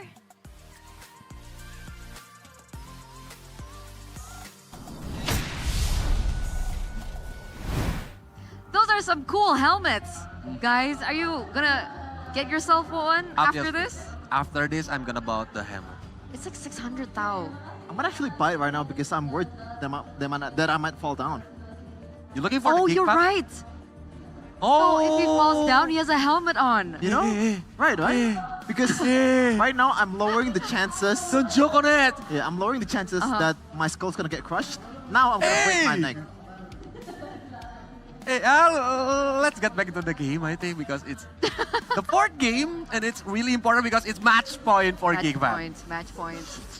Fnatic Onyx led the first series, and GeekFam were able to come back with 2 games in a row. And now we are given a possibility that Fnatic Onyx will not be present in the finals and for M6. The keyword, possibility. You have to remember, in Season 13, they were in this exact situation. They were leading 2-1, and Fnatic Onyx completely changed that. Go crazy. Yeah, so right now I'm happy that I'm wrong, but you know, gotta finish the job first. As the late and great Kobe Bryant said, job's not done. Job's not done. Yep, especially GeekFam have the mental boost right now because they already got the 2 points and 1 match point. Is it gonna be mental boost or is it gonna be pressure? Or overconfidence? Do you think that could be a factor too? I don't think might so. be. I don't think so. I have this conversation with Paloy, right? In Season 11, or I believe when they got 2-0 against EVOS, and they got reverse swept at the time. You know, at that time he said to me that the way I lead wasn't the greatest, and right now he's much better leader. He's a much better you know, speech guy out there in the desk, and I trust his ability to lead his teammates towards victory. Speaking of trust, I also trust in a certain investment, right?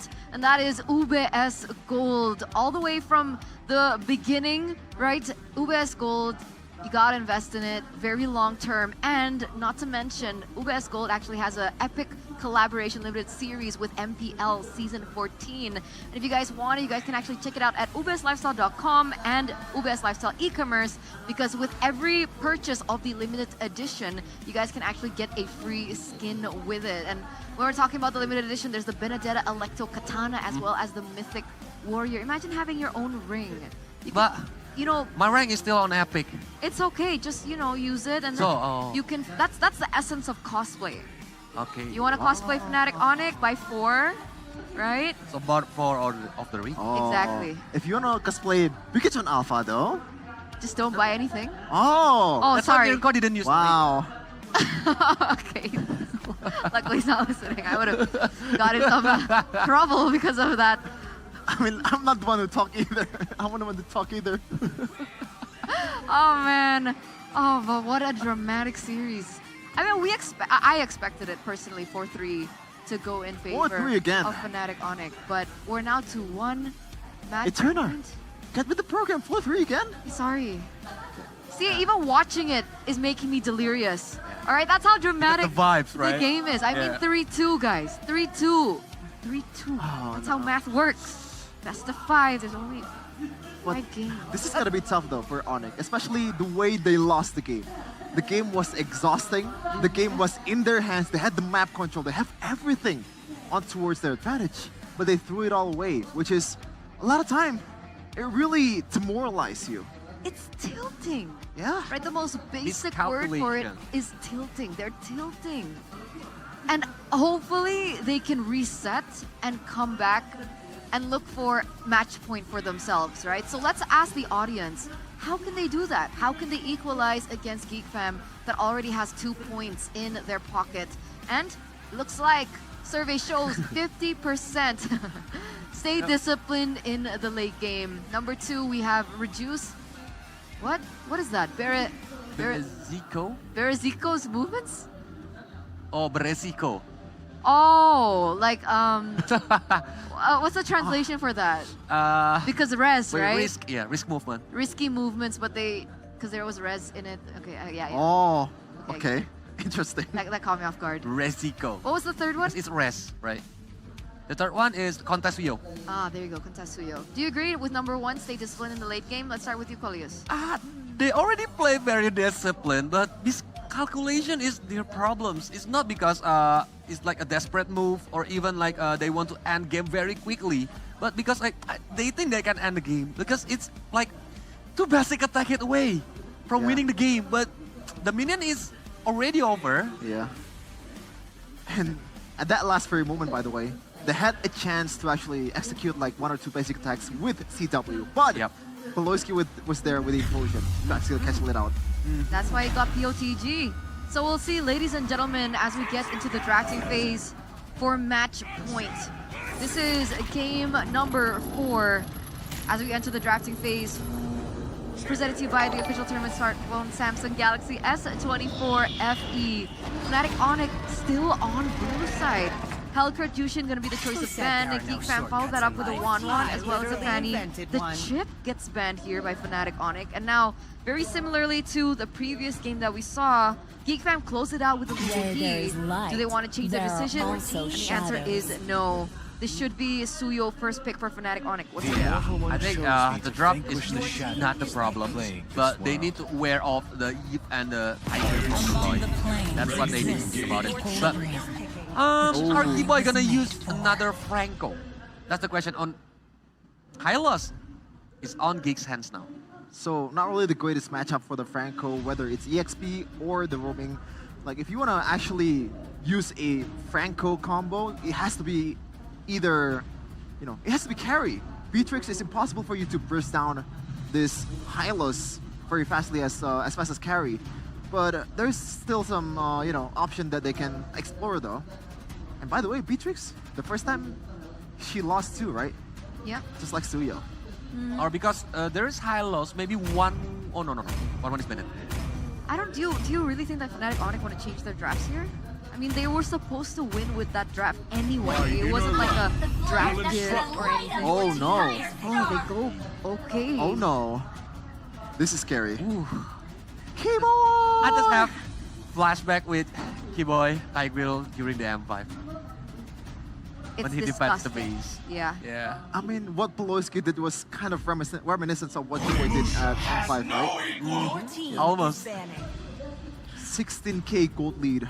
Doesn't matter to Kiboy and Onyx when they actually try to think about the game and execute it the right way. And for the final pick of the first phase, it's going to be Alpha once again for Vincent against the Suyo. Now, let's address this problem because Vincent, what do you think about the performance in game number 3 just now? I'm the priestess of primal lightning. Vincent is like playing the role as the sandbag. He just go in front of the opponent, like wasting the opponent's resources. When he dies, the other are free. For Kadera, for Aboy. That's what Vincent do on the third game. But because they don't have any, like a good front laner, they have Povius, but it's not, like the gameplay is not tanky enough for Povius to be in the front line and sacrificing his life.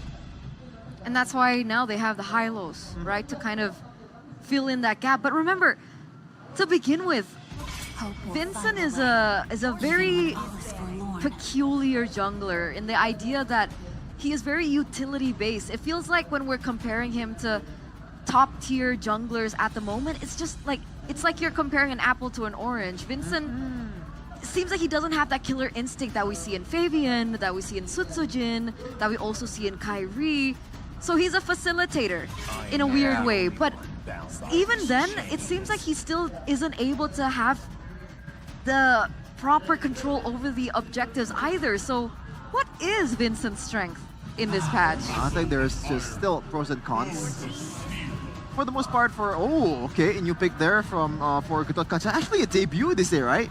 But back to Vincent's point earlier, I think Vincent, there's some pros and cons, and I think for GeekFam's gameplay, in the way they are very patient, they're very calculative in their approach. Vincent kind of gives them this value of not actually throwing the game away, you know. Like if it was like Fabian or something so it's like that. an anchor? Maybe, in a way. Yeah, I like the words anchor because maybe the meta is not on Vincent's favor, but he's working as the utility jungler. Maybe he can be the anchor for his teammates. Like for example, even though he dies when he goes in front of the Onyx, the FNAF on the 30, but the others got the free position and got the kill points, got the objective. That's what the game wants, right? Facilitator. Yeah, facilitator. And there you go. Aurora and Cho. Oh man, Chidera has a lot of option here. You can go for a no, it's gotta be a Moskov actually, so it's for sure going to be a Purify on Chidera, knowing that there's just way too much CC in front of them. But so far, Chidera on the Moskov, I believe, is still sitting at a 0% win rate in this series, I believe. Right? Yeah, he has not won on the Moskov. And there's some weird miscalculations that Chidera made, and I'm sure it's gonna show that he's improved over that game. He knows what to do. He knows where the line is, and he's not gonna go over it. Final thoughts, Colius? Match point? No. That's it? Plain and simple, Fnock? Do you want to elaborate? Nope. All right. Fnock for Sheffin as well, again, back to back. What? So now we're going to throw it over to the casters. Realize, take it away. Fnatic Onyx, their hands trembling, their empire under siege. Could the conquest be pulled off by GeekFam? Will we finally see a new champion after 4 seasons? Will this be the end of the Sky Kings? Man, history in the making right here, right now. Match point for GeekFam. Both teams having a great deal of potential here. We have the control mages, we have the frontliners. And man, the God of Kacha finally making an appearance right here. In the hands of Veldora. No Phobias. God of Kacha is his pick. Running the Vengeance, not the Revitalize. And with 2 Purifiers to respect the Tegriel. And for Fnatic Onyx not having any defensive spells, just flickers across the board. Definitely a risky proposition. Looking at the emblems by IndieHome here, tenacity for both front lines of GeekFam, the Hylas and the God of Kacha. And in the gold lane, that's the Master Assassin for Chidera, going up against the weapon mastery for CW. So it's once again a bid to the late game for Fnatic Onyx. We've seen how that plays out, man. It's going to be a dangerous game. What's your projection on the top side on the XP lane? Who really wins the team fight, or will it much more be a prio or rotational type of play for the XP lane? I personally prefer the Gatot in general over the Cho. More crowd control, more survivability, better macro attempt. Less execution needed. Exactly, That's true. Easier. But you also do a lot more things independently, right? You can kind of have your own crowd control tool, you can do damage, you can kind of regen with your passive, and of course that macro presence. With GeekFam having the Spear of Destruction and the Avatar of the Guardian, Fnatic Onyx are always second guessing, always thinking that that could be a possibility. Yeah, global presence. It's the name of the game for GeekFam. They have both of that already. And now the turtle respawns. Of course, GeekFam, they are quick to respond, but Fnatic Onyx, they have 4 members corralling this site. That's a Jiku on the way to drag it into the Frigid Glacier. Revitalize, trying to save him there, but it's not going to be enough. Vincent taken down. Now it's a freeze over to Veldora. Do some damage back to Rez. Walk in again with the Jiku. Finding Beloyski. A 2-kill lead for Fnatic Onyx as we get into the game. 2 minutes in, this will be free. The turtle for Fnatic Onyx. It's an interesting situation there. GeekFam with getting so far up, taking the brunt of all the crowd control. In theory, right, they have a lot of frontliners that can kind of pressure away using Beloyski on the Hylas, Veldora on the Gotthard, who got level 4 by rotating to the mid lane there. But no, the Avatar of the Guardian wasn't even used. So that was an interesting development, but look at this, CW! Yeah, showing him that it's the Beatrix, not you, that solo killed me. Bottom side becomes even much more spicier. Chidera has been able to dominate CW in the past 2 games. I feel like it has been very So hard he bought- for him. Now, of course, they're going in 1v1. Oh! It's the big trick, CW! Trading into the Wesker as he struck the Bennett's Rage. Wow, the creativity of just the decision to go for Wesker. Wow, he just knew. He just got a read on Chidera and how he was supposed to play there. Man, I wonder if he actually got grazed by the Bennett's Rage as well. Wow. Look at the hero combo here. This was standing at 100%, I believe. Now it's one loss. The Suyo and Beatrix was completed by the Hylas as well in the first 2 games. Now it's a different composition, a different combination that Fnatic Onyx want to have. With Keyboy, an equally impressive playmaker, matching up to Beloyski that's now on the front line. It's definitely an interesting game unfolding before our eyes. And of course, bottom side Chidera has to play a bit more safe. He has to even run the Purify because of the humongous amount of CC coming in from Fnatic Onyx. They have so much control as well. But the Geek Fam, what are they eyeing on? What are the timers, Arashi? Geek Fam, they gotta wait for, I think, either power spikes for Vincent, for sure. And along with that, I think Veldora. If Veldora can get tanking up and actually, again, do the hybrid job of taking damage and dealing damage, they can really swing the fight in favor of Geek Fam, especially if he gets face-to-face against Kyrie. But look at this, oof. A Tigreal and a Cho running at you, that is a terrifying sight. Very, very terrifying. You can see the hand cam of Kyrie, obviously, here on the Suyo. Turtle started. Keyboy able to go for the shove into the Bridge Glacier. Nothing you can do, Veldora, not even on a Gatot Kacha. I don't know, man. The Vengeance, is it really the answer to this burst comp over the Revitalize, Arashi? Kyrie, 2 free turtles. Moskov getting a bit of hits over to the turret up top. I feel like he popped the Vengeance quite late there as well. In theory, right? If you can't really get, if you're stun locked so far, you can't even use, you can't even hit using your passive, then the Vengeance makes sense. But he hasn't really been using it well, regardless. The Beloyski though with the zoning glorious pathway, I'm kind of feeling this Hylos pick a lot. Yeah, just trying to zone out TW up top, and now he will go hand in hand with Keyboy. Uh-oh, Vincent again picked off, and it's as easy as that to pick Vincent off on the Alpha when you have a Cho and Aurora. That's why the Cho is so important. Oof, look at that, Cho is going around behind, but look at this, Beloyski caught out of position, Implosion solo, right? And the Bridge Glacier, that's the lockdown. The Bennett's Rage too! The pickup comp, man! When you have a single target lockdown, and then Bennett, and then Aurora, that's it, right there. Yeah, they have so much control, but they're not committing into full 5v5 fights. They're mostly just slicing it into 2, just trying to get a pick off. One was with Dragon by Rez, and then Keyboy committing the implosion. No, Geek Fam, like, in disarray. I mean, man, these pickups are kind of unfair. It's not like Geek Fam is kind of losing 1v1. It's always like a 3v1 for the members of Geek Fam, so technically there's still a chance for them to kind of come out on top here. But oh, Avatar! Doesn't land. No, Chance flickers out of it, safe. That's where we were looking for, right? We wanted to see the Avatar of the Guardian being used to its full potential, but instead, look at this. Yeah. With only a flicker, Fnatic Onyx were able to get the second turret at 6 minutes. It's a very early turret. Yeah, the Sky Kings are mad. They want to end the game as soon as possible. Look at how wrathful they are. The Keyboy hiding in the bush. Has been a quite hard game, last game for him. Not much of a Keyboy moment as we know him to be. As Geek Fam, at least this time around, they want to corral and control the turtle. Fnatic Onyx, they want to grasp it with 5 fingers, both hands. Keyboy dangerously all the way in the front, but look at this. You see the zoning from Rez and Keyboy. Alpha's very, very vulnerable. This kind of position, Vincent not going to go for the Spear of Alpha just yet. That's no! Lock him down, and away the Dragon from Rez to bring him in again! The Avatar of the Guardian defensively, Kyrie with a stun over to Beloyski. He will be able to escape. Veldora does too, but again, Vincent has been taken down. CW! Oh, almost went for the snipe. Almost took Beloyski down. Ooh. Always trying to defend, but that mid tower will fall. Great value for Fnatic Onyx. They have the superior rotations. Rez on the Cho, man. Despite the Gatot Kacha having the global presence, we're seeing Veldora really struggle to match his impact. He's been all across the map again and again, and Veldora, I don't know, he's just losing out in effectiveness. That's not what we're expecting with this Gatot Kacha pick. Veldora has been bullied most of the times. He's not able to sustain until the end of the team fight. Mostly defensive avatars. And so far, Rez, the looking to again engage forward. They have so much control. And that stuns the AoEs. It's all just putting GeekFam in check. They can't advance further.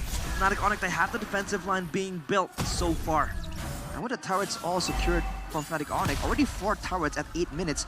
Usually you can see Chidera maybe push a bit further, but because GeekFam can't really go outwards without leaving the security of their own structures, this means that Chidera is also limited on how far it can push up due to the lack of information. They have no idea where Fnatic Onyx is at all times, and it's allowing them to go for angles like this.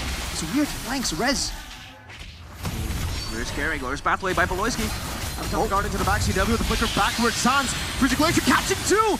No initiation, Veldora's buying a lot of time. Vincent goes in for the Spear of Alpha and will be able to get the kill now, but Veldora has been isolated, gunned down by CW, who's on a killing spree. Rez with the shampoo, gonna be stuck down as well. Kai from the side getting a boy, and Rez surviving, and SOD tanked by CW to stop Rez from getting picked off. Again, the Sky Kings, they raise their fortress stall. Not even Beloyski might be able to enter. And Fnatic Onyx, 9-1, a dominant game. GeekFam again reminded on how immortal, how crazy the Sky Kings are. This is a crazy pace that Fnatic Onyx is pushing onto GeekFam, man. Every single time there's any kind of resemblance of a fight, it's just going so well. And the Aurora pick is really paying dividends for Fnatic Onyx, dude. Every single time there was a big attempt, the Frigid Glacier just zones the whole rest of the team so that GeekFam can't really move together as a unit. Fnatic Onyx capitalizing on the fact that GeekFam operates in unity, right? Systematically as 5. Never really kind of segmenting themselves into smaller teams in these fights.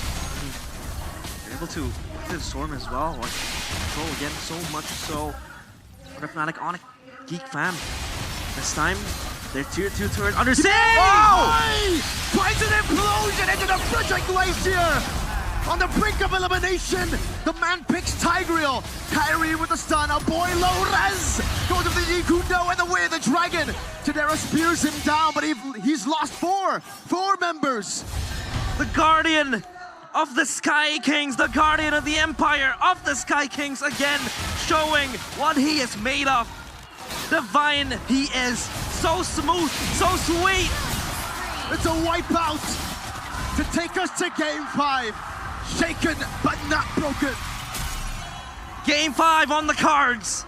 And the Sky Kings, relentless. Their empire still defended. They will not go down without a fight. 2-2 for Fnatic Onyx. As if trying to dispel the doubts of everyone, including us on the desk. Everyone looking and hoping for a new era right now. Fnatic Onyx says no. You must have forgotten who you're talking about. The Sky Kings with a dominant performance there, completely demolishing GeekFam. If GeekFam want to play that late game and they're content letting go of that early game, Fnatic Onyx will just double down and come in with even more aggression. Wow, man. The Choda and Tigreal completely just destroyed GeekFam. Vintage Keyboy. Vintage Keyboy, the implosion. It's the nail of the coffin. And the Sky Kings, they don't take losses lightly. This is what separates the Mortals and the Sky Kings. The Sky Kings, they hit back, they hit hard. Look at this play. Vintage Keyboy, like you said, at M5, when things mattered most. He's always able to make these moments happen at MSC, at M5, now on the brink of elimination, on the brink of losing the Empire that they have created for themselves. 2 whole years of being champions in Indonesia. If you look at that final fight, the timing on everything, Kyrie knew exactly when to go, and he was waiting for the skills to be used up by Chidera, by a boy. Just comes in at the right moment, dude. Again, Onyx completely, we thought that they were kind of shaken after losing in such a comeback fashion, but now let's see what the panelists have to say about this. Shaky is not a word in the dictionary. Up to the panelists we go for their thoughts. Thanks, guys. Wow, what a game. Okay, After the game number 4, we would have thought that maybe Fnatic Onyx would tilt or whatever, but it turns out that was just the reason and the how as to how they really fixed their gameplay. Guys, that was 10 minutes. Yep. First match, 21 minutes, 18 minutes, 28 minutes, 10 minutes, Colius. One-sided game. They still have the gas in their tank. With a good draft, especially, I already see that, okay, with Suyo, they can have the early game pressure. And with the help of like the Tigreal from Keyboy, and we already see that 4-man implosion, the classic Keyboy, the vintage Keyboy, like the real I said before. And of course, Aurora Suns. Using the ultimate really on point, it makes the Geek Fam facing a hard time. Too tough, especially for Vincent. It's just there's no way for him to, get inside.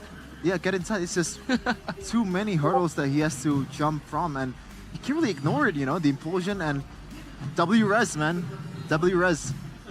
W-Res and WCW in the early game, right? W-Res. Yeah, I get. Yeah. Yeah. Okay, I thought I was ignoring it. Oh, that's why. Okay. That's yeah. Okay, I see. But I think we have to be a little bit nicer to Sheffin now that. Hey, even Geek are at match point.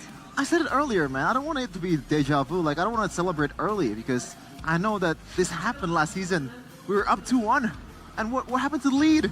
And they can reverse sweep, right? Obliterated to smithereens. Producer, can you send us tissue? I think he could be Nah. crying soon. Nah.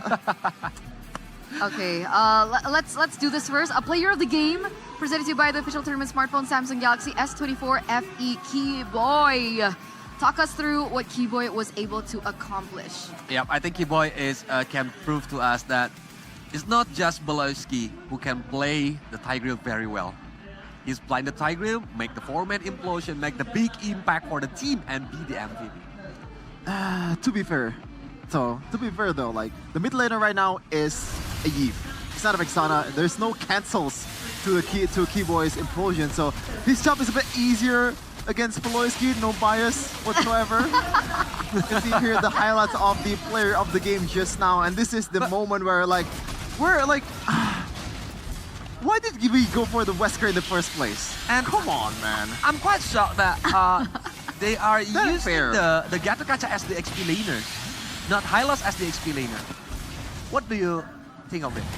Yeah, I think just if they both go for Revitalize, I think that would be better because like they need the survivability, right? Because there's no way you can ignore this chain CC that's coming through from Suns, from Rest, from Keyboy, and the early game damage of CW that's already snowballing. And that at this very moment, like they don't even have to choose the target. Hylos, the horse, I'm gonna take it. Gatot Kacha. We have a saying here in Japanese, Otot kawat balong mo si, which means bones of steel and wait. I can't help you. I don't speak Japanese. Yeah, I don't speak Japanese. I want to help. Muscles of iron. Oh, Bones it's of the lines. Yeah, Muscles line of up. bones of steel. It's not saying of Gatot Kacha, right? And right now the bones are made of jellies. It's too easy to burst down a hero that's supposed to be as sustainable as Gatot Kacha. Yeah, which is why the layering of how the drafting phase went on for Fnatic Onyx was so intelligent, right? Because technically, despite a boy as well as Tadera picking up that Purify, you can only purify one tool. And yet Yep. you have to think about the implosion on top of that. have You have the to think other of Sans as well, or well, depending on how they utilize it, but the layering of skills is what makes it so intricate in these team fights. That's why I think for the draft, it's a really fantastic draft for Fnatic Onyx. But later on, if we already see the items too, the damage from Suns using the Divine Glaive, the Blood Wings, and of course, the Glowing One is really painful for the Geek Fam. Especially for the front line like Gatot Kacha and Hylos, who are depending on their survivability. And you remember that this is an Aurora. This is a mage that's not supposed to deal damage. It deals damage, but the main purpose of this hero is utility. And when she deals that much damage, it's pretty much over for you. 408 so far from Suns. The DPS, the damage dealers from Fnatic Onyx having a field day, 0 death for CW as well. already got like 3 items and actually going for Wind of Nature at that early of a game. So shout out to him for having that kind of respect towards Chidera. Even knowing that Chidera is probably not really the greatest threat towards CW either, because he's not going to be able to be in the back unless he lands the Spear of Destruction. I agree. And by the way, pointing things out, this was a 10k gold lead, I believe, for Fnatic on 12k at the end of it. A 945 GPM for Kyrie. I think it's the highest GPM We've seen today. Yeah. For playoffs. Because, I mean, Eman and friends, they like to take it to the 100. thousands. So on the regular season, right? yeah, for the regular season. But back to that point, right? He won in Divine Glaive, but Geek Fam have not even been able to pick up any magic defense items Like Athena. anyway. So even if Geek Fam looked to try and counter the magic damage that they received in these team fights, Sans is like, bro, I already have a Divine Glaive anyway. I one-upped you. It's like a game of chess. Yeah, it's for a good reason, right? They didn't build the magic defense early because the main damage dealers are the Suyos and also the Beatrix. W. Yeah. That's why they are building the physical defense first, but when they are building the magical defense, it's too late because the gap is too far away. Oni can win this game easily. 10 minutes. The Fallen Kings are angry. They came back in game number 4 with a vengeance. How will this turn out? We're going all the way, ladies and gentlemen, to a full best of 5. My prediction can still be correct. 4-3. Why? Why? Can someone smack me in the face? 3-2. 3-2. It's not grand final. It's no secret that I am not good in math, but it's also no secret that, ladies and gentlemen, if you have a Samsung device, you can actually sit in the Galaxy Zone. And remember, El Dorado Bandung here, it's a huge venue. It's a massive venue. So when you have that Samsung device, you can sit way in the front, and you can basically hear Kyrie breathing. So you can get the privilege, you can see Kyrie more closer than the other audience. Hear him breathing. I know Sheffin wants to be there as well because most of the brand ambassadors sit there too. He wants to be around the. I think I'm disgusted. I think the fan on the left there, she had a saying "Go Ohio" something worse or something like that. Bro, how rotten is your brain? But speaking of rotten brain, Eterna, you said that you're not good at math, right? How about we do a little test? Okay, I like tests. What's 9 plus 10? 19. You stupid. Next question. What's 90 plus 6? 96. Don't answer it. You answer missed it. all the tests. You missed all the tests. I don't get it. Yeah, you missed all the tests. Oh, man. What? Go back to college. Go back to uni. What happened, guys? Please explain in the comments. I don't understand. You have to understand. What is it? You have to understand what's happening. 90 plus 6 is 96. No, it's 99. It's 99. It's always been 99. What? You want to move on to the hot topic? I don't think I can move on from this. Has my whole life been a lie? Yeah, just like your whole life has been a lie. It's not drinking ice cream. Hey, wait, it's not eating ice cream. It's drinking ice cream. Okay, now I know you're crazy. Why? Why You drinking eat ice cream. Because it's a liquid. No, it depends on the temperature. Yep. When it goes down to your throat, Why? it's not solid, right? But why are you eating?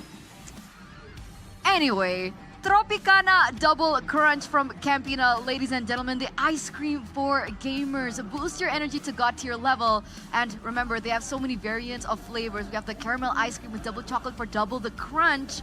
And you know, when you do it, you guys can feel the excitement of snacking on Tropicana Double Crunch while gaming. You guys can grab yours now at the Campina booth. Double the Crunch, God tier level. Come over to the venue. And you know, I actually brought an entire box home for my family too. You can go eat outside for the food, right? Yeah. You can order very cute. Do you like Campina? Of course. The crunchiness. Yeah, you eat ice cream, right? Of course. I have sweet tooth. Eat it, right? You eat ice cream. I eat ice cream, not drink ice cream. Just wanted to make sure. To each their own. There's something about Sheffin and Realize, man. Like, Realize also says drink ice cream. Or it's Does he? It's BBC. Okay. Big brain, Sheffin. Ah, like broken brain, chef. Oh, broken brain. I'm kidding. man. I'm kidding. I'm sorry. I'm kidding. Yeah, yeah. I mean, I called you stupid, so. Yeah, it's okay. All's fair in war and stuff. But what's also fair, actually it's not fair. It's not fair for those of you who don't know. It's not fair that you guys need to get your hands on Head and Shoulders to wipe out that itchy and gross and wet dandruff right now. Switch to Head and Shoulders Lemon Fresh Gatot Kacha, up to 100% wet dandruff wiped out and itch protection. Like the heroes that Feldora used before. Oh, you're right. And he got wiped out. He did get wiped out. Like using the vengeance, all of the dandruff will gonna run away. Ah. I see. Where do I get this vengeance in real life? Oh, Head and Shoulders. Yeah. Head and Shoulders. And especially in this Indonesian, weather, the humid and very hot weather that we have in Indonesia. Shevin! Speaking of hot, I'm just kidding. No, please continue. Please. Connie Please take it somewhere away. saying, Sheffin in the building! Sheffin in the building! Shut up, bro. Shut up. Okay, continue. Is that Lim Kochul? Is that? No. No. He's beside us. Oh, yeah. He's on the Indonesian panelist. Okay. Why he go downstairs? Why are you nervous, Isn't Shevin? it beside the girl? They realize that we say Lim Kochul? I don't think so. Why They are have you a serious nervous? topic like that. He seems nervous. During that, hair cam by Head and Shoulders segment. What's going on Why, here? Shevin? Me? Tell us. Tell us. Talk to us, yeah. Nervous? Why you look nervous? No, I'm not nervous at all. What are you talking about? Really? No. But I see your eyes is on the television. Maybe it would be different if it were Rashi. Oh. Understood. Yeah. Understood. But going back, ladies and gentlemen, now back to a 2-2. It's match point for both of these teams. One more game away for saying goodbye to Fnatic Onyx. I wouldn't even say Kingdom. I'd say Era. Fnatic Onyx Era. It's been 4 seasons that they have dominated MPL ID. And they're one game away of saying goodbye to all of that. That's why everything can happen, because from best of 5 to best of 1 series. Oh. It's their last game match point for both of them. Do you guys think there is it's morally wrong to wish for Onyx downfall? No, it's fine. Yeah. For you, it's okay. For you, it's okay. Just specifically, Sheffin, it's okay, guys. Okay. Well, yeah. We'll give them a pass. Well, let's actually talk serious right now because Coach, as I said, did I say it earlier? But Coach Raja Yeba, he's known for making adjustments. He's known for making, he has this whole squadron that can play a lot of heroes that a lot of other teams cannot. Like I said it earlier, Yeah. sometimes the composition doesn't make sense, but when you think about it, when you take account of the mechanical prowess of each individual, it's gonna make sense. So I am very scared of Game 5 or Game 7 Onyx because the amount of information that they've already accumulated throughout the series, and they pour it all in the draft, Okay, so if that's the case, would you change something from the drafts? But before we answer that question, we're gonna give it a little bit of suspense here. Let's build some suspense because we're gonna throw it over to our host before we get to the final game of this best of 5 series. We'll see you soon.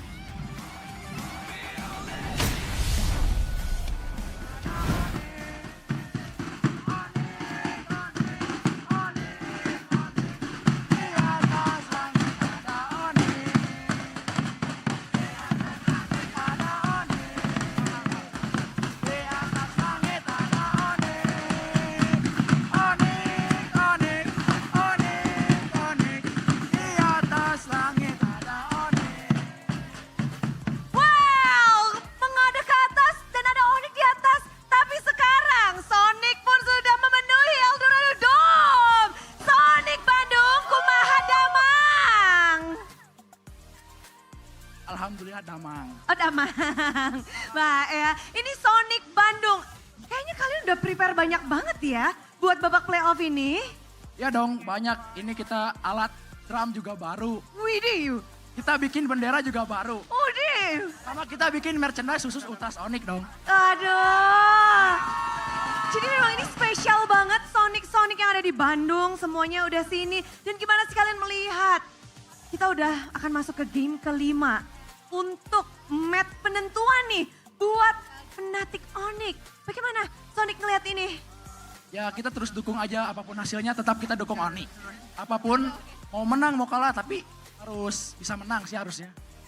Mau Percaya kalah? menang. Nggak ada kalah berarti ya? Nggak ada dong. Pede dong. Pede dong. Tapi lumayan dakdikduksers ada nggak sih yang ingin mungkin dari Sonic khususnya yang ada di Eldorado Dome Bandung ini ingin kalian sampaikan karena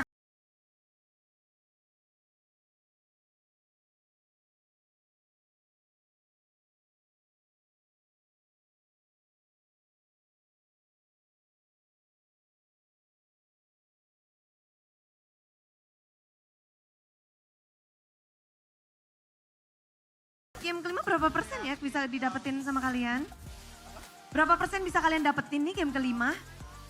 100% menang. 100%. Kalau 100%, coba Bude kepengen kalian kasih suara terkeras.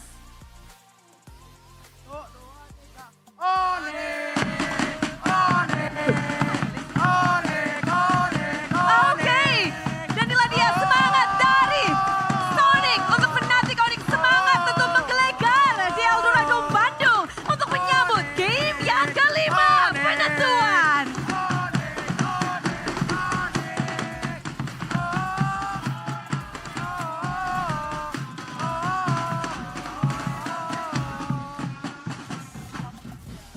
Selalu ada di sini.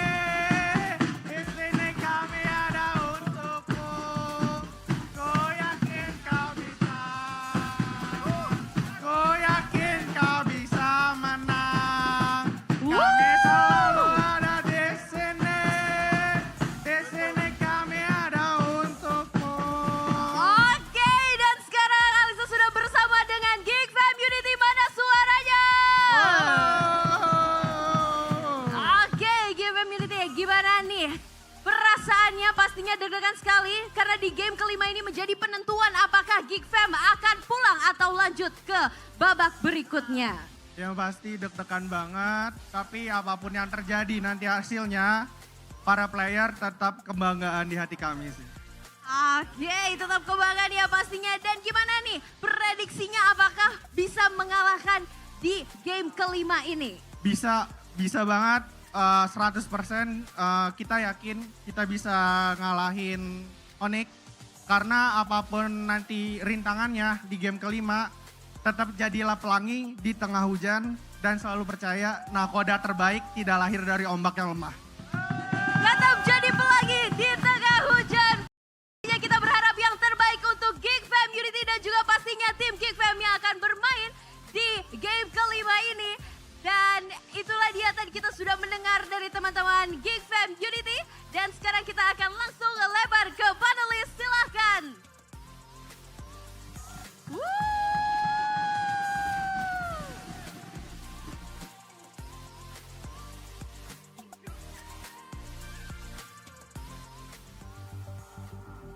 We're now down to the final game in this best of 5 series. Our second game of our opening in the playoffs, and we're going all the way to game number 5. You guys saw earlier on the support corralling behind both of these teams, and I'm pretty sure both of these teams severely need it. Yeah, they need to having all out on this game because it's a life and death game for both of them. If they have secret strat, they need to use it now or never. Oh man, is there a chance in the world that Yep's not gonna ban the Hellcurt on this 5th match and just trap Loiski onto it? I don't think so. I don't think so too, but yeah, because no. Yep doesn't like to take the risk.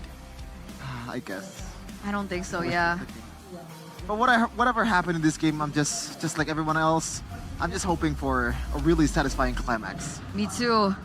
I'm pretty sure Coleus feels the same, and I'm pretty sure you guys at home are feeling the exact same. What a way to start the MPL ID playoffs than this match between Fnatic Onyx, the Fallen Kings, and the Kingslayers Geek as we get into the drafting phase for the final game. Presented to you by the official tournament smartphone Samsung Galaxy S24 FE. And yes, oh my god, there it is. Suyo once again being picked up, but there is a change my lord. from Geek. No longer the alpha there for Vincent. They've actually swapped in over for the Nolan. Yep. Even they pick as the they choose as the second pick. Still on the second pick on this game. They're not choosing the first pick. Oh, this is risky, man. It really, there's a lot of burden on Vincent's shoulder right now because as a Nolan, I don't think at this point you have to, like, you can play passively. You have to be proactive.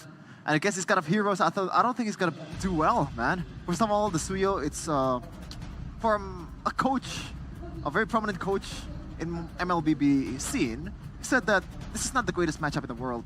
And also with the Beatrix, especially in the late game, when you already have the Has clause and also Wind of Nature, a trade is not possible for a Nolan and Beatrix. I think they prefer to choose Nolan because it can go to the back line instead of Alpha, who can just on the front line or waiting to be punished by the opponents. That's why they want to change their gameplay. Maybe it's their strategy, their secret strategy that they already trained before. But there's also a significant change coming in from Fnatic Onyx roster. And I say significant because that's a Faramis now. And technically the Valentina is open. Is it a bait from Fnatic Onyx for them to pick up the Valentina here before it gets banned out in the second phase? It might be, you know, especially right now, the Louis is already banned, so that kind of counter that Sans bring to the table in the early games won't be possible for a boy. But I'm very interested to see what's gonna be the option here. Yves is also on the table as well against a Faramis. Yep, it is going to be Yves. Now for Fnatic Onyx, do they want to ban the Tigreal or not? Because first of all, CW will not be able to use the Flicker, but the good side is there is Sans. And I think those two definitely trust each other to cover their backs. Yeah, because I think Tigreal might be a good option for both of them. Using it's used by the Fnac or even the King Fam because the implosion, the Flicker implosion will be the key, like the game number 3 and 4 that happens before. But now on the gold lane side, that Kaja is getting banned because Kaja and Beatrix is nightmare. They're getting used on the game, but no more Povius, and they're still not targeting the Kadira, the gold lane. The gold lane is open here. Is that a Franco ban? Yeah. Yep. All right.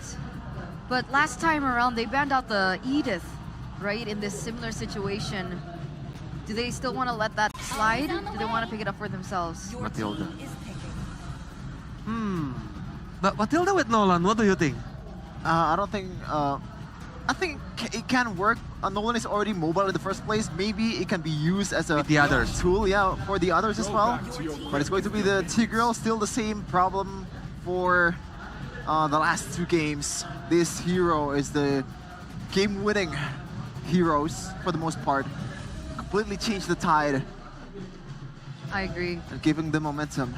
Geek has a really good composition for team fight, right? And we've seen loopholes being made in these kind of team fight compositions as where you have a composition that can split people up or try to utilize the macro game in your favor.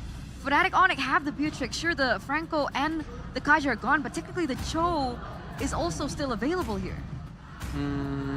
Or Rest using the Barats. They can use it, and maybe Kiboy Kadita, because Kadita is the counter of if he wants to. But yeah, no more tanking her. But Cho and Khalid. So it's supposed to be Kiboy Cho. Khalid by Rest.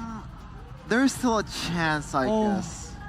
No, it's still Kiboy Cho, I think. As we were taking a look at that. Wait! We're gonna see Cho Kiboy? Yeah. Yep.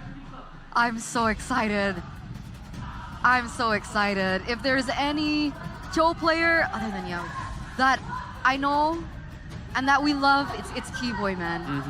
Kiboy back on his signature hero. But against Beloyski Tigreal. Let's talk about that real quick. Sheffin, let's start with you. Geek Fam all the way. Should I deep dive to it or like prediction? Just prediction is fine. Oh, okay. Coleus? For me, I'm afraid to say this, but the king will fall. The king will fall. Okay, ladies and gentlemen, gonna throw it over to the casters. Take it away. 5 seconds till the enemy reaches In the precipice of fate, both of these teams stand. One, having to beat their nightmares. Two, wanting to hold their empire together. Fnatic Onic, Geek Fam, game number 5. Ladies and gentlemen, welcome to the land of dawn. All of us here on the desk expected a 5-game series, and we've got that. Arashi, what do you think of the picks, man? I feel like Geekman has a lot of potential, and the mid-game, the mid-trio prio here, I feel like Geekfam has a more of a say in how the game goes in this particular game compared to the last game, right? The Tigreal, the Yve, and the Nolan definitely is terrifying. We've seen that against the Faramis, it can be hard to maintain the lean prio, especially with the Cho running around. But when it comes to the damage and kill pressure, I feel like Geekfam has a lot more to say. Yve ready with the Rupture and the Wilderness Blessing. It's all about roaming again, around and around. Keyboy on a signature pick, already being forced to flicker early. Oof. Great aggression coming in from Geekfam. They know they have the spammable tools in the early game to kind of out-trade the members of Fnatic Onic. So they're going to abuse it.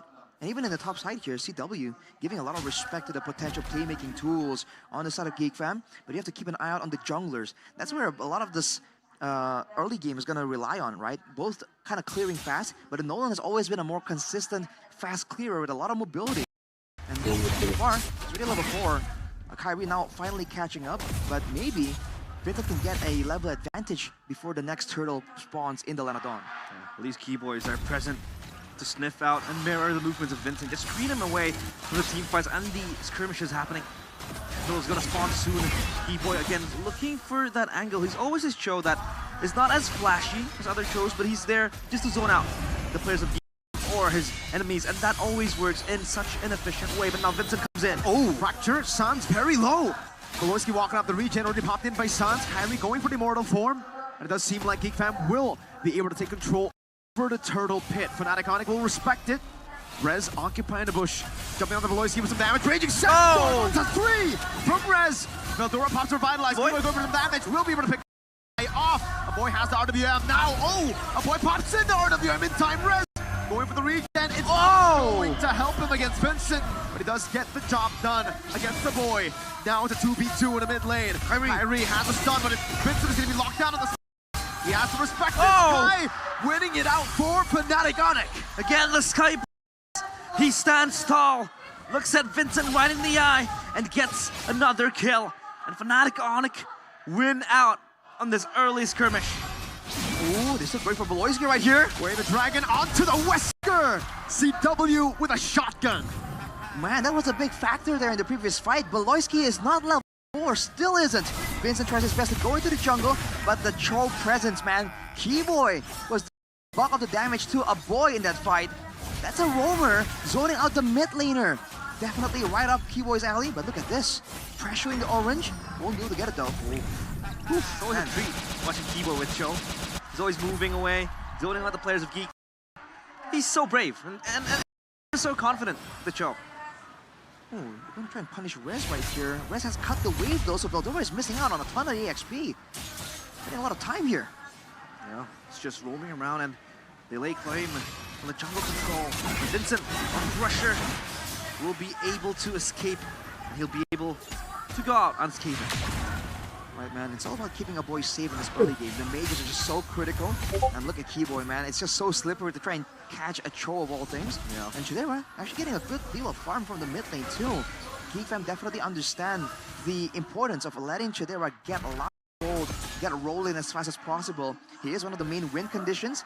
But now with the early power spikes here, Thunder Belt for Rez, the cooldown boots for Kyrie as well, allowing him more mobility. Go, Veloisky. Wait, the dragon, but his rage coming down as well. Veloisky, before he can even pop the implosion, Vincent unable to get the burst on Sans, and he gets assassinated instead. Raging Sandstorm by Rez, a questionable one at that, but it is gonna drone Chidera away from this minion wave, and it's a big minion wave that Chidera is gonna miss. Oh boy, Vincent keeps going in after the fight has concluded to try and salvage, to try and get something. But he's not snowballing, man. He had 2 kills, now he's 2 and 2. He's gotta wait and wait for the right moment there. or just keep farming, right? Farm is one of the main strengths of the Nolan, and Kyrie is level 8 right now. 2 kills, but been a lot more reliable in his decision making. Let's take a look at the replay here. Presented by our two-man smartphone, the Samsung Galaxy S24 FE. Valoisky, the main engage tool, gets engaged on. Doesn't even have time to pop the implosion, and still Vincent goes in there. 1v3 technically. Gotta stop doing that, man. Yeah, that was so clean from Keyboy. Good target selection as well. Rez 1v1 with Vincent, but it's not going to be enough. Oh man, Vincent still so mobile, but look at Rez. He's just winning out on this lane, cutting away Veldora. Kyrie in the push. Valoy might look for something. Should be a kill onto Rez. Oh, he got the stun. Oh! Rez with a fleet footwork! The man who has died so many times in the first few games, now in the Khalid. It seems like he's just unkillable, though he died once. Now you see him, now you don't. The rookie that was so doubted by a lot of Fnatic Onyx fans shows what he can do in the playoff stage, no less.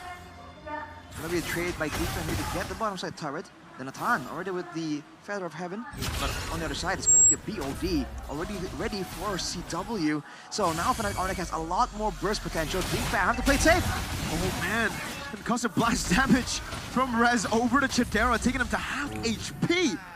My G. Keyboy, man, so sleek, so sly on the choke. He's uncatchable. And Kyrie now gonna control that topside jungle. It's Vincent and Geekfam as a whole. They want to group up. Is this how they want to play? For Geekfam, definitely looking for some kind of combo here, some kind of long drawn-out fight. Fnatic Onyx, they're playing for those moments, right? The Way of the Dragon, Raging Sandstorm into a big combo, and then they back out. And to amplify that, they have the Netherrealm as well to just cut off any play. But look at this. Keyboy again with the Way of the Dragon. Now Raging Sandstorm from Rez. The Menace Rage gets rid of 2 of the frontliners like they are nothing. Baloisky Veldora down again. Fnatic Onyx will get a free turtle. 3 turtles, a 5,000 gold. CW with a sniper, boy! Flickering out for Rez is right there to catch up the scraps. Vincent looking for some damage, but you cannot out-damage this complete crazy sustain of a Khalid. And again, the Sky Kings, they initiate onto Baloisky. They make the war crime general pay for his sins. Conceal popped up, but no follow-up whatsoever. See the desperation in Valoisky, man. He's been getting jumped on. He's been wanting to jump on someone, but Sans should be taken out. Vincent finally gets that assassination, but Sans respawns instantly, has the passive fully stacked up. All right, small win for Geekfam, but again, you can see that Baloisky desperately wants to be the one to make some of these plays happen, but Keyboy, with the superior mobility, is finding it so much easier to go for a fight. But look at this. Look at that. Even walking into an ambush, he just slides out. Shunpu, man, that anti-CC perfectly timed by Keyboy. Martial artist at best. So we have Dragon. It's of course going to be a very important tool for Keyboy. It's number 1 to pick off enemies, but number 2, he functions as the zone out tool for Fnatic Onyx to just screen away, open up spaces in the maps, and open up the bushes as well. Now conceal play, they look for something again. Oh man, solo implosion onto Keyboy. Keyboy says, oh, I'll go for it. Great flicker from Baloisky. Now the glorious pathway by Dora. This should be the punish on Keyboy, but he still is able to get out with the Shunpu. Real world with the Netherrealm to turn it around. Veldora will be dragged down towards the members of Fnatic Onyx. And again, it is 2-0 to Fnatic Onyx. Geekfam can't catch a break, man. Even there, when it seemed like they were committing, they were using everything to try and make sure that Keyboy pays for his sins. It can't be done. Vincent 1v1. No, this is not a 1v1, this is a 2v1. Sans walks up too. That's unfair, man. Raz's way to tanky. And he will be even more tanky. I mean, there's no way Vincent will be able to one-shot Rez with the sustainability he has and the tankiness that he has as well. This is just going to get worse for Rez, but Veldora, the gorgeous pathway, Keyboy walks up. Oh, baits out the implosion! Raging Sandstorm onto 3. No follow-up there, but it certainly did look cool. They baited out the fight too, so it was still a big move. Chidera is going to be down for such a long time. CW almost threaded the needle there with a Renner apathy hit. I don't think Geekfam can even walk into the vicinity of this door. This is another free objective for the Sky Kings. No ulti. Oh man, Fnatic Onyx now You can see that the frontliners are completing their radiant armors. Veldora. Oh, anyone at this point, right? Even Veldora, that's a tank. That's the man you should never go for, usually. But to Keyboy, he's like, nah, it's all good, man. They don't give a damn. The Sky Kings do what the Sky Kings want. Gonna kick back a tanker. Oh, 1v1. Uh-oh. Vincent in the 1v1 against Kyrie. The fracture defensively. They're walking him down. They're Sandstorm. And Kyrie will just cut him to pieces. Everything GameFam is trying out has been shut down, man. The split push shut down. The team fight shut down.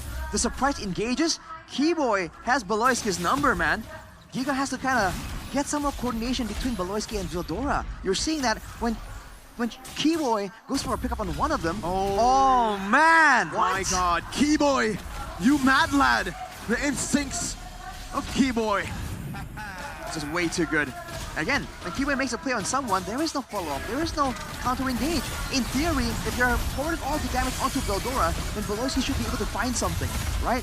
But it just hasn't been happening. 9k gold advantage at 11 minutes. Definitely a tough situation, but again, GameFam do have the late game. They have a strong front line, and they have a lot of high ground range. But the members of Fnatic Onyx are itemizing heavily for that magical damage. They know that if they kick this into a siege situation, Vincent has nothing to do. He has no role to play in this defense. Yeah. It feels like a replay of game number 4. This time around, though, they have Chidera to bank on, but it's going to be a long way to push it down to the late game. And I don't think Fnatic Onyx slack one more time to let that chance to win go to waste. And GeekFam, they crumble to pieces, but now they group up as 5 in this jungle. Fnatic Onyx, they don't want to be as curious. And Rez will just open up the map, open up the bush. Vincent looks for a burst, but Rez is way too tanky. But notice the burst. I mean, the pull coming in from a boy there. It's definitely something that can't be ignored. But conceal. I don't know about this. They go for Kyrie, but he just blinks out to safety. No conceal for GeekFam already. The desperate play, not even available for them. Keyboy! Oh! Again with Raider Dragon. What's finding it? Beloyski with the implosion, but Rez gets a raging Sandstorm. Sans drags Veldora back. The RWM is dealing no damage to Fnatic Onyx. They're tanking it like it's nothing. Man, now finally we see a Holy Crystal for Chidera, but look at the damage difference, man. That was predominantly CW. I mean, a boy still did a healthy amount of damage, but man, they gotta wait a long time before this happened. Oh, Chidera! Oh, the snipe Chidera still able to escape. Rez though from the side. Looking forward, Rez again with a flicker. Finding it, another round, will it be there in time? No, it will not. Kyrie very low. Veldora looking for the stun. Will be able to get the stun, but Veldora gets gunned down. CW is godlike in game number 5. Man, Fnatic Onyx just getting everything they can here, and GeekFam, they're getting some good trades in for the most part. It was going kind of well, but Chidera trying to make the risky play, entropying forwards. Vincent 1v1? No way. Way the Dragon. Keyboy versus Vincent. Oh. No way. Come on, Keyboy. Give him some respect, man. You don't want me winning no one as a Cho. But Kyrie, he gets the Lord for free. Fnatic Onyx again, smiting down on the GeekFam players, asserting their dominance again, showing their rule. Sky King Empire still intact, at least for 30 minutes now. I feel like now it's not really about the damage dealers. You're seeing Chidera have some damage, a boy have some damage as well. Can't be ignored.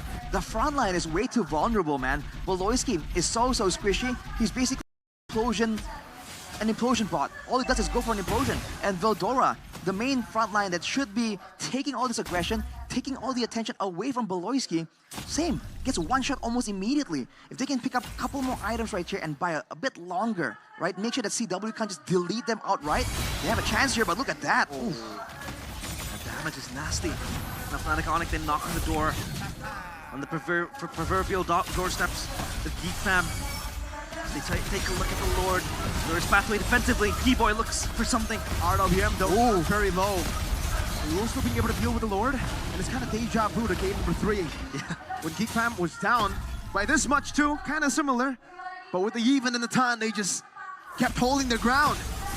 So it begins. The arduous defense of GeekFam, the long drawn-out siege of Fnatic Onyx. Once again, the only thing they really have right here as a great equalizer, as a way to really crack open the base, is that Nether Realm. But even then, we've seen what happens when you use a Nether Realm against a team who's turning in the base, against a Yi and a Natan. So much AoE there might not even be enough, especially with Valoisi's waiting in the wings, no longer being vulnerable to those pickoffs. You can see Fnatic Onyx is trying to farm around, wait for the right moment to try and make something happen, but Geek Fam, funnily enough, this is where they're at their strongest. Yeah, Tan's just having fun with the recalls. Veldora taunts him back with the Glorious Pathway. Boy packs him up as well with the poke now. Ooh, Fnatic Onyx, they don't want to repeat the same mistake they did in game number 2. They don't want to really make it hard for themselves, because Geek Fam, they still have the angle to really scale into the late game, especially Chidera with the Natan. But this time Keyboy might look for a pick! No way. Way to dragging out the Beloyski. Now Sounds walking forward. Beloyski going for the implosion, not hitting anyone, and now will be punished down. The War Crime General might have committed too many war crimes. A big mistake from him. Veldora pops in the Glorious Pathway as Geek Fam look to get something, anything. The Renders apathy from CW, but Fnatic Onyx, no. What they want isn't a fight. They want the Lord. The Sky Kings won't let you walk away with a Zin. And the War Crime General gets punished time and time again. 6 deaths. Punishment is imminent for him. Geek Fam again in the shadows of Fnatic Onyx. Remember though, the 7-death power spike of Valoisky is still very real. Veldora now looking a lot more tanky, healthily being able to tank some damage, but not all the whole team. Rez in the back, zoning everybody with the way to crown as well as he heals all the way up. Meanwhile, Veldora, we can't say the same about him. Not against CW with full item. Wow. Wesker! CW eliminates Vincent!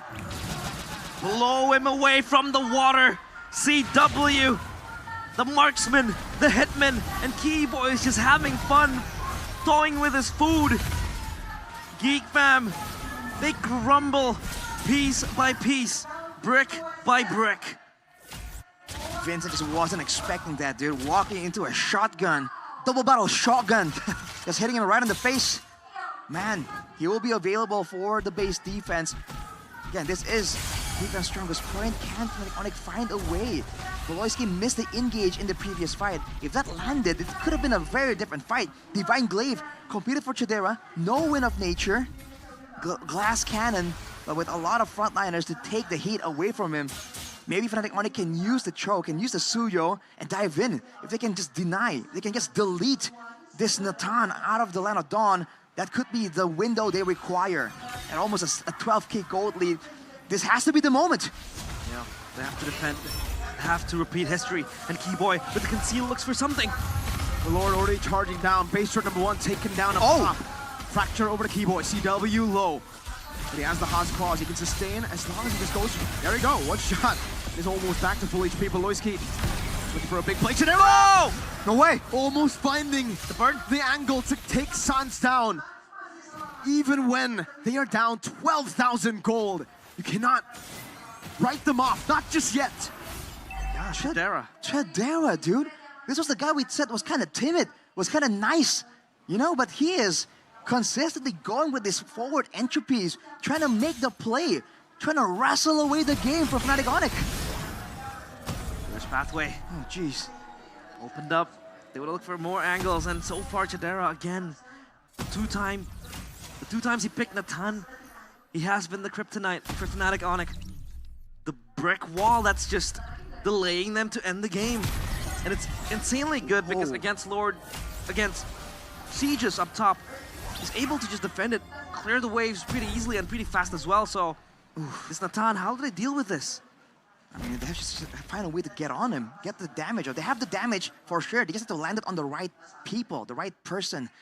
Oh man, you know, if Chidera picked up the shutdown on CW right there previously, that could have been a very risky situation to be in. 10-0. Seeing Fnatic Onyx just playing it so patiently. 12k, but it doesn't feel like it. The late game composition in this meta where we were talking about all the early game aggression, the snowball being the most important thing. Geek Fam is doing the exact opposite. Wind of Nature now ready for Chidera as well. And boy, even with the Blood Wave, more security. Wow, he's just spamming out that entropy. It's like a 8-10 second cooldown in the late game, so we can afford to just spam that ultimate. But how do they keep on doing this. Beloyski has landed 0 good ults. Yet that 6 deaths is actually threatening, man. I'm inclined to believe that there might be a repeat of history in a concealed play. Again, Beloyski, he has the implosion. And Fnatic on it, they're well aware of this. They don't want to take the gamble. They want to play it safe. They want to double down on this. Wait, the wave from the bottom side, looking kind of even right now, but if it shifts in one direction, that could be the exact moment that decides how both teams want to really play around this.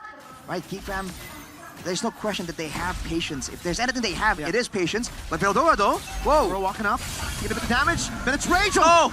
Say goodbye to Veldora's HP bar, now it's all on Chidera. Can he do it? Takes Rez. It's very low HP, Sans. Stampede! Oh! Real world manipulation of the gun down from Chidera. A big mistake from Sans, but luckily, he has the passive to respawn instantly. 2 seconds is all it takes for him to go back to the battlefield. But what was that movement from Sans? He was punished heavily by GeekFam. He was trying to probe more than anything, I think it feels like, using the...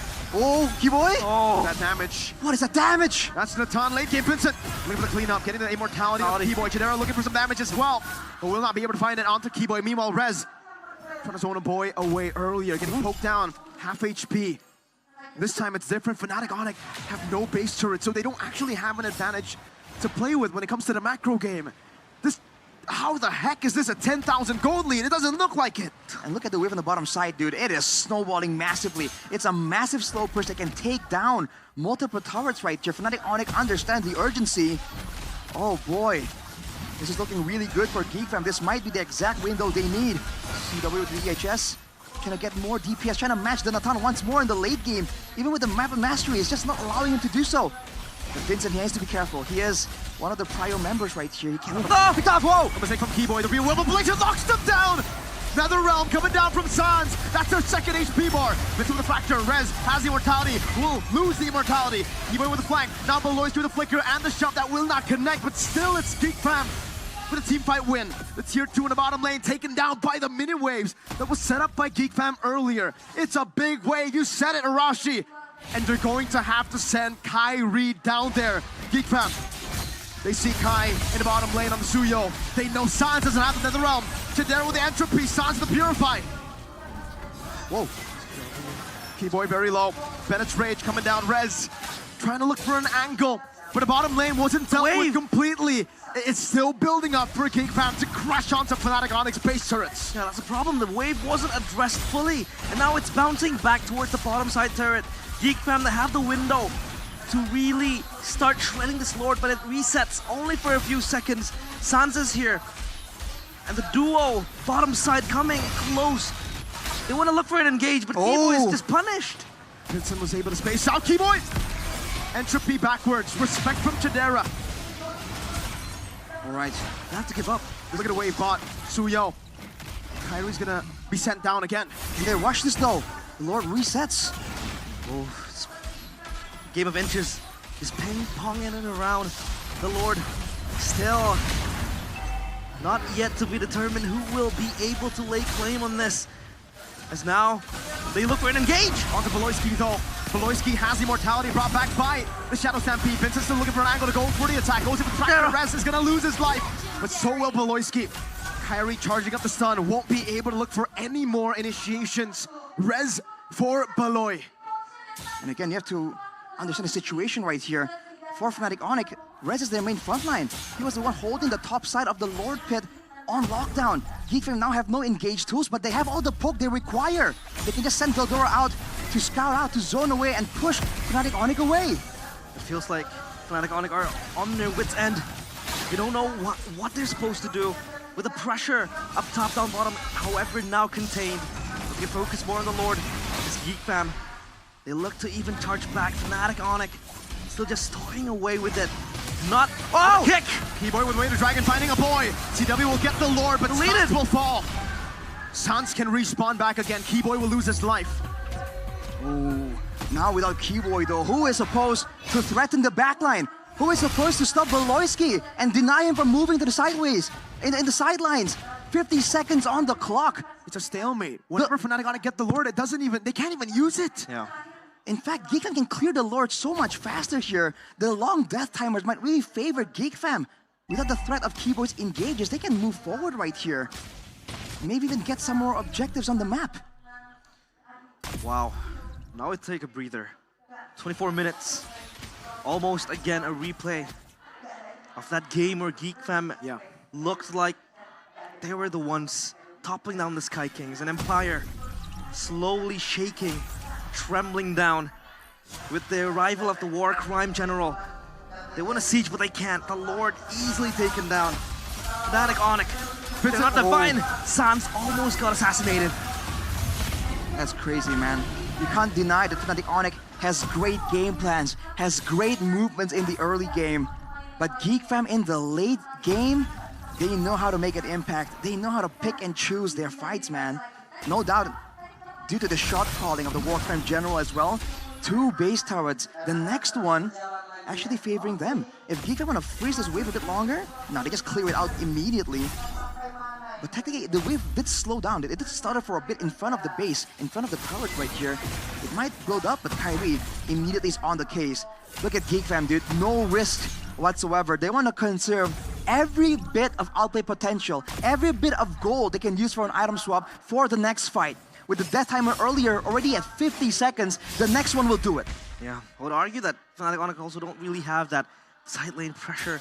I mean, Tsuyo isn't the best, but then you have a Nolan on the opposite side of the map just waiting to cut the waves again, bounce it back towards your base. And now it's just harder for Fnatic Onyx to think about what they want to do. Maybe wait for the Lord to come back up again. But Geek Fam, they're defending the base so good. They have good wave clear as well. Again and again, we have repeated this time and time again. This Natan is just a menace for Fnatic Onyx to deal with. It's like their kryptonite. And the Sky Kings, they face a huge barrier to end this game.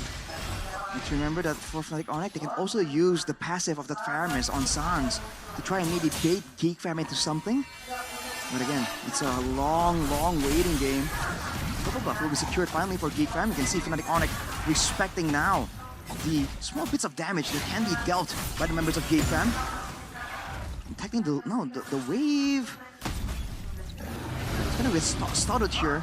Oh man, wait, they can set this up. They can leave that as a slow push and move away. Yep. Pry on Lord now. But Geek Fam, they want to respond. And Kyrie just down bottom looking to maybe create a sideway play, push the minions inside.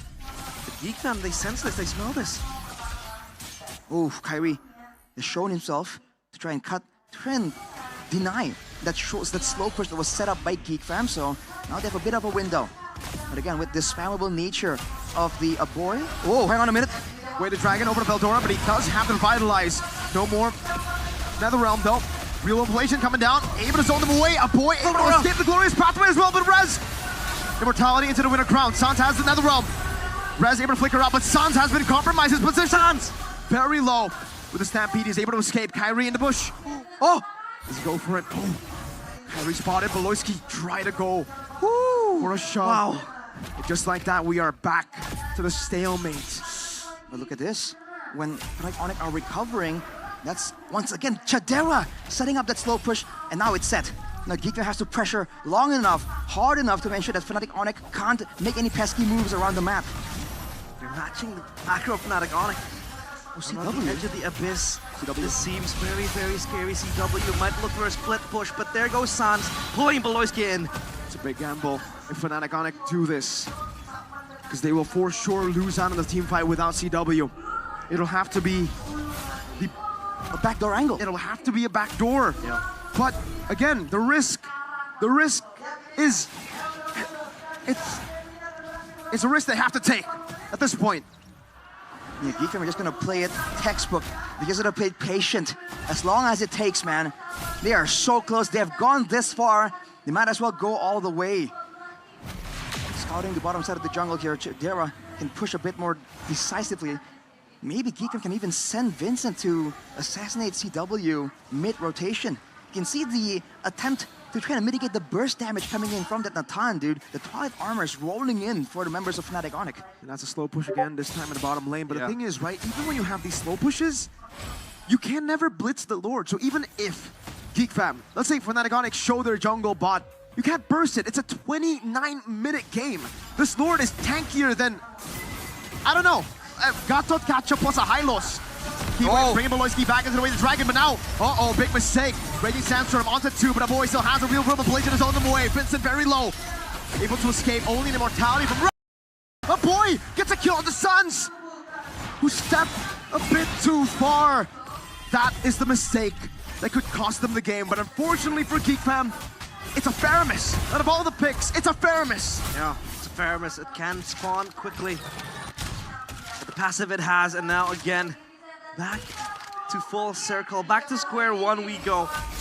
It's a game of chess at this point, not checkers, and Fnatic Onyx, they want to advance further, but they can't. And CW was trying to push the wave from out of sight using the Renner. He was spotted last on the bottom side. Geek Fam, what are they doing? Going straight for the Lord here. Are they going to go for a 50-50? You can't burst it. There's no way to blitz it. Every time they start the Lord, it's never a commitment. Unless Shadira pops into Entropy. They're going all in on this. Looks like they just want to do it, but they don't know where Kyrie is. They know where CW is, and it is in the bottom lane. They want to go for the skirmish. Kyrie wins the retry battle! T-Boy will lose his life though. And again, I feel it's a stalemate. There is absolutely no way. Geek Fam have dealt with the wave in the bottom lane. They will clear it, and they'll have an Atan. Fnatic Onyx, the Lord will spawn now, and T-Boy will be up in 60 seconds. My oh my, again, the Sky Prince. He pulls it around from the rabbit hat. And there goes Fnatic Onyx. At least they're able to breathe a much more easily, because now the Lord marches in, but again, Geek Fam will just clear it out easily. It's the same cycle over and over again, Arashi. 0 turtles, 0 lords for Geek Fam, and they're still in the game. The real manipulation, Glorious Pathway, has been used defensively, but if it's used aggressively, it can be used to catch the members. Oh, Beloyski! Quicker out of the Raging Sandstorm, Beldora still able to sustain, and again, the Lord, they're able to clear it out. There's not even a base turret take for Fnatic Onyx with the Lord advantage. This evolved Lord is just like any other Lord. Oh boy, Vincent now with the GDS. Kiwo is still off the map for 10 seconds. Unfortunately for Geek Fam, trying to clear the wave so heavily here, they can't really go and force a fight. I was about to say, if they want to go for a decisive fight, Glorious Pathway and real manipulation will do it, right? Fnatic Onyx can't really move away from it, so there's more ways for Geek Fam to go for a decisive move here compared to Fnatic Onyx.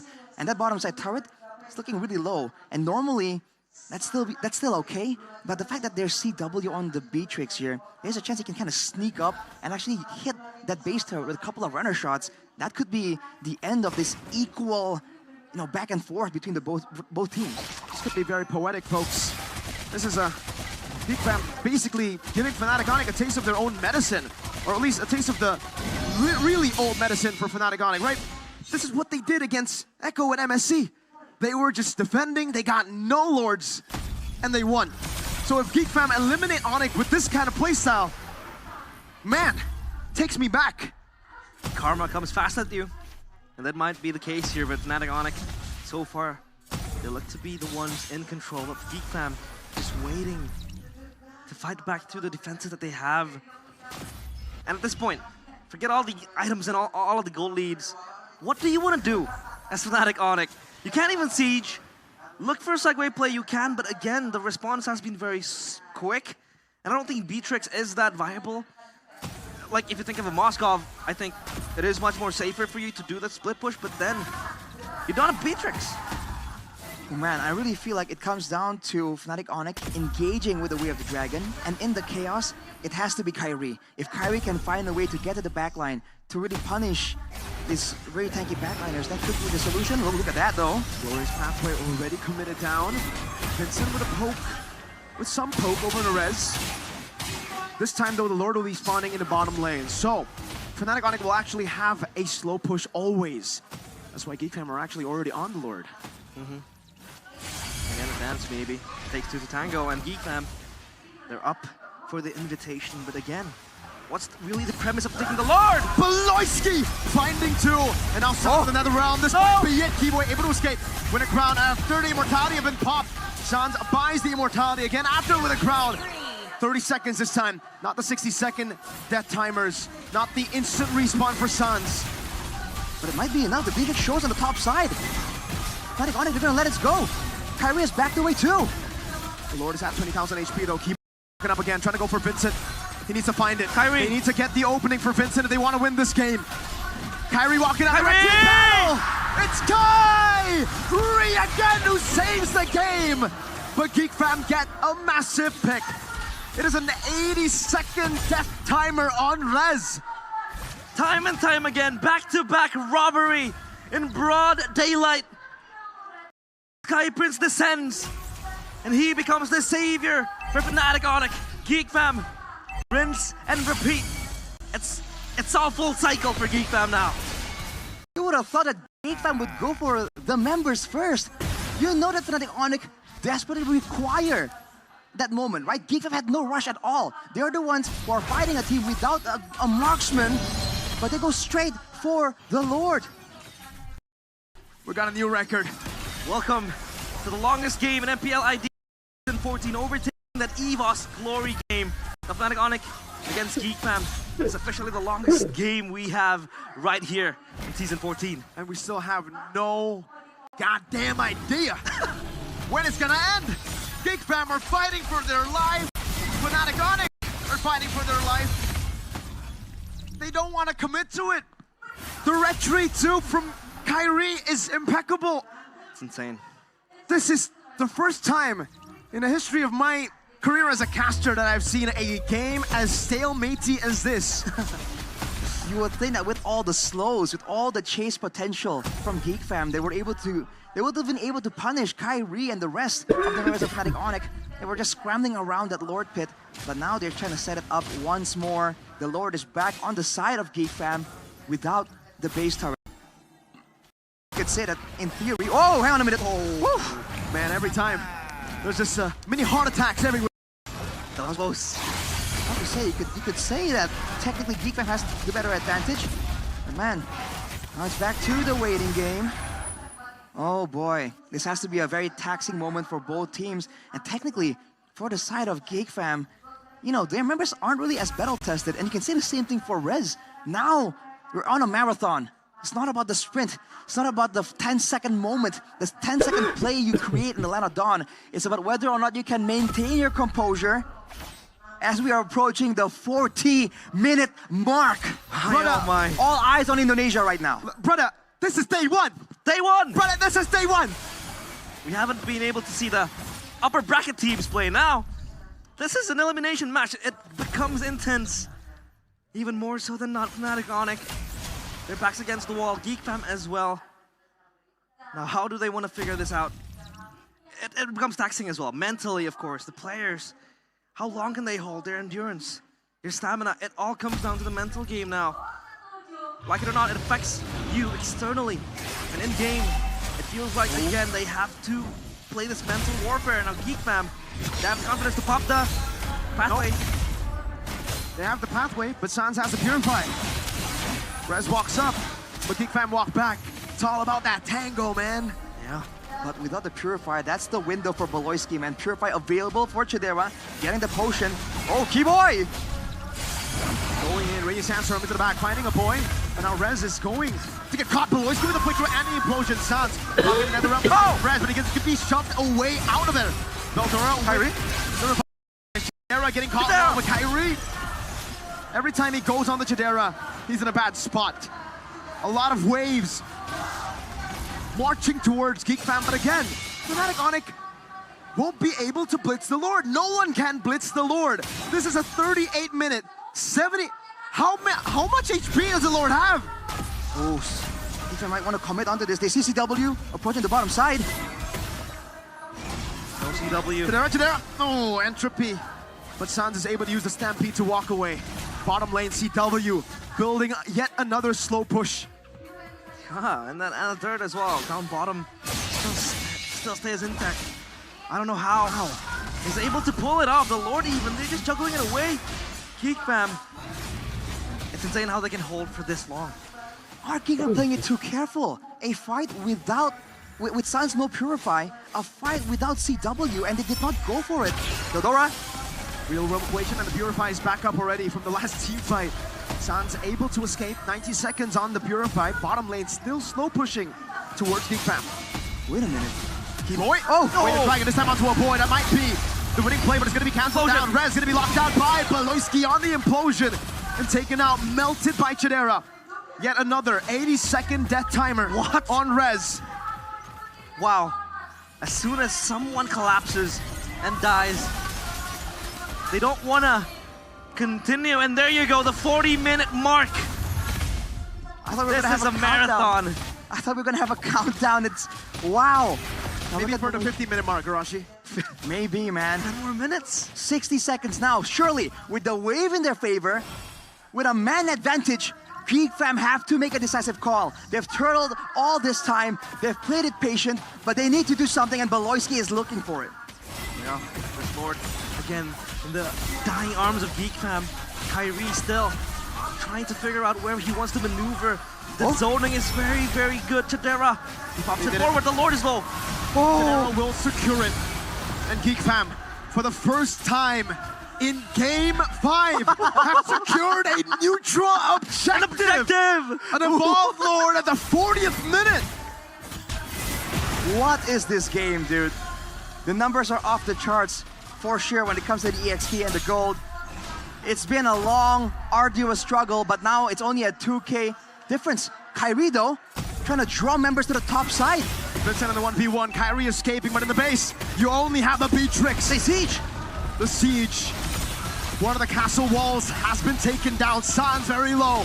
The Sky King's in desperate need of a defense. Kyrie has immortality. CW caught in the midst of it all. Chidera deletes him. Keyboy is next. Sans will fall as he immortality. Kyrie with a stunning death, tries to survive, tries to save his empire. But in the end, let the sky fall. Let it crumble. The oppressive regime of the Sky Kings has come to an end. And he who stands tall are the Kingslayers! Geek Fam!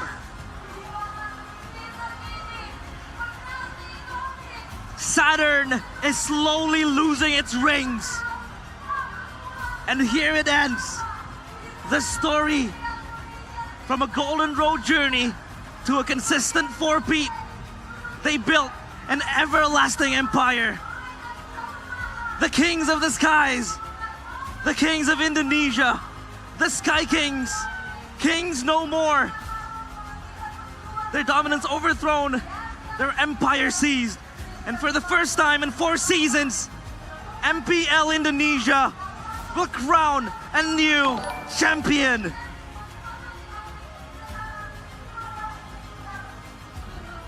It was definitely a tough game for both teams. It only took 40 minutes. That will be it. Geek Fam against all odds in an arena that was cheering, that was hollering the names of the old rulers of Indonesia. Geek Fam has prevailed. What a sight to behold. We're witnessing history in the making as we speak. How has this happened? Pandemonium in El Dorado. Pandemonium in Bandung. The sea of fire burns Fnatic Onyx to a cinder. We will not see them in M6. The dream shattered. Fnatic Onyx, this lineup. For the first time in 2 years, MPL Indonesia will have a new champion. For the first time in 2 years, we will see Fnatic Onyx lose in the playoffs. Not make it to a world championship, not make it to an international. These are weird times we're living in, but we're all here for it, man. Geek Fam. As much as surprising as it was that Fnatic Onyx failed to continue in the playoff stage, Geek Fam did an amazing job. This level of composure, this patience is just absolutely unheard of, dude. The sky has fallen. How poetic though. For it to all end in the hands of once a teammate of Kyrie and Yeb. Oh, Big Brain Baloyski. The man who has always been second to this very team, who's always been beaten by this very team, is the one to end the era. That was the panelist. Take it away.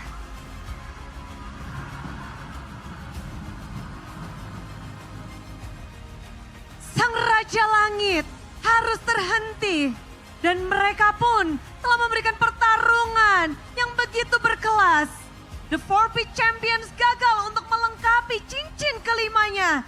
Namun, mari kita dengarkan bersama-sama kata-kata terakhir karena ini adalah panggung mereka terakhir di season 14. Fnatic Onyx, dipersilahkan.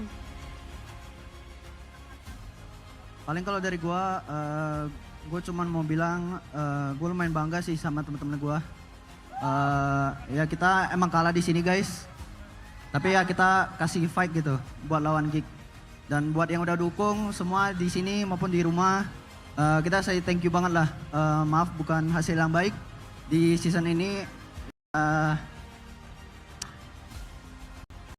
Thank you semua. Dan karena ini adalah panggung terakhir mereka di season 14. Kita sambut sama meriah. One last ball dari Fnatic Onyx. Match yang tidak akan kita lupakan. Tapi harus ada satu yang mereka relakan, yaitu kunci dari Fnatic Onyx yang harus mereka serahkan kepada sang pemenang Geek Fam. Kunci yang seharusnya mereka bisa jaga dengan sekuat tenaga, tapi pada akhirnya harus diserahkan. Dan mari sekali lagi beri tepuk tangan yang meriah untuk Fnatic Onyx.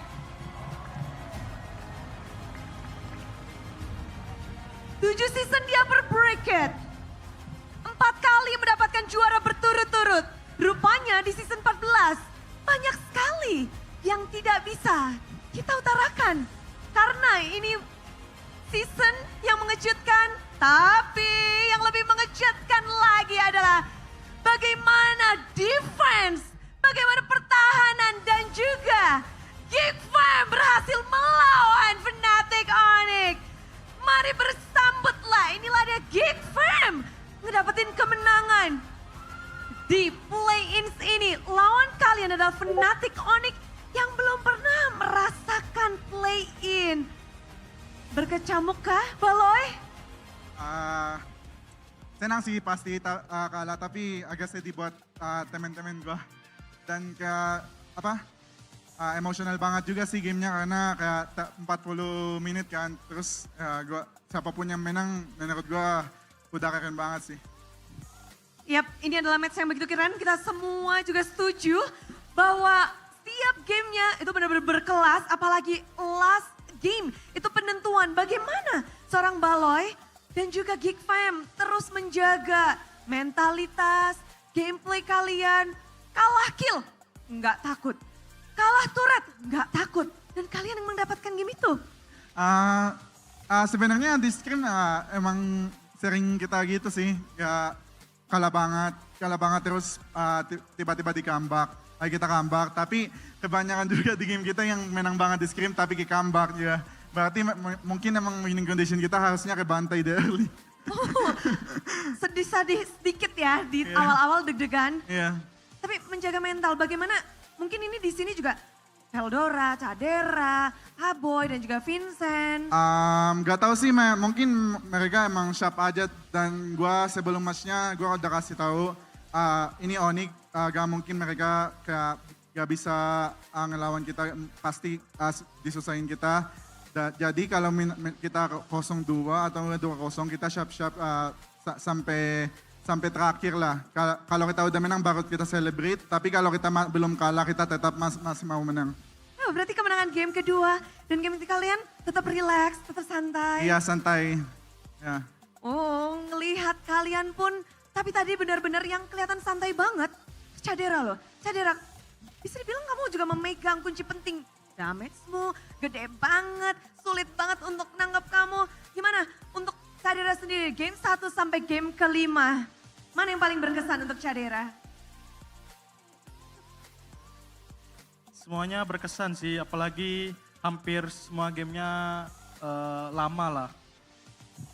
Tapi untuk Cadera sendiri, kamu memegang kunci penting apalagi untuk defense di momen terakhir tadi. Kamu bisa menjaga dirimu. Bagaimana sih Cadera? Ini mode playoff Cadera kah? Karena tim udah percaya gue kasih yang terbaik lah. Kepercayaan dari tim menjadi satu kunci untuk Cadera. Dan kalau ngelihat hari ini juga dari mungkin Veldora juga, Veldora. Panggung pertama bersama dengan Geek Fam di play-in Best of Series melawan Fnatic Onyx. Apakah ada pressure yang kamu rasakan? Kalau pressure ada, cuma tim semangatin jadi aman aja. Aman aja, tapi kalau dari Veldora sendiri nih, untuk Veldora kan yang belum pernah merasakan bersama dengan Geek Fam, apa yang kamu persiapkan? Ada yang khusus kah? Apa ya, bonding aja, bonding, sering-sering bonding. Bonding paling penting. Dan dari kalian sendiri nih, mungkin Aboy bisa ngasih tahu ini adalah play-in yang sangat dramatis untuk kalian. Defense yang sangat kuat, kalian bisa untuk ngebalikin. Bahkan tadi di game ketiga juga ya, kalian hampir saja kalah. Kejadian lagi seperti halnya game kelima, apa sih yang kalian punya sampai bisa membuat hal itu terjadi? Kita tetap percaya satu sama lain sih. Jangan takut aja buat sesuatu. Jangan takut untuk membuat sesuatu. Gerakan, move. Ya, kita banyak gerakan di late game sih. Wow, dan gak ada nih keraguan dari kalian. Ada gak sih kayak takut pas game keempat? Waduh, game kelima gimana nih? Pasti takut, tapi kayak kita tetap pede sama tim kita sih. Melawan rasa takut itu bersama. Ya, lawan bareng-bareng. Lawan bersama-sama. Tadi ada yang ngelawan juga dari Vincent. Playoff ini, Suyu kayak nggak dilepasin. Kamu ngedapetin sekali dan 4 kali di tangan lawan. Populer banget nih kayaknya di match ini. Apa? Suyo. Kalau untuk Suyo kita udah praktis buat lawan dan pakai gitu sih. Jadi apapun yang kita udah kasih ke musuh, kita pasti pikirin matang-matang lah. Gitu. Jadi dari Vincent sendiri pun melawan 4 kali. Suyo memang gak takut dan sudah mempersiapkan diri. Ya pasti kita udah prepare buat lawan Suyu. Tapi gimana sih tadi bisa diceritain mungkin Vincent sendiri ini kan memegang kuncian penting karena Lord Battle begitu intens tadi. Vincent ngerasain itu gak begitu intens tadi? Iya, kita cuman fokus apa yang biasanya kita lakuin aja sih. Kita kebetulan di Scream juga banyak lah hal-hal kayak gitu yang kita under terus buat kebalikin gamenya. Jadi cukup buat ngelakuin apa yang biasa kita lakuin aja sih sama komunikasi aja. Komunikasi dan semuanya sudah dipersiapkan oleh Vincent dengan hero yang kayaknya populer banget nih bakalan di babak playoff. Tapi yang menarik adalah kalian menang di play-in di sini. Kalian akan maju untuk melawan ada satu tim yang kayaknya di season ini juga berbeda. Fnatic Onyx memang kalian berhasil kalahkan terus-menerus di season ini. Tapi akan ada tim RQ di depan mata dari kalian. Yang di season ini sepertinya Kingslayer gagal untuk dijalankan. Menghadapi tim RRQ esok hari sebagai lawan kalian Baloy. Bagaimana melihat untuk next battle ini? Yang pasti bakal susah, tapi semoga kita bisa kasih yang terbaik aja buat yang nonton. Jadi di sini Baloyski sendiri udah punya mindset hari ini matchnya susah, besok pun juga susah. Ya, gak ada yang gampang Bude. Gak ada yang gampang, tapi ngelihat dari hasil mungkin regular season, apa sih yang mungkin paling di point out oleh Baloyski ketika melawan RRQ besok? Kalau lawan RRQ sih kayak chemistry mereka sih, terus ya space mereka lawan buat Skylar itu. Jadi player yang paling dewasa yang harus dipantengin terus Skylar-nya nih? Betul. Betul. Apakah ada trik khusus nih yang sudah dipersiapkan untuk esok hari? Sebenarnya kalau Skylar susah di stop sih, mungkin kita limit aja mainnya besok. Untuk besok, mereka akan berusaha untuk, wah ini menarik dari Skylar sendiri, bahkan Baloy pun sudah bersiap-siap. Tapi kemenangan hari ini, ada yang mungkin mau disampaikan? Buat Geek Community, terima kasih banyak karena sampai terakhir kalian percaya kita dan ya semoga gue bisa lihat lagi besok kalian. Terima kasih. Terima kasih. Dan Bude pengen dong kata-kata untuk match hari ini bersama dengan Fnatic. Mungkin satu kata untuk perlawananmu dengan Fnatic Onyx. Semangat. Semangat. Dan semangat kalian pun tentunya kita rasakan 5 game. Dan kalian tentunya akan meletakkan kunci di box yang telah tersedia. Super Fans, sambutlah yang akan melaju untuk esok hari. Geek Fam ID.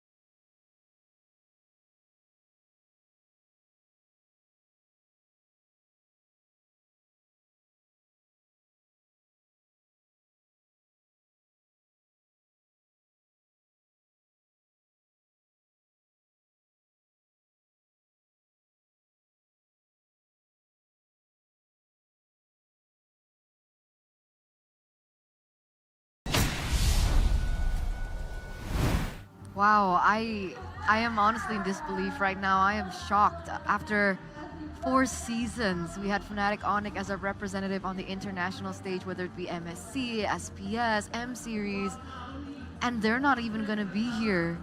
Knocked out on the first day here in the playoffs of MPL ID. And we are the witnesses of the end of the Sky era. The Fallen Kings. Like I said before, when the draft ends, I already see that, oh, the draft from Geek Fam is really solid. They can play until the late game and they can win this game. But honestly, for Shefin, how does it feel to be right? No, I'm wrong. There's been a lot of times where I've been wrong in my life. And this is probably one of those occasions where I really wish that I'm gonna be wrong. And God damn it is, I am absolutely botched it. It's not the right call, and I'm happy about it. 3-2 Geek Fam. 40 minutes.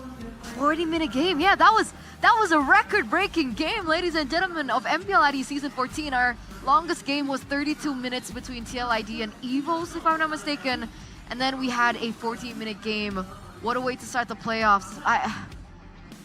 I'm still in disbelief. Is this really happening? The Sky Kings, 4P champions, unable to defend their throne this time around.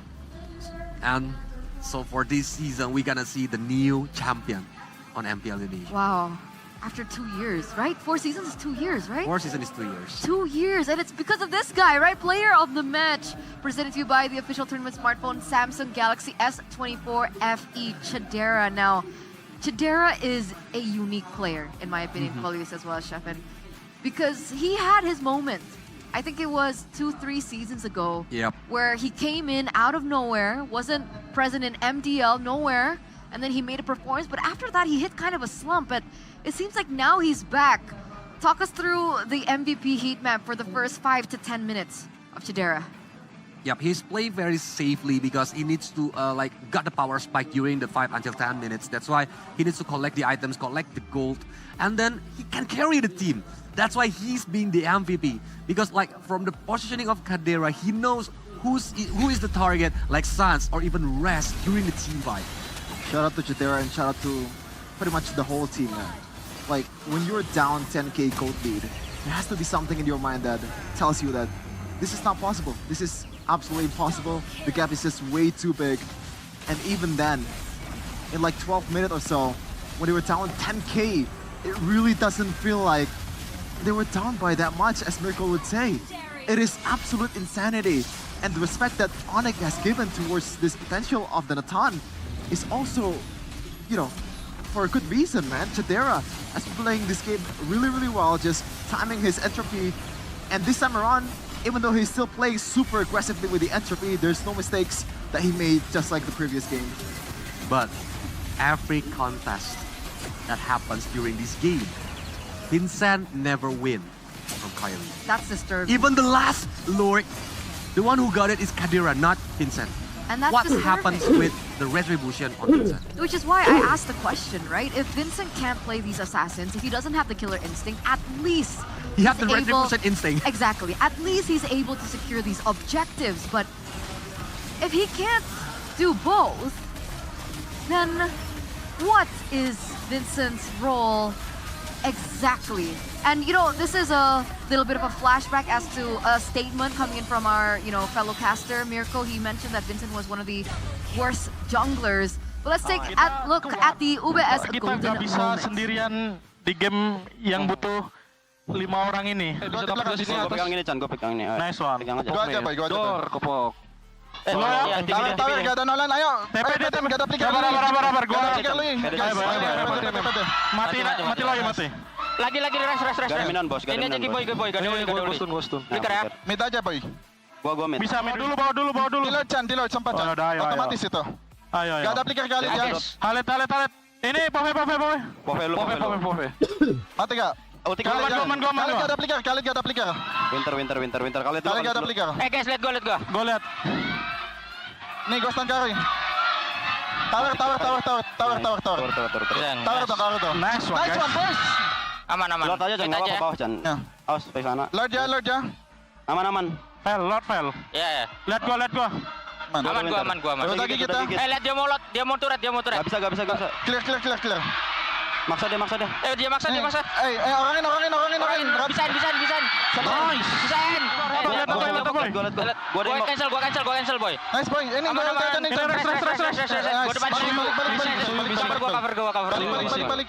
Atas. Masih deload gak sih? Lot aja. 4 lawan 5 ya. Cowok siapa aja lu. Aman. Bisain. Beatrice. Bisain. Depan. Jangan ya. Menang. Chandra, lihat Chandra. Aman, tahu.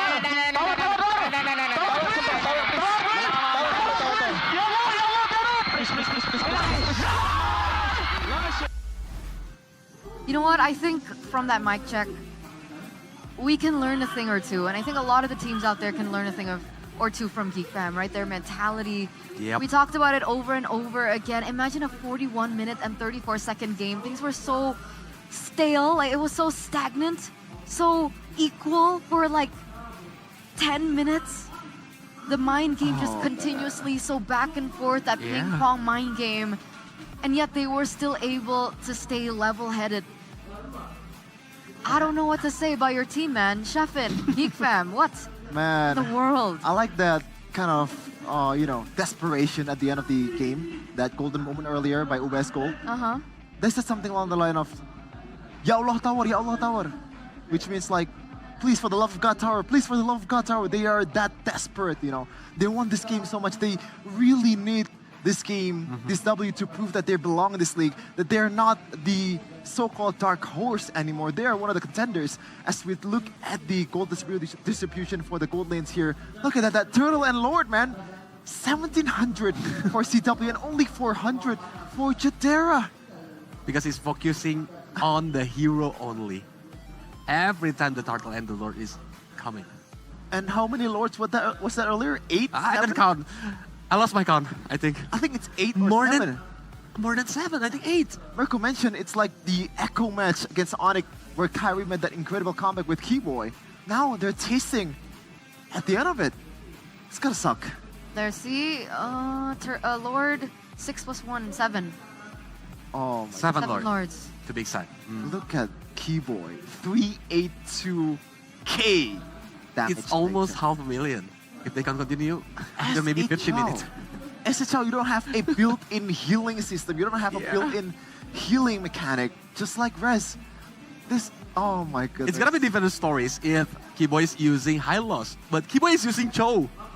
And he receives this kind of damage. Because Rez is on a Khalid, and you would assume that the Khalid would have absorbed more damage. Is it because Keyboy was always the one to open up the map? Always on the front line, always baiting for the resource. Yeah. And at the end of the game, Rez is not really very aggressive because he knows his potential on this hero. He's gonna fall off in the late game, and even though he got a clean combo on towards Chidera or pretty much anyone on the GFAM, it's not gonna work. You need to somehow kite it to the point where Belowski's implosion is a non-factor, and it is a tough test. Over and over again, they tried it over and over again. And in the end, GeekFam they finally found the solution. Bait out Sans Purify, which is the key to that team fight earlier, because once Sans Purify is gone, then pretty much all of them are vulnerable. As long as Sans is in the vicinity and at the end of the receiver for the implosion. You know what I think? I think the turning point was Chidera, you know, putting on his big boy pants, big boy shirt, big boy jacket, and be like, you know, Vincent, go away, let me get the Lord, and let's turn it completely around. Like, we're wasting so much time. Vincent, if you could pick up that Lord from like the first Lord, maybe it wouldn't have gone this long. We already end this game. Right? Right? Because the moment Geek were able to pick up the Lord, they're able to win the game. It's 3 times, right? Right? 3 times. Contesting with Kyrie, he never get Lord. Exactly. So Hatata Batata, what do you have to say about this? Onyx needs to expand their gameplay and drop. Even though their pick-off method is strong, the more it appears, the easier it is for the opponents to counter. As a team, Onyx is still strong, but they're growing uncertainty in execution. I don't... The uncertainty part, man. Like, when you are at a 40-minute game, you're supposed to be uncertain. Because the stakes is just too high. You have to play really safely. There's a lot of times where GeekFam could have pulled the trigger on towards the Lord, but they knew that the waves are crashing. And even though CW was not in the vicinity, or maybe there is no CW at all, because they don't want to gamble at all. Yep, very disciplined gameplay on the game 5. Yeah, would you consider this being a mistake that Fnatic Onyx particularly did in the game that cost them the match or game? Okay, let's ignore the match part, but that final game, did you think Fnatic Onyx could have executed it differently? Would that change the course of the game? It's still hard because they have a good high ground defensive, like for Yeep, for Nathan. That's why, like I said before, it's a time bomb game. Above 15 minutes, GeekFam will be very, very strong. I agree. For the defensive. And for Khalid on XP lane, that's why if we are looking at the MPL PH, like they prefer to choose Edith than Khalid, because Khalid will fall on the late game. I think the best case scenario for Onyx at the time is the only one that doesn't have a Purify and is a really important member as a damage dealer from GeekFam is only a boy. And there's been multiple times where Keyboy actually caught a boy, but the thing is, the layering of CC is not timed perfectly, which is a tough test, you know. Considering, right? Yeah. I think a boy is using the tough boots too, so the CC duration is kind of, you know, lessened. So it becomes a super hard job to do, even though this is one of the best mechanical players in roaming in Indonesia. Man. I still can't believe it, man. You know what? The analogy that I want to play, they want to say is like, GeekFam right now, they feel like, despite the limitations and all, you know, it feels like they're a beautiful indie game that holds a special place in your heart. Fnatic Onyx, they're a AAA game with a lot of funding, $100 million or something like that. It's still good, but it doesn't have that specialty from the game that you play that holds dear in your heart. As we're gonna take a look at the play of the day first, Eterna. Play of the day from Kadia. We have Moreno's moment on the Valentina where he was able to get, was it a Maniac? Yeah. Or triple kill? Maniac.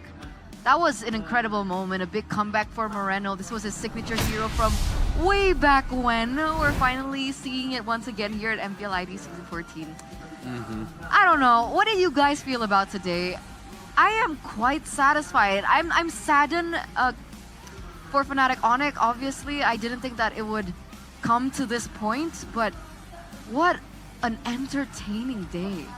I think for me, Yeah. the first match is predicted. Okay, true. But the second match, like I said before, it's 50-50 games. And then, yeah, I have the same feelings with you, Shefet, where I cannot believe that They are the forfeit champions and they go home on the first day. It's crazy. It's like TLID, right? Uh-huh. TLID. No, not TLID. Sorry, TLPH. TLPH. TLPH going home man. on the first. Like, what? Look at the bracket, so Eterna. Yes. The King Slayers, now their first job is done. The Sky King is gone. Now They're the gonna meet the next King king. of Kings is on the next on the menu. 2 days in a row, they're gonna Oh, meet another brother. king. King Slayers. That's why they're called the King Slayers, right? That title isn't there for nothing. But for those of you who are wondering what tomorrow holds, for tomorrow we have 2 best-of-5 matches. We're going circling back into the upper brackets. It says best-of-3 there, but it should be a best-of-5. Yeah, it should We have be best. PLID up first against Bigatron at 1, GMT +7. And then it will be followed in by our second match of the day, RRQ versus Geek, later on in the day. But man, Bigatron pulling out all the stops against Alter Ego, but now they have to face number 2 on the standings. And meanwhile, Game number 1 on the standings, RRQ. The Titans are waiting in the upper brackets. But you know, you don't have to worry too much because as we get into tomorrow, we have the lower brackets. No longer the play-ins, right? Yep. Still have another life Mhm. if they have any mistakes and they can still like fix for it. So we're down to the top 4 teams. Yeah. And I'm very happy with the fact that no one's gonna stop watching MPL ID right now because, as Miracle said, if Onyx wins this season, I almost forgot. do not watch MPL Indonesia anymore because it gets boring. Now we get what you want. Wow, you get True. what you wish, Miracle. That's true, you do. And we also wished for a more competitive season last season. And we're also getting that, right? The top 4 teams right now, they're gonna go all out, just like you guys can go all out when it comes down to audio quality. And you guys can actually achieve that with Oraimo, one of our partner in esports. So enjoy music with less distraction on Oraimo Mobile Legends Edition ANC TWS Space Buds. Don't forget to visit the official Oraimo e-commerce website right now and secure yours before they run out because they're running out like M6 tickets, right? I mean, Like our grand finals tickets. yeah, our grand final tickets. They're running out like Onyx chances enough. Oh, that's just sold out completely, right? Man, I cannot wait to meet Connie and realize, bro. Let's go. Oh, Shevin has gotten so much shade for the past few days and maybe even the entire season? More than a season? So, you know, it must feel good being Shevin right now. Yeah, that's why he's speechless, right? It's like, they've mentioned it earlier, it's over and over again. It's always Onyx that stops the track of GeekFam. Season 12, they were able to get to the finals, it's Onyx. Season 13, they were able to get to, I believe, upper bracket, then got knocked out to the lower bracket by Onyx once again. It's so sad. It is sad. But And what's it's not so sad, though? Oh, okay. What's not sad? What do you think? I don't know. Good internet. Oh, We can push rank every night. no with the good problem, internet. no No lag. problem at all. No How? lag at all. How do I do this? Because you don't let your rank drop just because of lag. Experience gaming with fast and stable connection from IndiHome Paket G2 1 for 300,000, 7,500 rupiah. Get internet with speeds up to 100 Mbps. Yeah, I saw the price on it. 375K, it's normal for Wi-Fi, but when you look at the speed that it offers, 100 Mbps, that is nuts. You know, I think I pay like triple or quadruple What are you the price doing? of the same speed. What are you doing with your life? Exactly. So now I feel really bad about myself. Thank you, You guys. got scammed. I got scammed. So subscribe now, guys, on mytelkomsel or tcell.id/NASIONAL. Nacional. Nacional. Without the E, sorry. Why did I say it like that? Nacionale. No, I'm kidding. Without the E. Different. It's different. But, you know who wasn't able to take the Lord? Who? Vincent. Vincent. But if he did... It'll be a full cup. Okay. We drink. Oh, I get it now! Don't We forget know. to check out the legendary collaboration between We Drink X MPL ID Season 14. Vincent, I'm so sorry. You must be like a nice person. I don't mean this I know. personally. You know, like I'm just kidding. Nah, he's not getting Vincent. She's that mean. No, I am kidding. I'm the nice You're person mean. on the desk. What do you mean? I'm the nicest English caster. Right, guys? That's even more cap. I didn't realize this, actually. No, I think Qualius. Oh, no.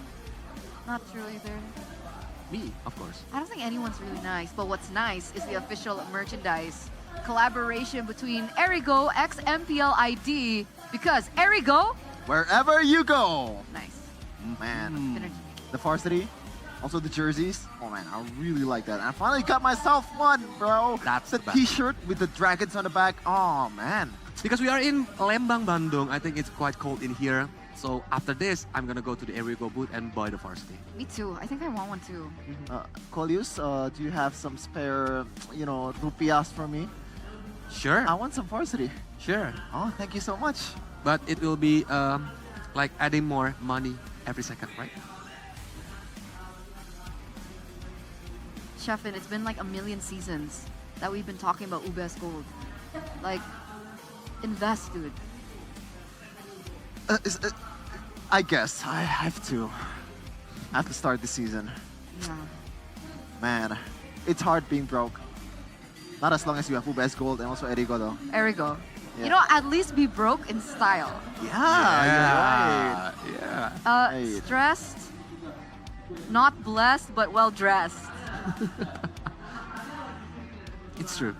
It's true. Guys. I mean, I guess, but I think. that's super sorry, convenient, right? A little bit out of topic. I think Okay. I'm running out my water on the hotel. Do you have any suggestion where I can buy it? Wait. You're joking, right? No, but the thing is, it's too far. What do you, Our hotel? guys, download Click Indomart on your mobile devices, on your Samsungs, guys. What does it do? What are you? Oh, guys, tell them. You know, I've been telling you throughout the entirety of the season, guys, tell them.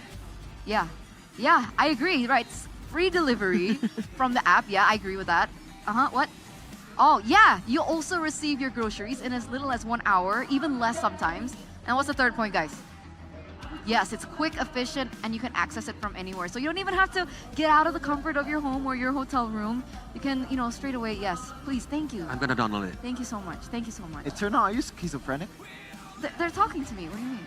Okay, we're gonna get you to some place later, and you have to go, right? You know, we're gonna force you to be there for the good of your health. What do you mean? I mean, sometimes I get hungry when I'm in the same place as you, Why? And you might want to feed your imaginary friend. Imaginary. I have the viewers. They're my friends, right? And because you're my friends, I have to let you guys know about Yummy Choice. Okay, check it out because it's very quick, it's very fast. That's actually the same thing. But it's really good, it's practical, it's easy to serve, quick to serve, easy to enjoy as well from Yummy Choice. And you guys can check out the Nusantara menu that is super delicioso. And, don't halter your MPL ID Season 14 experience by having to cook for like 1 million hours. Just bloop.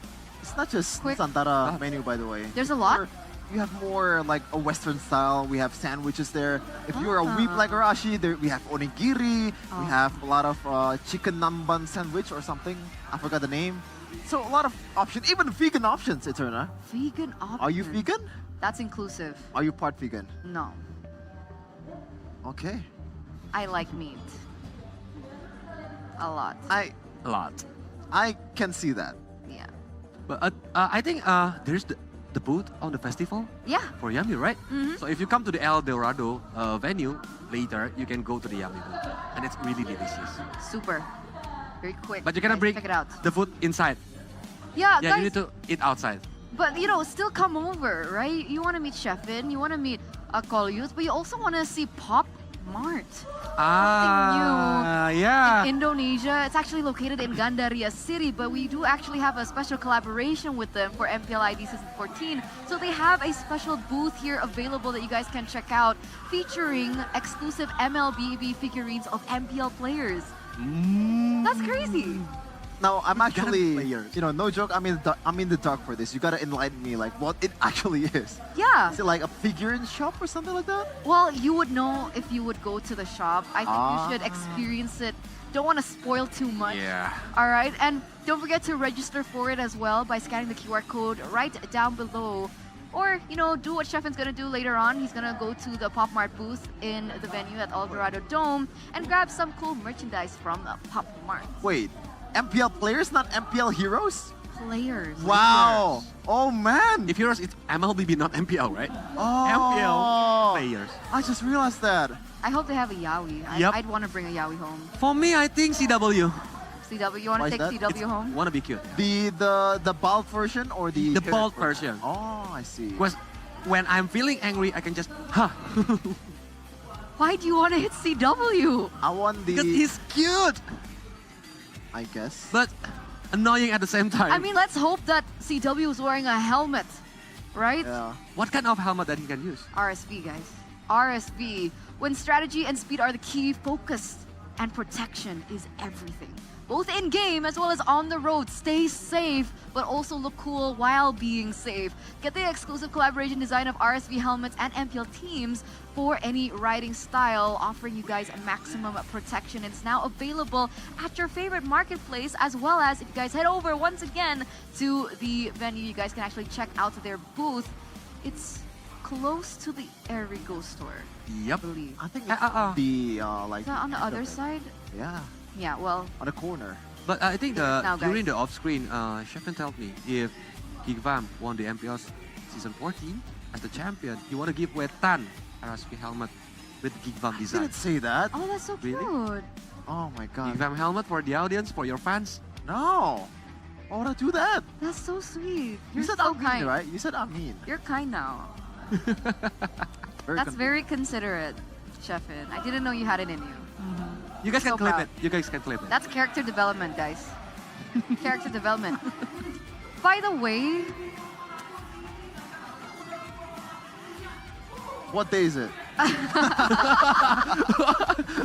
We are waiting for you. Now, I was you're already lagging started, out. You know, in the I was lagging out. in the road of Bandung, you know, I with was the lagging out, cool guys. weather and all Riding that stuff. motorcycle. With the RSG helmet and Erigo. Now Okay. you need something that to top it all off. You know, the swag.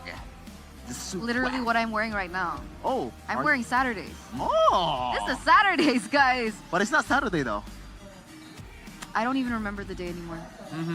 But anyway, Saturdays, winning looks for winning gamers, brought to you by Saturdays and MPL ID. This eyewear, well, it's not actually this edition though, but this eyewear is the secret weapon for dominating the battlefield, and it's available at www.saturdays.com as well as all Saturdays stores.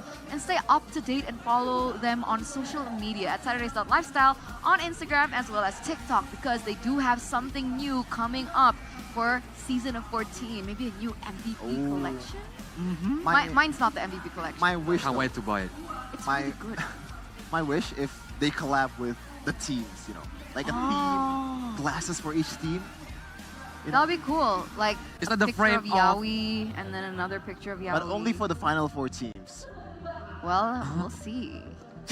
Oh wait, we are in the top 4. That's fine. Right Yeah, now. makes sense.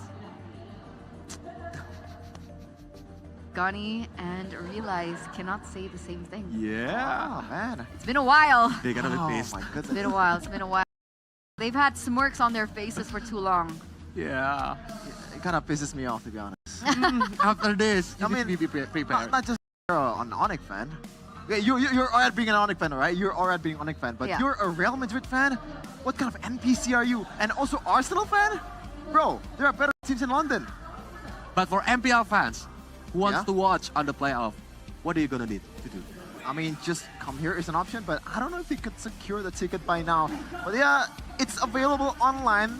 Last season we brought unforgettable moments, and this season will be even more spectacular. Because we're gonna see the new champion. Earlier.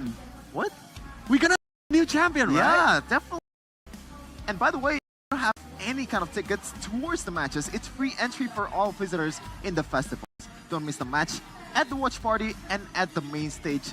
And experience teams performing with excitement and fun. Earlier, I saw BTR, I saw Alter Ego, and GeekFam also. They are very creative. They have the brand ambassadors and the talents as well that are performing. So if you guys are fans of one of the talents, maybe Geek Poodle or Onyx Gebian, Fior as well. They're not always here, but you can actually check out the schedule if you come over to the venue. And by the way, there's one extra event that a lot of people have been waiting for. Magic Chess. Guys, yeah, where's the Magic Chess tournament? No, we got MCNC here in Lembang, in El Dorado, Bandung. What are you waiting for? Come here, play some Magic Chess, defeat Mr. KB, the best Magic Chess players in the Magic Chess player in the world. Are you good at Magic Chess? Yeah, I play. Are you good? I never went against KB. Oh. He's good at it. Yeah, KB's really good. Like early game, sometimes he his health bar goes up to like 14 and then he like comes back and then just wins the entire thing, and it really pisses me off. Oh, you're very knowledgeable in Magic Chess. I used to play against KB. I used to play it a lot. But now? It's fun. It's still fun. I think if I dive deep into it again, it's gonna be like, oh man, I'm gonna be playing it a lot, man. Because another black hole. In Magic Chess, the conveniency is what I'm looking for, you know. When I'm watching some YouTube video, or maybe I'm cooking, or maybe I'm just making something, or doing laundry, or all that stuff, I can still play Magic Chess on the side. Speaking of convenience, right? Speaking of convenience, there are actually free shuttle services that you guys can check out. The location is right down below. So if you guys need a lift and you don't have Sheffen's number, usually Sheffen does drop people around the venue since last season. But if you don't have Sheffen's number, that's fine, because check out the shuttle service and it's free, ladies and gentlemen.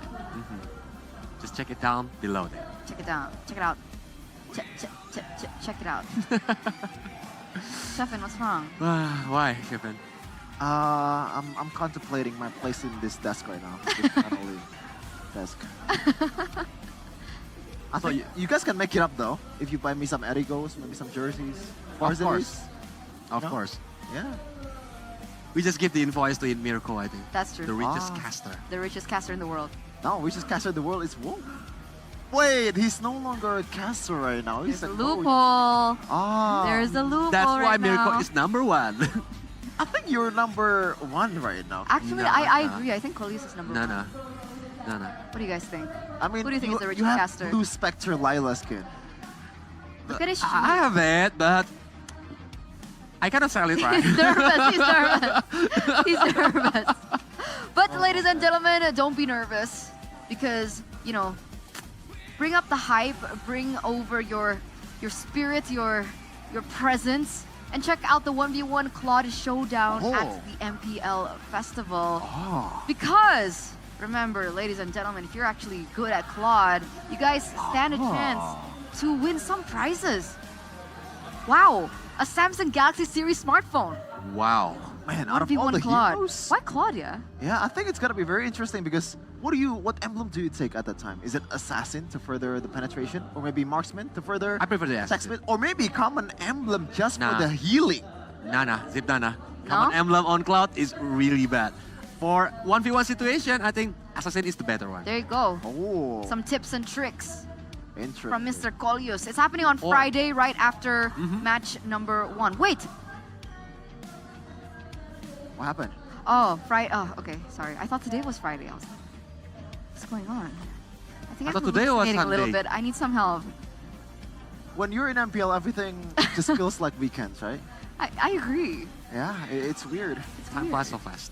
It is. Time flies so fast, and next thing you know, M6 is around the corner. In Malaysia. In Malaysia. And for those of you who want to fly for free, for free, and watch the M6 Grand Final live in Malaysia, you have to join the challenge and the tournament happening after the playoffs for a chance to win the M6 golden ticket from MPL Indonesia. Yes, not just the teams that finish in top 2 that goes to M6. You can go to M6 too with your favorite players. It's super easy to participate in the UGC. Just make a video on TikTok about Claudio, okay? Yeah, it can be your Claudia. gameplay. It's a pro player's gameplay, a funny video or meme or anything related to Cloud. For more information, check out MPL ID social media channel. I think you could win that, Sheffin. You Why is post that? a lot on your social media. Last duet from really. Sheffen. Oh, I think Realize's Blazing Duet is better. CW Blazing Duet. Oh my god, I think I understand. Coleus is, sorry. We'll tell you. This is an inside joke. We're gonna explain later. I'll tell you later. Yep. But Yeah. for you guys who wants to be like bought the ticket for M6, yeah, you can get ready because early bird tickets for M6 will be available from October 5 to 7. Enjoy a total 20% discount on tickets and exclusive M6 merchandise. That's amazing. And the merch is always so good. Always. Like every M series. And I'm so sad. I'm excited to see what kind Why of is that merchandise sad? for this season. Because I've never gotten, except for M4. M4 merch. That I want is. some M series merch, guys. That is cappuccino. It's not. I only got... As Caparino. But we have a lot of tournaments in store for us, and there's one tournament that's actually going to be held before M6, and that is WEC. We have the MLBB tournament, and we also have the MLBB Women's tournament from all around the world. They had their separate qualifiers. We had the Asian qualifiers, the African qualifiers, the American qualifiers, and so forth. And now they're all coming together at WEC. That will be in Riyadh once again under ISF. So very exciting. Because out of 88 countries, right? That's a lot. IDTIP is one of the 16 countries qualified to participate in MLBB tournament from 12 till 15 November. And out of 49 countries, Indonesia team is one of 12 countries qualified to participate in MLBB Women Tournament from 16 till 19 November. So, will it be Philippines again? Will it be Indonesia? Will it be Malaysia maybe? Or even maybe a region from Africa, Egypt? What do you sound like Mirko at that time? I don't know, like, we rub off on each other. Oh, Not okay. like yeah. everyone, like, the antics. I get it. But shout out to ISF. Yeah, by the way. Like, shout out to the fact ISF. that the first ever ISF I saw, a team from Namibia, a team from like African region, which is not really known to other people out there, getting a chance to participate in one of the highest tournaments out there. It is just a cool tournament overall to make MLBB even more global. Talking about MLBB more global, we have to celebrate their birthday, man. 8th anniversary event sneak peek. And their celebration officially begins on the 27th. I already got the Akai skin. Yeah, me too. Of November. It's cute. Dude, I keep forgetting to like roll Playing the dice? every day, and now I'm still at 5,000. It makes me really sad. But you guys can actually still get a chance to get the Akai's 8th anniversary exclusive skin, Marvelous Maestro. You have spawn effects there, killing notifications, avatar borders, the battle emotes, and there are more epic skins that are waiting for you. There's also a Kagura's brand new epic skin that will also be available for free. And it's already started, 18 November. Oh, 18 October. 18 October, I 18 think. October. Yeah. 5 days ago. 5 days ago. 5 days ago. Skin is really cool. The Ikai one, I also have it, but unfortunately I have a kind of a bad memory with the skin, man. I had like 12 kills and 17 assists as a roamer, and we lost the game. My teammates suck. Feels bad. Yeah, but the skin is not though. So maybe you need to look for new friends, maybe? Maybe check out the community gathering? You know what? This is actually a true story. I'm pretty active in the community. Oh, in cool. Solo. Okay, Yeah. talk us about it. So usually there is a lot of watch parties, a lot from of the community. Online tournaments that's usually free, by the way. So if you're wondering how to get diamonds for free, you can join your nearest community hero tournaments, or maybe the MSLs. This is Muntan Student Leader. So if you're in uni, usually there's like every 2 weeks there's a free tournament that gets you diamonds. Yeah, free diamonds, free tournaments. You can get the experience, and later on, you maybe can join the professional team. Oh. And maybe you can play with Sheffin. I guess. There's a lot of events out there though that this event offers. The short drama screening, anniversary video shoutout, cake decoration challenge, anniversary mind dance cover, fun match on offline tournament. This is the usual stuff for the community. And it is just super cool to see the Indonesian Mobile Legends community just thriving, man. I think that's not all. Because they have amazing price like Samsung A25. Oh. 1 million rupees voucher. Oh. Bluetooth speaker, air purifiers, and more door prize are up for grabs. That's crazy. That's crazy. I think I need an air purifier in my life. especially, you know, in Indonesia, very The humid. pollution As on well. Jakarta. Yeah. Why are you exposing our countries like that? Yeah, that was a little weird, actually. Yeah. That's But fake news, guys. time flies so fast, and it's hard to believe that MLBB has been with all of you for 8 unforgettable years. And this time, MLBB has invited a sand art expert to recreate our cherished memories using skillful hands and colorful sand. So if you love this event, drop a comment and show your support because the 8th anniversary celebration is ongoing. Don't forget to join the event and win tons of prizes. Have you seen it? No. I have seen it. I see it. Where? It's On so the PT, right? Yeah, in the Fidis. It's super cool. Really cool. I don't think I noticed. Yeah. By the way, Mobile Legends, it's progressed so far until right now, and right now we have to, support this game for this event in Mobi's award. Oh, okay. So we've been nominated for 5 categories 5 categories. at the Mobi's award. First Okay. is Mobile Game of the Year.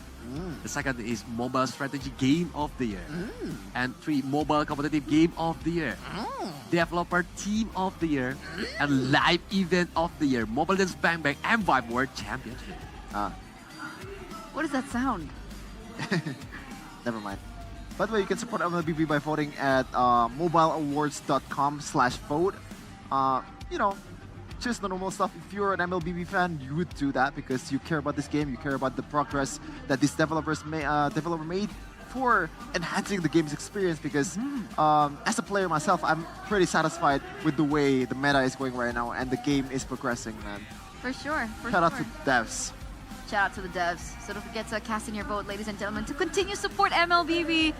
And hopefully MLBB can always progress through the Growing every year. upcoming years. I agree, yes. But ladies and gentlemen, this does mark the end of our first day in MPL ID Season 14 Playoffs. It's been us on the panel with me, Eterna, alongside with Kolios as well as Sheffin. One word to describe today. Let's start with you, Kolios. Awesome. Awesome. What about you? I hope for the worst for Goni and Realize. Wait, one word. One word, Sheffin. I said it. You only have one job. Worst for Goni and Levi. That's 9 words. Give us number. Happy. Euphoric. Okay. Euphoric. I give it already. Why are you looking at me like that? It's him. No, what? What a day. Thank you so much, guys, for tuning in with us up until this point. And I gotta admit, I was not expecting Fnatic Onyx to win. But yeah. So I thought like the unpredictability of playoffs would be saved for MPL PH, but it looks like here at MPL ID, we're also getting some unpredictable results. Oh, man. Especially for tomorrow, right? It's super cool for all the regions out there, man. MPL PH, Grand Finals, Best of 7, the first one since Season 7, and ACD! 4-3 That's true. What's gonna happen right now in Indonesia? I mean, I guess we'll start seeing it tomorrow as we go into the upper brackets, but it's it for us now today, ladies and gentlemen. So we're gonna say goodbye for now. We're gonna throw it over to the host. We'll see you tomorrow. Goodbye, guys. Dua tim harus menutup impian mereka untuk melanjutkan perjalanannya di season 14 dan juga untuk menjadi wakil Indonesia. Ya Bunda, dan pastinya ini sangat surprisingly sekali ya untuk kita semua yang ada di sini pastinya. Dan tadi kita sudah bisa melihat dari match pertama kita hari ini, yaitu dari Bigetron Alpha melawan Alter Ego, di mana dari hari pertama telah selesai dengan begitu dramatis. Di match pertama, rivalitas Derby STM berhasil dimenangkan oleh Bigetron Alpha dengan skor telak 3-0. Dan pastinya hal ini membuat Bigetron Alpha akan bertemu dengan tim Liquid Indonesia di match esok hari.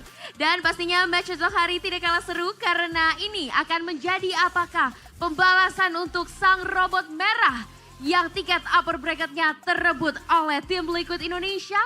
Atau bisa jadi pembuktian untuk tim Liquid Indonesia yang berada di upper bracket. Ya banyak sekali yang terjadi itu dari match yang pertama.